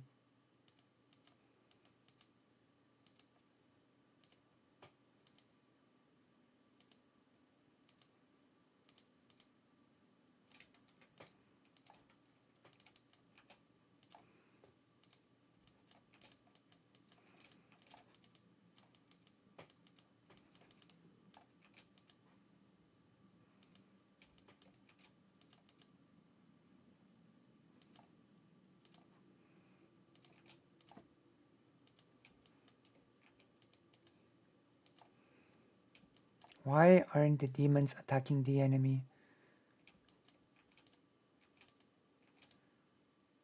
So nonsensical. Where are you going? Oh, God, what are you doing? God, come on. Please. Jesus Christ. The enemy's endlessly rebuilding. Like, this is horrible. This is such a waste of time. Oh, God. Okay, let's see. Nobody seems to want to.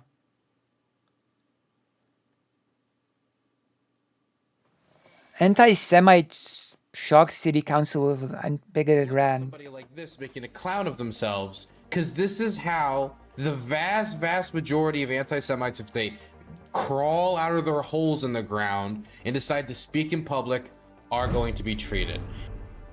I want to talk about this chud from TikTok, this post from Chuds with TikTok, of a anti-Semite who goes to a Sacramento City Council meeting and then starts ranting about unions, which, okay, I disagree with that obviously, but that isn't inherently a gigantic dog whistle. But then he starts ranting about Jewish bankers, Jews, communists, tax, and then he just jumps down the entire rabbit hole into a schizo rant against Jewish people, which gets a very negative reaction from the city councilors and the mayor. What do you know? Which tells him to leave for his comments. Let's watch.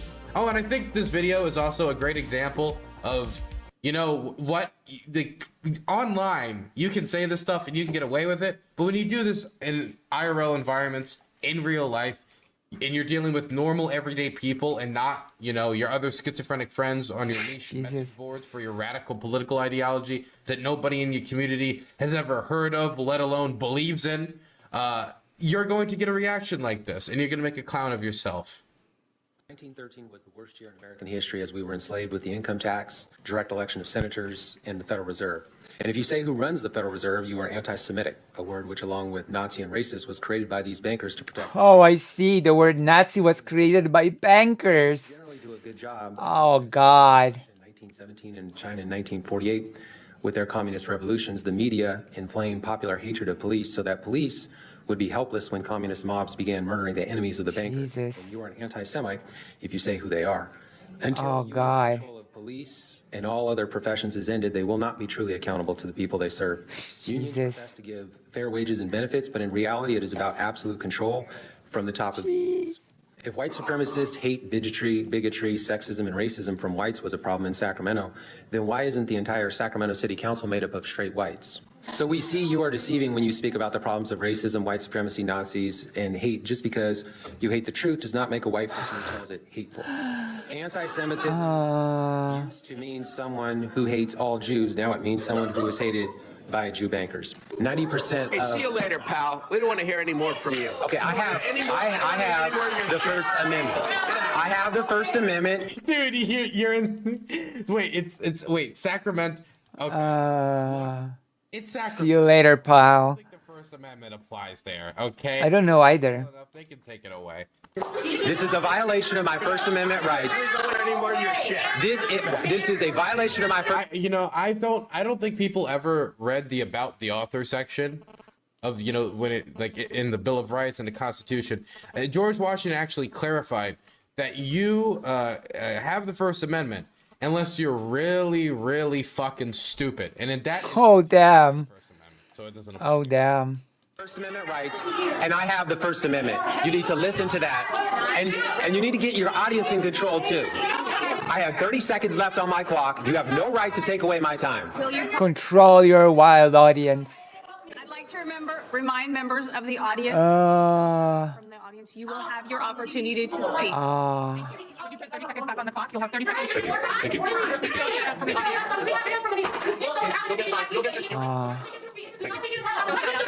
Dude, they really speeding up this video, man. There's so much yelling. So if people disagree with what I say, they have the ability to come up here and speak their disagreement. But the problem is you have people who feel that they are going to shout down the opposition. And so what they do is by doing this, they're ensuring their own First Amendment rights are going to come under attack. So at the end of the day, we have a brainwashed population that is incapable of critical thought. They think... Oh my God. Kids, so they march up here and they think that their time is up. Sit down. Thank you. Sit down. Get out. Dude, he was waiting. He was looking at that clock. He was looking at hit 1, hit 0, and he slammed. Done. I don't need to hear a single word. Jesus. Finish your sentence. Fuck you. Get out of here. Fuck Jesus. You. Fuck you. I enjoy this reaction because as somebody who's on the internet, these types of people pop up everywhere, and I think maybe it's confirmation bias, and obviously I'm going to notice somebody who's flying a swastika. Oh my God. Somebody who's like, oh, I'm a moderate centrist on the internet. Maybe it's just that they're louder, that when you're a fascist and you're a racist, you're going to be louder about it than if you're just like, a milquetoast libtard or if you're an anti-fascist. So maybe that has distorted my view somewhat as somebody who's semi-hyper online.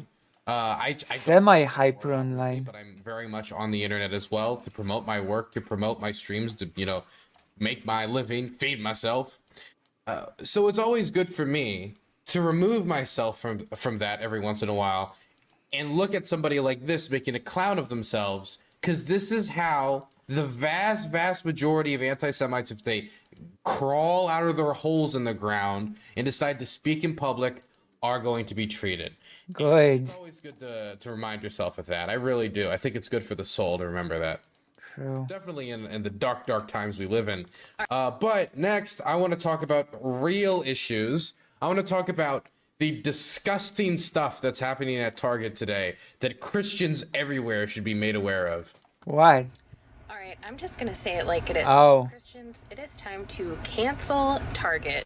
Oh. And here's why. And don't tell me cancel culture's bad and Christians shouldn't participate in it. Jesus. Yes, Christians should absolutely participate in cancel culture. The Bible itself says So we should participate in. not of it, and we're not only supposed The to. Bible itself says cancel culture. Gender, pride, LGBTQ alphabet people pushing their agenda Alphabet people. on children is 100% evil and 100% grooming. Can I just say, and maybe I don't want to, I kind of want to put this semi-bluntly here. But Semi-bluntly.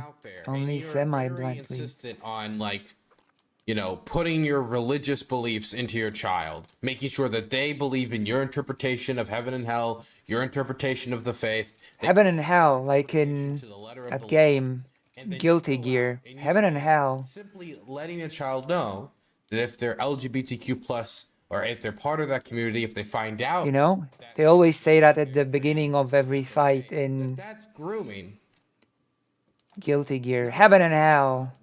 Fight. Not only does it disrespect what that word means, but it would mean that you're engaged in a much more intense version of grooming. Because the people who talk to young people about LGBTQ plus issues, they're not saying you are gay. This is the way it is. It's A, B, C, D, E, F, G. If you don't believe in what we believe, you'll burn in hell forever. That's not something that's being preached to them. This is like this right here, that if you don't end up being gay, if you don't live your life in this way, if you don't marry this person, and you go about conceiving your relationship in this way, you're gonna go to hell and you're gonna burn forever. That's not something. We're gonna finish this level now. Push on children.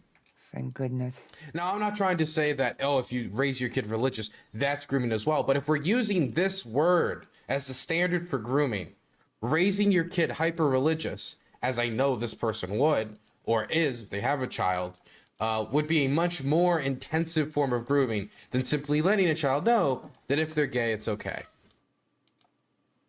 In no circumstance whatsoever is it okay to promote and present anything regarding sexuality and choosing. Look up DK editing. Okay, I will look up DK editing. Absolutely satanic. If you have a wedding ring in front of a small child, is that grooming? That is something that will obviously imply sexuality. If you say, yes, this is mommy and this is daddy. If someone's a mommy, that implies something. If someone's a daddy, that implies something.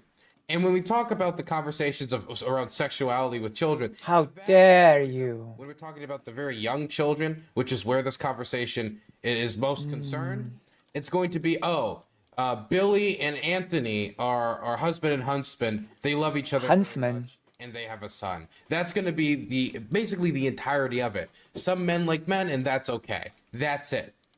Which is something that I don't think anybody would have had a problem with. Yes, one day when a man and woman love each other very much, they get married and they have a baby. Is that inappropriate for a 5-year-old child? No, it's because it's queer. It's queer in nature, makes you feel uncomfortable. Stormwind. Your personal religious beliefs, therefore you need to identify. I'm gonna destroy the Stormwind keep. There we go. When it was straight couples, when it was straight relationships, it was perfectly fine. Nobody looks at Beauty and the Beast and says, holy shit, this is gonna make all the children straight. It's gonna make all of our boys pussy hounds. Nobody says that. Damn, you're right. It will. Reverse the roles, and all of a sudden, it's grooming of. I'm gonna say it. I'm gonna say it now. Perversion.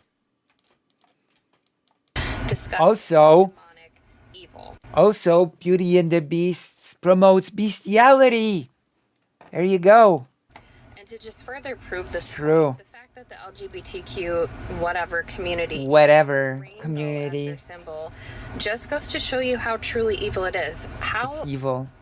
Crazy is it that this community would choose a symbol that God gave us in the Bible as a promise of his love, that he would never flood the earth again? Well, I mean, like, everything is made by God. There's a lot of symbols in the Bible that, like, are God related, right? True. I mean, to be quite frank, right? The Christians are not the best when it comes to advertising and PR when it comes to their symbology. And complaining to other groups like gays about us, quote unquote, hijacking your symbols is insane. Number one, rainbows exist outside of the Christian faith. So I don't Have I shown you the cover of the Jewish magazine? You know, the one that is the issue dedicated to the LGBT, the one in which Abraham is depicted as pretty gay. There you go. There you go. I'm gonna make sure that you see it. Wait. I'm gonna look at the camera feed. I'm gonna make sure that you actually see it.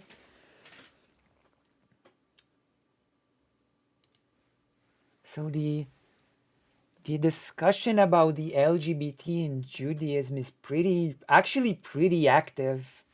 Just so you know. See?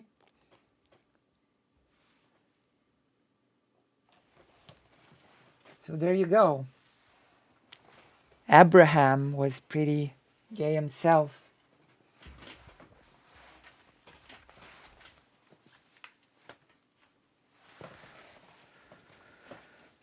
So, you know. Related to that. And even if it is, again, you guys don't have the trademark on Bibles. But number two, it's hard for us. It's hard for anybody, even as me, somebody who was raised Christian. It's hard for me to take it seriously when our main symbol as a faith is a torture weapon.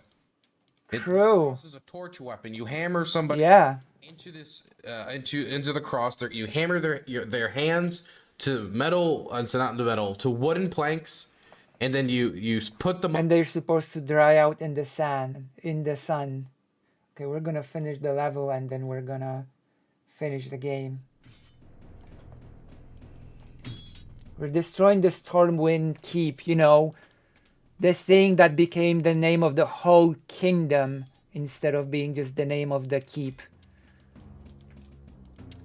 Look, this is Stormwind. I mean, Judaism is older than Christianity by default, so.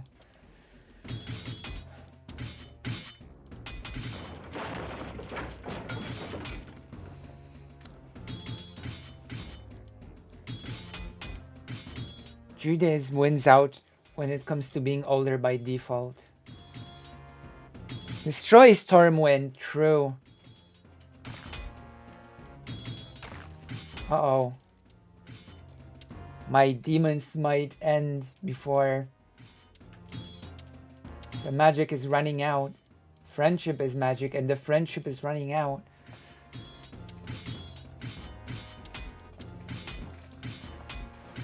Damn.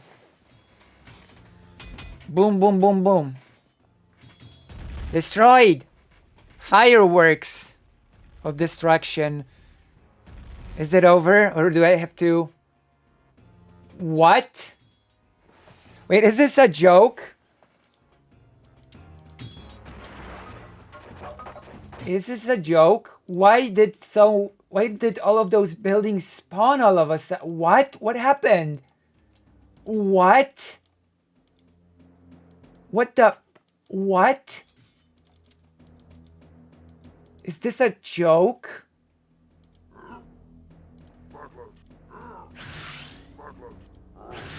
What the hell?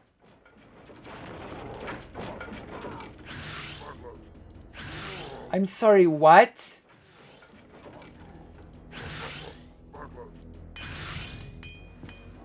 Is this a joke? Sorry, why did all of those buildings spawn? The hell?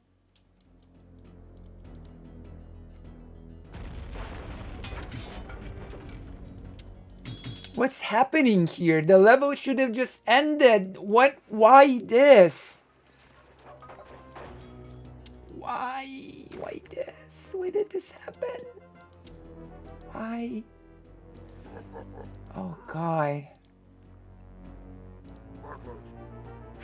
This did not happen in the human campaign. This never happened in the human campaign. Oh God.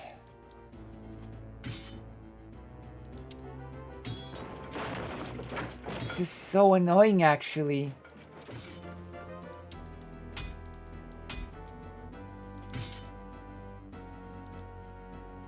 Can I? Thank you. Oh God.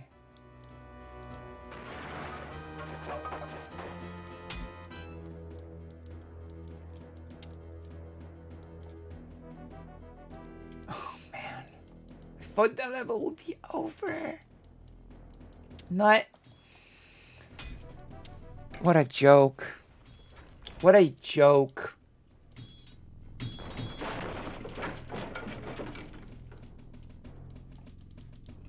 Okay, we're gonna finish, then we're finished Warcraft, and we're gonna switch games for now. God. The demons disappeared.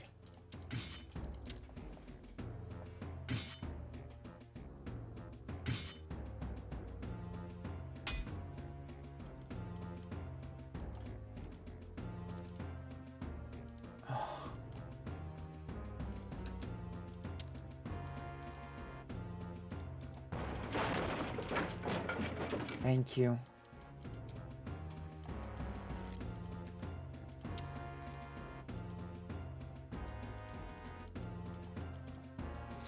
Gee. What is happening here? Is there gonna be more? Okay, we're done, right? We are done. There's not gonna be a respawn of a whole city now, right? Hell.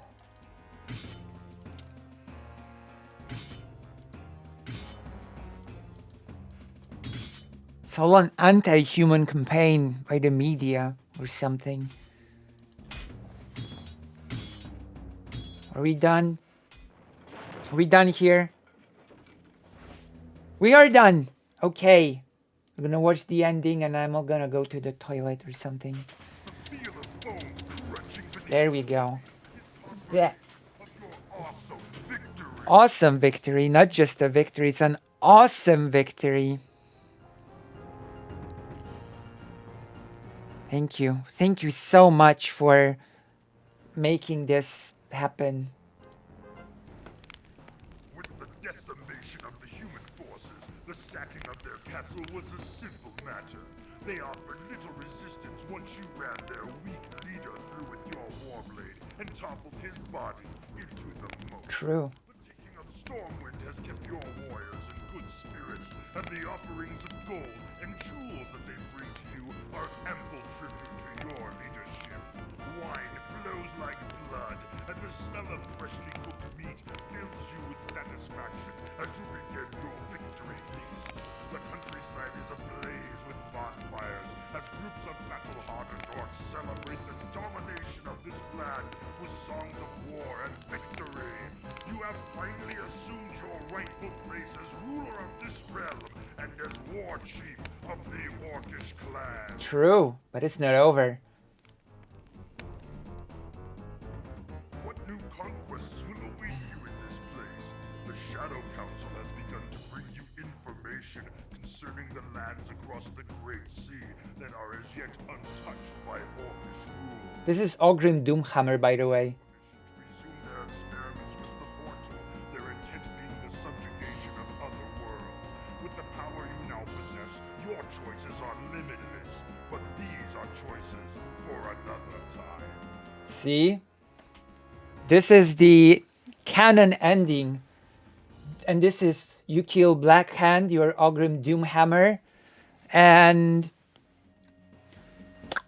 this is where we enter Warcraft 2. We are experimenting with the Dark Portal. We're gonna go across the Great Sea. I'm gonna go to the toilet. I'll be right back, and then we will continue.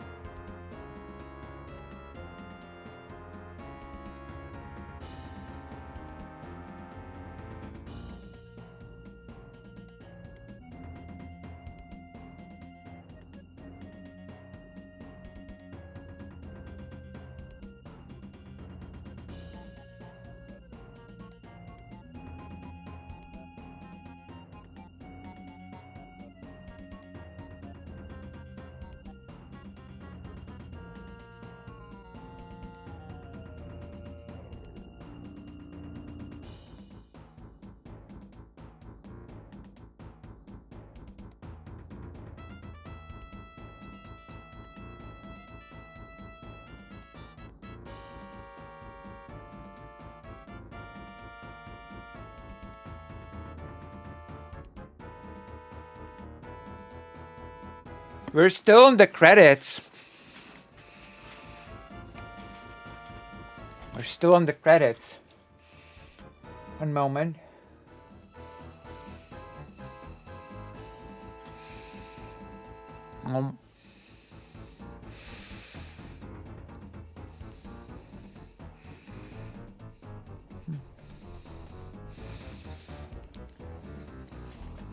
Oh wow.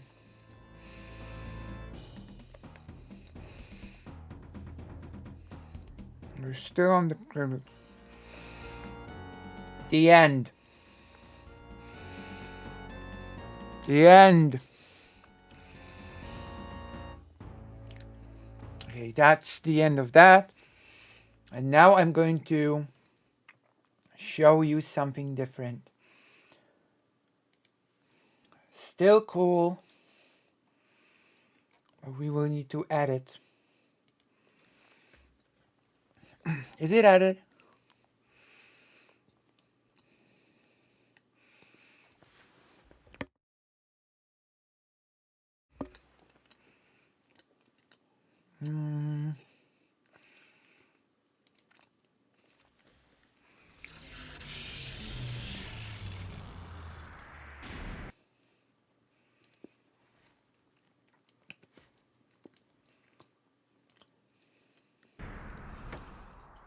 It's not added. So we're gonna add it right now. Game capture, add W2, add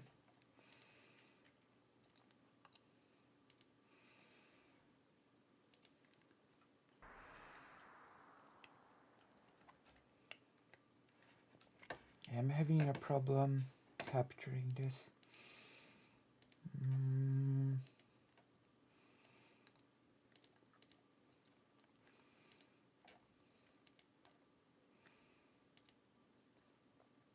Okay, is it now visible? It is. Okay, there we go. So we're moving it down.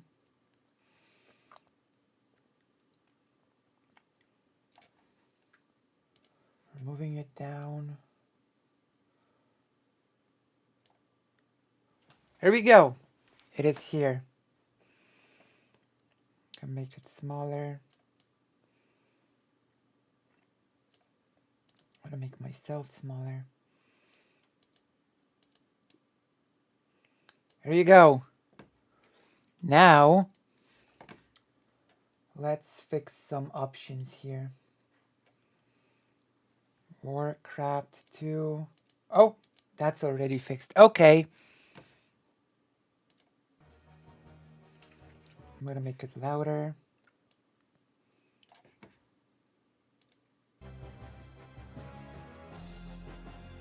Replay introduction. Let's go. We're gonna watch the epic intro to Warcraft 2. 6 years have passed since the first war between man and orc. The once mighty army of Azeroth lay among the blackened and charred remains of Stormwind Keep. Those that escaped fled across the Great Sea, bringing tales of the suffering they had faced at the hands of the orcish hordes. Damn.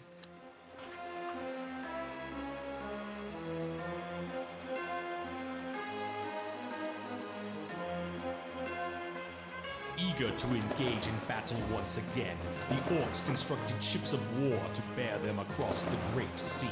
As you can see, the same voice actor is still in the second game from the first one.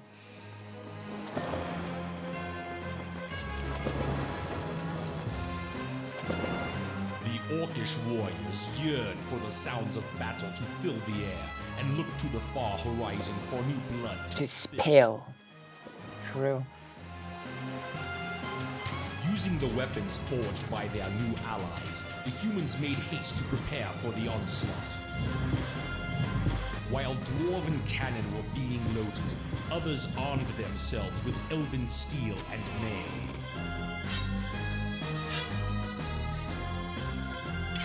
Damn. I still like this intro, you know? It's really nice.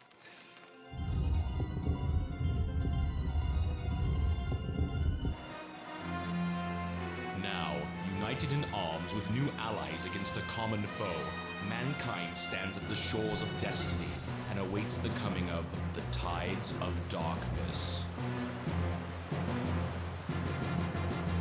Damn. Single player game. Nice artwork. So, we will start with the Orcish campaign because Warcraft 2 canonically ends with the victory of the humans.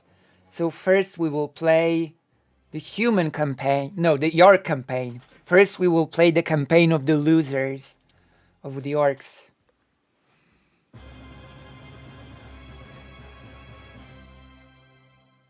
The Horde is preparing to launch an assault against the mainland of Lordaeron.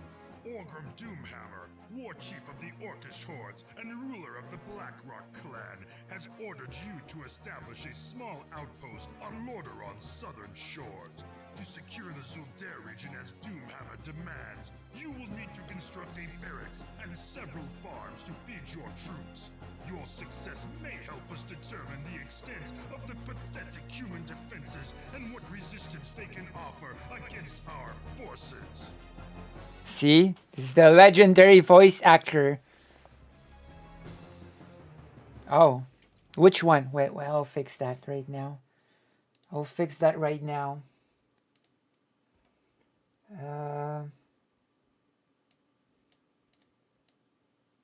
Alright, it's fixed. Thank you.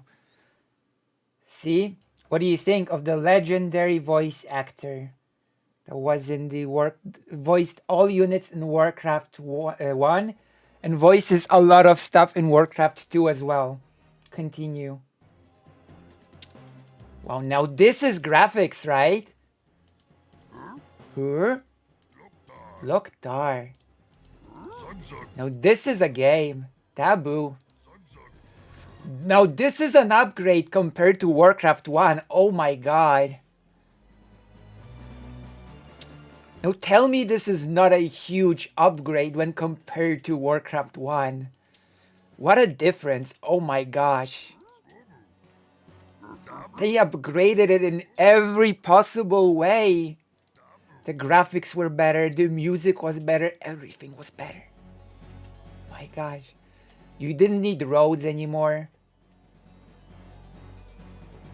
The music was really good in the second one, by the way.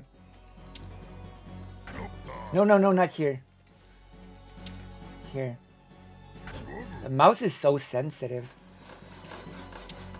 You can do this now.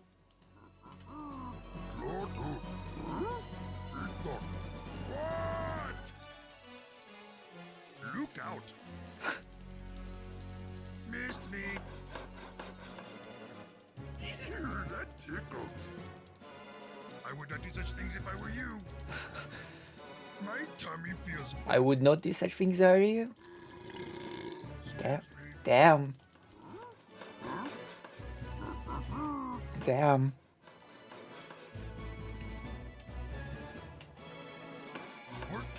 What a game. Damn. Squabble. How do you feel watching this after Warcraft 1? What an upgrade of a game this is.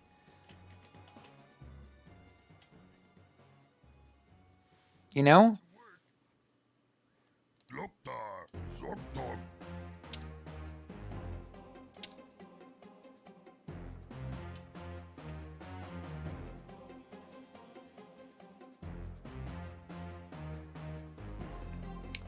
I actually believe that Uther from Warcraft 3 first appears in this game.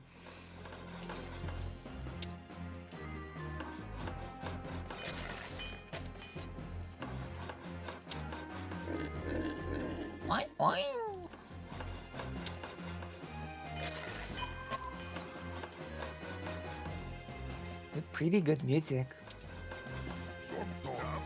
Taboo. Zug. Loktar. Zug. Swobu. Dabu. Loktar. Swobu. Zug complete. Uktor.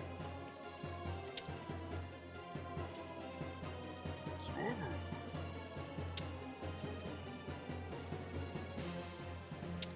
I guess I don't need any peons to cut wood. Everything looked better in the second one. Oh my gosh.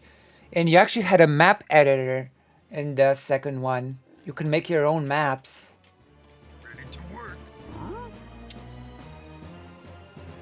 How was the start? Blizzard was really famous for its map editors and for allowing people to do their own stuff. And it started with Warcraft 2. I believe the Warcraft 1 did not have an editor. And now Blizzard wants to claim rights to anything that people might produce because Dota was created in Warcraft 3. So sad.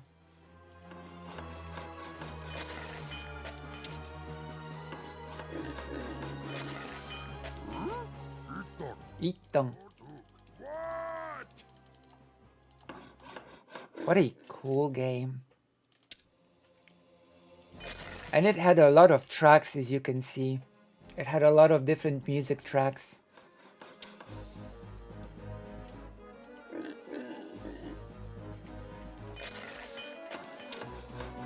And you can do this now. See? You can assign numbers to units now and to buildings probably while we were at it. That's right, you can assign... Wow. I guess this Warcraft 2 introduced this.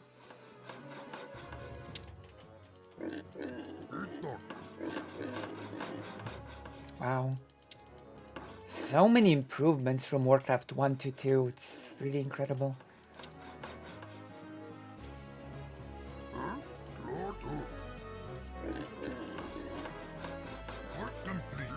You know, back when Blizzard was actually a good company.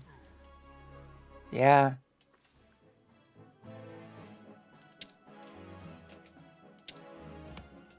Warcraft 2 was an example of what Blizzard did when Blizzard was actually a really good company.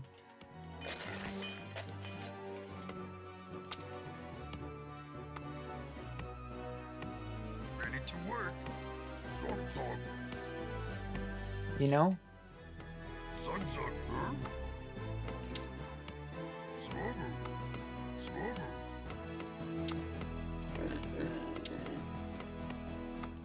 A lot of varied music.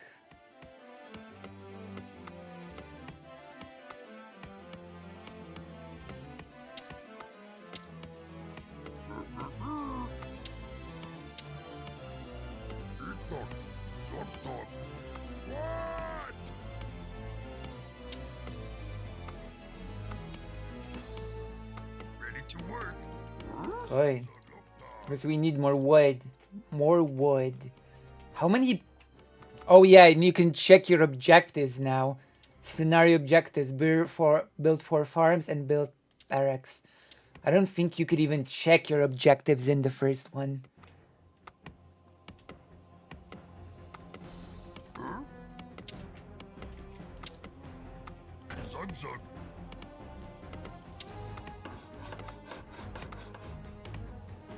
Hey, we have enough gold.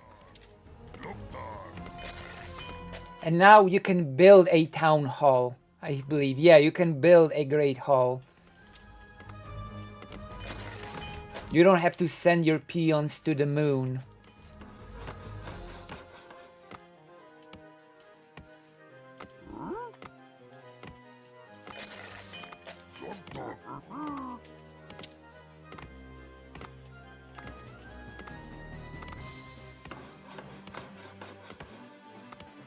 Wow, the music in this game is really good.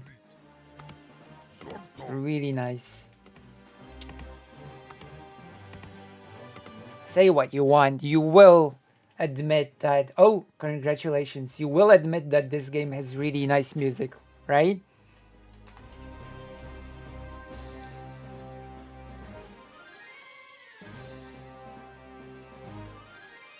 Ta-da! Orc 1. Victory, slave, rank slave. I'm a slave. What? Oh gosh. My rank is a slave.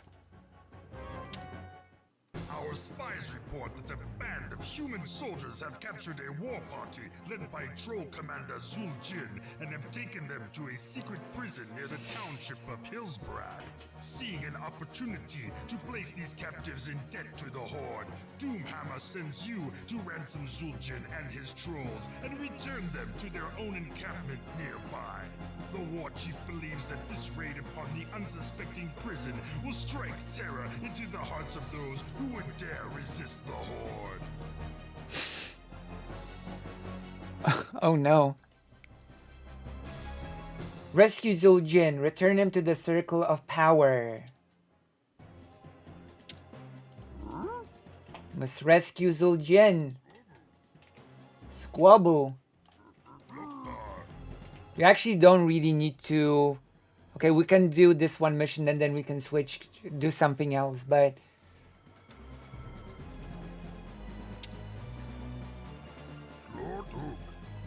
You can just take this first unit. And that's enough to save Zuljin, actually. Believe it or not. I do believe so anyway. Where's the... God, this game feels so much better to play than the first one. Oh my gosh.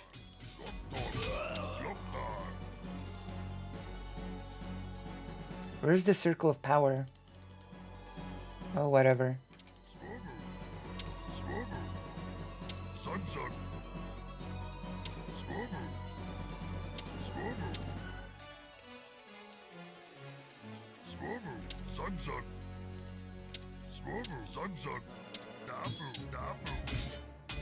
This game actually introduced defensive towers, by the way. It's like this. You can build scout towers and upgrade them into different types of towers. That was a thing that was introduced in this game. There was no such thing in Warcraft 1.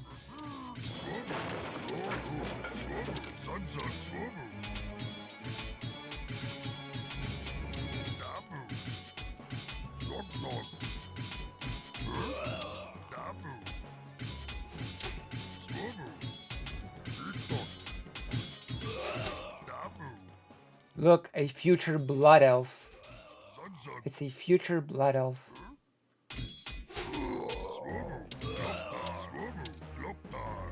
It's Zuljin.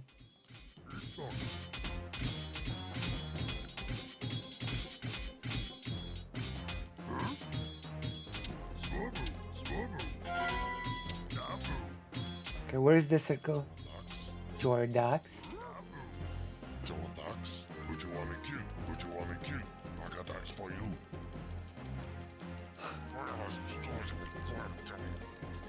Say hello to my little friend. What you want me to? By the way, I have to say that in Warcraft 2, the trolls look a lot more muscular and imposing than in Warcraft 3 or World of Warcraft. Like, Blizzard really changed the design of the trolls. The trolls really looked a lot more imposing in the second one, as opposed to 3 or WoW, for that matter. You know? They really do look different.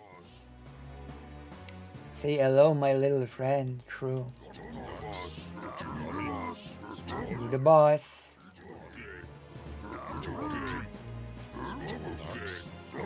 It sort of introduced the idea of heroes as well.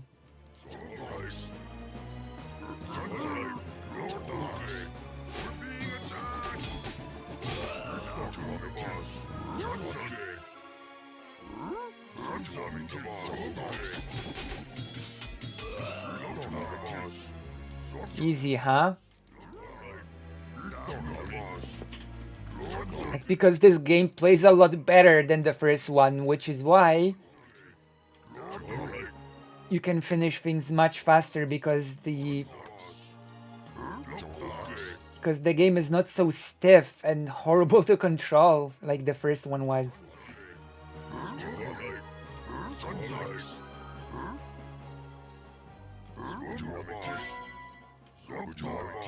A tower. An orcish tower.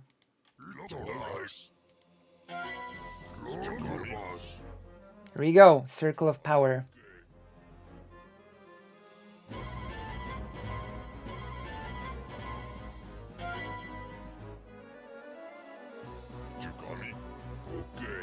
You have to bring them all in.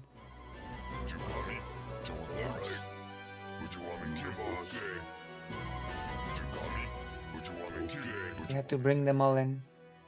I think that's it. Is it?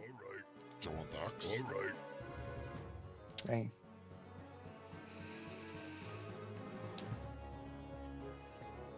We've done it. My rank is still slave, by the way.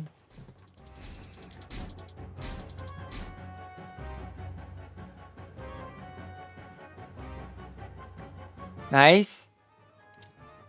In preparation for a final strike on Hillsgrad, the war chief directs you to begin construction of facilities for the Orcish Armada near the South Shore. Oh yeah, this game. Eager to take revenge upon the humans who imprisoned them, have agreed to aid the Horde by supplying axe throwers and destroyers to assist in defending your South Shore operation. Damn. Must be constructed in order to build our wave riders, and you will need much of the black liquid known as oil to build your fleet. Our assault on Hillsgrad cannot begin until your task is completed. True. This game introduced ships. I'm gonna take a nap. Okay. What a green map. Okay, I'm gonna save. And then I'm gonna go to the kitchen real quick. I'll be right back. Don't go anywhere, gigglers. Don't go anywhere. Wow, we're on that Warcraft grind today, aren't we? What do you think of Warcraft 2 so far? Is Warcraft 2 actually new to any of you? Is Warcraft 2 actually new to any of you? Or is it not really a new game to any of you?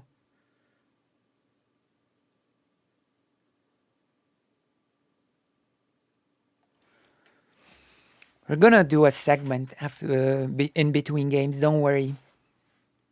I'm gonna be right back. Don't go anywhere, don't run away.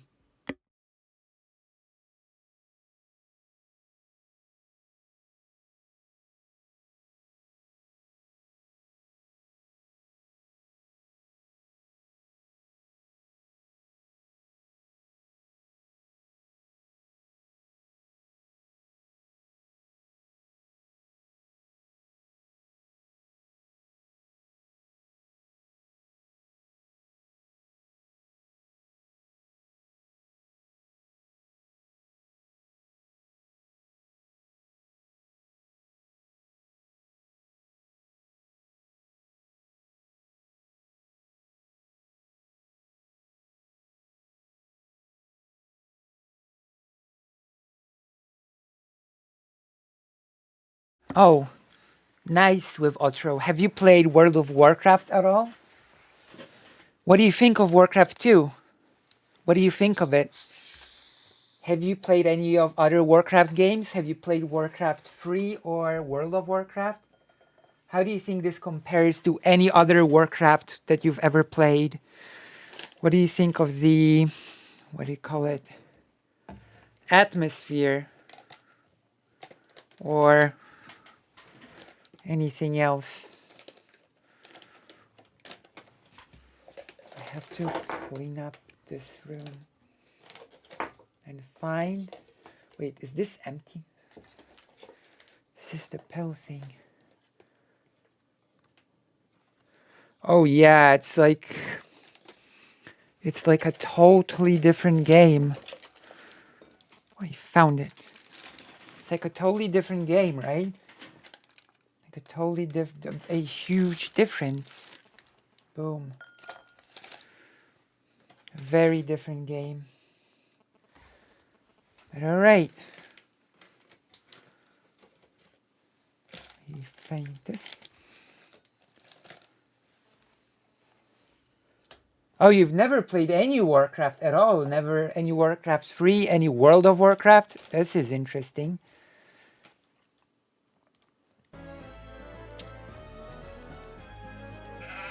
Oh yeah.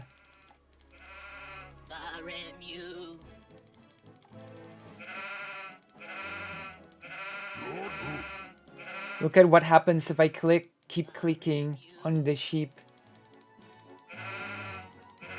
Look at this. Check this out.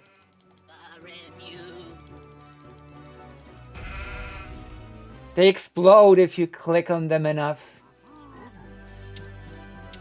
That's right.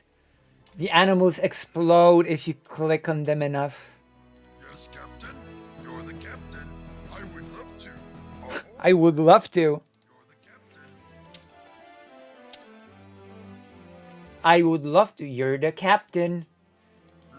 The orc sailors are really polite. Yes, Captain. Hi, matey. Who wants to sing?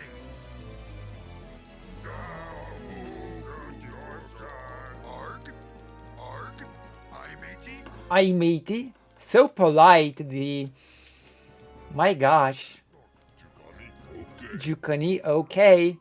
You actually can upgrade troll X-throwers into troll berserkers later in the game.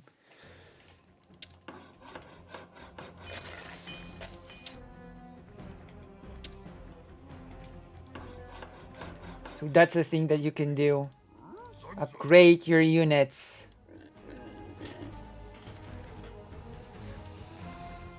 That's one more mission and we're just gonna change games because we cannot just play Warcraft all the time, can we? Ready to work. Even if Warcraft 2 is a pretty fun game.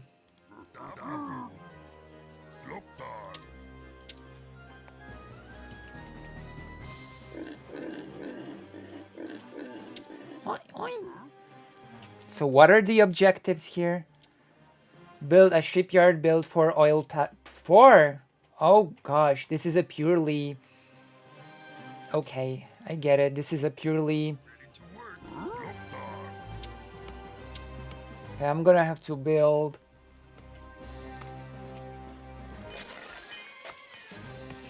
Okay.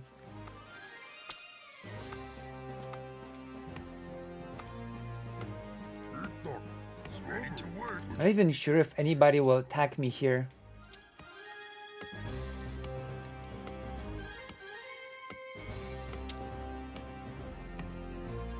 Another change that happened between Warcraft 1 and 2 is that once I build a lumber mill, the peons will start taking the lumber over to the lumber mill instead of the main base, if I remember correctly. And that change was kept for Warcraft 3 as well. So Warcraft 2 actually has 3 resources: gold, wood, and oil. Oh, nice. How do you like Warcraft 2, Jess? How do you like it? Do you like it? Do you think it sucks? How do you think it compares to Warcraft 1? Is it an improvement? Is it a downgrade? Which one do you like more so far?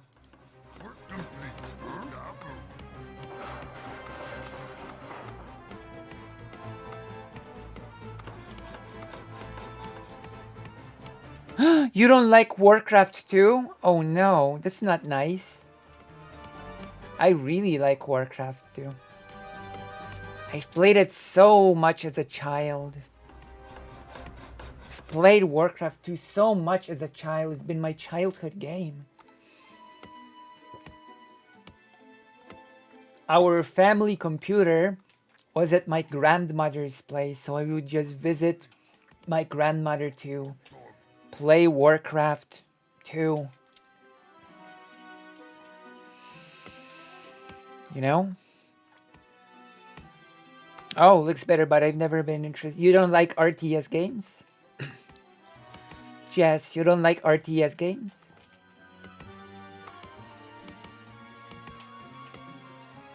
RTS games are nice.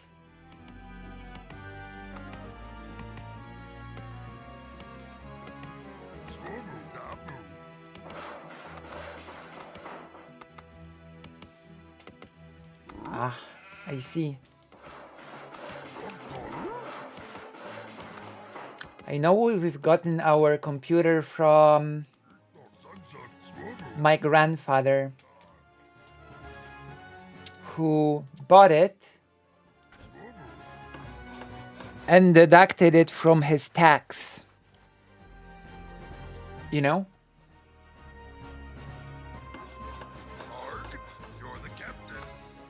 Which, technically speaking, the computer was supposed to be for us, but it was at our grandmother's place, so we actually had really limited access to it.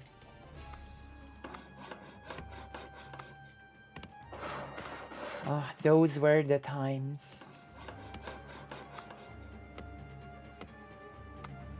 Oh, okay. This is a classic of the RTS games. Warcraft 2 is such a classic.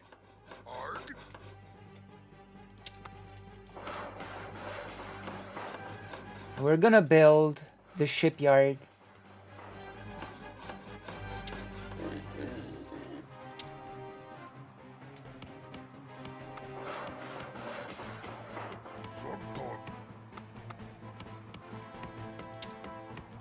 I'm gonna build one more.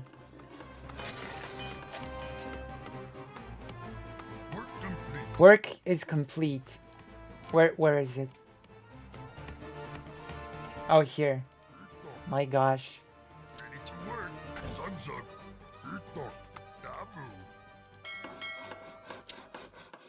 Wait, what?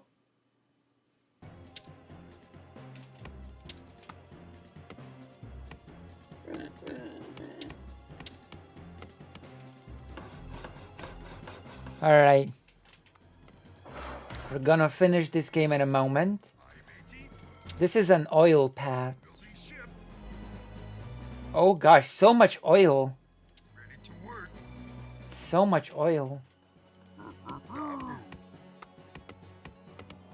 Hello, Dexmex. How are you? Look, so much oil. Look at all the oil. I need more wood. I do need more wood.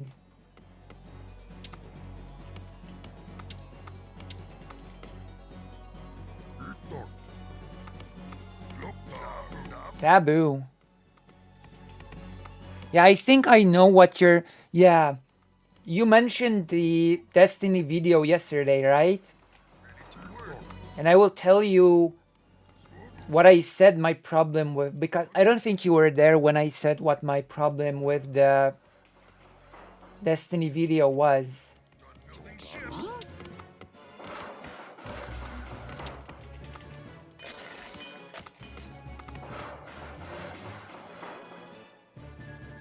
Oh, you were here? That's great. Wait, were you here? Or were you not here when I said what my problem with it was? Is Deus saying that you were here for when I was talking about it, or no? Or do you mean that you were not here for when I... Oh, okay, okay, so I guess I'm gonna repeat it. The problem is that since Destiny's trying to be quote-unquote even-handed, say that we can't know... Okay, he's trying to be even-handed, say we can't know what happened, but the problem is that the fact is... The problem is that the video shows Steven Crowder in such bad light that in order to have this result, to produce this result of being even-handed, quote unquote, Steven actually has to start producing possible scenarios which would make Steven Crowder's behavior acceptable. Like, oh, maybe she was just lazy. Maybe she didn't do the chore that she was supposed to do. And also, the thing that I've sort of noticed today when discussing the nurse situation and the bike, the renting of the bike. Yeah. 9 godzin. Dołącz na stronę. The problem is also that in the new video about the bike thing, Destiny said that the pregnancy, well, he didn't say, he acted as if the pregnancy was very important to the thing, but for some reason, the pregnancy in case of Steven Crowder was irrelevant. So what makes the pregnancy relevant when it comes to the case of the bike renting and, you know, the nurse? And what makes the pregnancy irrelevant when it comes to the Steven Crowder situation? Why is the pregnancy relevant in one case and irrelevant in the other? Does that make sense, what I'm saying? I would say that this is a little bit of an inconsistency, right?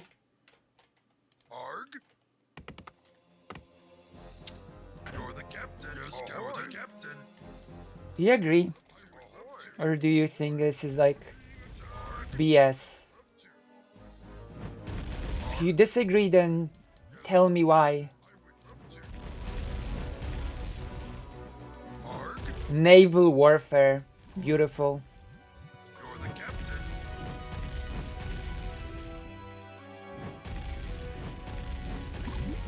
There we go, we're sinking ships.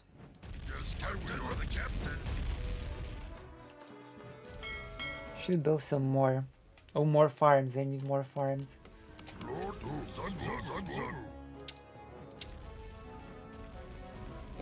Uh-oh.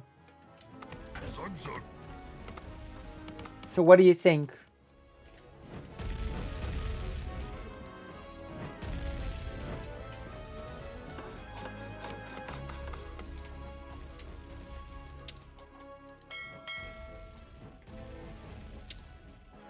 Oh, more farms.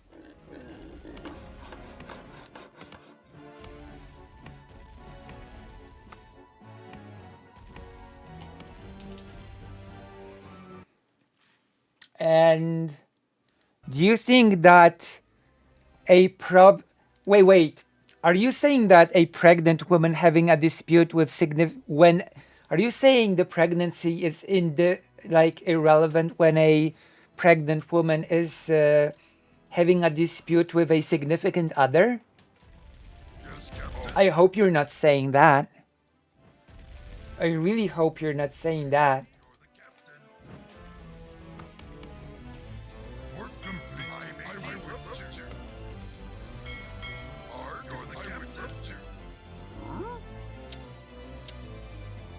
Because an aggressive significant other, believe it or not, can be just as imposing as a stranger. Even more, actually. Significant other, depending on how violent they are, can be more imposing than a stranger, actually.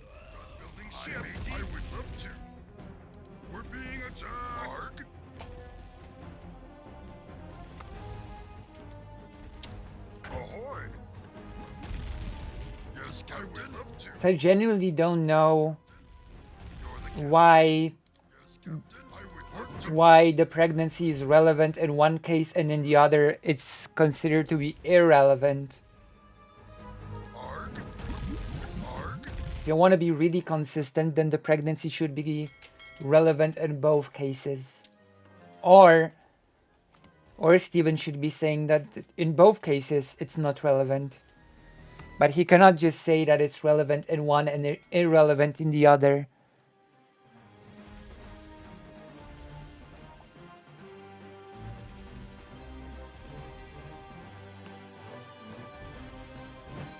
Yeah, definitely more, especially when you make all the money.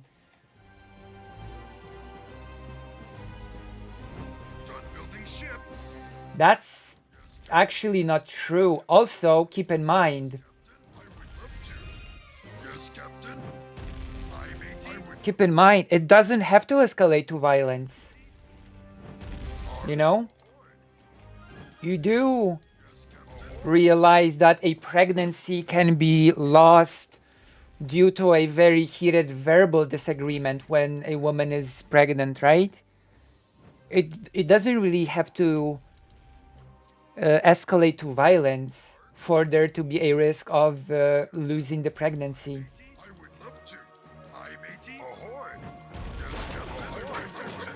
You know? So I would say that the pregnancy was pretty relevant in both cases, right?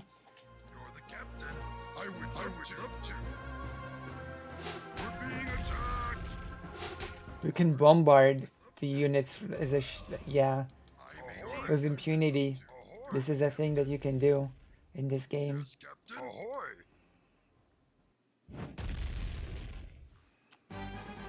That is pretty brutal. Excessive stress can cause a miscarriage. Yeah. It can.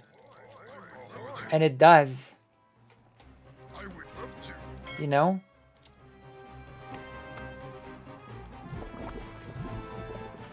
You do need to take this sort of thing into consideration when evaluating two people arguing like this. You cannot say that pregnancy is irrelevant.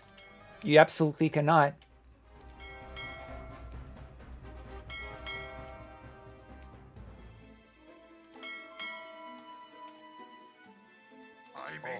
Building ship. You're the captain. You're the captain. You're the captain. I would love to. You're the captain. You're the captain. I would love to. I would love to. You're the captain. You're the captain. Ahoy! I would love to. Yes, captain. I would love to. Yes, captain. Love to. Ahoy! Hi, matey. I would love to. Yes, captain. You're the captain. Yes, captain. I would say that President Sunday was actually the person that correctly identified which thing was irrelevant in this whole thing. What was irrelevant was whether or not Steven Crowder's wife was lazy or not. That is the thing that is irrelevant, considering that apparently Steven Crowder is worth like $20 million.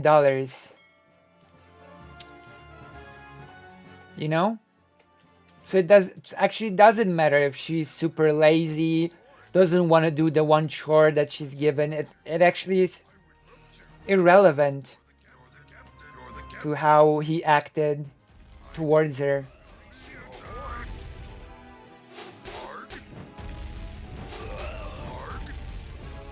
But you cannot say that. Like, that is not something that you can claim for the reasons that I have told you, right?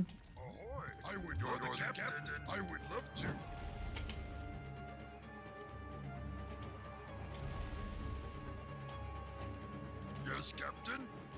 You're the captain. Which is, of course, a different discussion, right? Hi, matey. Ahoy! Of course, this is a whole different discussion, the levels of threat and the difference between the levels of threat.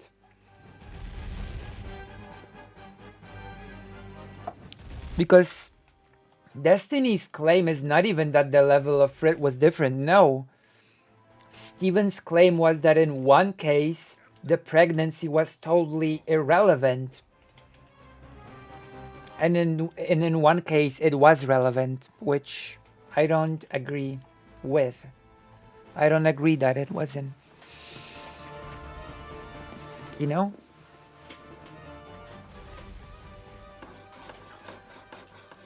And I really don't see a context, a magical tone context that would make his behavior towards his wife acceptable.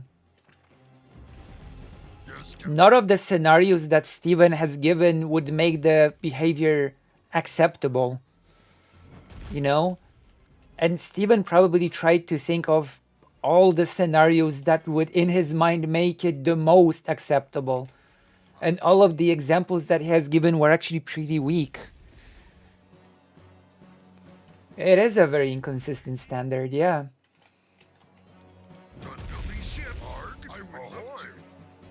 I would say so, yeah. Yes, Captain. Ahoy.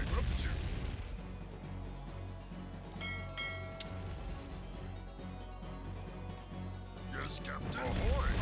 Because if there was a horrible behavior on her end, it would not mean that his behavior would be cool. It would just mean that she would be bad as well, you know?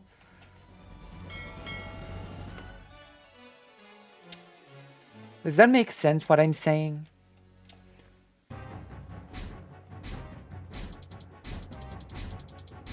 I mean, yeah. Although you are making a different claim than Steven, right? You are sort of introducing a different sort of thing than Steven, right? But yeah. Yeah. Is well supplied with the precious black substance that your tankers have amassed. Doomhammer feels it is time to make a gruesome example of Hillsbrad. With the aid of new foundry sites that allow you to construct more advanced ships, you may build transports to deliver your forces across the channel to the cowering human settlement. All who oppose the Horde must be taught a harsh lesson. Leave no one alive. A harsh lesson. Do you know actually what the canon, actually the canon of Warcraft 2 story is that the orcs were winning in Warcraft 2 as well, until Gul'dan betrays the orcs and causes them to lose. The orcs were actually winning in Warcraft 2 until they were betrayed from within by Gul'dan. Gul'dan is very famous. It's a very famous character within the Warcraft 2 lore. Well, it's within the Warcraft lore period.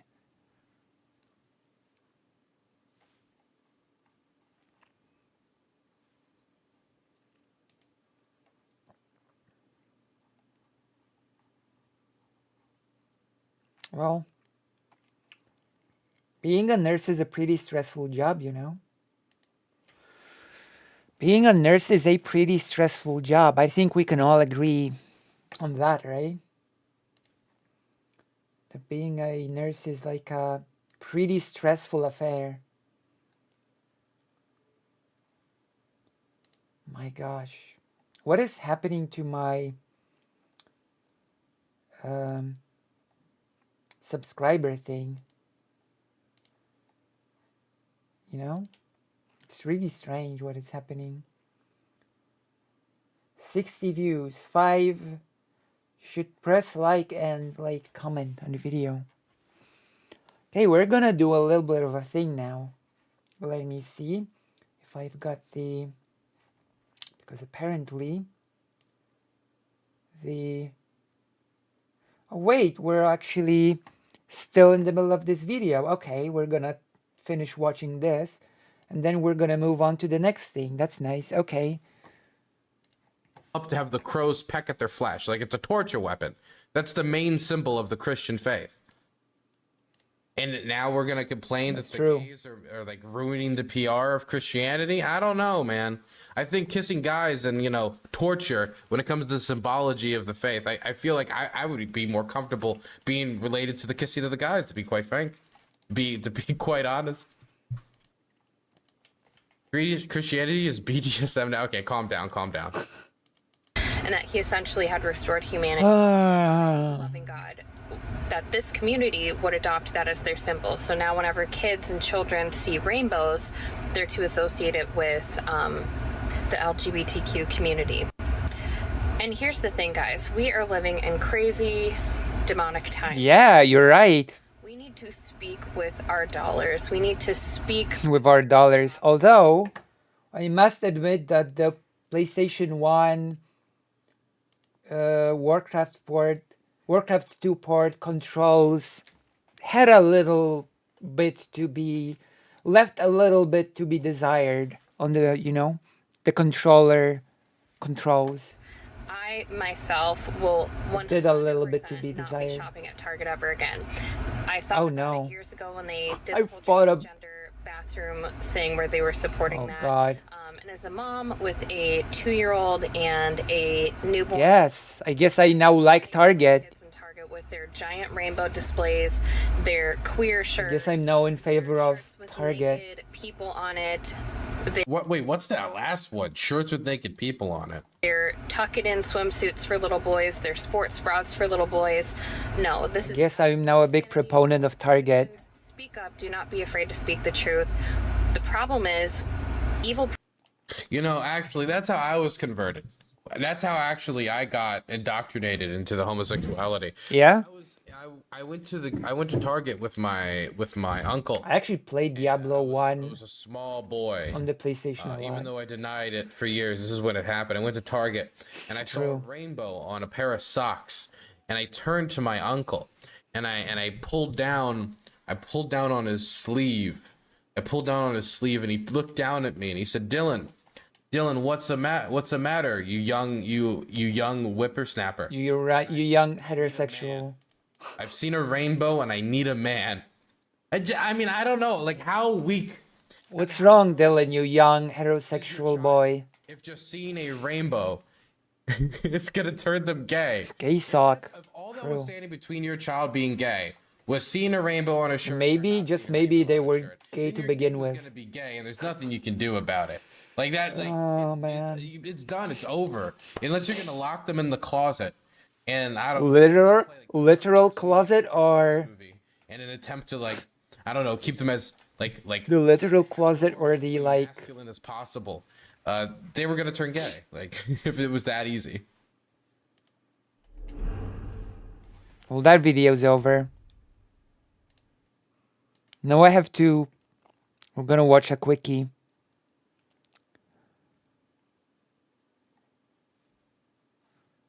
Gay socks. Oh, Steven is streaming.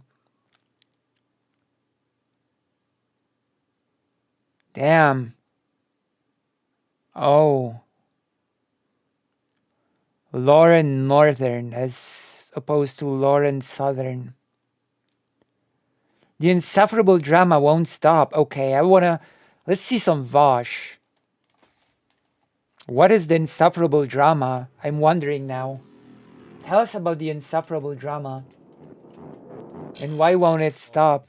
Man, I respect it. Innuendo Studios. Oh no, Innuendo Studios makes good videos, but he's fucking insane. Who? He's fully in with this FD signifier, Jesse, gender. Crap. What is innuendo? He blocked me really early on. There was never even a hint of charitability from him. Oh, I don't know who that is. Tweet. FD, please. This is the tweet. Jesse, gender, liking a tweet comparing Shark 300 to the Uncle Tom character from Django Unchained.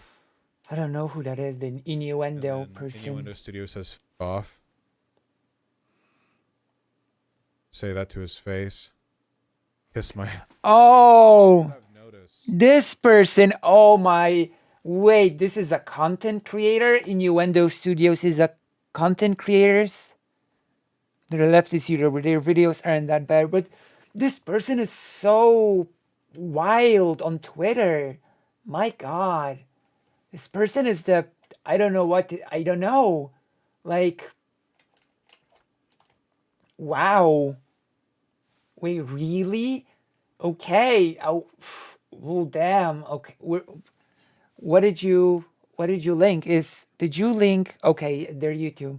We're gonna check it out, but that person did not make a good first impression with me, since the first impression that I got was the Twitter drama thing. My God. It's more than, cringe is putting it lightly, in my opinion. Damn. This group of really toxic abusers is that they seem to be made up 50-50. He's really toxic on Twitter.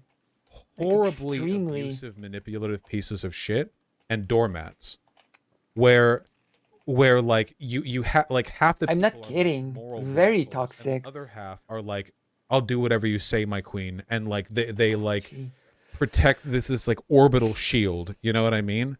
The like simp army or whatever. I'm not sure if I do. Oh man, this was so fucking lame, dude. The fucking Mr. Beard guy, Ryan Beard. Who? Has even been cavorting with them. Who is Mr. Beard? What's so funny about the divide in the leftist space? I agree. Who with is Miss? Oh gosh, who are these people? Across like I'm saying both sides are equally bad when it comes to racism. That in order for us to work together, if someone like Vosh isn't even willing to analyze the ways his actions could have been racist, it's going to be very difficult to build any sort of bridge. Which is like, I've only ever been nice to him, and then I like look away for a minute, and it's like, well, if arbiters of moral goodness like Soul Bunny or whatever think he's racist, then damn, it's like every time, man. The person whose tweet you showed did an edit of you to make you look black. What? I'm gonna pause and read the chat a bit. I don't mean to be arrogant. I don't mean to be self-serving. I don't mean to be self-centered. But unfortunately, I am. So, I am unfortunately all of these things. So, you know, I should get a little bit more attention and what's the word? What's the word? Oh yeah, audience. Audience. True. The word is audience or viewers or something, I think. The problem is that these giant corporations don't care about trans issues. They are only virtue. Yeah, they are. Makes really good videos. Awful person. Wow. I guess we're gonna check him out. I guess we're about to check him out in a moment. Thanks to with outro. Yeah.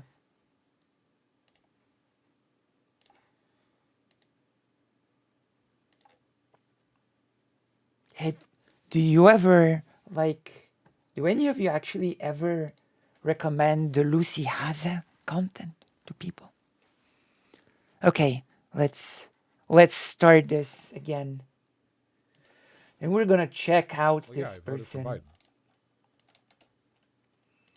These people just hate you because they can't abuse you like they do the other weak people under their thumb. I really do think it's that. Yeah, I really do think it's that simple. I know it sounds like kind of trite or maybe self-absorbed, but I really do think like, I'm self-absorbed, so I understand it. I stress this every time now because I don't want to be misinterpreted. We need more gigglers. Overwhelmingly, day to day, if you take a look at like who politically and personally should recommend bad shit, Lucy like to people. Straight white guys, okay? But okay, I'm not a cis straight white guy. A market for people I'm not who are that. Like FD Signifier or who are like Cat Black or whatever else. There's a market for them because there are groups of like unironic white guilt types or guys who want to do that cringy male feminist thing where they're sorry about okay. Guys are my queen. Why? And you watch, so that's like stronger personality. That is what counts. Around. I don't understand. A real giggler. This equation personally, I think it's fucking psychotic. But this is a real thing, of course. It's not super common, but in the online left, you're selecting for them, of course, because it's very possible to masquerade as being that whole thing is so strange. When in reality, you're just trans and black and narcissistic. Because then all of your tendency to defend yourself can be misconstrued as a broader advocacy. I am two of these things. I am trans and I am narcissistic. So I don't know. Alright? I am two of these things. I check two of these boxes. I am trans and I am narcissistic. Maybe. I think. I cannot build a blacksmith yet. I don't recommend anyone to anyone. For issues I mean, that's understandable, I guess. Yeah, you're woke, Skull. True. I am woke and I scold people. Video we watched of DJ Mule where he was basically simping for Bad Bunny, like my queen. I would never let harm Oh my fall. god. Tip. Did he really? I don't know. Just really sad. Did you really say that? Did you really say stuff like my queen? I would never allow harm to befall, or is this just hyperbolic stuff? Did he really say that? My gosh. Yeah, I am woke and I scold people. Although, oh my gosh. Okay. I mean, I don't know. With DJ Mule, I genuinely don't know with DJ Mule. After having watched his Xanderhall video, I'm genuinely not sure. After all, you know, DJ Mule did that infamous makeup sex joke, so I genuinely don't know. So many weasels. Brian Beard, I don't know who that is. But yeah, I'm gonna tell you this.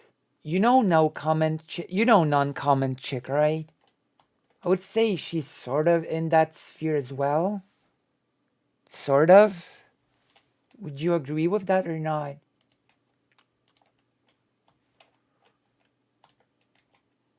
Do you agree with this assessment, or would you say that it's nonsensical?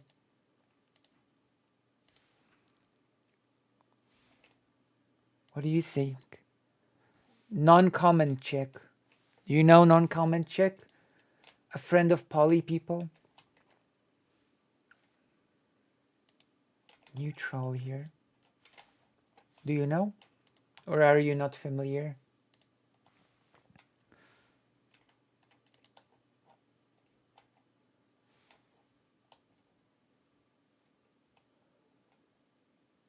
Right. So she's done a segment about me too, even, I think. And she was like, "Oh, Lucy, you gotta choose. You gotta choose your sides, you know? You gotta choose who you're with." And I guess I'm on the wrong people's list now in her book since I've joined the White Forest. And she calls White Forest a mafia, literally. She said that White Forest is like a mafia family that you have to be in line. So I guess since I'm on White Forest now, in non-common chick's view, I must be like part of the mafia now. So I'm bad. I am bad now. I'm not a Schrodinger's. I'm not a Schrodinger's good or bad person anymore. I've joined the. Is this link safe to show? Like it's not. I'm officially bad now because I've joined the evil. Joined the evil cult, mafia thing.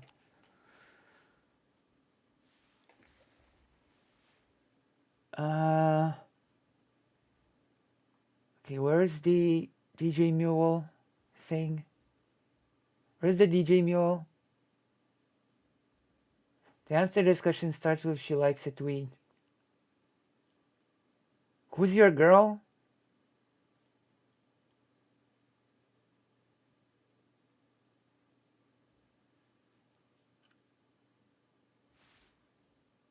You're bad. True. That is true. That is true and real. That is true and real.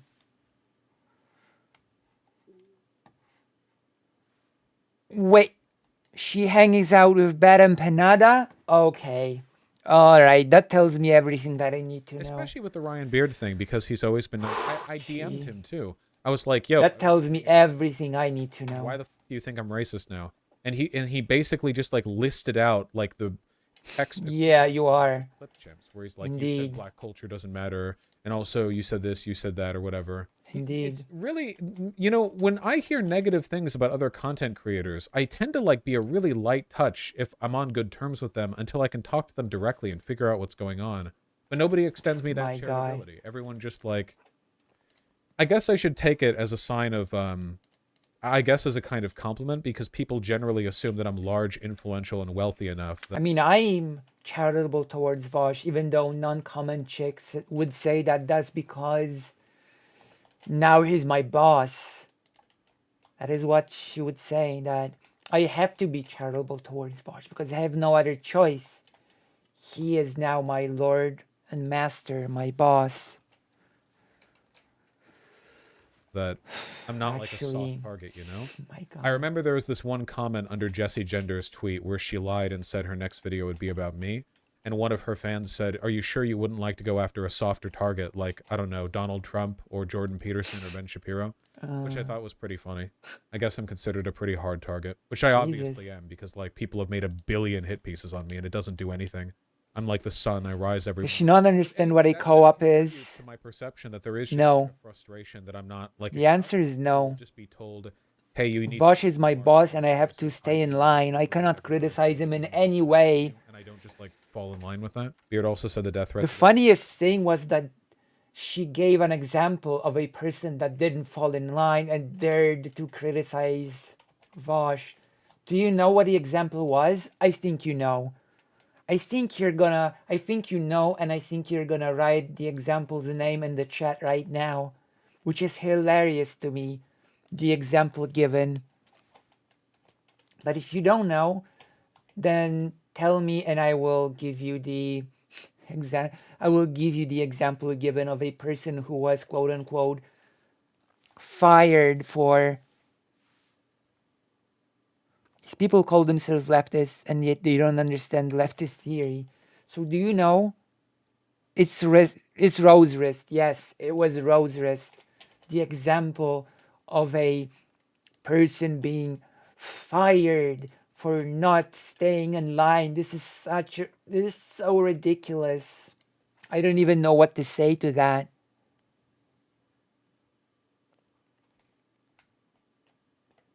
She had a video dunking on aristocracy after Empanada went after her. She's hosted his streams, I think, too. I am critical of aristocracy, but he was insane. Oh, yeah. Bad Empanada was... Well, the question is, who is Bad Empanada not insane towards? Actually, would be an easier question to answer than who he is hateful, like... insane towards, you know?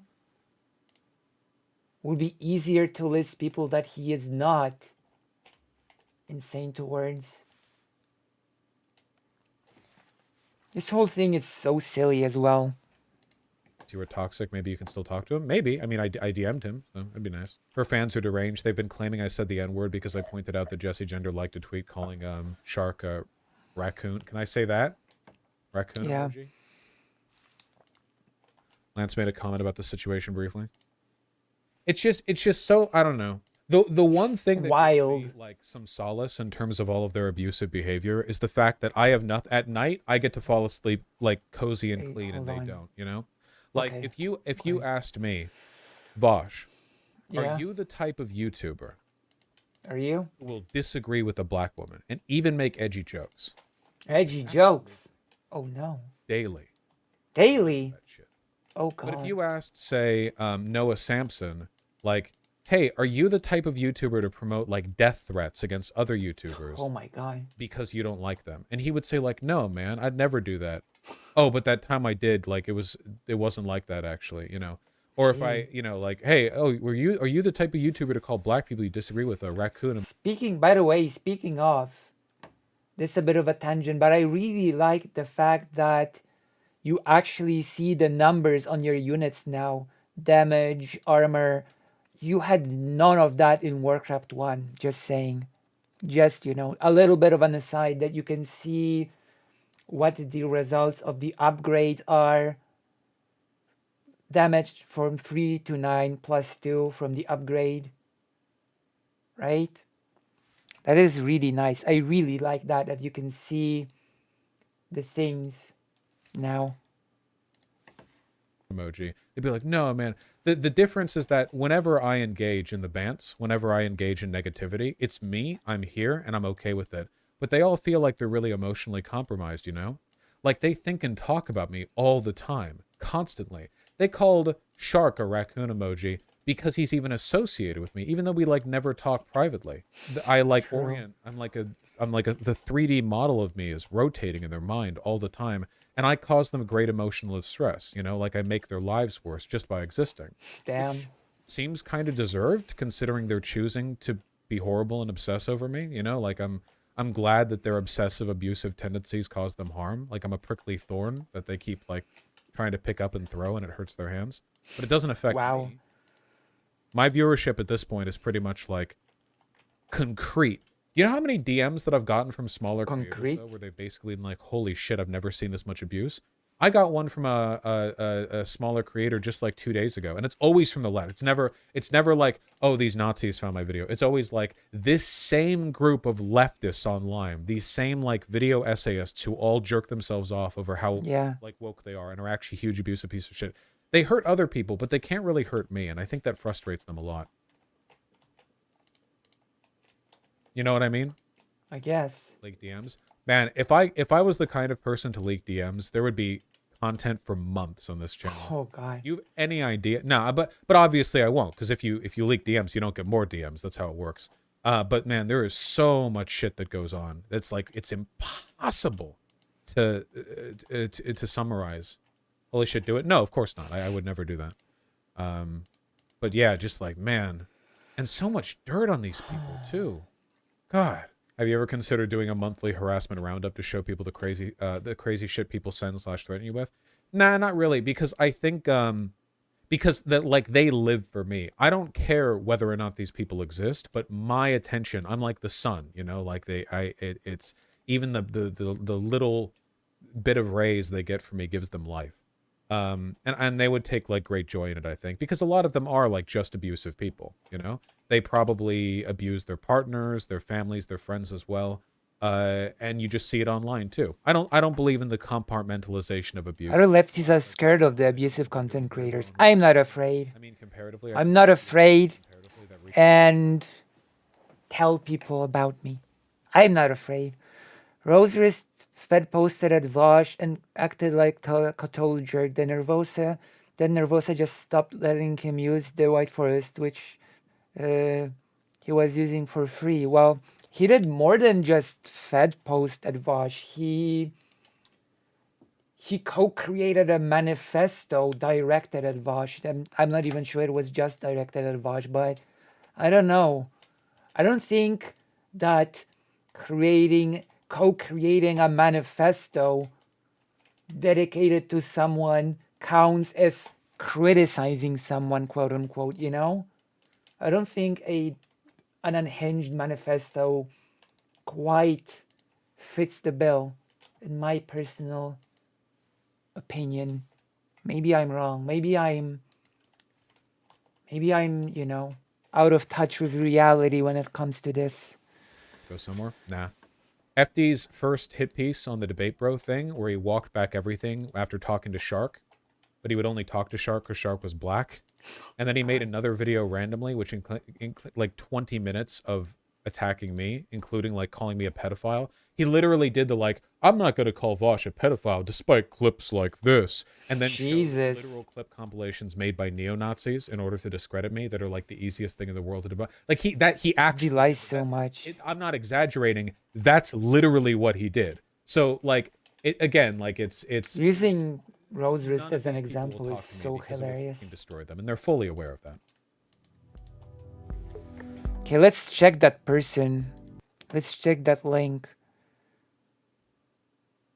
Innuendo Studios. Let's check how this person acts outside of Twitter, because oh boy, on Twitter they are something else. There's something else on Twitter. Oh no, that's a tweet. Let's see, where's the YouTube Innuendo Studios? If people wanted Vosh to have less ego, they could stop humiliating themselves and actually make decent arguments. Arguments are for debate bros. Don't you know that? Don't you know that arguments are for debate bros? You saying they should become debate bros? What are you saying? What are you trying to do? Turn them into debate bros? Why would you do that? Why would you do that to them? Maybe you deserve a cancellation of your own. Let me see. New on the studio videos get millions of views.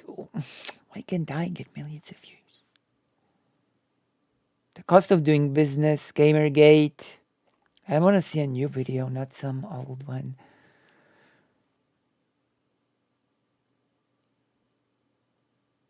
Protagony to Abed. He doesn't. This person does not really upload often. Do you recommend a video? Is there a video that in general that you recommend?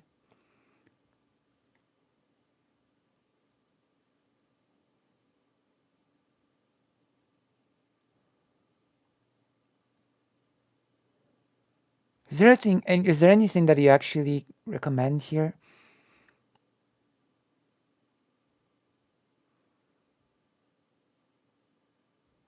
Deleted scenes.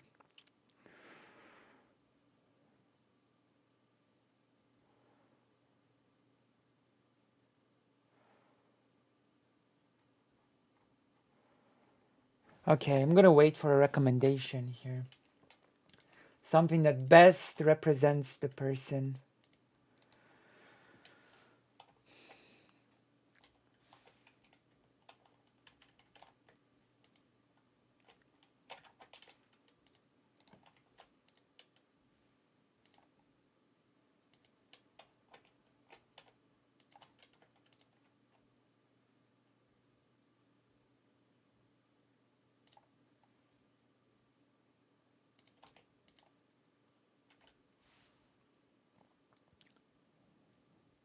I can at least stop eating.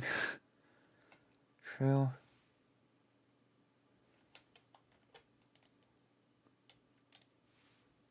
Okay, we've got a link. We've got ourselves a link to react to. Oh, wait a minute. Before we do the link, I'm gonna have to grab something real quick. Okay,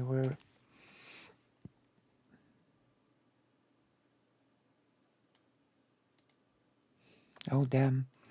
Okay, one moment.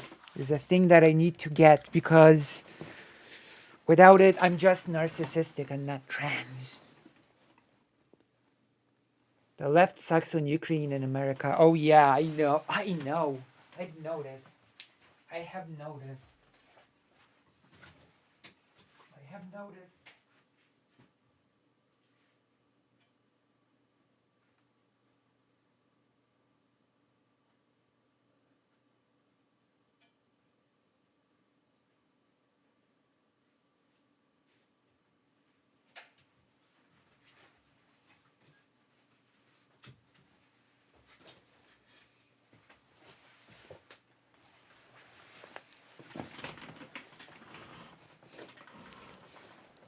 Hello. Hello, Coconut Island. Hello. So yeah, I did notice. I'm gonna have to take this before I continue. How to not radicalize an army is the one Xanderhall recommended everyone. Oh, interesting. Good video. I reminded me of my friends. And you understood I made a bad video recently, but I can't remember it was about debate bros or not. Sleep is for the weak, true. But throwing a what's it called? A donation my way is strong. This part is strong.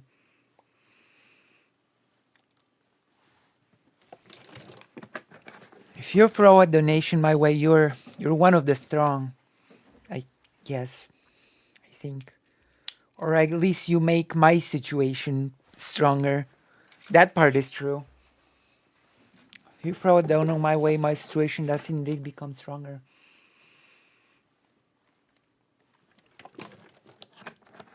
And then I can start doing what Conyer was talking about. I can start experimenting with new types of presentation. I could.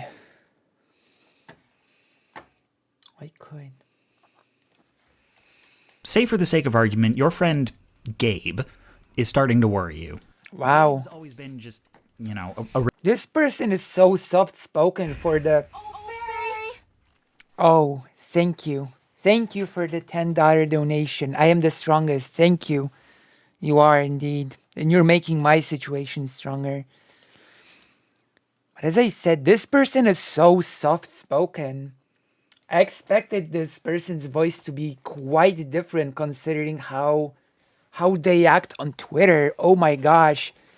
I gotta admit, I associated their behavior with a totally different voice. Wow. Strong. That's true. That is true. Which actually, we might be having some very interesting content in a few weeks that I've been planning with my mom. Content with my mom, if you can believe such a thing.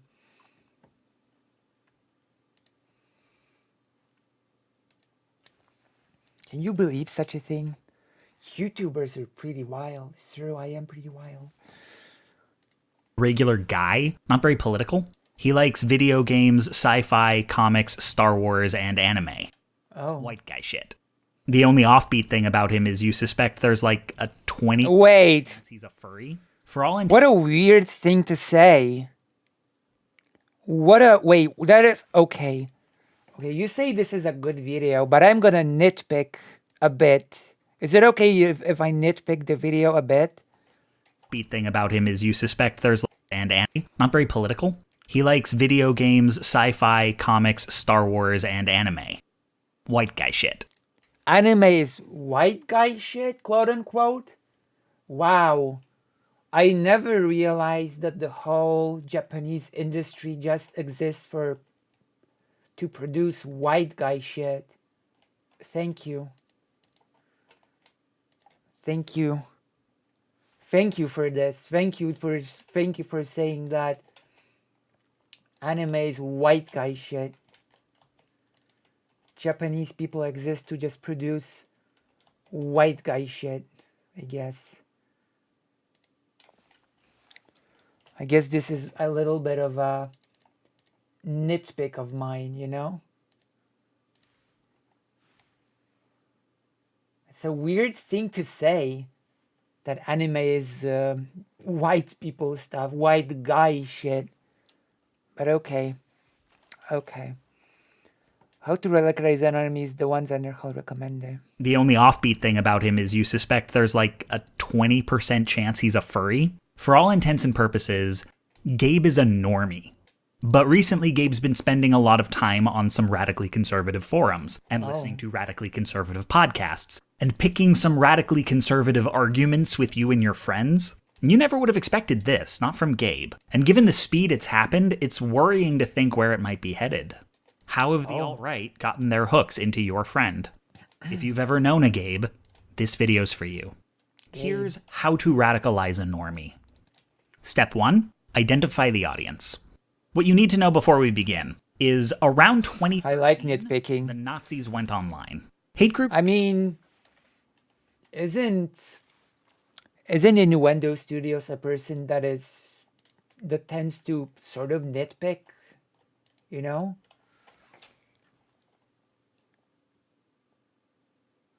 Oh no, Gabe Newell is a newbie, a normie. Mean. In the US, as tracked by the Southern Poverty Law Center, had been growing in number since the Knots, but between 2012 and 2014, they dropped by almost a quarter. Patriot groups dropped by over a third. However, hate crimes stayed about the same. Radical conservatism was not shrinking, but decentralizing. Still radical and still often violent, but now full of white nationalist nomads unlikely to join a formal organization. This didn't make them harmless. What it did was protect their asses from the typical hate group cycle of getting the public's attention, making allies in conservative media, swelling their numbers, and then eventually disgracing themselves with failures in fighting and, often enough, members committing horrific acts of violence, which come with social and sometimes legal consequences for all the other members. So the alt-right and their fellow travelers these days, don't so much have members. They have hashtags, followers, viewers, and subscribers. This insulates them from their own audience. Fellow travelers, huh? Audience were to go out and commit a crime on their behalf, there'd be little doubt we are in radicalizing him. Damn. But it'd be very hard to claim they told him to do it. On some of these sites where Gabe spends hours and hours of his day, he's never created an account or left a comment. The people radicalizing him don't even... we never... Well, I already know we're never getting that. Nature is what makes the alt-right and the movements connected to it unique. You may remember a notable proof of concept for this strategy. Okay. Doing almost everything online has, as compared with traditional hate movements, dramatically increased their reach and inoculated them from consequence. The trade-off is a lack of control. And so we come to Gabe. Always. Gabe exists at the intersection of the kinds of people the alt-right is looking for, straight white cis men who feel emasculated by modern society, primarily, though they do make exceptions, and the kinds of people who are vulnerable to recruitment. Gabe fits the first profile in that he got bullied in high school and often feels he has to hide his nerdy side for fear of getting ridiculed. The alt-right also has success with... You were Gabe? Or recently got divorced, or feel anxious about an influx of non-white people in their community. These things can make one feel like less than the confident white man they are supposed to be. And it's the closest they will ever come to being minoritized. Regarding the second profile, it's important to know that Gabe is not categorically different from you or me. He's a cishet white dude. His problems are not unique. There's not a ton of research into the demography of the alt-right, but there may be a higher than average chance Gabe has a history of being abused or comes from a broken home. You don't know if that's true of Gabe, he's never said. But most abuse survivors don't become Nazis. The things that make people like Gabe recruitable tend to be situational. It happens often during periods of transition, as dramatic as the death of a loved one, or as benign as moving to a new city. Things that make people ask big life questions. Gabe has concerns like economic precarity, not knowing his place in a changing world, stressful working conditions. In other words, Gabe is suffering under late capitalism, same as everyone, and it's entirely plausible he could have gone down the path to becoming a leftist. Now, this is not to make an economic anxiety argument. The animating force of the far right is and always has been bigotry. But the alt-right targets Gabe by treating his economic anxiety as one of many things bigotry can be sold as a solution to. It is their aim that when dissatisfied white men go looking for answers, they find the alt-right before they find us. Step 2. Establish a community. Were Gabe pledging an old-school hate movement, there would probably be a recruiter to usher him into an existing community.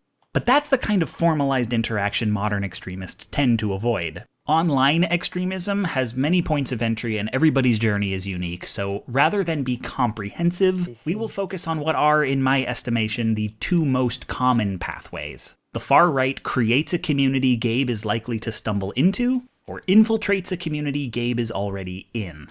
The stumble upon method has two main branches, one of which is just Gabe ends up on a Chan board, which we've already done a video about. The other is kind of the polar opposite of 4chan's cult of anonymity. Gabe ends up in the fandom of a far-right thought leader. These folks are charismatic media personalities. That's charismatic according to Gabe's tastes, not ours. I don't understand it either. And these personalities may gain traction. Okay, so how is this person so soft-spoken and nice in his video, but so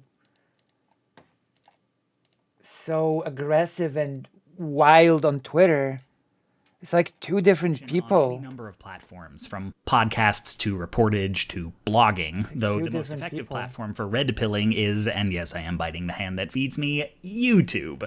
They may get Gabe's attention through fairly conventional means, like talking about or even generating controversy to get themselves trending. While some of the more committed will employ dubious SEO tactics like clickbait, Google bombing, and data voids. But what they tend to have in common, especially the most accessible ones, is that they don't present themselves as entry points to the radical right. In fact, many did not set out to be far-right thought leaders, and may not think of themselves as such, though they are often selling products of which the alt-right are among their biggest purchasers, and it's not like they're turning the money away, so there's that. How they present... Maybe social media enables people that differently. Wants to be successful on social media. Accessible? approachable, authentic. The face-to-face relationship a budding extremist forms with their recruit. Maybe I should make a video about the toxic leftism playbook. How to radicalize a left-leaning person. I don't know. Hello, Palm Dad. Maybe I should make a video like that. Or the leader of their hate group's local chapter are here folded into one parasocial relationship with a complete stranger. Why this person appeals to Gabe is they're not selling politics as politics, but conservatism as a kind of lifestyle brand. They rely heavily on critiquing or ridiculing the left. Feminists are oversensitive, black people unintelligent, queer folks doomed to loneliness, and trans people insane. I don't know if it's a coincidence that these are all things Gabe thinks about himself in his low moments. By contrast, they don't sell conservatism as having sounder policies or a more coherent moral framework, but that abandoning progressive principles and embracing conservative ones will make Gabe happier. Remember, Gabe isn't looking for white nationalism or misogyny. What he wants is the cure to his soul sickness. And these friendly micro-celebs are here to offer a shot of life advice with politics as the chaser. It is extremely important that politics be presented as a set of affects, not a set of beliefs. The second pathway is infiltration, which is its own beast. Media personalities sometimes become gateways to the right almost by accident. They do something edgy, a part of their audience reacts positively, and facing no real consequence, they do it more. This leads to further positive reinforcement. You want to talk about fans, the Amazing Atheist or something? And the cycle repeats, the personality pushing the envelope further and further based on what flies with their increasingly conservative audience. In this way, they become a right-wing figure by both radicalizing and being radicalized by their audience. Infiltration is deliberate. The far right will reliably target any community that has 1. A large white male population, 2. Whose niche interests allow them to feel vaguely marginalized, and 3. PewDiePie. Are not used to progressive critique of said interest. This isn't to say PewDiePie actually all that edgy? Exist or hasn't been baked into the property from the beginning. PewDiePie but that it has known been to be so edgy? far easy for white guys to ignore. As such, progressives within that community probably don't talk politics much, and women and minorities are perfectly welcome. Amazing Atheist would actually fit the bill a bit more. You know, don't of being an edge and pushing the politics, envelope. you know, like a thing. Given Gabe's proclivities, he's probably already in a number of fan communities where he can geek out and not get teased. And this is where the far right will go looking for him. Communities are at their most vulnerable to infiltration at times of political discord. This can happen naturally. Say, a new property in the fandom has a black protagonist. Oh god. It can be provoked. This is natural? Say a bunch of channers join the forum and say provocative things about race to get people arguing. Okay. Or both. Left to its own devices, the community might sort out its differences and maybe even come out more progressive than they started. But with the right pressure applied in the right moment, these communities can devolve into arguments about the need to remove a nebulously defined politics from the conversation. The adage about bros on the internet is political means anything I disagree with. But it would be more accurate to say here, political means anything on which the community disagrees. For instance, Nazis are bad is an apolitical statement because everyone in the community agrees. It's common sense and therefore neutral. But paradoxically, Nazis are good is also apolitical. Because Nazis are bad is the consensus, Nazis are good must just be an edgy joke. And even if not, the community already believes the opposite, so the statement is harmless, tolerable. However, feminism is good is a political statement because the community hasn't reached a consensus. It is debatable and therefore political, and we should stop talking about it. And making political arguments, no matter how rational, is having an agenda, and having an agenda is ruining the community. Now, it is curious how the things that provoke the most disagreement tend to be whichever ones make white dudes uncomfortable, one of life's great unanswerable mysteries. You can gather where this is going. A community that doesn't tolerate progressivism, but does tolerate Nazism, is going to start collecting Nazis. Nazis whose goal is to drive a wedge between the community and the left. Once the left acknowledges, hey, your community's developing a Nazi problem, the Nazis, who are, remember, trusted apolitical members of the community who might just be kidding about all the Nazi shit, say, did you hear that, guys? Those cultural Marxists just called all of us Nazis. Wedge. Similarly, any community members who say, but Nazis, though, are framed as infiltrators pushing an agenda, even if they've been there longer than the Nazis have. They get the wedge, too.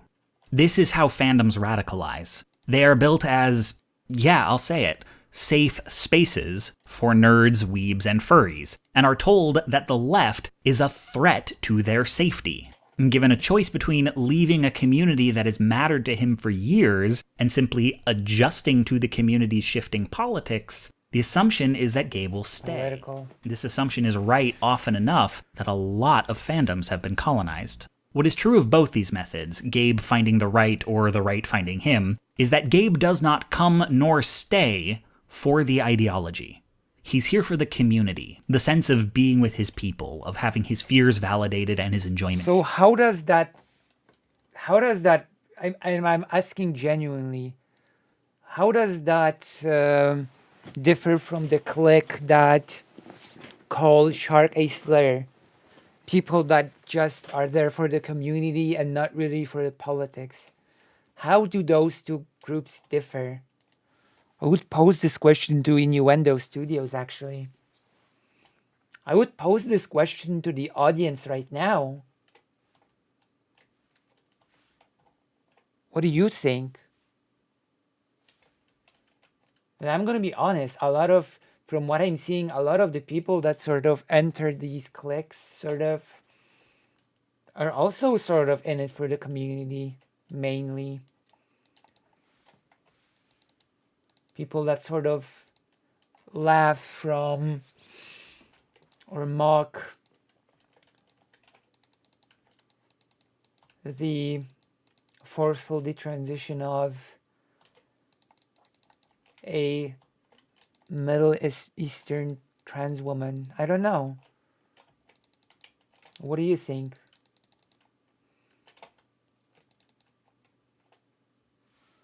What is your opinion on this whole thing? Give me your opinion. What is the difference?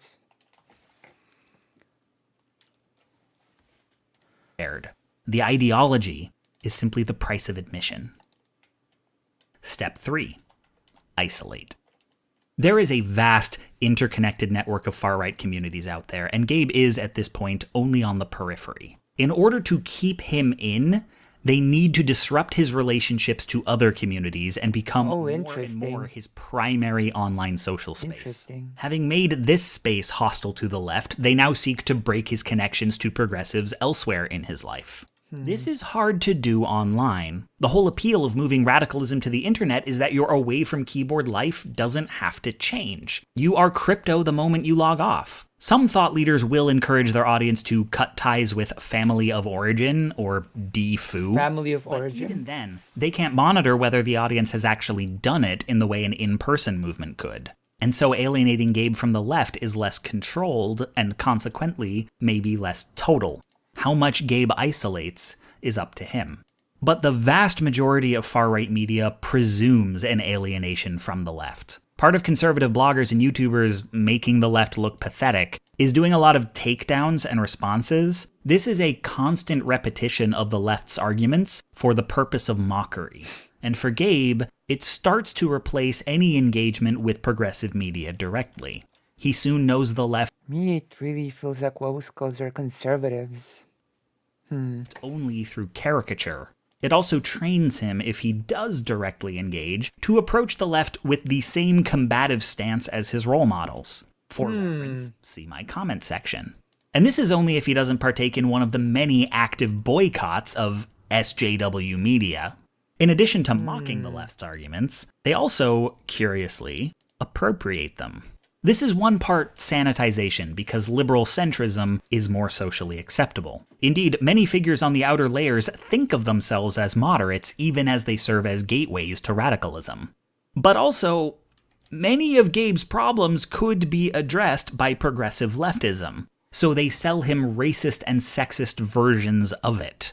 Yes, there is a problem with workers being underpaid and overextended, but the solution isn't unions, it's deporting immigrants. Yes, there is a chronic loneliness and anger to being a man in the modern age, but it's not because of the toxic masculine expectations placed on you by the patriarchy, it's women being slutty. Yes, wealth disparity does mean a tiny percentage of elites have more influence over culture and politics than the rest of us combined, but the problem isn't capitalism, it's the Jews. And it's hard for Gabe to reject any of these ideas without, in the process, rejecting the progressive ideas they're copied from. The right's take the red pill is, to the untrained eye, similar to the left's get woke, or at least the Baudelarized We can look at it soon. We can try to find it. Again, what has Hindu and the students have been saying on Twitter. It's like been just throwing insults at people.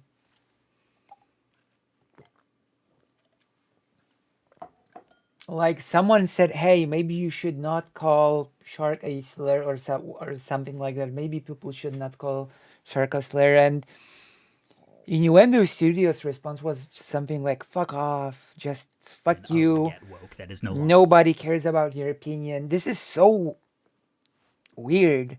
When Noah Samson and FD make videos where they lying, it feels similar to a conservative video, very bad vibes. Always the video essayists. It's so specifically bizarre. about race, which came to fashion once white people started saying it. Grumble, grumble, grumble. Like, it's so jarring to me, like, this person's behavior here. Like, so nice, so soft-spoken, and so weirdly aggressive on Twitter, you know? Like, it really, like, yeah, I can get a bit heated on during certain conversation, but it never becomes me acting like two different people, you know? Because this essay and how this person acts on Twitter it's literally like seeing two different people. And it's really jarring to me, you know? How different he acts in those two different circumstances. Like, the way he acts on Twitter, I'm gonna be honest, just makes me think maybe I'm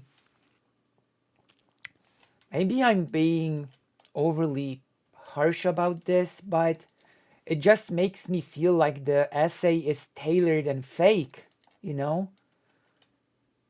That since this person is not acting like this, like, you know, when engaging actively in something, then this feels just you know, suddenly this whole thing feels very artificial and fake, considering how he acts in other situations.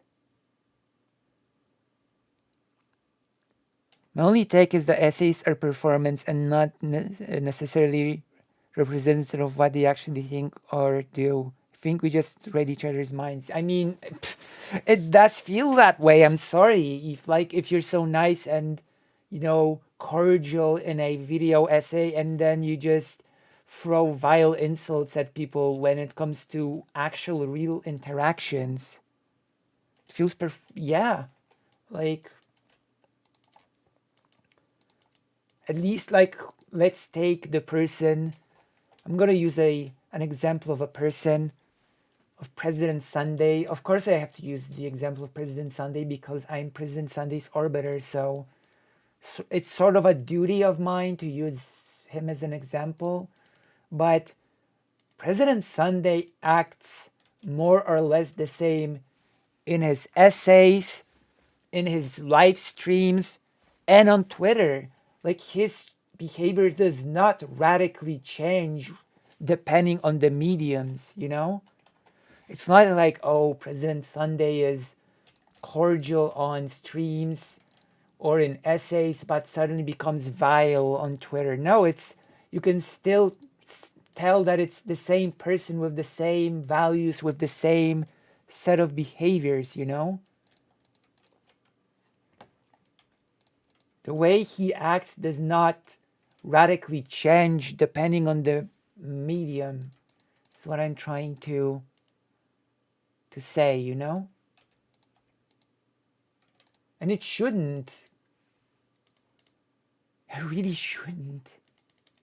You know?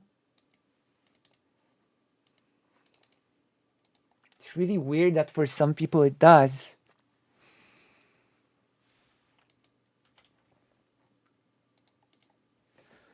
Indeed, for Sunday, it's not just a performance to get done every month. This lifestyle is always learning and correcting upon said learning. Yeah, it's like you can tell that it's actually him speaking, not... Well, you know what I mean, right?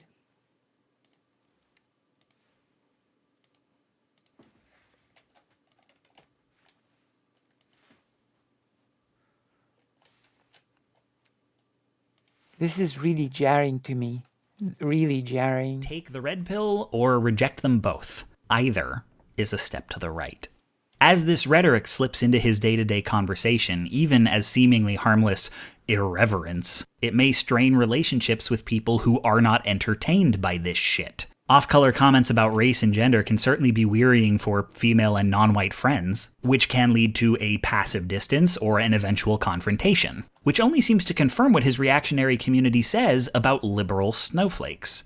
If he says these things on social media, he may get his account suspended. And if he comes back under an alt, you can bet his new reactionary friends will be the first to reconnect, applaud. It's not just merely script acting on behalf of a person, Should he get banned again? A few cycles of this, and he's lost touch with everyone else. Also, his adoption of the insular, meme-laden terminology of his community makes him less and less comprehensible to outsiders. Over time, sources of information get replaced with community-approved ones. Conservative news, conservative YouTube, conservative Wikipedia if he's really committed. Conservative Wikipedia soon takes note and That's stops recommending media from the left. He stops watching shows with a liberal agenda, which usually means shows starring women and people of color. Now, there is evidence that the human mind responds to fictional characters similarly to real people, and that consuming diverse media can decrease bigotry in ways roughly analogous to having a diverse group of friends, which is one of many reasons we say representation matters. By consuming a homogenous media diet, Gabe stymies his ability to have even parasocial relationships with anyone who isn't a cishet conservative white dude or one of their approved exceptions.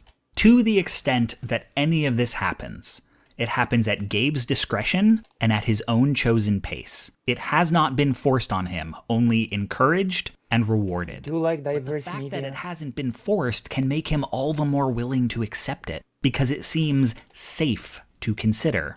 Even though his life and social circle are changing to accommodate, he does not feel committed. But many Gabes have walked these halls, and if they close the door behind them, there is nowhere left to go but down. Oh. Step 4. Raise their power level. Power level. They say we ruined anime. Consider the ecosystem of the alt-right as layers of an onion, with Gabe sitting at the edge and ready to traverse towards the center. No, I'm not just going to reiterate the Pewdie pipeline, though if you haven't seen it, I recommend that you do. The outer layer of the onion is extremism at its most plausibly deniable. Without careful scrutiny, the public-facing figureheads could pass as dispassionate, and the websites as merely problematic. I won. Wait. Hold on, I suddenly just won without warning. The game didn't warn me about winning. Come on. Okay, next mission. Warn me next time. Come on. Sheesh. Cosmodan.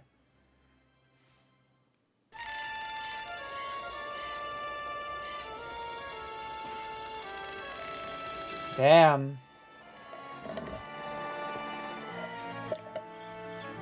That's brutal.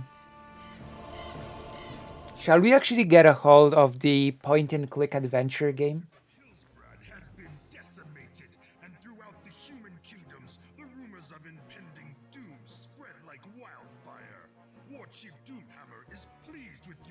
success and has deemed you worthy of a more difficult task. Troubles have arisen in the dwarven lands of Cosmodan. A task force. Actually, I should make it louder. It's not loud enough. Vital staging area for Horde troops. You are to retake Dunmordra and then bring your forces to bear against strong guards nearby island citadel of Tol Barad. Damn. Okay then. If you say so, I will do it. I will do it. True, it's victory. It is valuable if Gabe believes this as well, that at this stage, he believed the bigotry is simply trolling, the extremists an insignificant minority, and any report of harassment faked. That he believe where he is as deep as the rabbit hole goes, and that he continue to believe this at each successive layer. People in the deepest crevices of the alt-right self-report getting red-pilled on multiple issues at different times in their journey to the center of the onion. If Gabe's first red pill is about the SJWs coming for his free speech, he'll think that's all anyone in his community believes. There's no real racism here, people are just making a point about their right to offend people. Then, when he gets red-pilled on the white genocide, he'll laugh at those alt-light cucks who tried to sweep the race realists under the rug, and at himself for having once been one, but acknowledge that those channels and websites are still useful for onboarding people, so he won't denounce them. At the same time, nobody takes those manosphere betas seriously, and this process is reiterated with every pill swallowed. Gender essentialism, autogynephilia, birtherism, Sandy Hook truth, Pizzagate, QAnon if he's really out there. The heart of the onion is typically the Jewish question, but these can happen in any order and in any number. But each layer sells itself as being finally the ultimate truth. Each denies the validity of the others. The layers ahead, they don't exist, and you are certainly not being directed towards them. They're just the fevered imaginations of overreacting liberals, while the people behind are asleep, where you are now awake. That's why they chose the red pill as their metaphor. Take it, and everything will be revealed. That's why it cozies up with conspiracism. But what's supposed to follow is that this knowledge help Gabe in some way, and it doesn't. Blaming immigrants doesn't actually fix the economy, and hating women doesn't make men less lonely. But having been alienated from everything outside the onion, once that sinks in, the only recourse on offer is to seek out the next pill. And pills are easy to find. Those within the network have laissez-faire relationships, even if they on paper disavow one another. When they need a source or a guest host, they aren't going to go to the left. They're going to feature each other. The left is the enemy. Their ideas are beneath consideration, and the only reason to engage them is for public humiliation. But you can interview a Western chauvinist, and that doesn't mean you're endorsing him. Just, it's fine to hear him out. Nothing should be off limits in the marketplace of ideas. Besides, Nazis are apolitical. And because these folks keep showing up in each other's metadata, regardless of what they say, Google thinks there is definitely a relationship between the guy just asking questions and the guy denying the Holocaust. Gabe is softly exposed to many flavors of conservatism, just slightly more radical than he is now, and is expected, at the very least, to not question their presence. This is an environment where de-radicalizing, listening to the left... I really hate to return to this once again, but this person is a radical in his own right, so I don't know. I don't think it's a stretch to call this person a radical in his own right. You know? Do you think it is?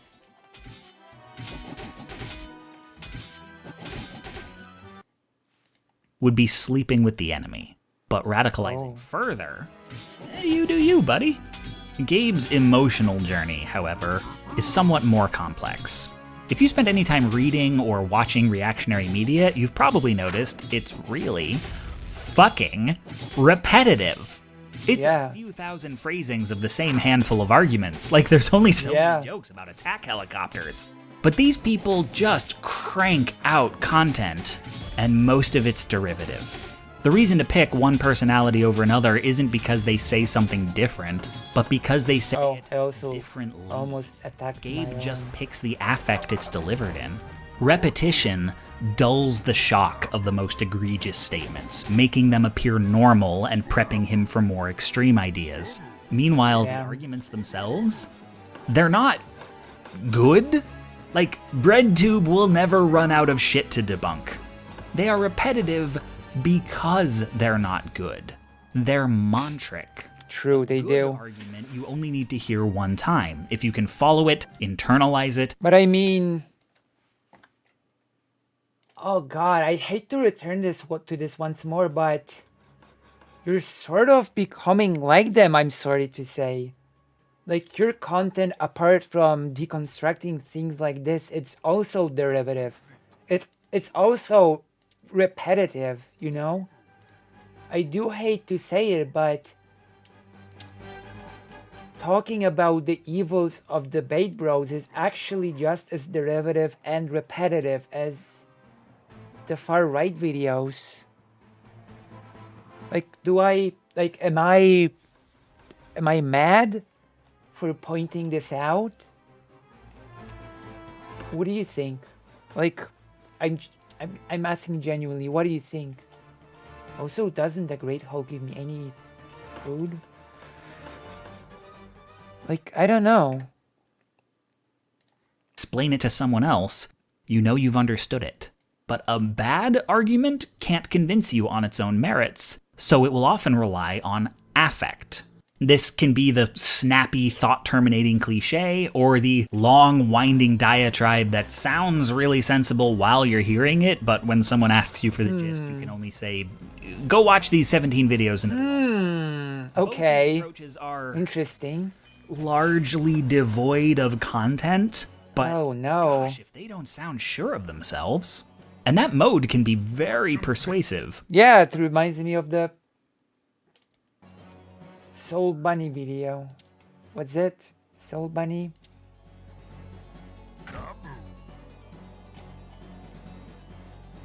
Gee. But it doesn't stick the way a coherent argument does. Oh. It needs to be repeated, the affect replenished, because the words matter less than the delivery. There needs to be a steady stream of confident voices saying, we've got this shit figured out and everyone else is stupid, or Gabe's gonna notice the flaws. They are not well hidden. And the catch-22 of returning to that stream over and over is that these communities are stressful even as they are calming. People afraid they will die virgins go to forums with people who share and validate that fear, and also say, yes, you will die a virgin. People afraid Syrians are coming to kill us all watch videos by people who share and validate that fear, and also say, yes, Syrians are coming to kill us all. Others have already pointed out that rubbing your face in your worst anxieties is a form of digital self-harm, but I need you to understand the toxic recursion of it. Gabe is going to these communities to get upset.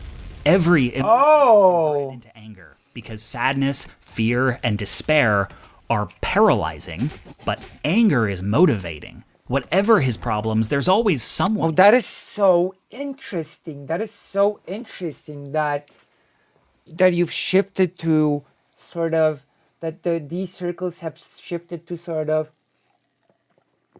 warning people against the dangers of the debate bros and getting people angry about debate bros.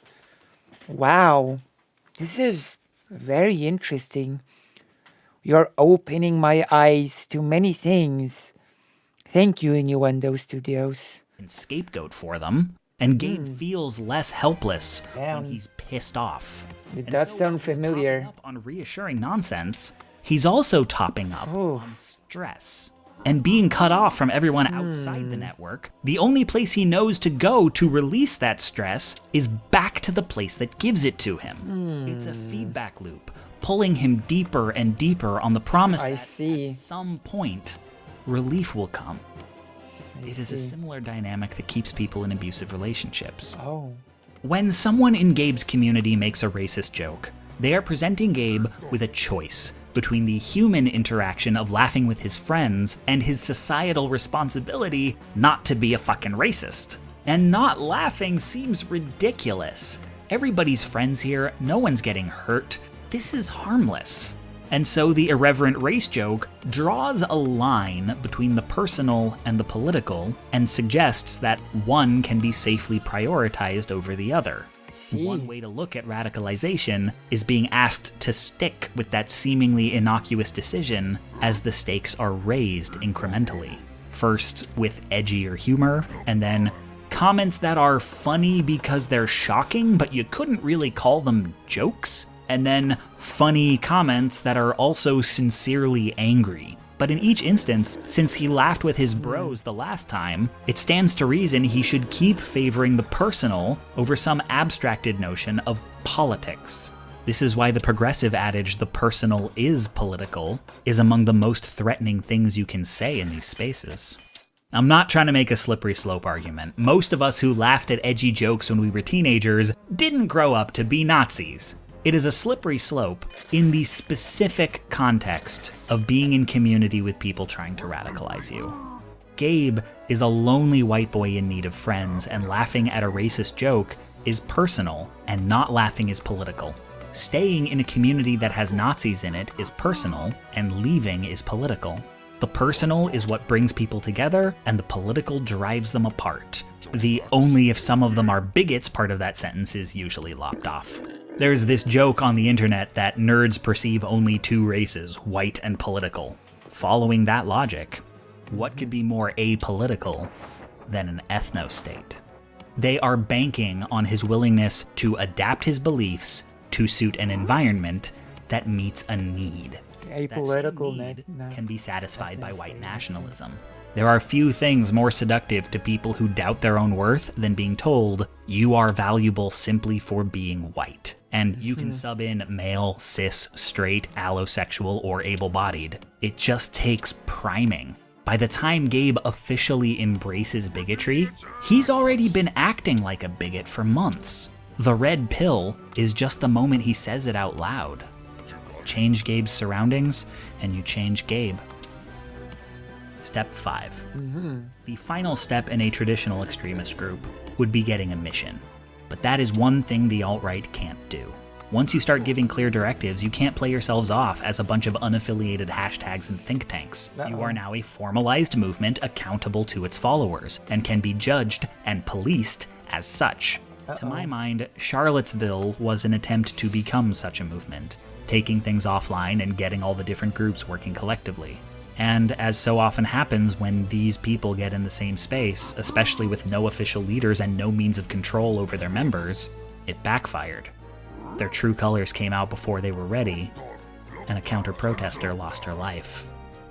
This would be the point where historically an extremist group starts to disintegrate. My friend circle has become...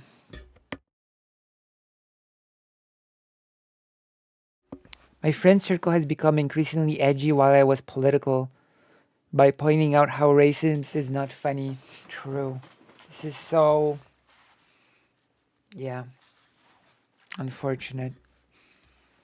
Their veneer of respectability gone, they are now hated by the public. The media wants... But there's also... okay, I will tell you something else. There are communities, okay? There are countries in which... one moment.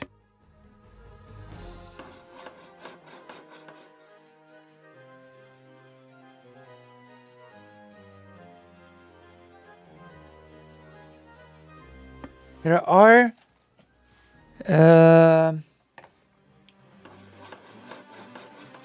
countries in which certain racist things are so baked in to the language that people who are not actually racist, sometimes even like people of color, will use those things as their everyday vocabulary, you know, as part of their lexicon, and until you point it out, they will actually not even realize that they are sort of using racist language at all, right? I'll give you an example. In Polish, if you want to see, like, in Polish there are certain anti-Semitic phrases that are just baked into everyday language, like don't be greedy is like don't be like don't do so much or something like that, you know?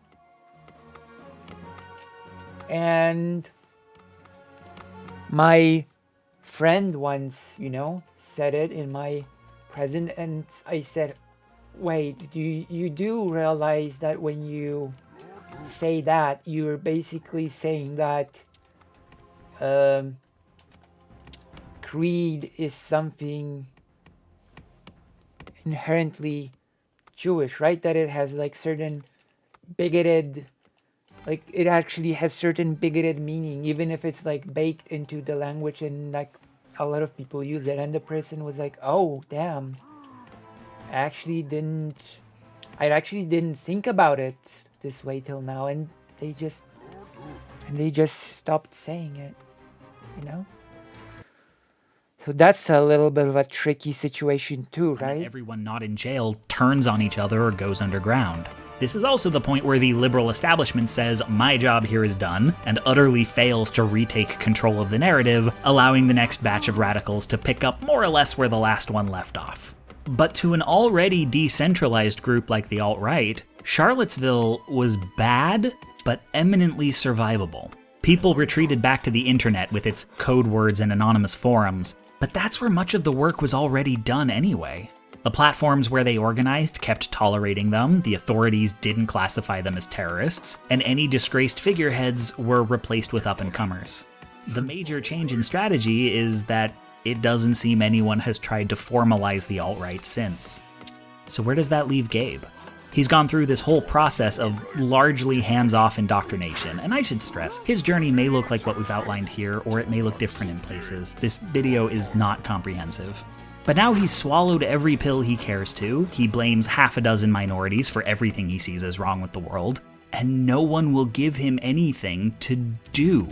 You've got this ad hoc movement frothing young men into a militant fervor, and then just leaving them to stew in their own hate. Should we really be surprised at how many commit mass shootings? This is a machine for producing lone wolves. Leaving men to take up arms of their own volition is a way of enacting terror while being just outside the popular conception of a terror cell. There are also, of course, more classic militias that will offer Gabe clear directives. They are recruiting from the same pool. And Gabe may stop short of this, settling the middle layer that suits him, or finding the inner layers too extreme. But violence is the logical conclusion of an ideology of hate. And should Gabe take this step, he can approach violence in the same incremental fashion he approached conservatism. He can start with yelling at people on Twitter, and then maybe collective brigading, DDoS attacks, sharing docs, leaking nudes, calling their phone numbers, texting them pictures of their houses from the sidewalk. These acts of cruelty become games of one-upmanship within his community. All this can start as far back as step 2 and get more intense the deeper he goes. And some people join explicitly to partake in harassment and violence the way Gabe joined to talk about anime. But this behavior can serve as a kind of buy-in. The left and the feminists and the LGBTQs and the Muslims and the immigrants are all within his community subhuman. You've maybe heard the conservative catchphrase, feminism is cancer. Well, you don't treat cancer by having a respectful exchange of ideas with it, but by eradicating it down to the last cell. Cruelty against the left is framed as necessary and righteous. From any other perspective, posting someone's bank information is something you might feel ashamed of, which creates a psychological imperative not to consider other perspectives. A thing that keeps people in is staving off the guilt they will reckon with the moment they step out. Gabe is also aware that anything he's done to the left could be done to him if he leaves. Some communities even keep docs on their members as insurance. And the things he's encouraged to do to the left will likely make him feel that the left would never take him now. The radical right is the only home he's got. Harassment becomes another tool of isolation. Steadily, options for Gabe are whittled down to being a vigilante or a nihilist. There are periods of elation, moments the alt-right feels it's winning, or more accurately, the people they hate are losing, are like cocaine. They are authoritarians after all. But the times in between are mean and angry. They are antisocial, starved of emotional connection, consuming incompatible conspiracies that may at any point run them afoul of one another, devoted to figureheads who cater to but cannot risk leading them, At least how I felt. living under constant threat of being You're out of it now. left or turned on by the right for stepping out of line. Yeah, but Gabe took this is really funny to me, you know? Because once again, like, I have to admit, this video is tainted for me a bit because of this person's behavior, you know? You know how he said that Gabe thinks that he will not be accepted by the left? You remember that part, right? When the problem is that Innuendo Studios seems like one of the people that would exactly not accept the Gabe to the left, you know? So it becomes a self-perpetuating, so it becomes like a fulfilled prophecy, you know?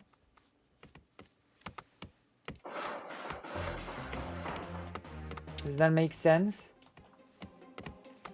Like, it does to me, at least, you know?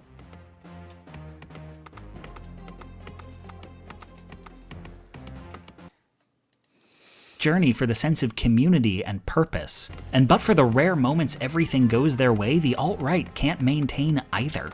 They can only keep promising his day will come, a story he could get from a $5 palm reading. The feeling there's nothing left but to kill yourself or someone else is so common, it's a meme. But there is a third option. Yeah, it is ironic a bit, isn't it? Can leave. Pre-conclusion, for fuck's sake, do not make Gabe your whole ass praxis. Before we continue, I want to state plainly that Gabe went off the deep end because he found a community willing to tell him that because he is a cishet white man, the world revolves around him. Do not treat him like this is true. If a fraction of the energy spent having debates with America's Gabes were spent instead on voter reenfranchisement, prisoners' rights, protections for immigrants, statehood for DC, and redistricting, Gabe's opinions, in the societal sense, wouldn't matter. Reactionary conservatism is a... So in other words, Gabe is afraid that he will not be accepted to the left, but you should not be so quick to accept Gabe to the left, is what I'm hearing. I didn't know what to say. Glad you also saw that. I mean, yeah, you know? Small and largely unpopular ideology that is only so represented in our culture and politics because they've learned how to game the system.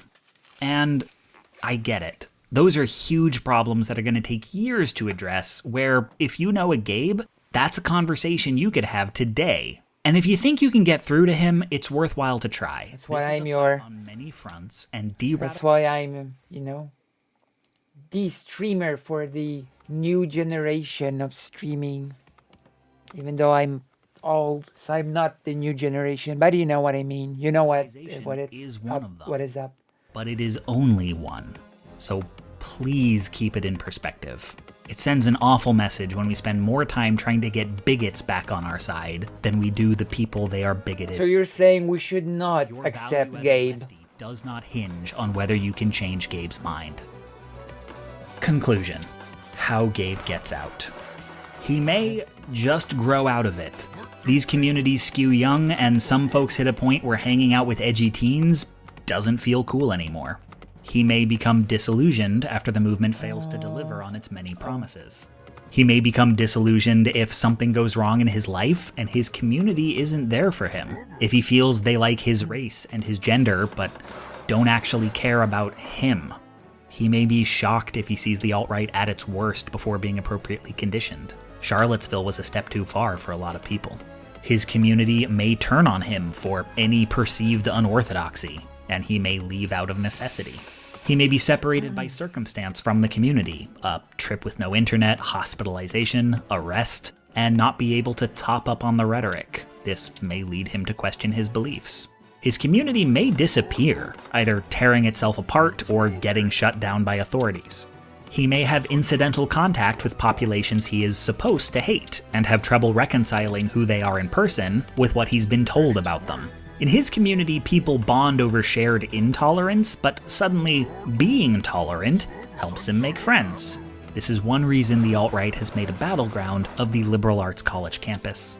He may form or revisit relationships outside the network, people who can offer him the connection he's been looking for. This may reintroduce... You really just told people like me that I'm not wanted. Like, this is the problem like that I'm having with this video, that it's being actually quite tainted with the behavior of these people outside of the essays, you know? You're saying that the Gabe is scared of not being accepted to the left, even though Gabe wants to be a part of that is what you said in the essay, right? But on the other hand, you and your friends would never accept Gabe. So, you know,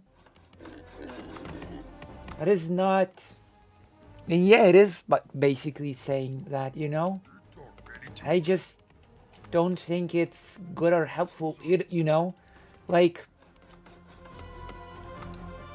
we can show people that there's a better way while also focusing on these other things, right? Like, together we are a very strong movement that can do a lot of things, in my opinion, you know? There's not just a handful of things that we can do if we actually unite as a broader movement, in my opinion, you know? It's like there's a lot that we can do together, you know?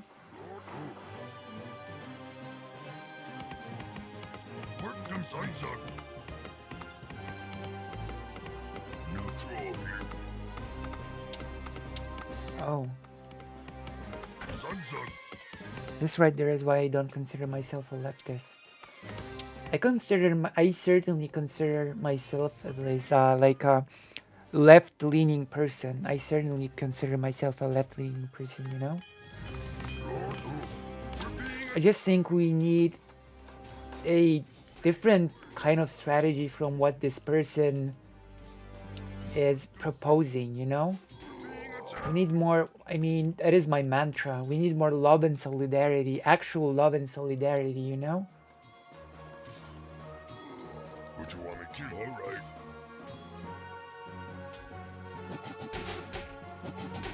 It's so strange that this elven archer did not attack any of my peons. But yeah, that is why what I believe.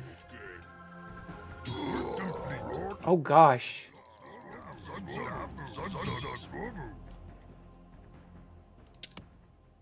Oh my god.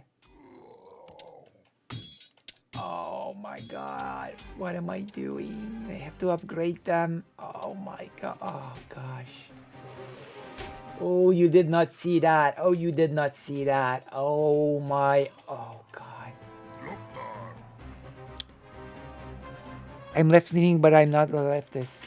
I think I know what you mean, but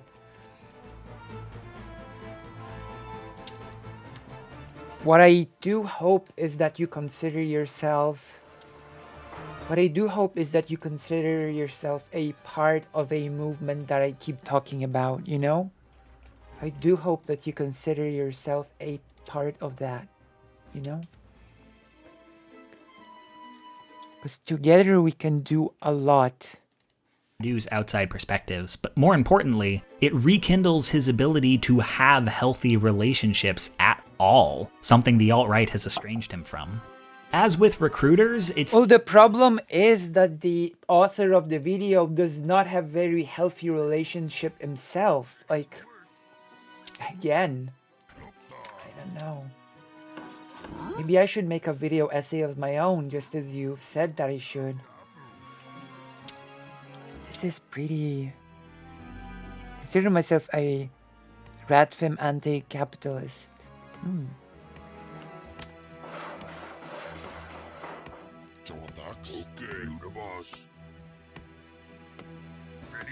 It does make sense to you when I speak of love and solidarity that I do, right? Or at least I hope it does. I hope it does.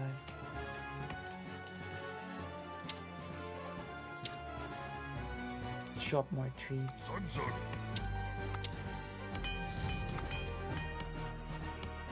Oh. That's it? Escape hatch relationships can sometimes be parasocial, coming to respect a public figure who is on the left or is critical of the alt-right. Someone he is close to may compel him to choose me or the movement. A lot of young men leave to save a romantic relationship. Hearing stories from people who've already jumped may help. There aren't a lot of public formers, and some raise questions as to their sincerity, but it is getting more common and maybe the closest we get to exit counseling for the alt-right. He may become aware of the ways he's being manipulated, or have them revealed to him, maybe because he stumbled into BreadTube, I don't know. Knowledge that you BreadTube, as never stream, always, BreadTube. Propaganda, but it can help one resist.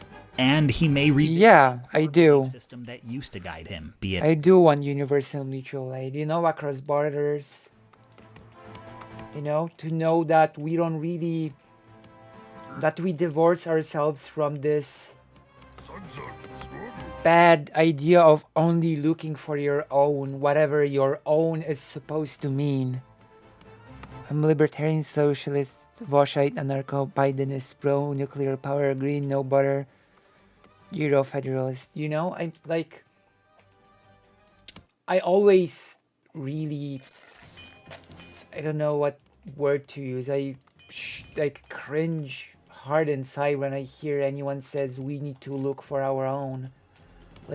Who are our own supposed to be? What is that supposed to mean? But that's a whole other thing, right? Religion or social justice. It became an argument in the Ukraine war as well. And be reminded of the identity he used to have.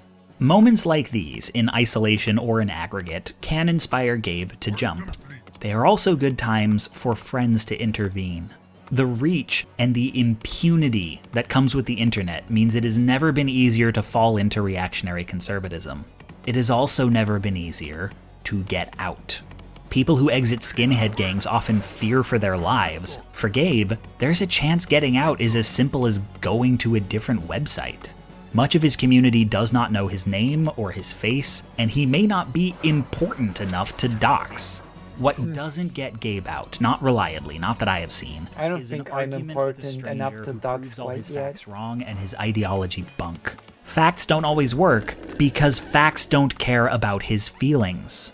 This was about staying in a community and holding on to an identity that mattered to him. It was about belonging. I'm also Vosh gender. That is something a rando from the other side of the culture war can't give him, and probably is Vosh gender Horus gender? The theme here is human connection. Before he can do the work of disentangling himself and facing the guilt of what he's believed and maybe done, he has to know there's something for him on the other end of it. That the right hasn't ruined him. They've told him all of history is groups fighting each other over status and that without his clan he'll be in exile. He needs a better story. I don't know that lefty spaces are ideal for this, in no small part because bringing someone who's a bit of a Nazi but working on it into diverse communities is questionable. And it probably wouldn't be good for him either, having just gotten out of a toxic... I can see that this recommended video has a bit of a subtle dig at streamers / debate bros. I don't know if anyone caught it, but that was clearly a dig. The whole bringing in Nazis working on it into communities, that was clearly a dig. I'm sorry, I'm not even gonna mince words around it. He's going to be deeply skeptical of all ideologies. In a perfect world, people who care about Gabe could build for him, to use a therapy term. It is Innuendo Studios. Someplace private, physical or digital, where Gabe can work out his feelings, where he is both encouraged and expected to be better, but is not in the moment judged. That comes later. It is delicate and time-consuming work that should not be done in public. But we find these... Wait, why would the judging come later? Okay. ...built up over the course of months or years tend to fall away very quickly with a shift of environment. Change Gabe's surroundings and you change Gabe. But instead, a lot of people who jump are functionally deprogramming themselves, which is working for a lot of them, but it's haphazard, and there are recidivists.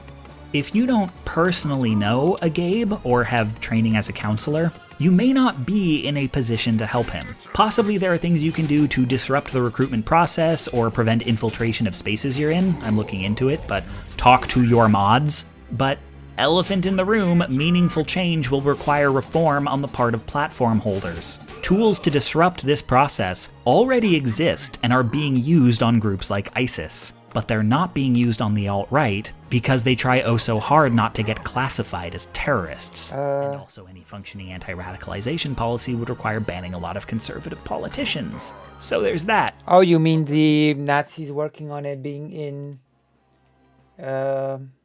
communities? I think it works both ways. Like,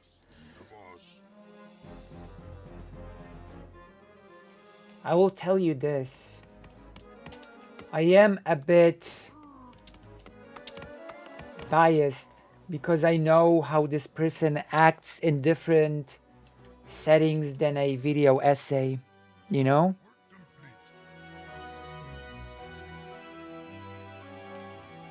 So, and I've heard people like Innuendo Studios actually do jabs on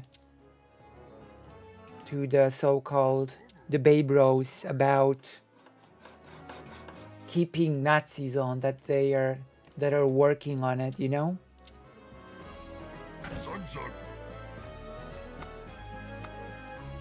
Oh.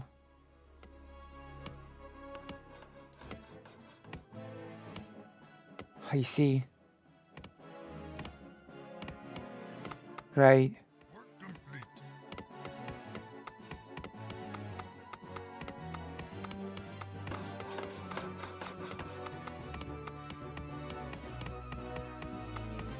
Like,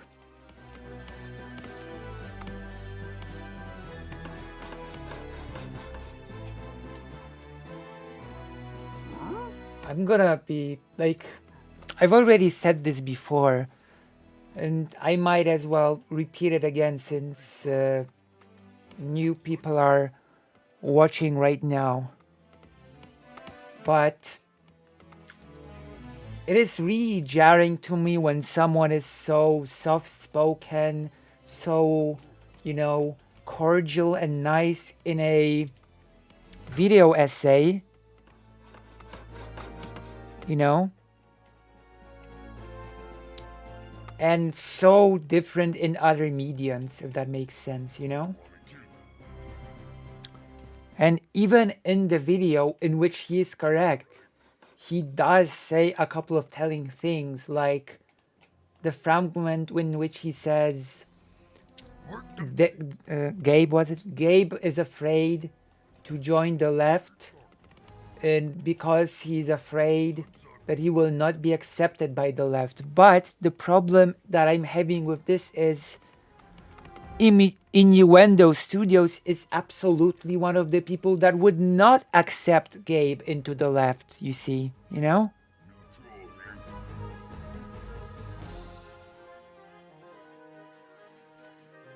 Well, yeah, but the problem is that he knows it well, but I feel like he's a type of person that knows it well, but really does not live it himself well, if that makes sense. Does that make sense? Like, it's not enough to just have good points in an essay. You actually have to sort of personify what you are preaching. Right, it's a different act to create a medium, a media content and act as a person. Yeah, but to me it's a bit jarring to have good points in an essay and then just not live by those points from that essay. This is where I've actually praised President Sunday when watching this. Like, seeing this essay from Innuendo Studios and seeing how he acts on Twitter, it's like experiencing two different people. You know?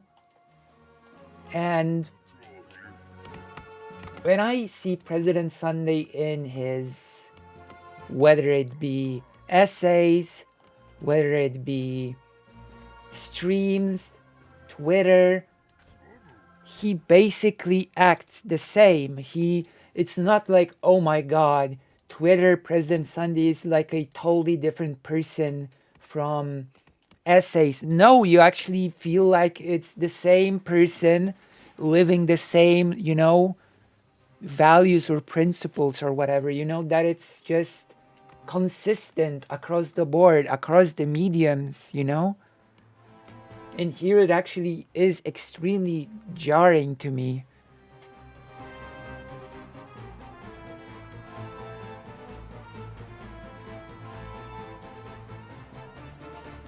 Does that make sense?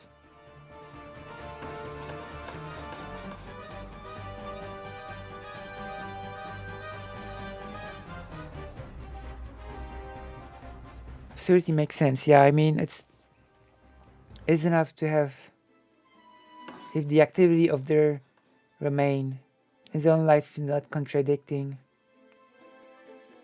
I know, this is how your heroes die. Yeah.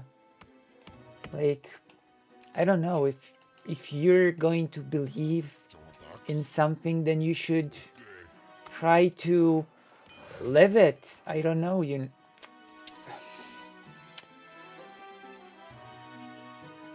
maybe President Sunday is a genuine person. Like, my first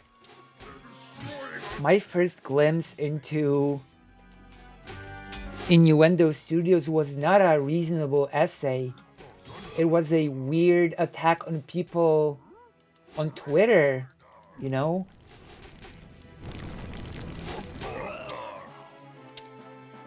It is not a good first impression and makes me view the content itself in, you know, through the lens of that, you know?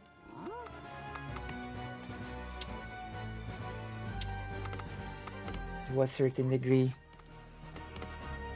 You realize that people are creating something and their creation that had been manipulated to you is actually created by someone horrible. I lived through realizing people whose work I loved are shitty persons. Woody Allen, for example. Yeah. Yeah. You know?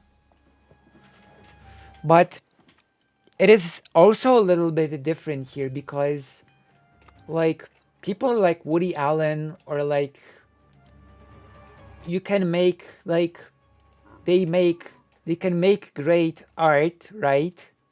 But Innuendo Studios or other people from that whole group, they sell themselves through their essays, through their work as morally good people that you should listen to, you know? That is one of the big problems that I've got with this, you know?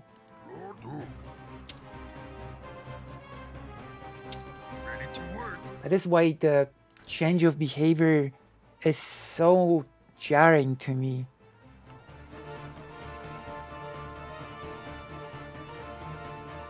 I don't doubt it, although I do, as I've said, I do have a problem with saying things like, in this same video, I do have a problem with Innuendo Studios saying Gabe is afraid of being rejected by the left because he won't be accepted.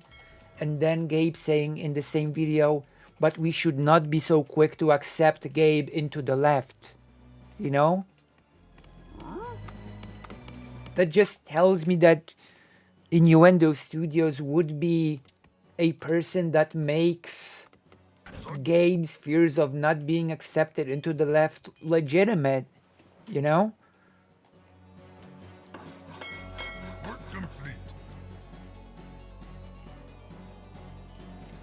That is my opinion of it, at least.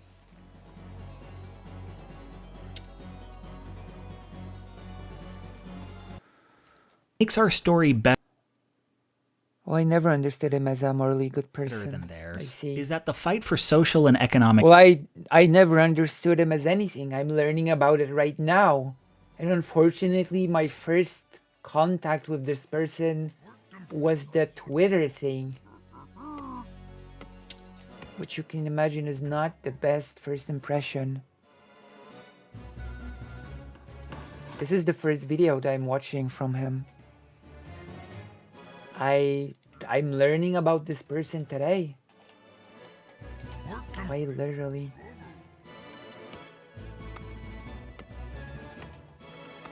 Yeah.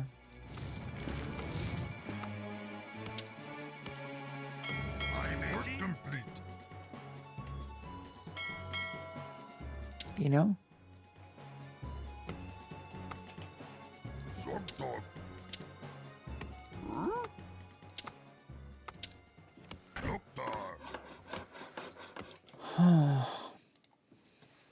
Though it is long and difficult and frustrating, when it works, it fulfills the promise the right can't keep.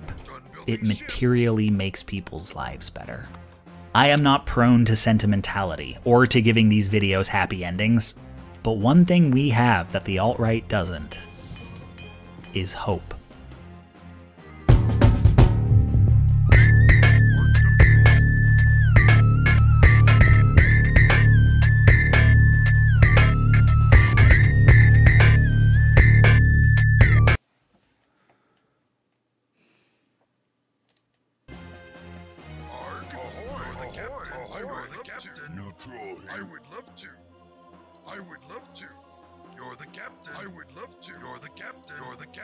I would say that both of these... I wouldn't use the term both of these are correct. I would use the term both of these can be correct, right?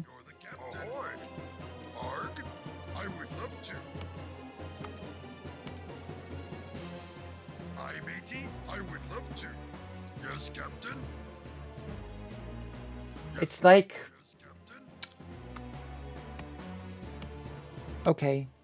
It's like what you always say about prisons, Karasu. We need to take it as a case-by-case thing. There can be a hard and fast rule. Oh, Prison Sunday met with, okay. Like, we cannot have like universal rules for these things. You take a case-by-case approach. Just like with the...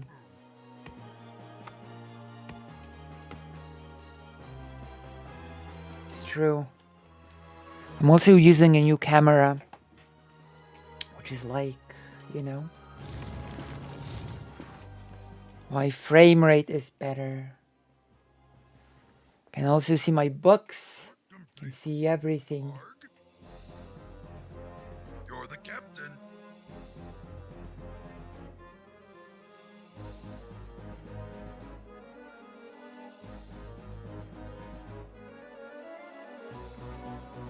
True. But there's been also cases of people that have sort of become not right-wing and became leftist and are being criticized for their right-wing past. Isn't that a thing that people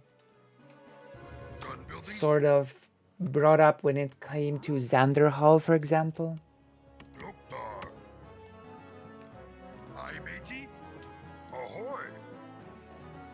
You know? So I don't think it's a clear-cut thing. Indeed. indeed, the person who I'm the orbiter of, President Sunday, used to be a right-winger.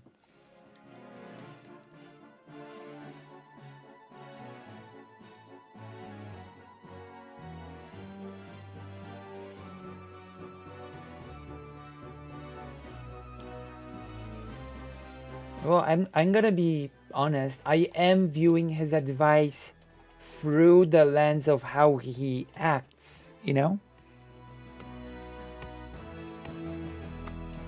I do, like, it's inevitable for me to sort of judge his essay not just by his essay, but also how he acts when he, you know? If his actions point to a certain way of thinking, then I cannot help but to think that that is what he meant in the essay itself, you know? Otherwise, I would have to assume that he was lying in his essay. Does that make sense? Like, it might not seem like a universal solution in the essay itself, but when you pair it up with his actions, then it sort of either becomes the case of him lying in the essay or, you know, but it's just a conservative, which isn't as bad as far-right people. Yeah, I guess.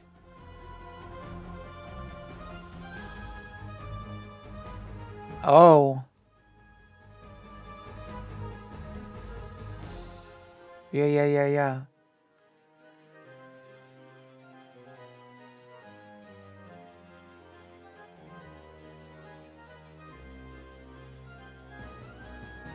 I was never right-wing, but Vosh introduced me to socialism, which is nice.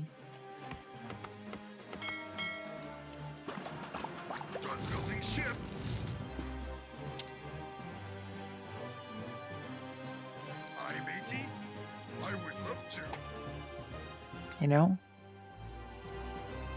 I will admit that the actions of the person do sort of muddy the message of the essay for me.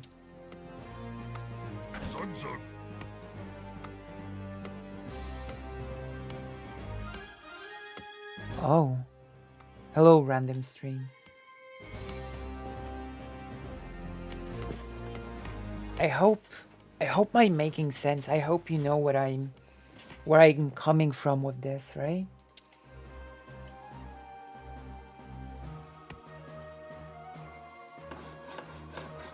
There are limits, but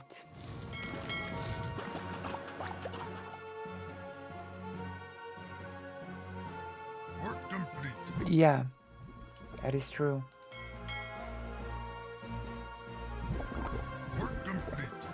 That is true.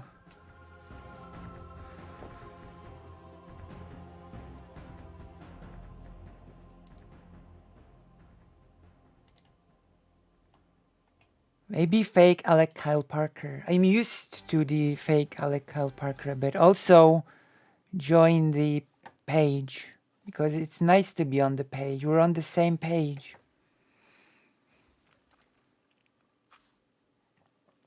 So I don't know if it makes sense to you. Oh God, I'm gonna have to reset the stream soon because it's been almost 12 hours.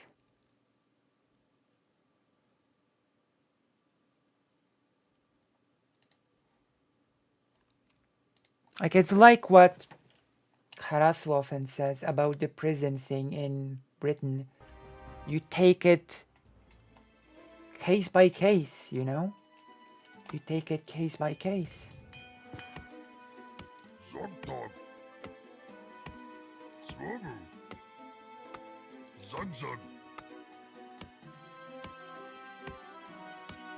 Yeah. Especially since in the case of Innuendo Studios, his actions are actually directly related to what he to what he preaches in the videos, in the essays, so it becomes difficult.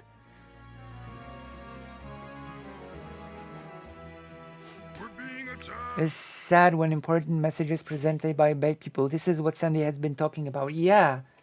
It's like when Mr. Girl tries to expose Destiny, or when Katie tries to discuss the thing with, you know? Yeah, it's exactly like that, actually.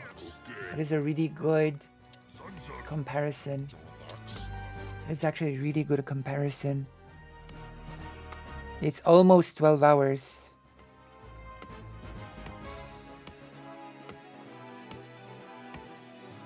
True. That is true.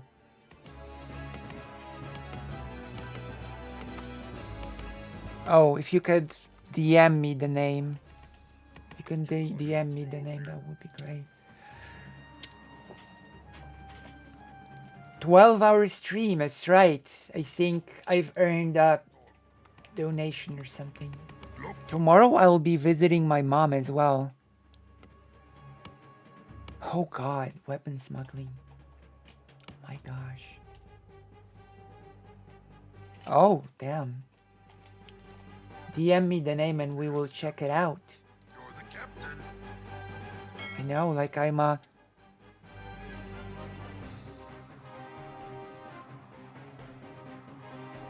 When she needs stream though? What do you mean? Oh, sleep. Maybe. I've told you I'm a hardcore streamer. Like, Chad Logic told me that DJ Mule failed because he didn't put in the hours. So, you know, I'm putting in the hours. I'm putting in the hours to succeed. I'm putting in the hours not to be a failure in Chad Logic's eyes. You see. I've actually given quite a few hot takes today, if you're interested. I gave quite a few hot takes about 10 hours ago. We've had a whole... Oh, I want to show the book again to Karasu. If Karasu's still watching, look at this. Where's the book? Where's the book? I'm looking for a good book. Look at this. I've shown this book already today. It is called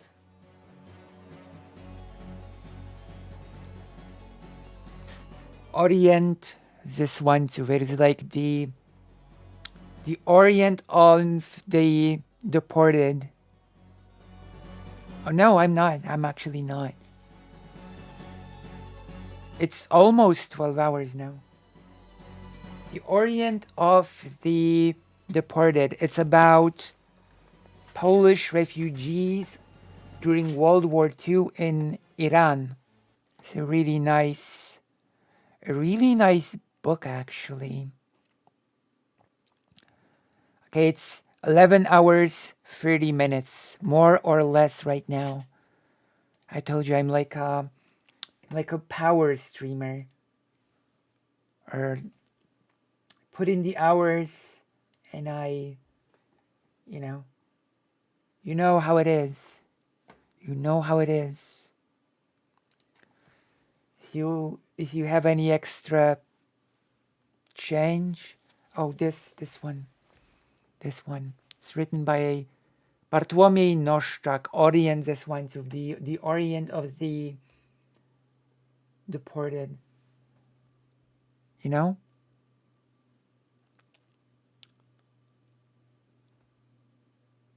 This book. Because Iran actually, or are you asking which Iran? Iran actually took in a lot of refugees from Poland during World War II, yes. World War II. Yeah. World War II. It was during World War II indeed. Hundreds of thousands of refugees actually. It was done to the point where Polish children were actually... There were Polish schools for Polish children created in Iran in which Polish children could learn in Polish. So that was really, really interesting, you know? You could say that historically Poland and even the broader Polish-Lithuanian Commonwealth has had an interesting relationship with Iran. The Polish-Lithuanian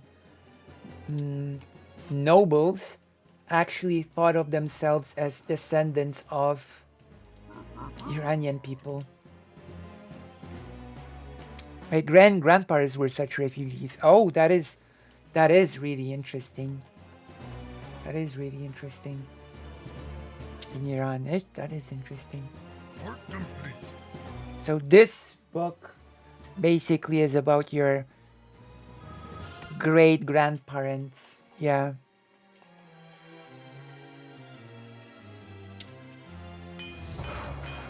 This book is about your great grandparents and other people like your great grandparents.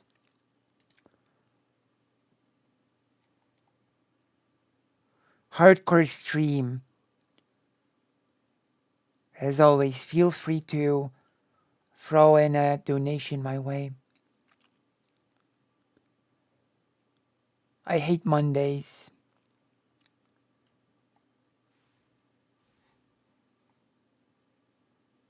What is... Oh, Vosh is... Oh, no, non-common chick is...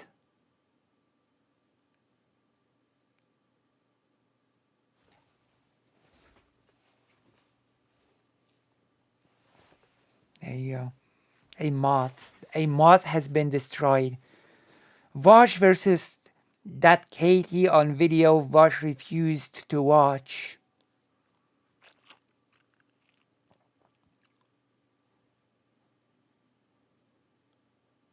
Vosh lashes out on a Destiny after insane anti-black... What?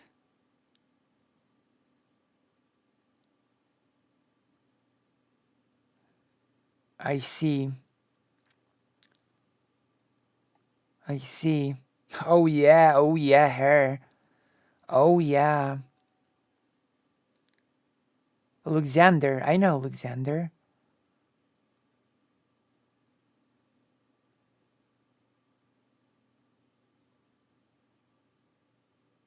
Yeah, I know. I know who you meant. I do know who you meant.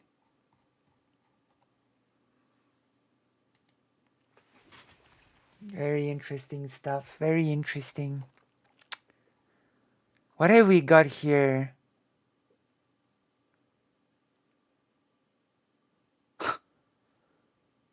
Panika wśród Rosjan w Białogrodzie. Ludzie uciekają do schronów. Which means panic among Russians in Belgorod. They are running for shelter. Still can't believe she mocked Dylan concerning his suicide. I mean, Dylan is not exactly a kid, but Dylan is an adult, no?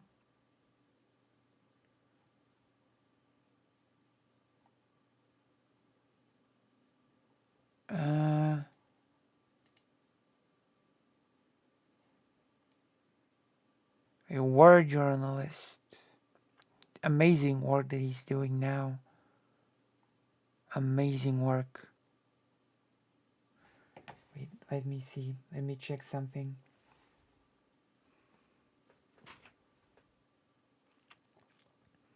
I'm not sure if I'd call 22 a kid.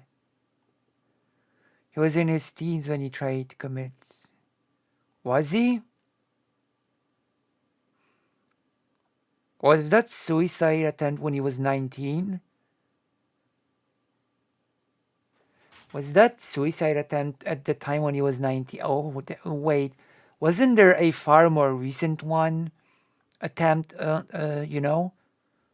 There was a fairly recent attempt when he was admitted to a institute for a bit. There was a whole thing around it, no? Wasn't he like 21 or 20 then? Because I remember it happening, and I don't remember I don't think it was like 3 years ago.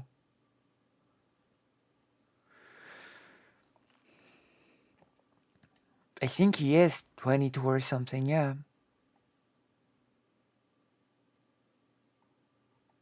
I think he is that.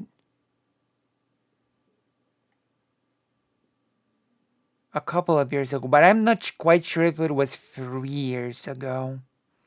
You know? But I do remember when it happened. Damn, imagine if like if he actually succeeded. There would be no amazing war journalism that is happening right now. We would not have it.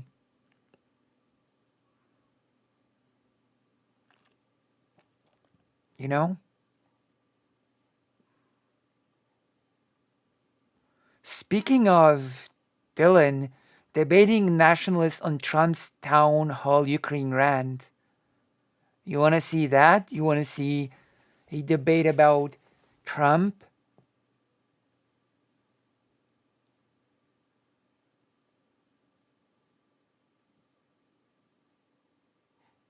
We want to see it?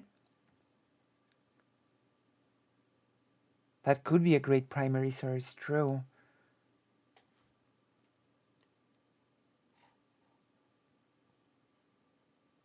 All right, let's go. Let's do this. I've got half an hour before I have to reset the stream if I'm to continue. Because after 12 hours, YouTube just doesn't record your video or something. That is sadly the truth.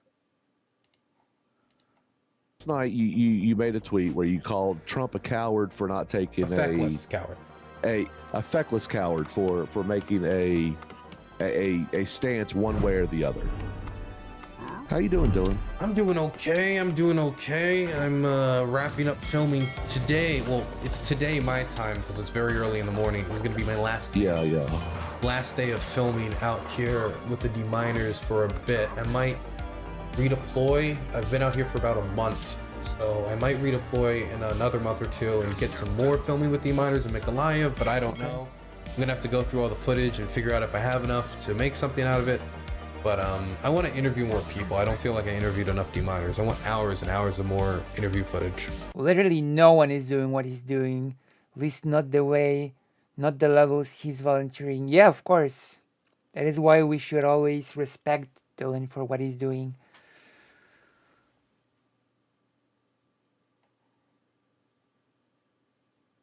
Oh.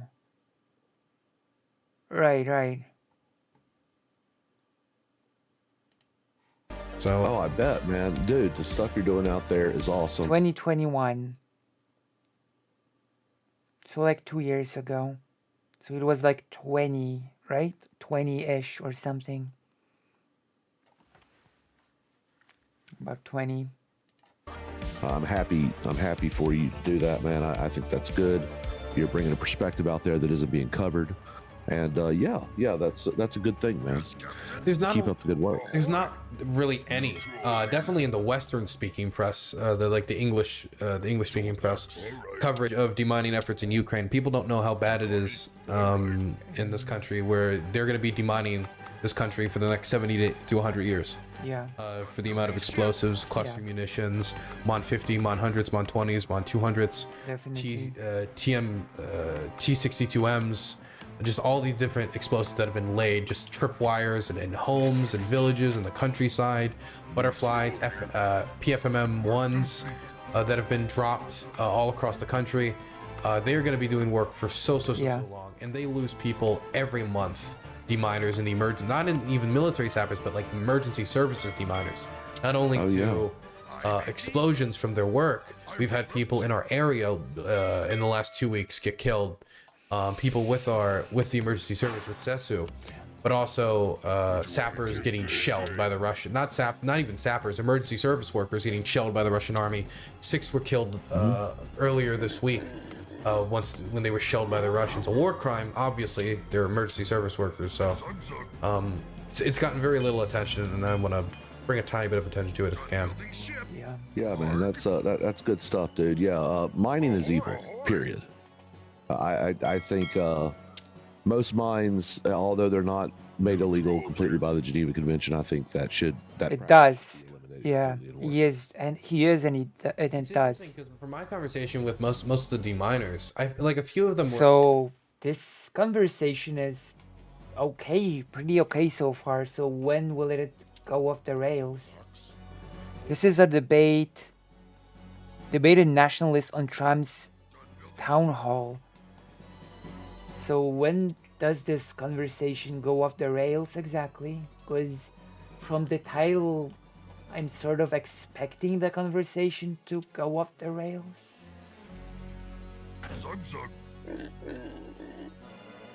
It doesn't seem that bad so far. And Karasu said that the conversation is gonna be pretty rough. Like somewhat positive about banning them or wanting to see them not in warfare, but all of them are very cynical about it. Like mines are just too useful. The idea of like any they're very military useful. not using them. I mean, they were extremely useful in the defense of Kiev. They've been very useful in fights for locations like Volodar, especially anti-tank mines. But the main problem people have is not anti-tank mines; it's anti-personnel mines. That's the main issue that people have. Anti-tank mines is a problem too. They have blown up some tractors, and that can still kill civilians. But it's the anti-personnel mines that kill the most animals, kills the most people, and we have yet to see either side not want to not use them. I mean, the Ukrainians signed a treaty in 1997 to not use it, but you know, I think they never really thought they would be fighting a war like this again, and so they have the tool and they want to use it. Well, you know, the biggest problem with mines is after the war, they're all not getting cleared. When I lived in Okinawa, I can remember a couple stories in the 3 years I lived there of children running across old mines from World War II, and killing these children. And I mean, it's just horrible because if they're not all policed up properly, bad things happen, and that's really the true horror of the mines. It's usually not during the war itself. I mean, yes, it's horrific, but what really is the problem is much long after the wars are There are still a lot of places in Vietnam where you cannot go because it's still mined. World War I in areas of France. There are a lot of places in Vietnam that are still mined, you know? There are a lot of forests that you just cannot go to because there's a danger of mines. Like, it's a whole...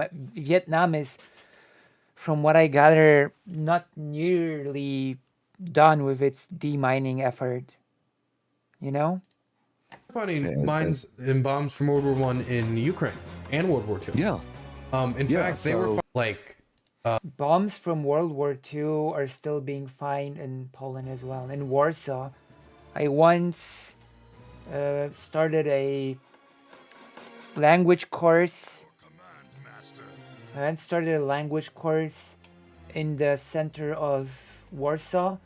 And one day, in the middle of lesson, they evacuated us because they just found a bomb from World War II. So that's something.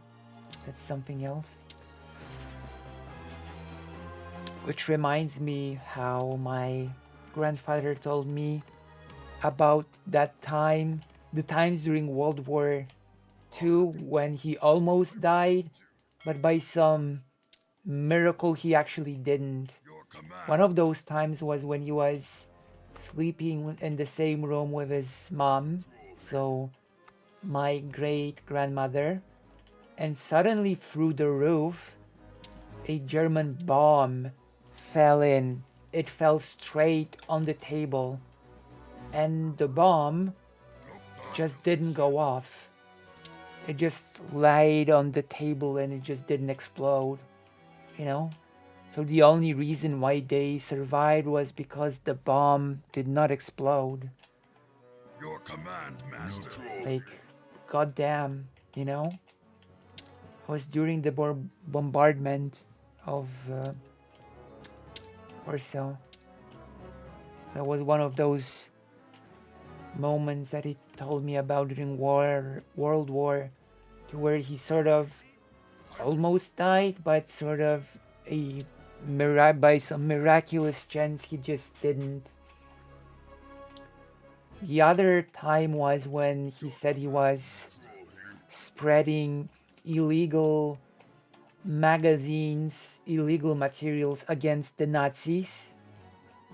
And just as he got rid of the last copy of the illegal material that he had on him, Nazi soldiers approached him for revision. You know, they sort of approached him to do like a search. And if they searched him like literally like a few minutes earlier, they would have found the illegal material and just probably executed him on the spot. That's the second time he told me about. And the third time he told me about was when he was hiding in a basement of a building. I think also with family. And there was bombardment. And the whole building that was on top of their basement just crumbled on top of them. The entirety of the building just crumbled on top of them. And he also said that it was a small miracle that they survived until they were dug out from under the rubble of the whole building.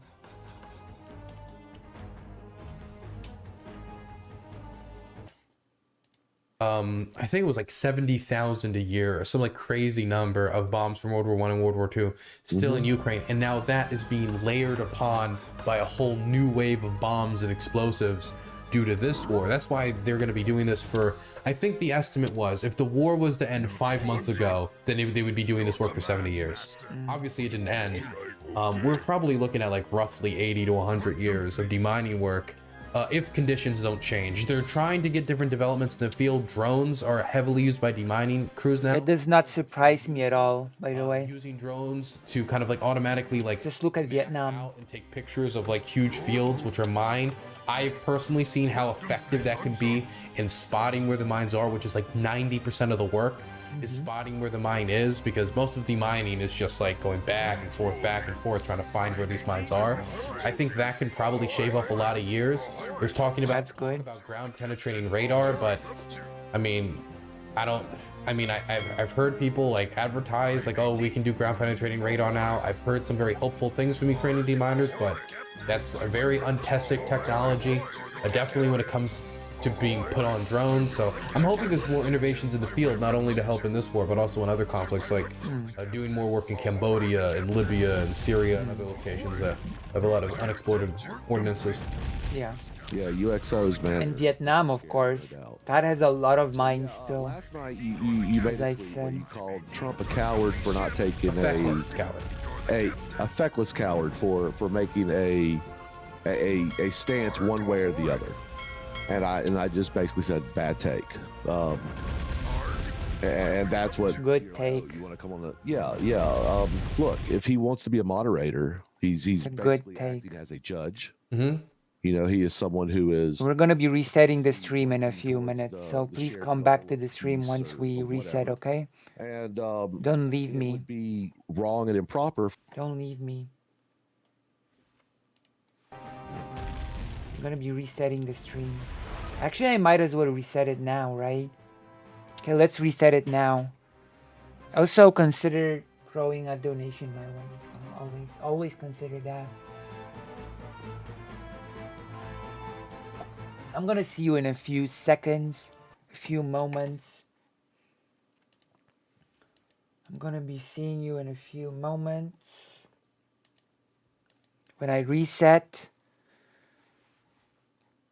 love and solidarity, and see you in a moment. Well, not bye. Don't say bye. I'm gonna reset it and restart it. Don't say bye unless you're not gonna watch anymore.